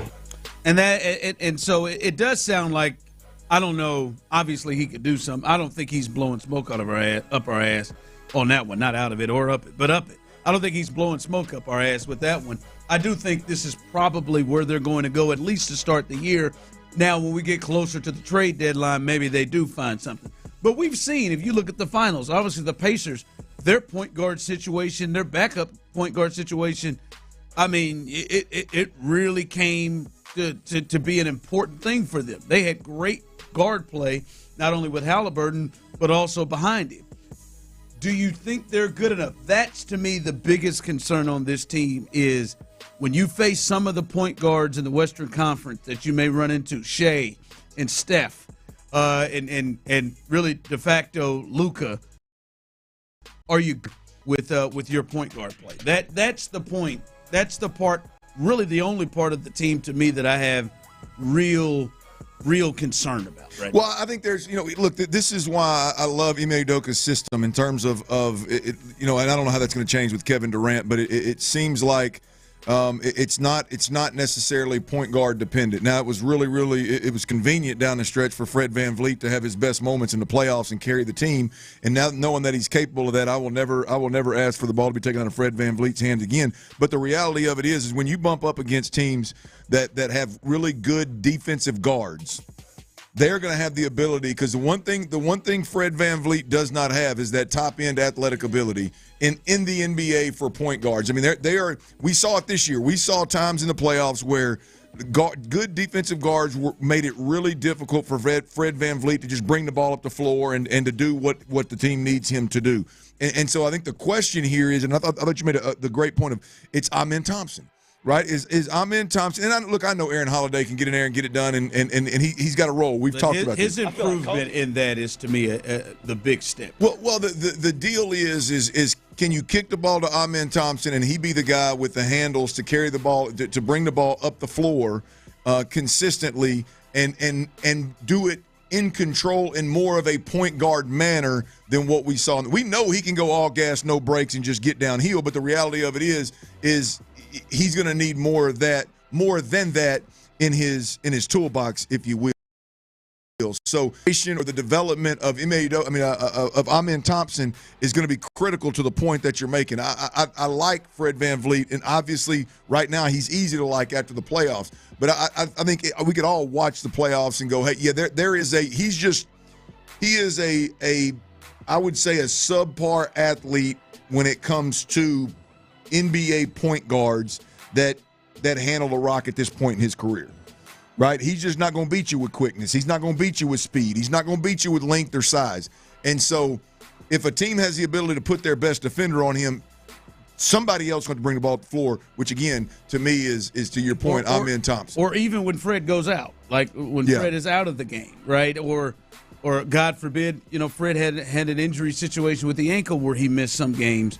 Where you want to go? Someone texted in and said, I think Aaron Holiday is plenty good enough. Everybody has gone crazy with expectations. He's a great filling guy. And maybe he is. I do think it opens up a different dimension to where if Amen Thompson is your backup point guard or is running the point when, Fred is not on the floor, then you can maybe bring in Reed Shepherd and you can do more with your team. Your defensive team is better. To me, it would be great for this team if Amen Thompson basically became the second point guard on this team. And whenever Fred wasn't on the floor, and like you just said, even sometimes when Fred is on the floor, that he could have the ability to run the show, because I think it makes them better. Yeah, to me, it's more about point guard options when you're starting five on the floor, right? We know that obviously in today's game, you can kick it to Kevin Durant. Kevin Durant can bring the damn thing up the floor, right? We know you can kick it to other guys and they can bring it up the floor. I don't have a problem with that. We know you can kick it to Amen Thompson and he can get downhill and bring it up the floor. But maybe I'm the only one that I watch Amen Thompson and I'm nervous as hell when he's having to bring the ball up the floor over and over and over again. It just seems like there's a lack of control there. So to me, it's less about, hey, when Fred VanVleet's not on the floor, because when he's not on the floor is the same thing as when he is, it's probably going to be Amen Thompson. Like Aaron Holiday's not going to play enough to enter this conversation if we're being honest. Like maybe his role expands this year, but he's probably not going to play enough to be in this conversation. This is. I don't think he's about to become T.J. McConnell. Correct. Aaron Holiday. I don't think. I mean, it'd be nice. I don't think. Does, yeah, you're not going to. I mean, hell, it'd be nice to get a white version or another white version and Reed Shepard become that guy. That'd be real nice. Yeah, guy that can shoot it like that. Yeah, I don't want to put too much on his plate. Yeah, you get out there and shoot, Reed. Yeah, and do that. Do that. Someone did check in and say maybe Reed Shepard is the option as a backup point guard. I just think the lineups you can put out there if Amen Thompson is your backup point guard, and I think you could do a lot more. And plus, I don't know. I wonder how much Udoka trusts Aaron Holiday to be in those situations. Amen Thompson. That's the next step. I know there's a lot that's being asked of him in this next year, but that's also that point. Can you prove to be a guy that is a capable point guard, backup, or even in the game? Can you prove to be that? We'll as we'll watch this, we'll see what happens there. I do think his role really does expand. What do you got coming up at the 4? All right, as it goes for the Texans organization, I think the biggest thing that can happen this year has to do with C.J. Stroud and leadership. I talk a lot about this. I'm sure there's a lot of folks out there that disagree. There's a lot of folks that say, man, what the hell are you talking about? Well, guess what? I got some audio from one of the NFL's best quarterbacks out there right now that is precisely what the hell I'm talking about C.J. Stroud needs to do. That right there is next on Sports Radio 610. Before we get there, though, I got to tell you about Dr. Matoran. Look, breathing is one of the most essential parts of living, y'all. You got to breathe well to sleep well. You got to sleep well to live well. And when we're talking about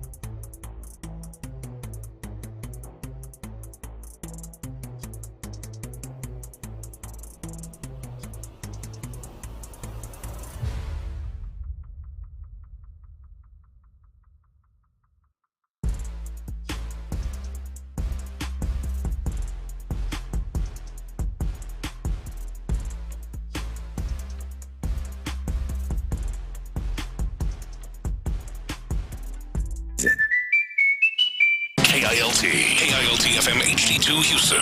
Insider access, exclusive content. Sports Radio 610. The Texans play here. An Odyssey sports station.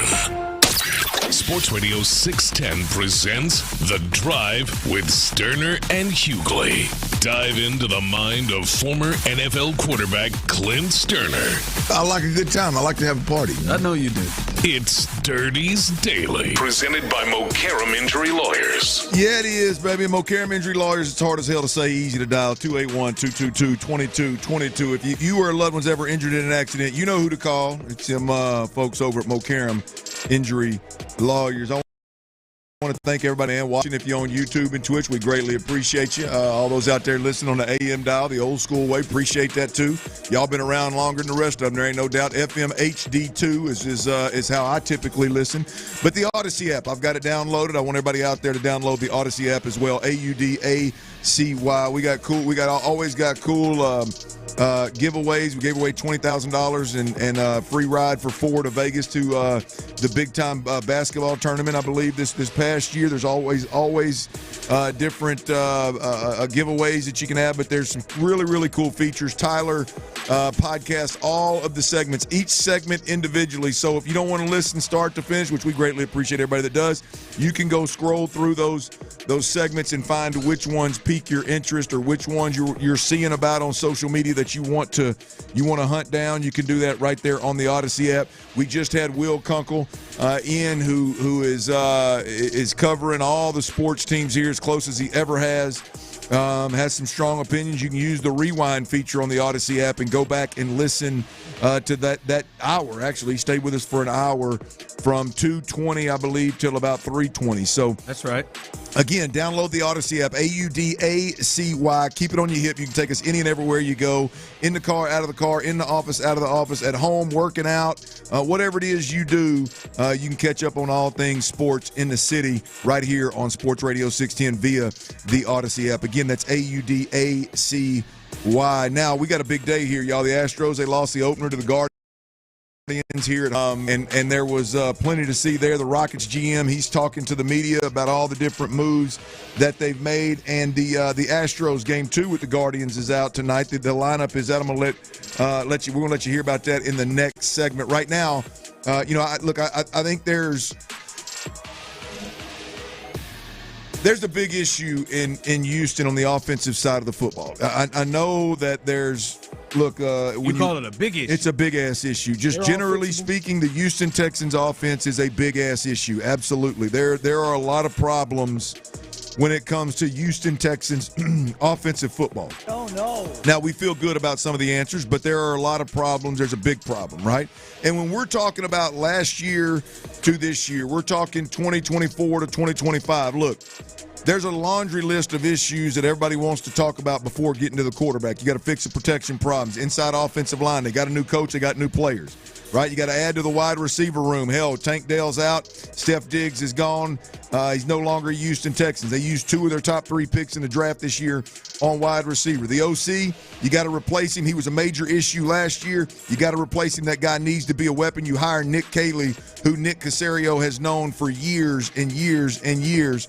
And it seems like they're going to change systems to something a little bit more New England-esque versus where Bobby Slowick came from in San Francisco. So you address that. The tight end room has to play a bigger role, no question about it. The offensive coordinator is a tight end guru.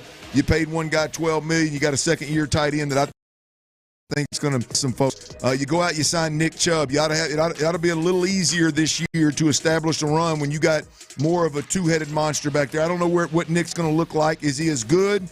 Or is he a notch below Joe Mixon, or is he potentially better? I don't know where he's going to land. He's coming off injury, but you went out there, you drafted a running back as well, so that room has been reinforced.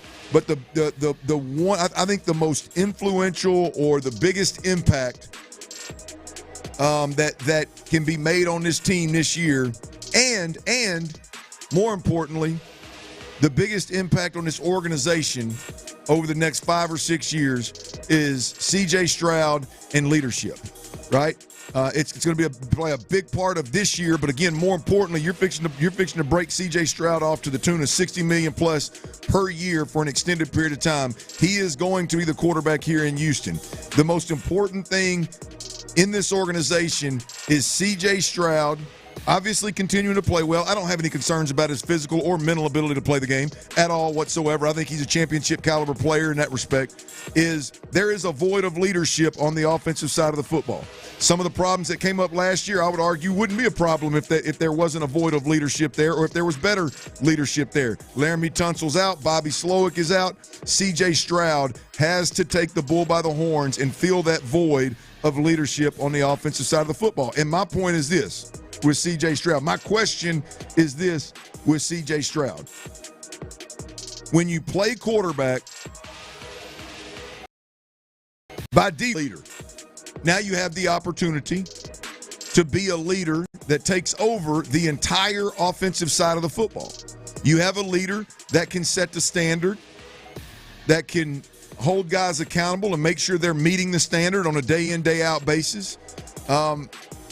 Or you just have a guy that kind of coasts along and he's a leader because he's the quarterback and he strokes everybody and he prays for everybody and he's an uplifter, as Ron has said multiple times today, kind of deal. There is a time and a place. I'm just one that I believe that you've got to be you got to be an a-hole at some point in time. Playing football, playing a team sport, when you're on a clock, play in, play out, game in, game out.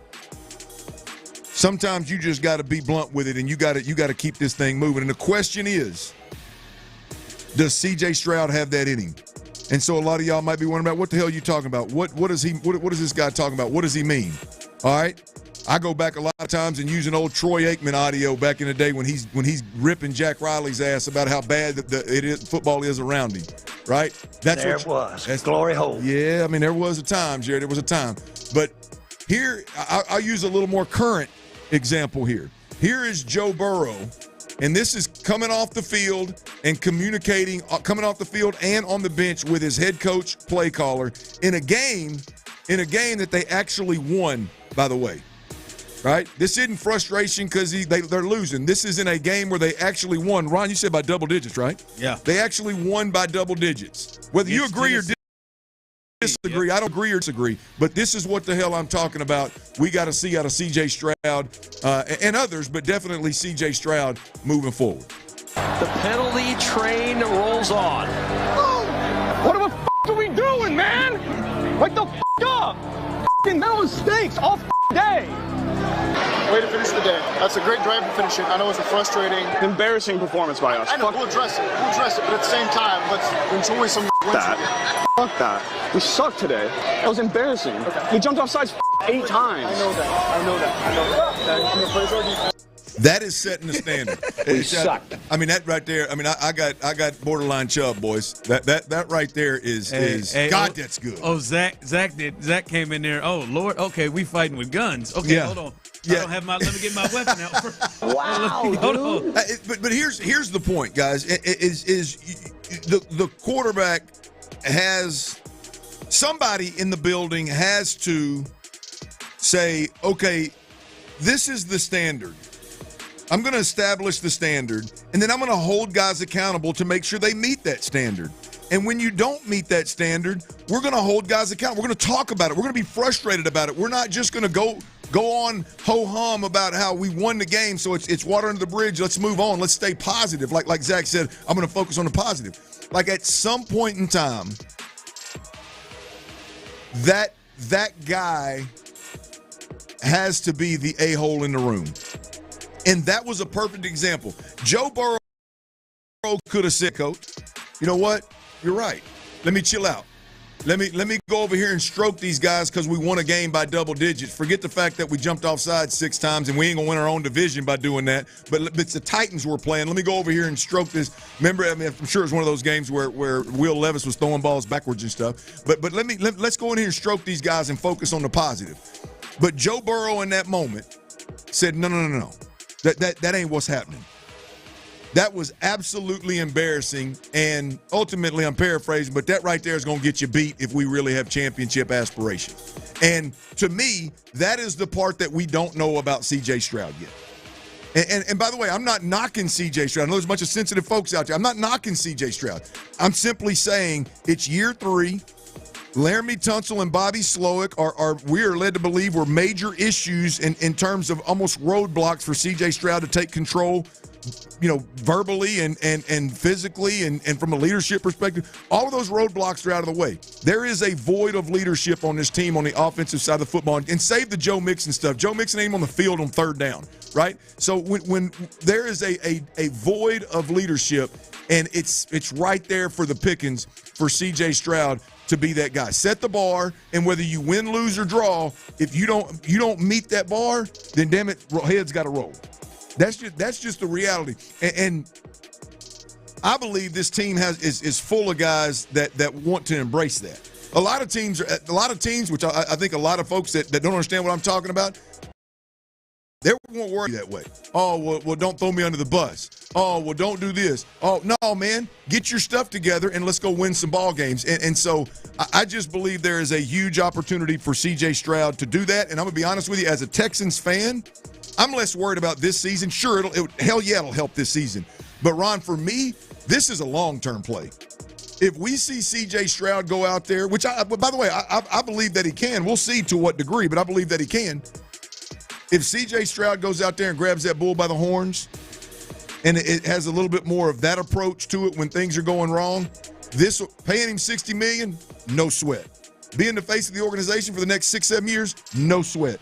That is a real championship caliber quarterback right there. What was interesting to me in that clip with Joe Burrow was it almost felt like the way CJ's personality is and just kind of the way he's wired was more closer to the way Zach Taylor was approaching it. Much more of a, I've said it, uplifting, positive play and conversation. Maybe the Texans have some. Maybe Nick Caley is the hard ass. I don't know. Maybe to you and we're talking to you. You are someone who has played at the highest level, played college football, been in team settings like this, college football in the SEC at the highest level, the NFL as well. You sat and watched Troy Aikman, one of the best leaders in the NFL at the quarterback.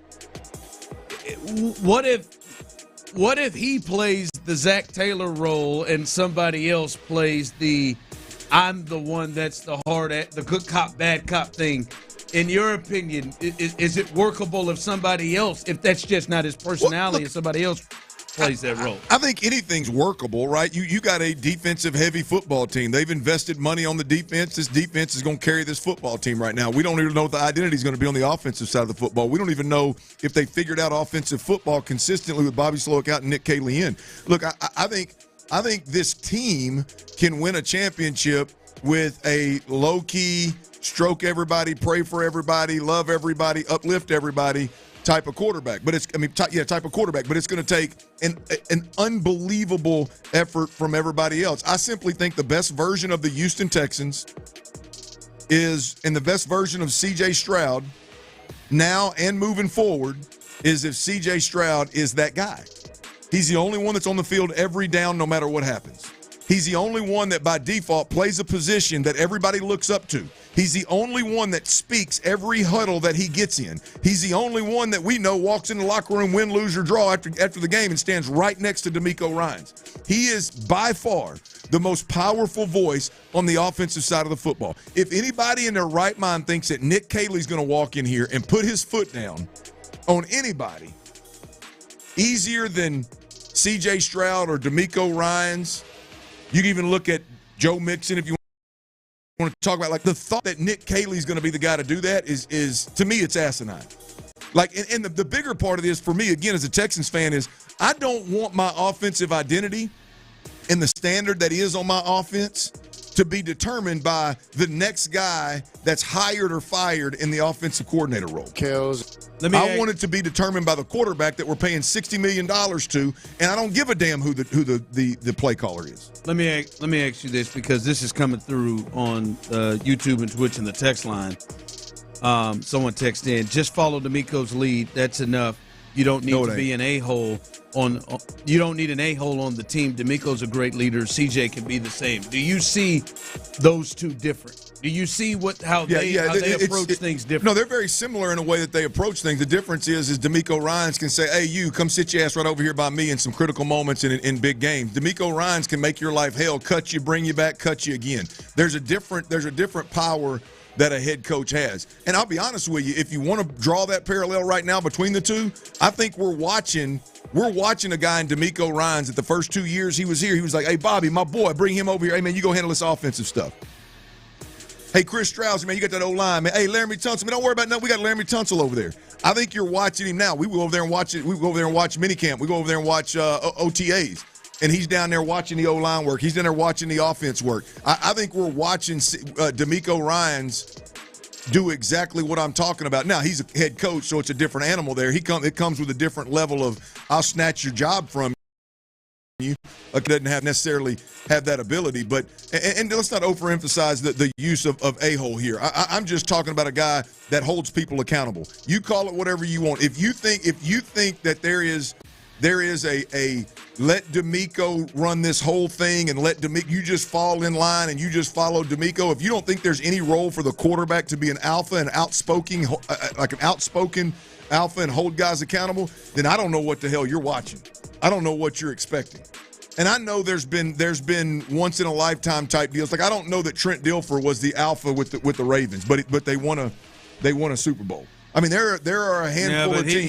He would get in people. Oh yeah, he would get in that ass in a hurry. Yeah, he would. So I mean, look, there's champions look different. I'm just telling you that the best version of the Houston Texans is if C.J. Stroud has call it dog, call it a-hole, call it hold guys accountable, call it leader, call it whatever you want. But if we start seeing a little bit of that out of him, instead of I think we're going to see a different D'Amico Ryans this year.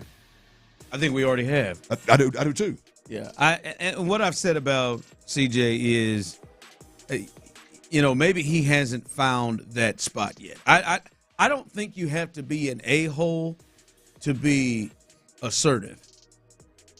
Right? I think you can do it in your way. I don't think I'm just that's a term I probably shouldn't use that term, but like I would.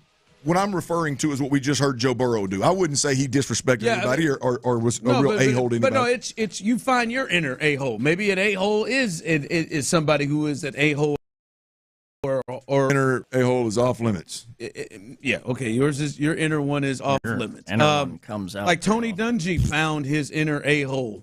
Right? Maybe it didn't come off the way that Bill Parcells' inner a-hole was, but at some point there was hey, bro, you got an A. We got to do something. And I do get the feel of somewhere it has to shift from, hey, man, our guys are going to be all right, man. We got the best offensive line in the game. Our guys are going to be all right after a Minnesota game or after the Jets game when you get sacked 8 times or something. At some point it does have to shift. And however your personality does it, however you do it, it has to shift. D'Amico has found his ability and his way to do it. And shift. And I do think CJ has to grow into that. All right, the lineup is out. Oh boy. A lot of who's that in there again? Very similar to last night, but Hunter Brown is on the mound. We'll give you the latest on what the lineup is. And speaking of who is that out there? You know who that is? If you think about it, the Astros have run several of those guys out. Hell, I've named some. Tyler reminded me of a few. Do we actually think any of those guys are going to have any kind of impact on the Astros the rest of the way, or are they just for right now? We'll discuss all that coming up next. Ron talking about who that? I mean, I don't know. He ain't talking about the Saints. He's talking about them Astros. I don't know. You better be careful. It is hurricane season. You might be talking about that next hurricane rolling through here. Bottom line is this. If you got big, beautiful, valuable tree, you need peace of mind and you need a program. And my man Louis Flory over at Ability Tree Experts, he's simply the best in the business. Not only does he complete all the continuing education required by the state, he doesn't cut any corners. He stays on top of everything. He knows the chemicals at work and how to use them safely. You know, Louis has been in this game for 48 years, y'all. In fact, Louis Flory over at Ability Tree Experts, 175 to 200 miles a day, 4 days a week for 48 years. You do the math, that's 1.5 million miles, y'all. Nobody knows the town, the tree species, and the threats to those big, beautiful trees on your property better than my man Louis Flory over at Ability Tree Experts. It is hurricane season, right? Now, look, we got droughts, we got freezes, we got hurricane seasons. There's a lot of different things that can affect those big, beautiful, valuable trees. It's the second most valuable asset on your property. So you at least need to give them the base trimming and pruning, let that wind pass through instead of blow against type of treatment. And you can do it with Louis Flory over at Ability Tree Expert, y'all. 281-441-4179. 281-441-4179. And you can always check them out online at abilitytrees.com. Sports Radio 610 listeners, wow, you stepped up in a massive way. You helped us donate over $23,000 to the Houston Food Bank during the Reggie and Ron Radiothon, providing over 60,000 meals to food insecure Houstonians across 18 counties. Thank you, thank you, thank you. Houston's sports leader, Sports Radio 610. Jake from State Farm. I just beat my running PR, so I'm celebrating with the Banana Bonanza smoothie. Hey, and you can keep celebrating when you create an affordable price just for you by bundling your State Farm personal price plan. Go bananas. I will. Hey, make it a large. Bundling, just another way to save with the personal price plan.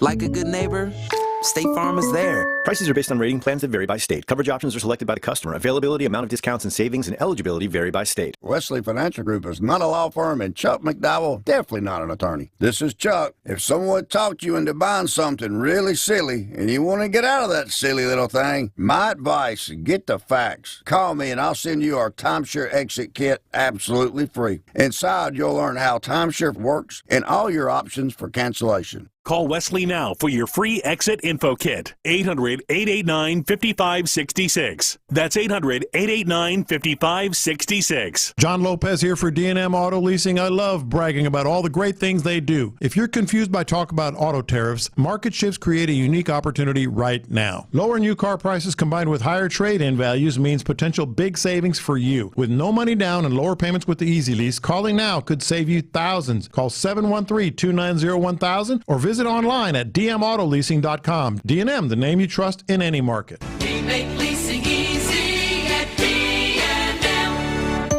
Welcome to Orange Theory Fitness, where science, coaching, and heart rate technology come together to deliver the most effective, science-backed workout around. With 29 convenient Houston area locations, your fitness journey starts close to home. First-time guests get their first class absolutely free. And with our Premier membership, your first month is backed by a money-back guarantee. That's right, no risk.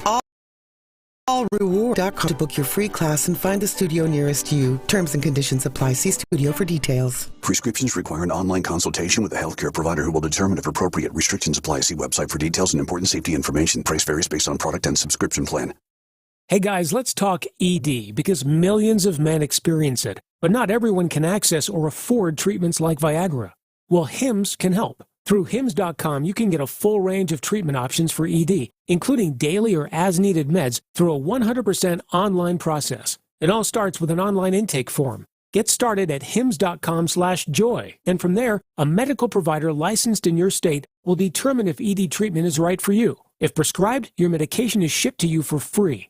Find the ED treatment that fits your needs, with options up to 95% less than the brand names. Millions of men experience ED, but HIMS can help. To start your free online visit and save up to 95%, go to HIMS.com/joy. That's HIMS.com/joy for your free online visit. HIMS.com/JOY. Oh, and that's a hard foul. Let's listen for the call on the floor. The taxpayer owes back taxes. Penalties and interest are assessed and wage garnishments to begin immediately. The IRS never misses that call. I wonder if they will challenge it. The call is under review. Priority Tax Relief has been called in for a review. Priority is the best in the business at negotiating your tax debt and has even eliminated the debt for some clients. Priority Tax Relief is saving their clients millions of dollars every month. After a careful review from Priority Tax Relief, the debt has been eliminated.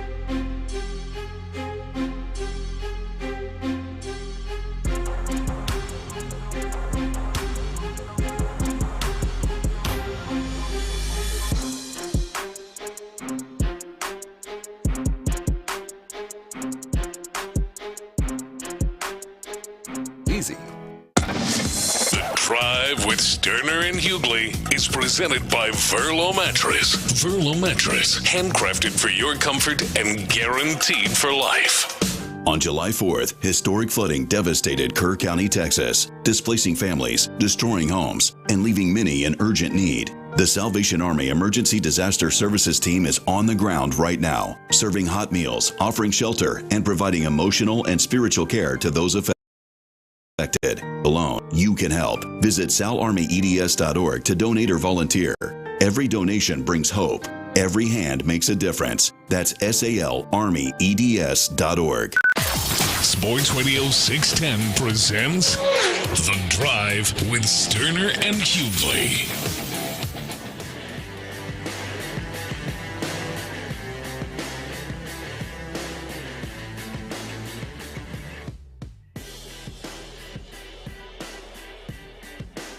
All right, the lineup is out as the Astros look to bounce back. And what better place to start with than Tyler needs this big time. Cy Young Award candidate Hunter Brown gets the ball today. ERA well under 2. Just recently named to the American League All-Star team. He gets the ball tonight against the Cleveland Guardians. The lineup behind him.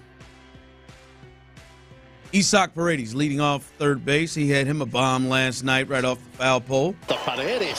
In the 2 spot, back-to-back days, Cam Smith. He is in right field. The DH tonight is Jose Altuve. He's in the lineup, but as the DH, batting fourth in the cleanup spot is Yainer Diaz. He's catching tonight with Victor Caratini at first base again. So Christian Walker's still out on paternity list. On the paternity list, we'll see when he gets back. But Victor Caratini's at first base again tonight. And then Dubon is back in the lineup, batting 7th at second base with Zach Short with another start at shortstop. And then the man who hit the 3-run bomb in center field, which means Jake is out again.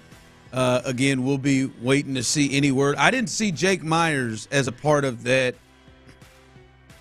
injury thing, that long injury deal they brought up. So Jake Myers was not a part of the long injury.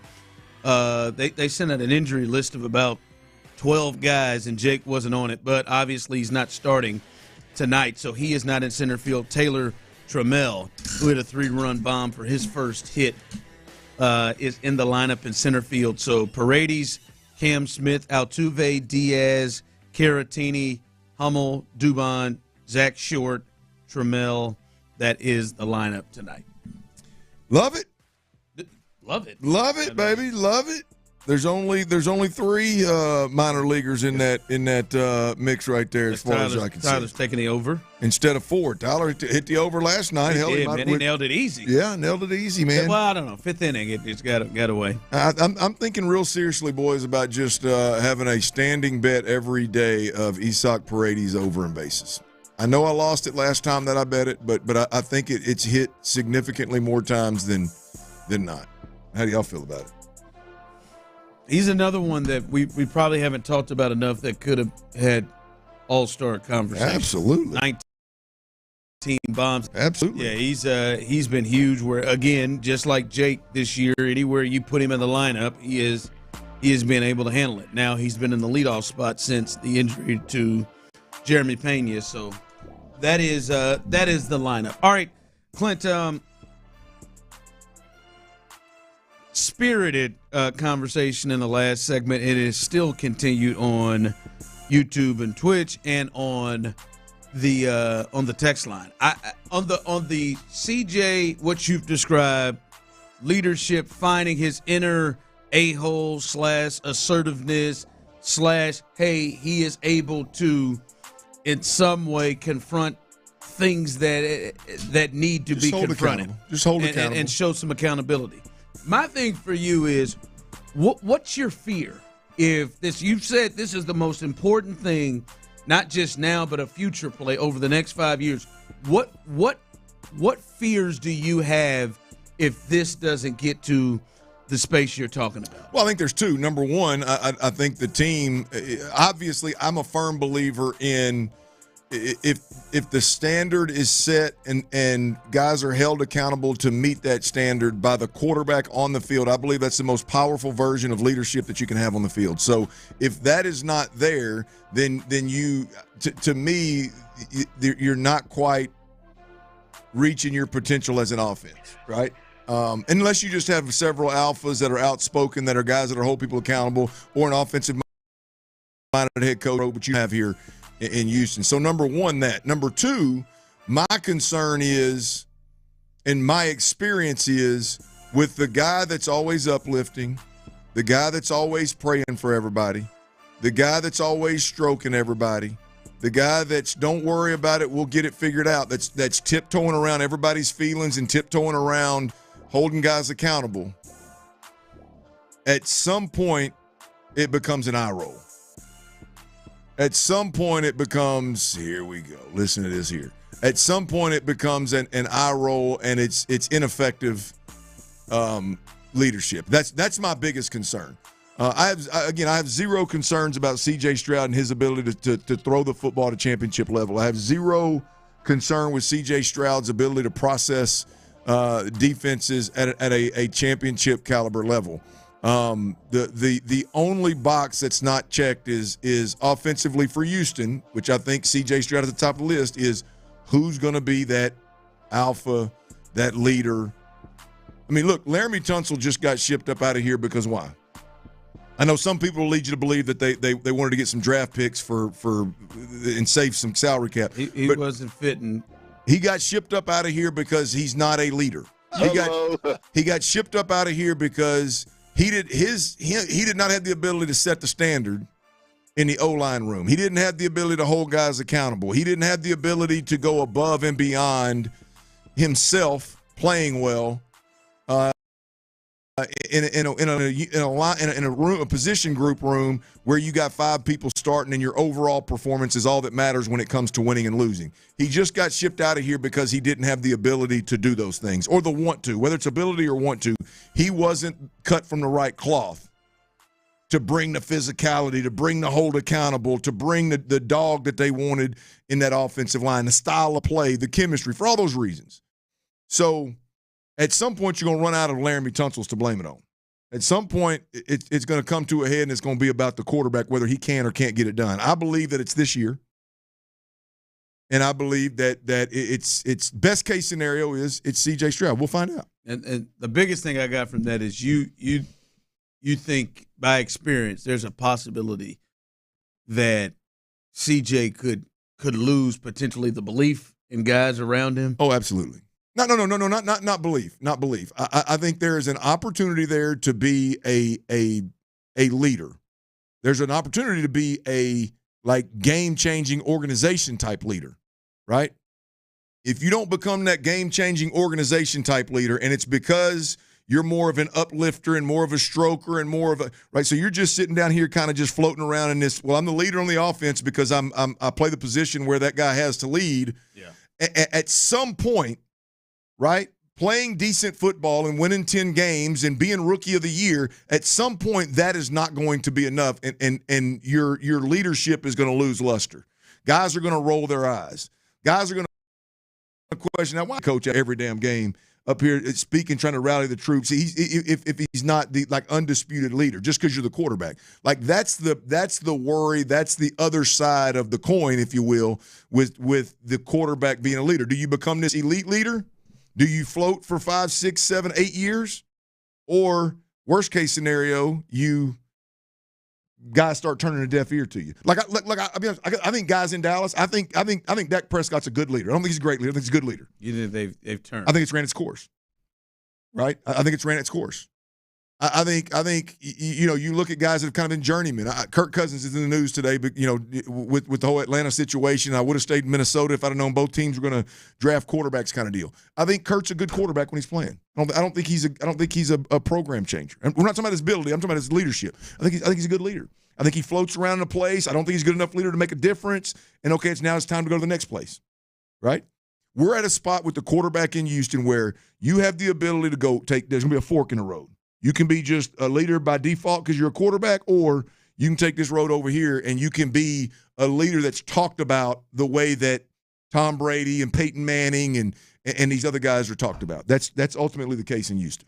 All right, coming up, a big day in sports, as well as this is interesting. The NFL does their top 100 list, and no Texans have been in it yet, but we know there will be multiple ones on this list.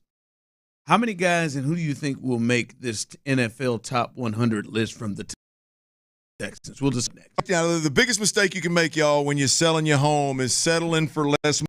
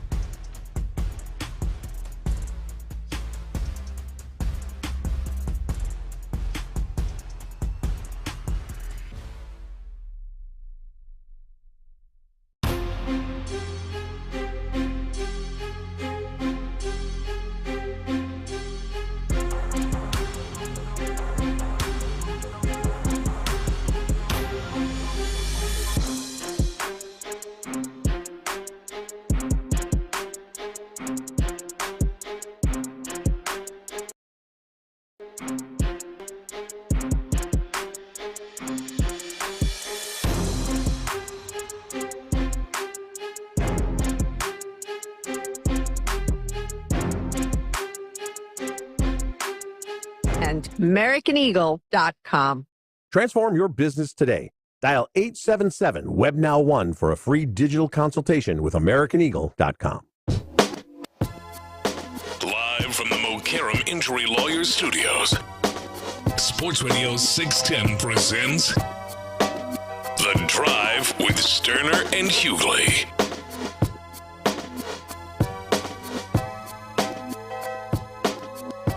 Man, guys, today's a special day. You got your AC fixed? Well, I don't want to talk about that. Oh, talk about the AC, man. I might need to get in here in Tyler's bets. I might have to give Tyler about. Wouldn't that be something, Tyler? He could win half of it back tonight. Hell yeah, or all of it. That is it, man. The hell with it, man. I'm thinking about giving Tyler $500, man. Let's go all the way in with all of your bets. Bijani's been saying that too. You'd be better off picking one. No, I'm gonna go with every he had. He said he had 12 bets last night, won 8 of them.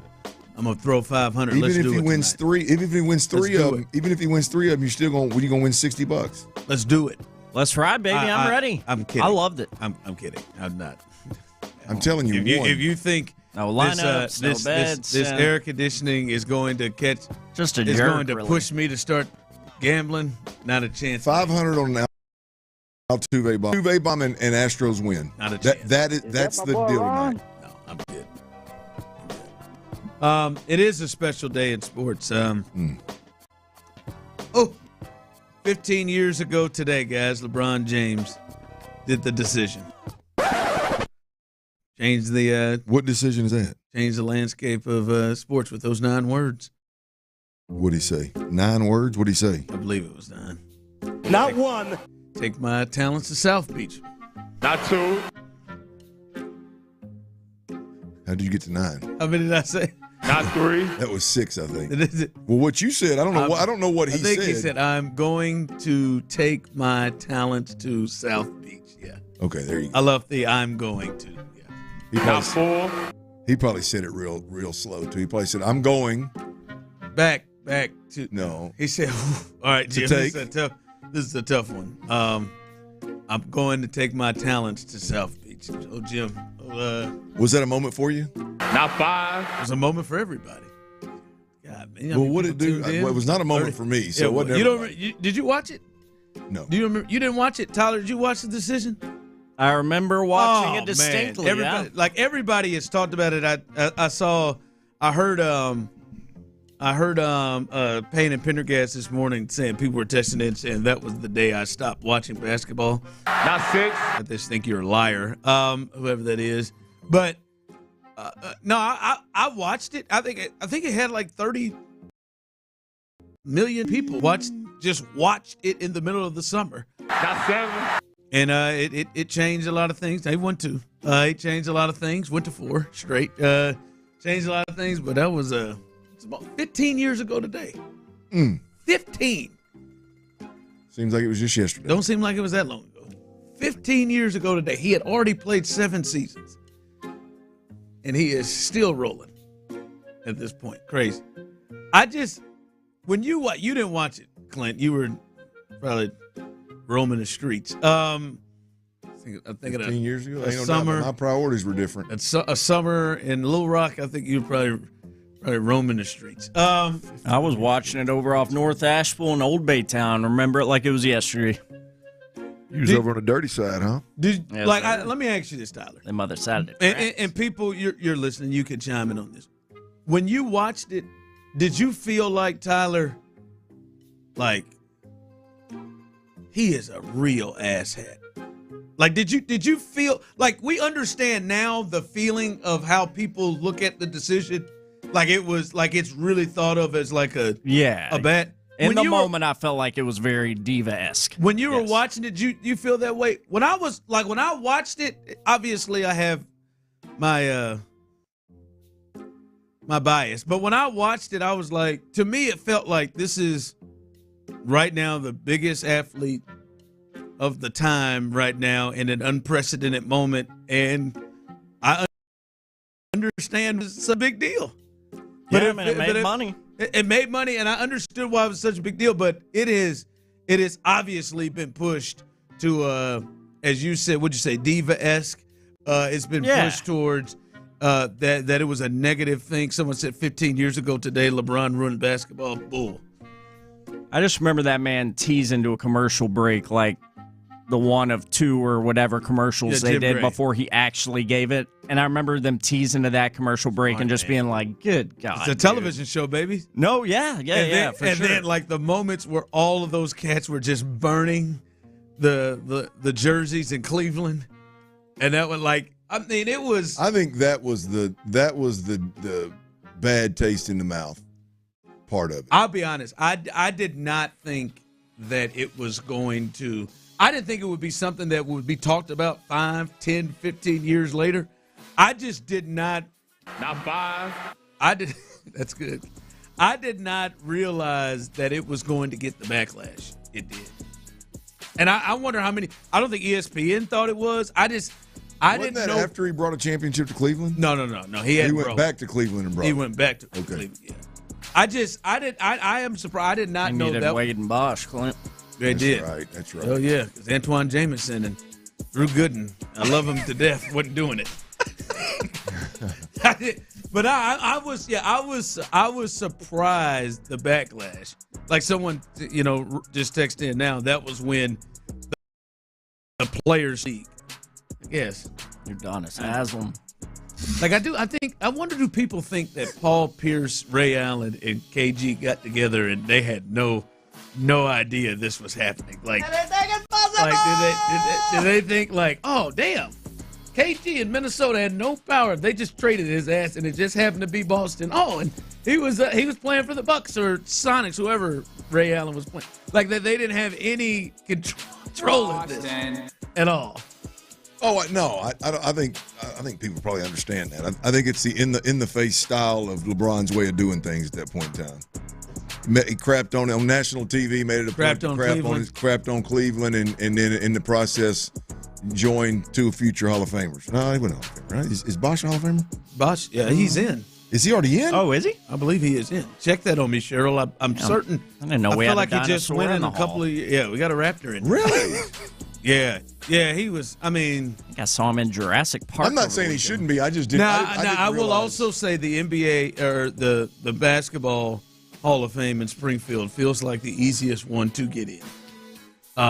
Like more than any other league, if you are on what is considered a dynasty, you can get a lot of dragger inners. Get a bunch of guys job. Like Draymond is going to be a no doubter. Klay Thompson's probably going to be a no doubter. Donkey with a team. And I don't know. Really? Yeah. 4 championships. I mean, like you start there and you start to look at it like he's probably like Klay's probably got several All NBA teams. Like Chris Bosh is a 2-time champion, 11-time All-Star. Like he's been on an How All. How shortened would you say his career got by that? Calves, that whatever he was dealing with. Was it a blood disorder? He had the blood clots. Yeah, and he had to. How much would you say that shortened like his playing time in the NBA? Oh, years. Yeah, absolute years. Because he was the one that was left in Miami, and he was actually like he took over his team. He took over the team. Yeah, he got in. Yeah, he's in. Yeah, he's in the Hall of Fame. Spared no expense. I had no. Yeah. I thought he went in his long ass. I feel like he went in with Dirk, but no. He actually had taken over the team there and was the best player, and then those blood clots started hitting because he was kind of the young one out of the group. Like I thought boy Kevin Love's about to get his ass drug into this Hall of Fame when they start getting there and they won one, and then Kevin's got a bunch of numbers in those years in Minnesota, where he just put up numbers when he was the only show in town, and then you start winning multiple titles. But I think Kevin has messed that up. By the way, what did he do? He didn't hang on to LeBron long enough. Well, his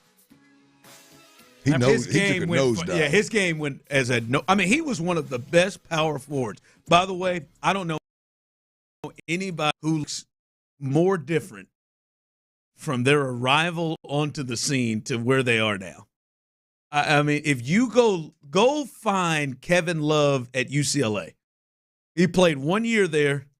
Big 42. Kevin Love at UCLA has he's got a more lean to the Travis Kelce feel. It's more that way. And now he looks like he works at a Barnes and Nobles. The gray, the salt and pepper is coming in. He's lost 60 pounds. It is. Yeah, no one has shifted the way they look more than old Kevin Love. But no, I'm still, I can understand and see the point. Like you said, he threw it in their faces. I was surprised the backlash he got. Raised a lot of money for those kids at that Boys and Girls Club where he hosted it. That went by the wayside. I think he's surprised. They really think through those things. Just like he was really thinking through. I think, you know what? I'm gonna have a practice in Cleveland. I'm gonna go to the Cleveland Cavs facility and get a practice in. He did that last week. Got some shots up. Cleveland facility.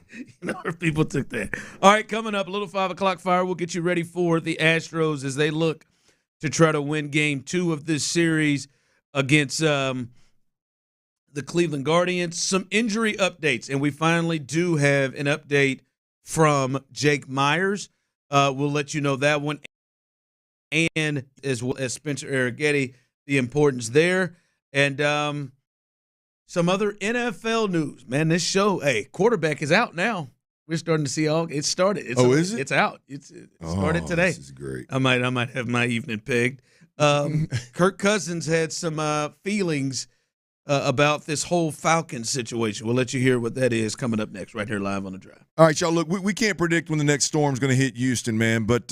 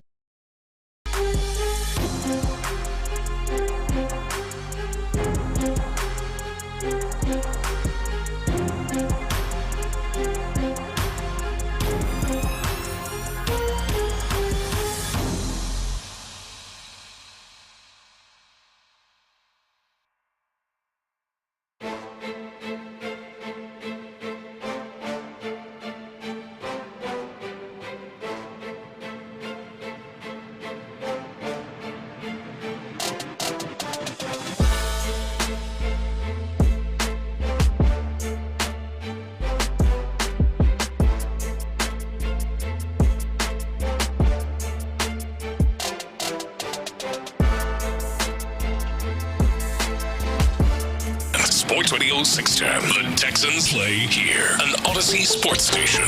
Attack that ass. I said, oh, Lord Jesus, it's a fire. Sports Radio 610 presents The Drive with Stoerner and Hughley. It's the 5 o'clock fire. It is 5 o'clock. Congratulations. Hopefully you're off work. Luckily for you, Old Dirty Show and Psycho T, a.k.a. T-Mill, has the latest. And the latest is the Astros. We will get you ready for Game 2 of this series tonight against the Cleveland Guardians. But a few injury notes. This one is the most recent. Jake Myers, who was in this, it was reported over the weekend in the Dodgers series. This is the latest from the Astros on this. Jake Myers did some running and lower half work in right field before the game. Joe Espada said there is still some tightness when Myers changed directions, but all in all, he is feeling better. Espada wants to try to stay away from him today. So said there's still some tightness there in that calf. He got some work. It changed the direction. They appear to really be avoiding trying the IL, which we understand. We'll see. He has missed the last few games here with that injury, but that is the absolute latest on Jake Myers, who is very important, right? They brought up Corona up here for him, and now Trammell is in center field, and the way he has played this year, he is an important piece to what the Astros are doing. So that is the latest there with Jake Myers. Yeah, look, the calf soreness, calf tightness is, what that scares me about is the Achilles. I wouldn't go say that. I'm just hoping like hell he's all right and he's back in the lineup whenever that time comes. I just hope it's not something more serious. It makes me want to let's just put him on the IL. Just check it. Now they know better. They know better than we do. But you're right. I am flinching anytime I hear anybody with that old calf. That is about to be treated almost, especially in the NBA, maybe different in other sports. That's about to be started to be treated the way that people start to say, "Oh, I got a little discomfort in the elbow." Okay, hold on now. Let's reel it in. Let's calm it down. So, so forearm tightness and calf tightness. Yeah, calf tightness. I don't like to hear it. No, we're not. 2 for 2 in the NBA playoffs with Damian Lillard and Tyrese Halliburton, and then Jason Tatum went there as well. Other injury news to some of the important ones. Clint Yordan Alvarez continues to work out, has not yet begun to hit yet. Chas McCormick has already started a rehab start in AAA Sugarland. That started on Friday. So he's somebody we talked about. That's somebody who we could see coming up soon. And when you talk about Jake being injured, Zach DeZenzo, who, by the way, is in this report as well, he's running and throwing, but he has not progressed to hitting yet. Got him! There is a need for Chas McCormick potentially to get up there, or at least have an opportunity for Chas McCormick to be up there and get some playing time. Spencer Arrighetti, from a pitching perspective, broken right thumb. He is in Florida, scheduled to throw a live BP today. He threw 30 pitches in a side session on Friday. J.P. France, maybe he's getting closer. He is scheduled to throw a BP on Wednesday. Luis Garcia, this one we kind of talked just through 2 innings, 27 pitches on Monday to begin a rehab assignment in Florida as well. And then Christian Javier, he threw a live BP on Monday, 2 innings, 35 pitches. And Jeremy Pena with the left rib fracture, working out in the weight room, but no baseball activities yet. It is crazy. Just all those guys we just read. I mean, that is... Well, this is not good. Jake's a starter. Arrighetti is expected to be in the rotation. Alvarez is a starter. Pena is a starter. Before, not before the season, but the plans, multiple years ago when they signed deals was Javier and Garcia. would be starters. And we'll get all this little funk. To look at all those dudes they just have out is it's crazy. Like, I know they're looking to make some moves, but, man, if you could have a guarantee that those dudes were going to come back, hell, they may not even need to make any trades with all those dudes they got. With the way they're playing right now, yeah. I mean, look, I got my eyes on Spencer Arrighetti. Getting back as soon as you can. That's to me, that's the most likely one to happen quicker, given that it was a broken right thumb. It's not, recovering from elbow or shoulder or anything like that. Spencer Arrighetti and Chaz McCormick. We talked about Chaz McCormick. Chaz is one that, boy, he's got to be kicking himself right now with this injury because he would be getting serious run. Hell, definitely in left field or right field, but now with the Jake Myers situation, I would imagine he'd slide right over to center field and fit in. So, but Chaz is one that you would think would be a little bit closer to returning. Obviously, starting a rehab assignment last Friday in AAA Sugar Land, so he's obviously ready to play and get live action. So, those two guys seem to be the two that are closest. Maybe not Spencer Arrighetti. Maybe that's just maybe I'm just hoping for that. But Arrighetti and Chaz McCormick are the two. Brendan Rodgers too, man. Don't sleep on that. I mean, he was a key to allowing Altuve to play left field. Hell, he started opening day, didn't he? Didn't Brendan Rodgers start at second base opening day? He might have. So I'll be honest. I've been asleep on him. You've been asleep on him? I've been asleep on Brendan Rodgers. Yeah, no, I'm not. I'm good. I mean, we hear guys talking about being the best defensive team in Major League Baseball. I don't know what all goes into that, but I know he was playing second base quite a bit. So I think, you'd like to, obviously they want to keep Dubon available in other places. So I think Brendan Rodgers is your second baseman if everybody's healthy. We'll see. I guess. Yeah. My feels on putting Dubon just as an everyday guy a super utility guy. Yeah, when he. I'm with you on that. I think that ship has sailed. Yeah, apparently. All right, they played unless they're just ravaged with injuries, right? Yeah, that's the only way. It's 4 home runs on a road trip, and then super utility. All right, they do play game 2 against the Guardians tonight, and they need to win this to continue this streak of 13 series, I believe, 12 or 13 series in which they have either won or split series with in a row. They have not lost a series, 13 straight series. They got to win tonight to keep that going, and they should be in a good spot to do it. Paredes is going to lead off, play third. Cam Smith is in right field. Actually, Tyler, I'm just kidding. I almost got Tyler excited. Dude, look at it. Did you see the Come look? on. I just wanted to see that look. If you ain't placing no bets and riding with me and giving me that, please give me the Astros line. I just wanted to see you check up to see the. I just wanted to get you to have a little excitement right there. That's a real jackleg move. But I feel Makes it's me wanna better cut to his mic off. have that excitement. Were you ready? You'd have been ready to get that music? Oh yes. Dude, it's me. Come on. Oh, yes. Dude, it's me. Come on. Pretty good. Now, Cam Smith in right field. Altuve's in the lineup. He's going to DH tonight. Yainer Diaz behind the plate hitting fourth with Caratini over at first base because Christian Walker is still on paternity leave. Cooper Hummel is in left field. Mauricio Dubon back in the lineup at second base with Zach Short. Obviously, his double play partner, Zach Short, is at shortstop. And Taylor Trammell is in center field behind Hunter Brown. And Clint, as you've said, Hunter Brown is must-see with the Astros whenever he is on the mound. Really doesn't matter who he's pitching against. It's always a must-see watch. And I feel like we may flirt with one. No? We may flirt with a no-no tonight. Ooh. I think tonight is a night we may flirt with a no-no. Probably the last time he didn't go 6 innings, I believe, was against Cleveland, and he was probably a little annoyed in that outing.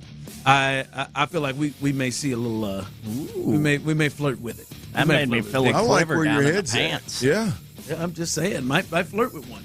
I did not quiver in my britches, but I do agree that I like where your head's at. I'm a girl. Quivered in your britches. But no, he's well on his way.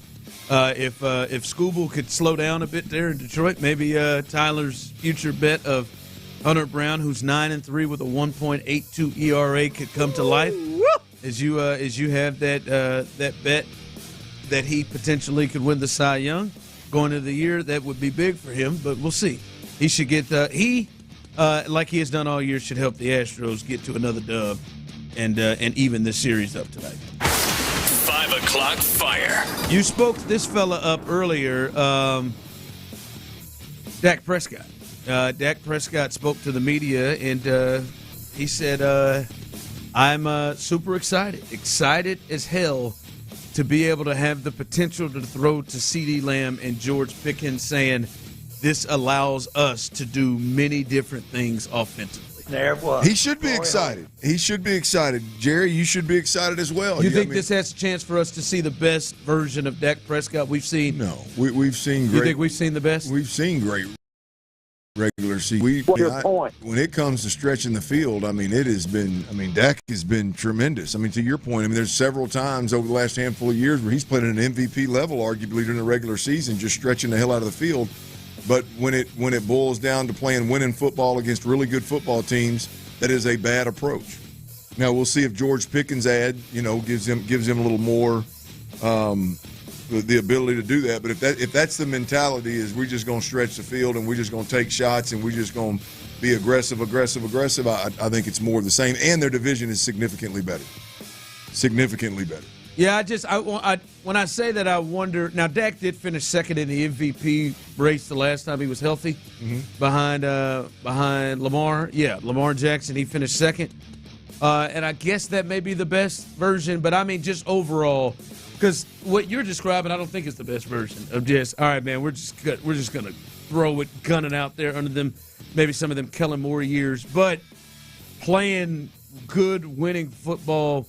And not just saying, all right, I got George, I got CeeDee Lamb, and we're just going to just run it out there. I think he's got good talent around him, and they have a chance for us to see, him at his best. Him at not just numbers, but him completely at his best. That I think there is a chance. I think Dak's probably got about maybe 1 or 2 more years to play at that level with his age and kind of where his skill is. I don't have time to have a bad time. And hopefully for Jerry's sake, that for him as he is trying to hang on and do something before he's not hanging on before he lets go of the rope. Before he lets go of the rope. But no, this is some people are saying is the best talent. And Dak has had some around him. This is the best. Maybe collection of talent that he has had around him since he's been in Dallas with the receiver, with the tight end situation. This may be the best situation. Well, and what are they playing, a third-place schedule? Yeah. So the schedule's going to be a little bit more forgiving. The division is significantly better, I think, with obviously Washington arriving. I don't know, man. We'll see. That's I don't know. Look, there's definitely been a lot of change in Dallas, and we'll see if that change – we got Eberflus on the defensive side of the football, and Schottenheimer as the head coach, offensive play caller. Is he going to be calling the plays in Dallas? I think so. I just never loved him as a play caller. Well, I don't know what he is as a head coach. Obviously, his father was a great head coach, but I just never loved him. Well, it's just the change of scenery, I think, in terms of who's calling the plays, I think would be good in Dallas. But I would bet on seeing more of the same. Being overly aggressive and bite you in the ass when it matters the most. All right. Hope not. I really look. I like Dak Prescott. I loved when they drafted him. I obviously didn't think he was going to be MVP caliber quarterback several years. But I like Dak a lot, man. I think his time is it's bad. Come and gone in Dallas, man. Do something. They're going. I'm not talking to these guys on the end of this phone. 5 o'clock fire. All right, we talked about it. The quarterback. I enjoyed the first one. What was that? Yeah, I remember. I've enjoyed the receiver too. I enjoyed all of this. It is great access. You got to see these guys in a different route. Kirk Cousins, he loved it so much he agreed to do it again.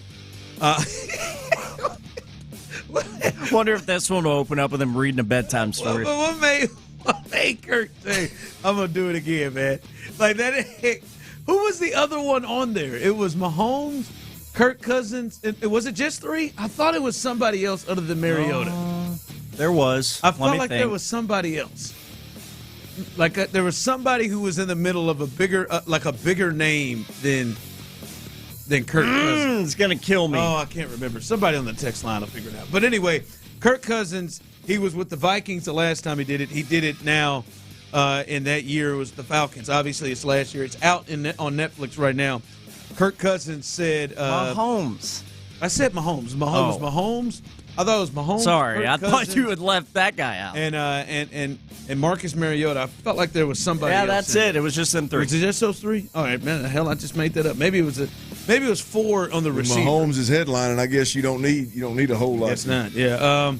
I think this time it's Kirk Cousins, Jared Goff, Joe Burrow, and I think that's it. Yeah. The receiver, they had a lot more. They had Debo, they had George Kittle, Justin Jefferson. Maybe I'm just making up three. Maybe I swear to God they had somebody else. It probably felt like less than three quarterbacks the first season because of Mariota and his antics. Yeah, Devontae Adams was on there too. Yep. So they had four. Mm-hmm. Yes. But anyway, Kirk Cousins said he felt misled by the Falcons when they drafted Michael Penix Jr. By the way, he is still on the team. Kirk Cousins said he felt misled and said, certainly if I had information around free agency, it certainly would have affected my decisions. Cousins says on the first episode of this season's The Quarterback. Yeah, had I known that they were both going to draft quarterbacks out of state in Minnesota, we loved it. Yeah, or I'd have gone somewhere else. Well, I think you actually lose the state of Minnesota. I think he's talking about exactly the two because how much they loved it there. Yeah, I'm just saying, even overall, like he was kind of the big name, like the big quarterback name that could he be another Baker? Could he be another free agent quarterback that goes to another team? And listen, I understand the Falcons. I think it's on draft night. I don't know that I understood. Man, what the hell did you pay $180 million to somebody knowing that the clock is ticking on them when you draft a guy in the top 10, which was odd. But, I mean, I can't fault. If you look at Michael Penix Jr., you think that he's got the chance to be special. Kirk Cousins, even if you signed him, should slow you down. Well, the thing is with Atlanta, you got to find a way to get out from underneath it. You got to find a way to move him. I don't fault him for hey, look, you sign a guy, you sew up what you think you've done is you sew up your quarterback position, and then all of a sudden you're blown away with Michael Penix Jr. and you got to go get him. I mean, that's I don't fault him for making that decision. Doesn't look good on the outside looking in, but I don't fault him for it. Yeah, they just stuck with that money at this point. Now, Amon-Ra St. Brown was on that receiver too. Damn, man, they had like five of them cats. Who do you think is going to be the best, Burrow, Goff, or Kirk Cousins? I think Burrow is. Burrow's an interesting cat. That Macaulay Culkin-looking sucker, and then all of a sudden he comes in there and he's hanging out with porn stars and everything else. Yeah, it's called him Macaulay Culkin. What's his name? You said that name like Ron says names. Macaulay Culkin? What's his name? Hold on. Culkin. Clint blows some names too. You could have just said that the way Clint says. What's his name? Macaulay. He's not caulking a bathtub. Well, what's his name? Macaulay Culkin. Okay. Yeah. I'll be honest with you. This is a season of guys who look like characters because he looks like Macaulay, and Jared Goff looks like Ryan Gosling. Yeah, he does. Like every remember the time. Titans ass. Is that what you pulled Ryan Gosling from? Remember the Titans? Is that where you pull him? It's just first thing my brain shot up with football and Ryan Gosling. I just know he is pulled off Eva Mendes and hits. I mean, good heavens. And I know he was a real liability at defensive back. He really was. And it was huge of him for stepping up and taking himself out. He did. His dad was pissed. Yost, what's he doing? He's taking Allen out. Yost! I don't want them to gain another yard. Coming up next. All right. We know how good the Texans defense has the potential to be, and we know those teams that the Texans have to try to get to in the AFC. How good do you believe the Texans' offense has to be for them to get past those teams ahead of them in the AFC? We'll discuss that next. I just looked up and I saw a Coors Light ad, man, and adding to the long laundry list of reasons to drink Coors Light, it said Coors Light, man.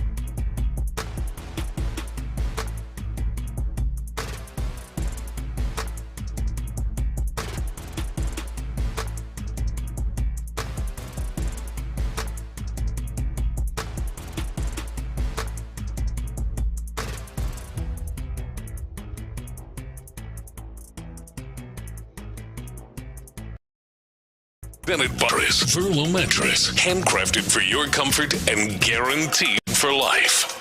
On July 4th, historic flooding devastated Kerr County, Texas, displacing families, destroying homes, and leaving many in urgent need. The Salvation Army Emergency Disaster Services team is on the ground right now, serving hot meals, offering shelter, and providing emotional and spiritual care to those affected. But they can't do it alone. You can help. Visit salarmyeds.org to donate or volunteer. Every donation brings hope. Every hand makes a difference. That's salarmyeds.org. Who is your daddy? Sports Radio 610 presents The Drive with Stoerner and Hughley.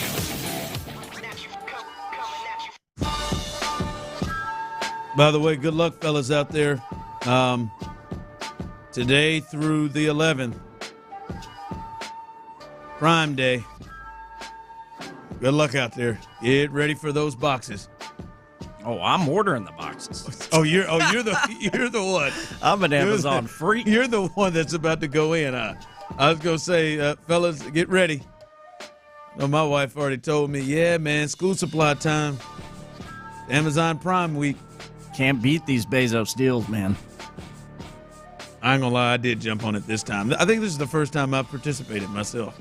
I wasn't going to. I wasn't going to until you guys. You weren't. Were you even aware of it? No, I was not aware of it. So much savings. I don't. Anything I need, if I find it on, if I need it and find it on Amazon, I send it to my wife and get her to order it because that account or whatever. So I get. I get she's. And you say they show up with boxes all the time, right?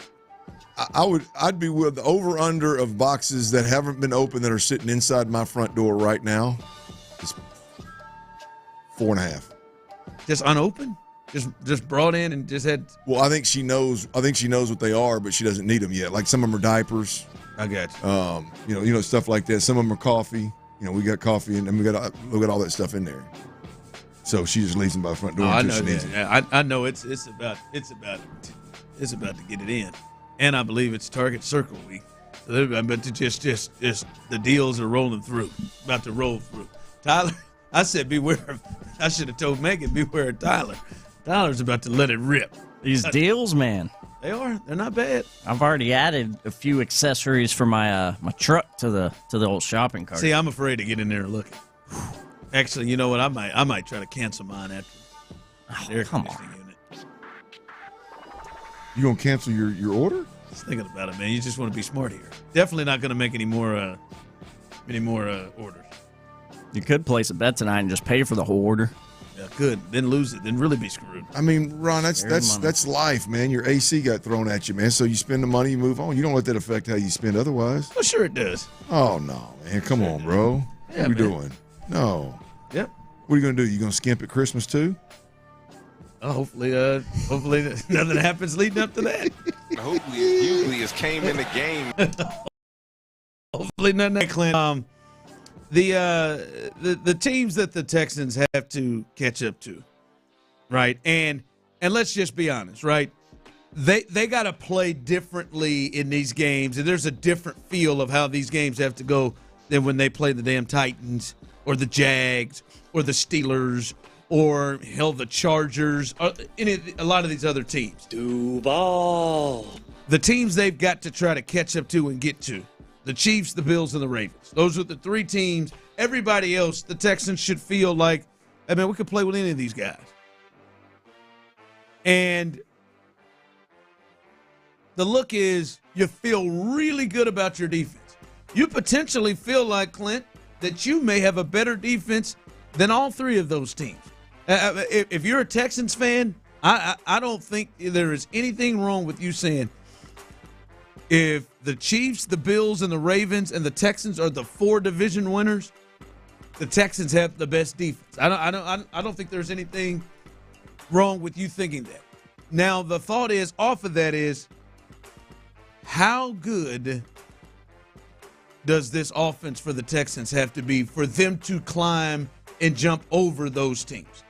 How good do they have to be offensively, even with their defense? How good offensively in those games against those teams?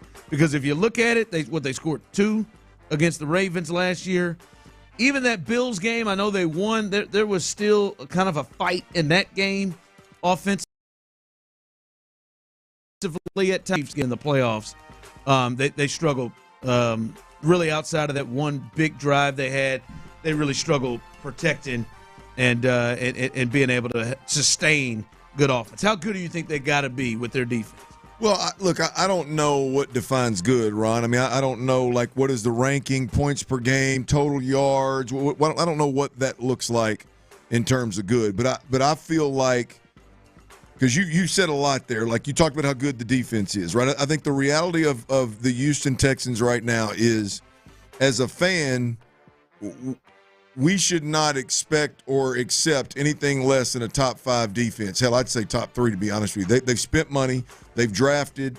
The tape will tell you how good they are. Your head coach is a defensive play caller. Like they have been absolutely tremendous, and they're getting better. They're getting deeper. They're getting to a point where, like, losing a couple of guys to injury here or there, isn't going to hurt you. You got another guy that you legitimately next man up. They use that phrase a lot, but very often they don't have the guys to do it. They do here in Houston on the defensive side of the football. So I'll say this. I think all things considered, I think they've got to be efficient is the word on offense. I think they've got to do the playbook for Nick Caserio. We've heard him talk about it. The playbook for Nick Caserio, and no mistake about it, this is a Nick Caserio offense, right? The playbook is don't beat yourself. 75%, maybe be higher than that. 75%, the opponent will beat themselves.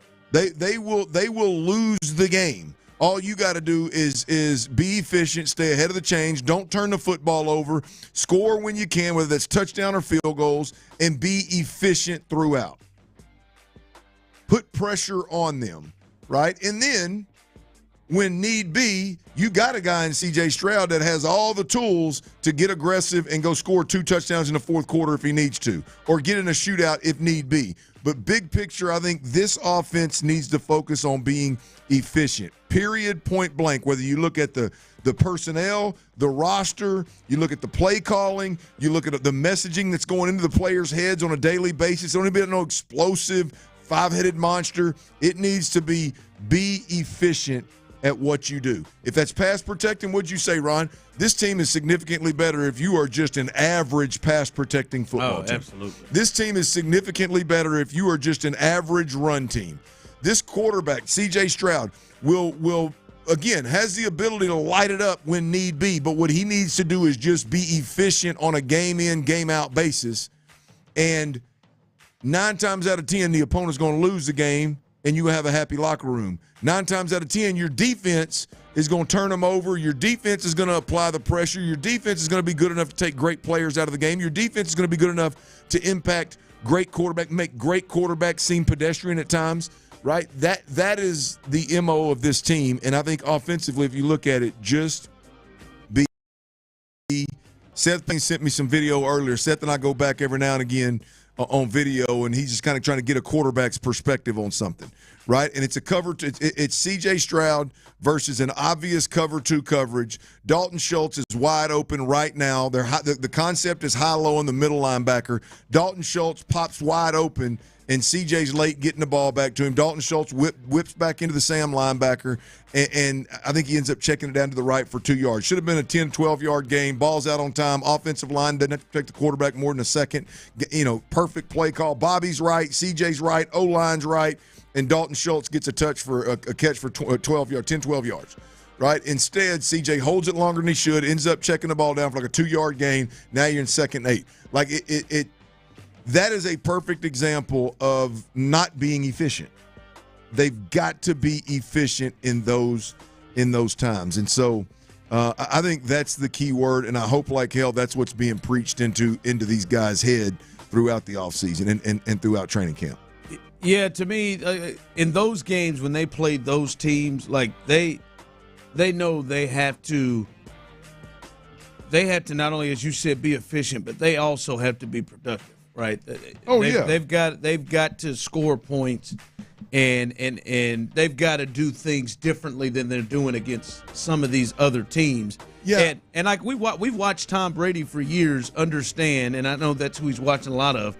Tom Brady understood what kind of defense he had with him, and what he needed to do be smart, but also he knew when he was playing Peyton Manning, he knew he had a good defense. Right. He knew he was playing Peyton Manning. He knew, 21 probably wasn't going to do it. That's right. The ability to go get it. Yeah. No question. So that part, smart, but you gotta go get it. You can't score 2 points against the Ravens. Your offense can't get shut out against the Ravens. To your, I think your bigger part of your question is what we've seen in the past that can't happen is getting smothered by the Ravens in the playoffs, and then getting just absolutely embarrassed to what was your Achilles heel, not being able to protect your quarterback in critical moments versus Kansas City, right? Those are the two things that you obviously just stand out big time that you got to eliminate from happening. All right, coming up, T. Mill, he's ready to win help you win a little bit of money. Man, I'm telling you, man, I almost thought about it, but different situation. But T. Mill's best bet's coming up as well. As well as maybe the one concern Rockets fans may have, and we'll see what they do about this. We'll discuss that coming up next. All right, y'all, look, I got to take a minute, tip my cap to all my Coors Light drinkers out there. And, look, it's just the most refreshing beer that's out there. It's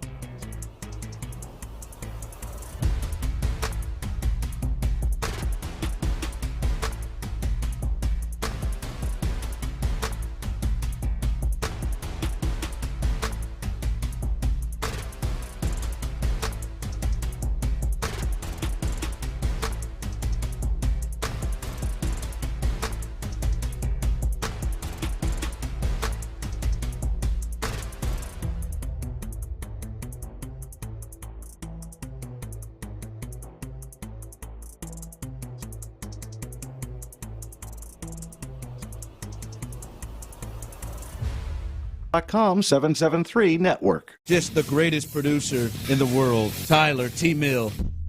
Live from the Mokaram Injury Lawyers Studios. Sports Radio 610 presents The Drive with Stoerner and Hughley.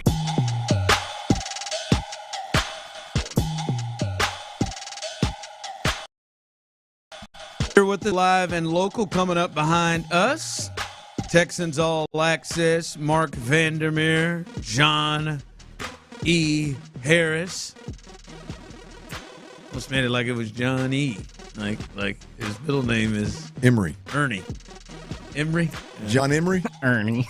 John Ernie don't sound I guess it'd probably be Ernest. smooth, right? Ernie's a funny ass name. That's my dad's name. That's my little cousin's name. That's my dad's name, Tyler. Ernie. Your dad's got a funny What ass does he name, go by? bro. What does he go by? Ernie. He goes by Ernie? His name's Ernest Henry Stoerner. Yeah, Ernest. Third? Yeah. Gotta check Ernest Henry Stoerner the third. My brother's the fourth. Goes by Ernie. My brother went by Hank. Then he goes by Ernie, huh? Your brother ever go by Ernest? Or Not Ernie? a chance. Never. He took it way down. He went from Ernest, took away Ernest, took away Ernie, took away Henry, and moved it down to Hank. That's it. Yeah, from jump. I think my parents did that. We called him Hank from jump. So I don't know that he ever thought choice. about That was just Hank. Jump. Yeah. I think great grandfather was obviously Ernest. Grandfather was, I guess his name was Ernest, but we called him Junior. Everybody called him Junior. Dad was Ernie. Yeah. Hank was Hank. My cousin Ernie, Ernest Hill, old big balls. His claim to fame. Knock on the door with him. Knock on the door with him. His claim to fame was he and Alden Smith. They were the two best players on their high school team. Yeah, Alden was pretty good. He said he was crazy then.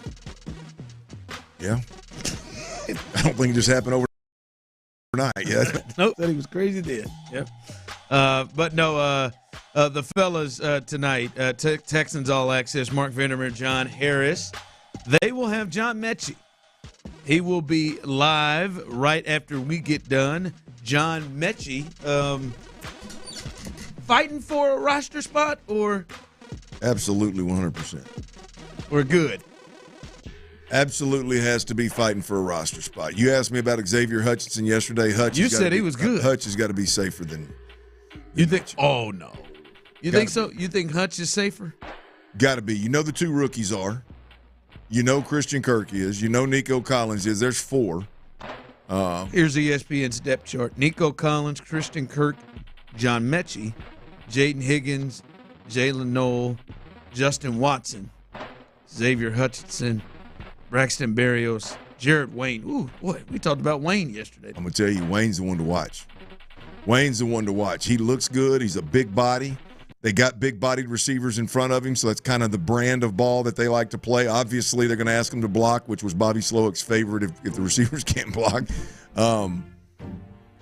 He's getting a lot of run, man. At least he was in OTAs and things like that. Wayne's the one to look out for. They got a lot of guys. He's a big dude, man. They got a lot of guys here that I would be surprised if they weren't on the team.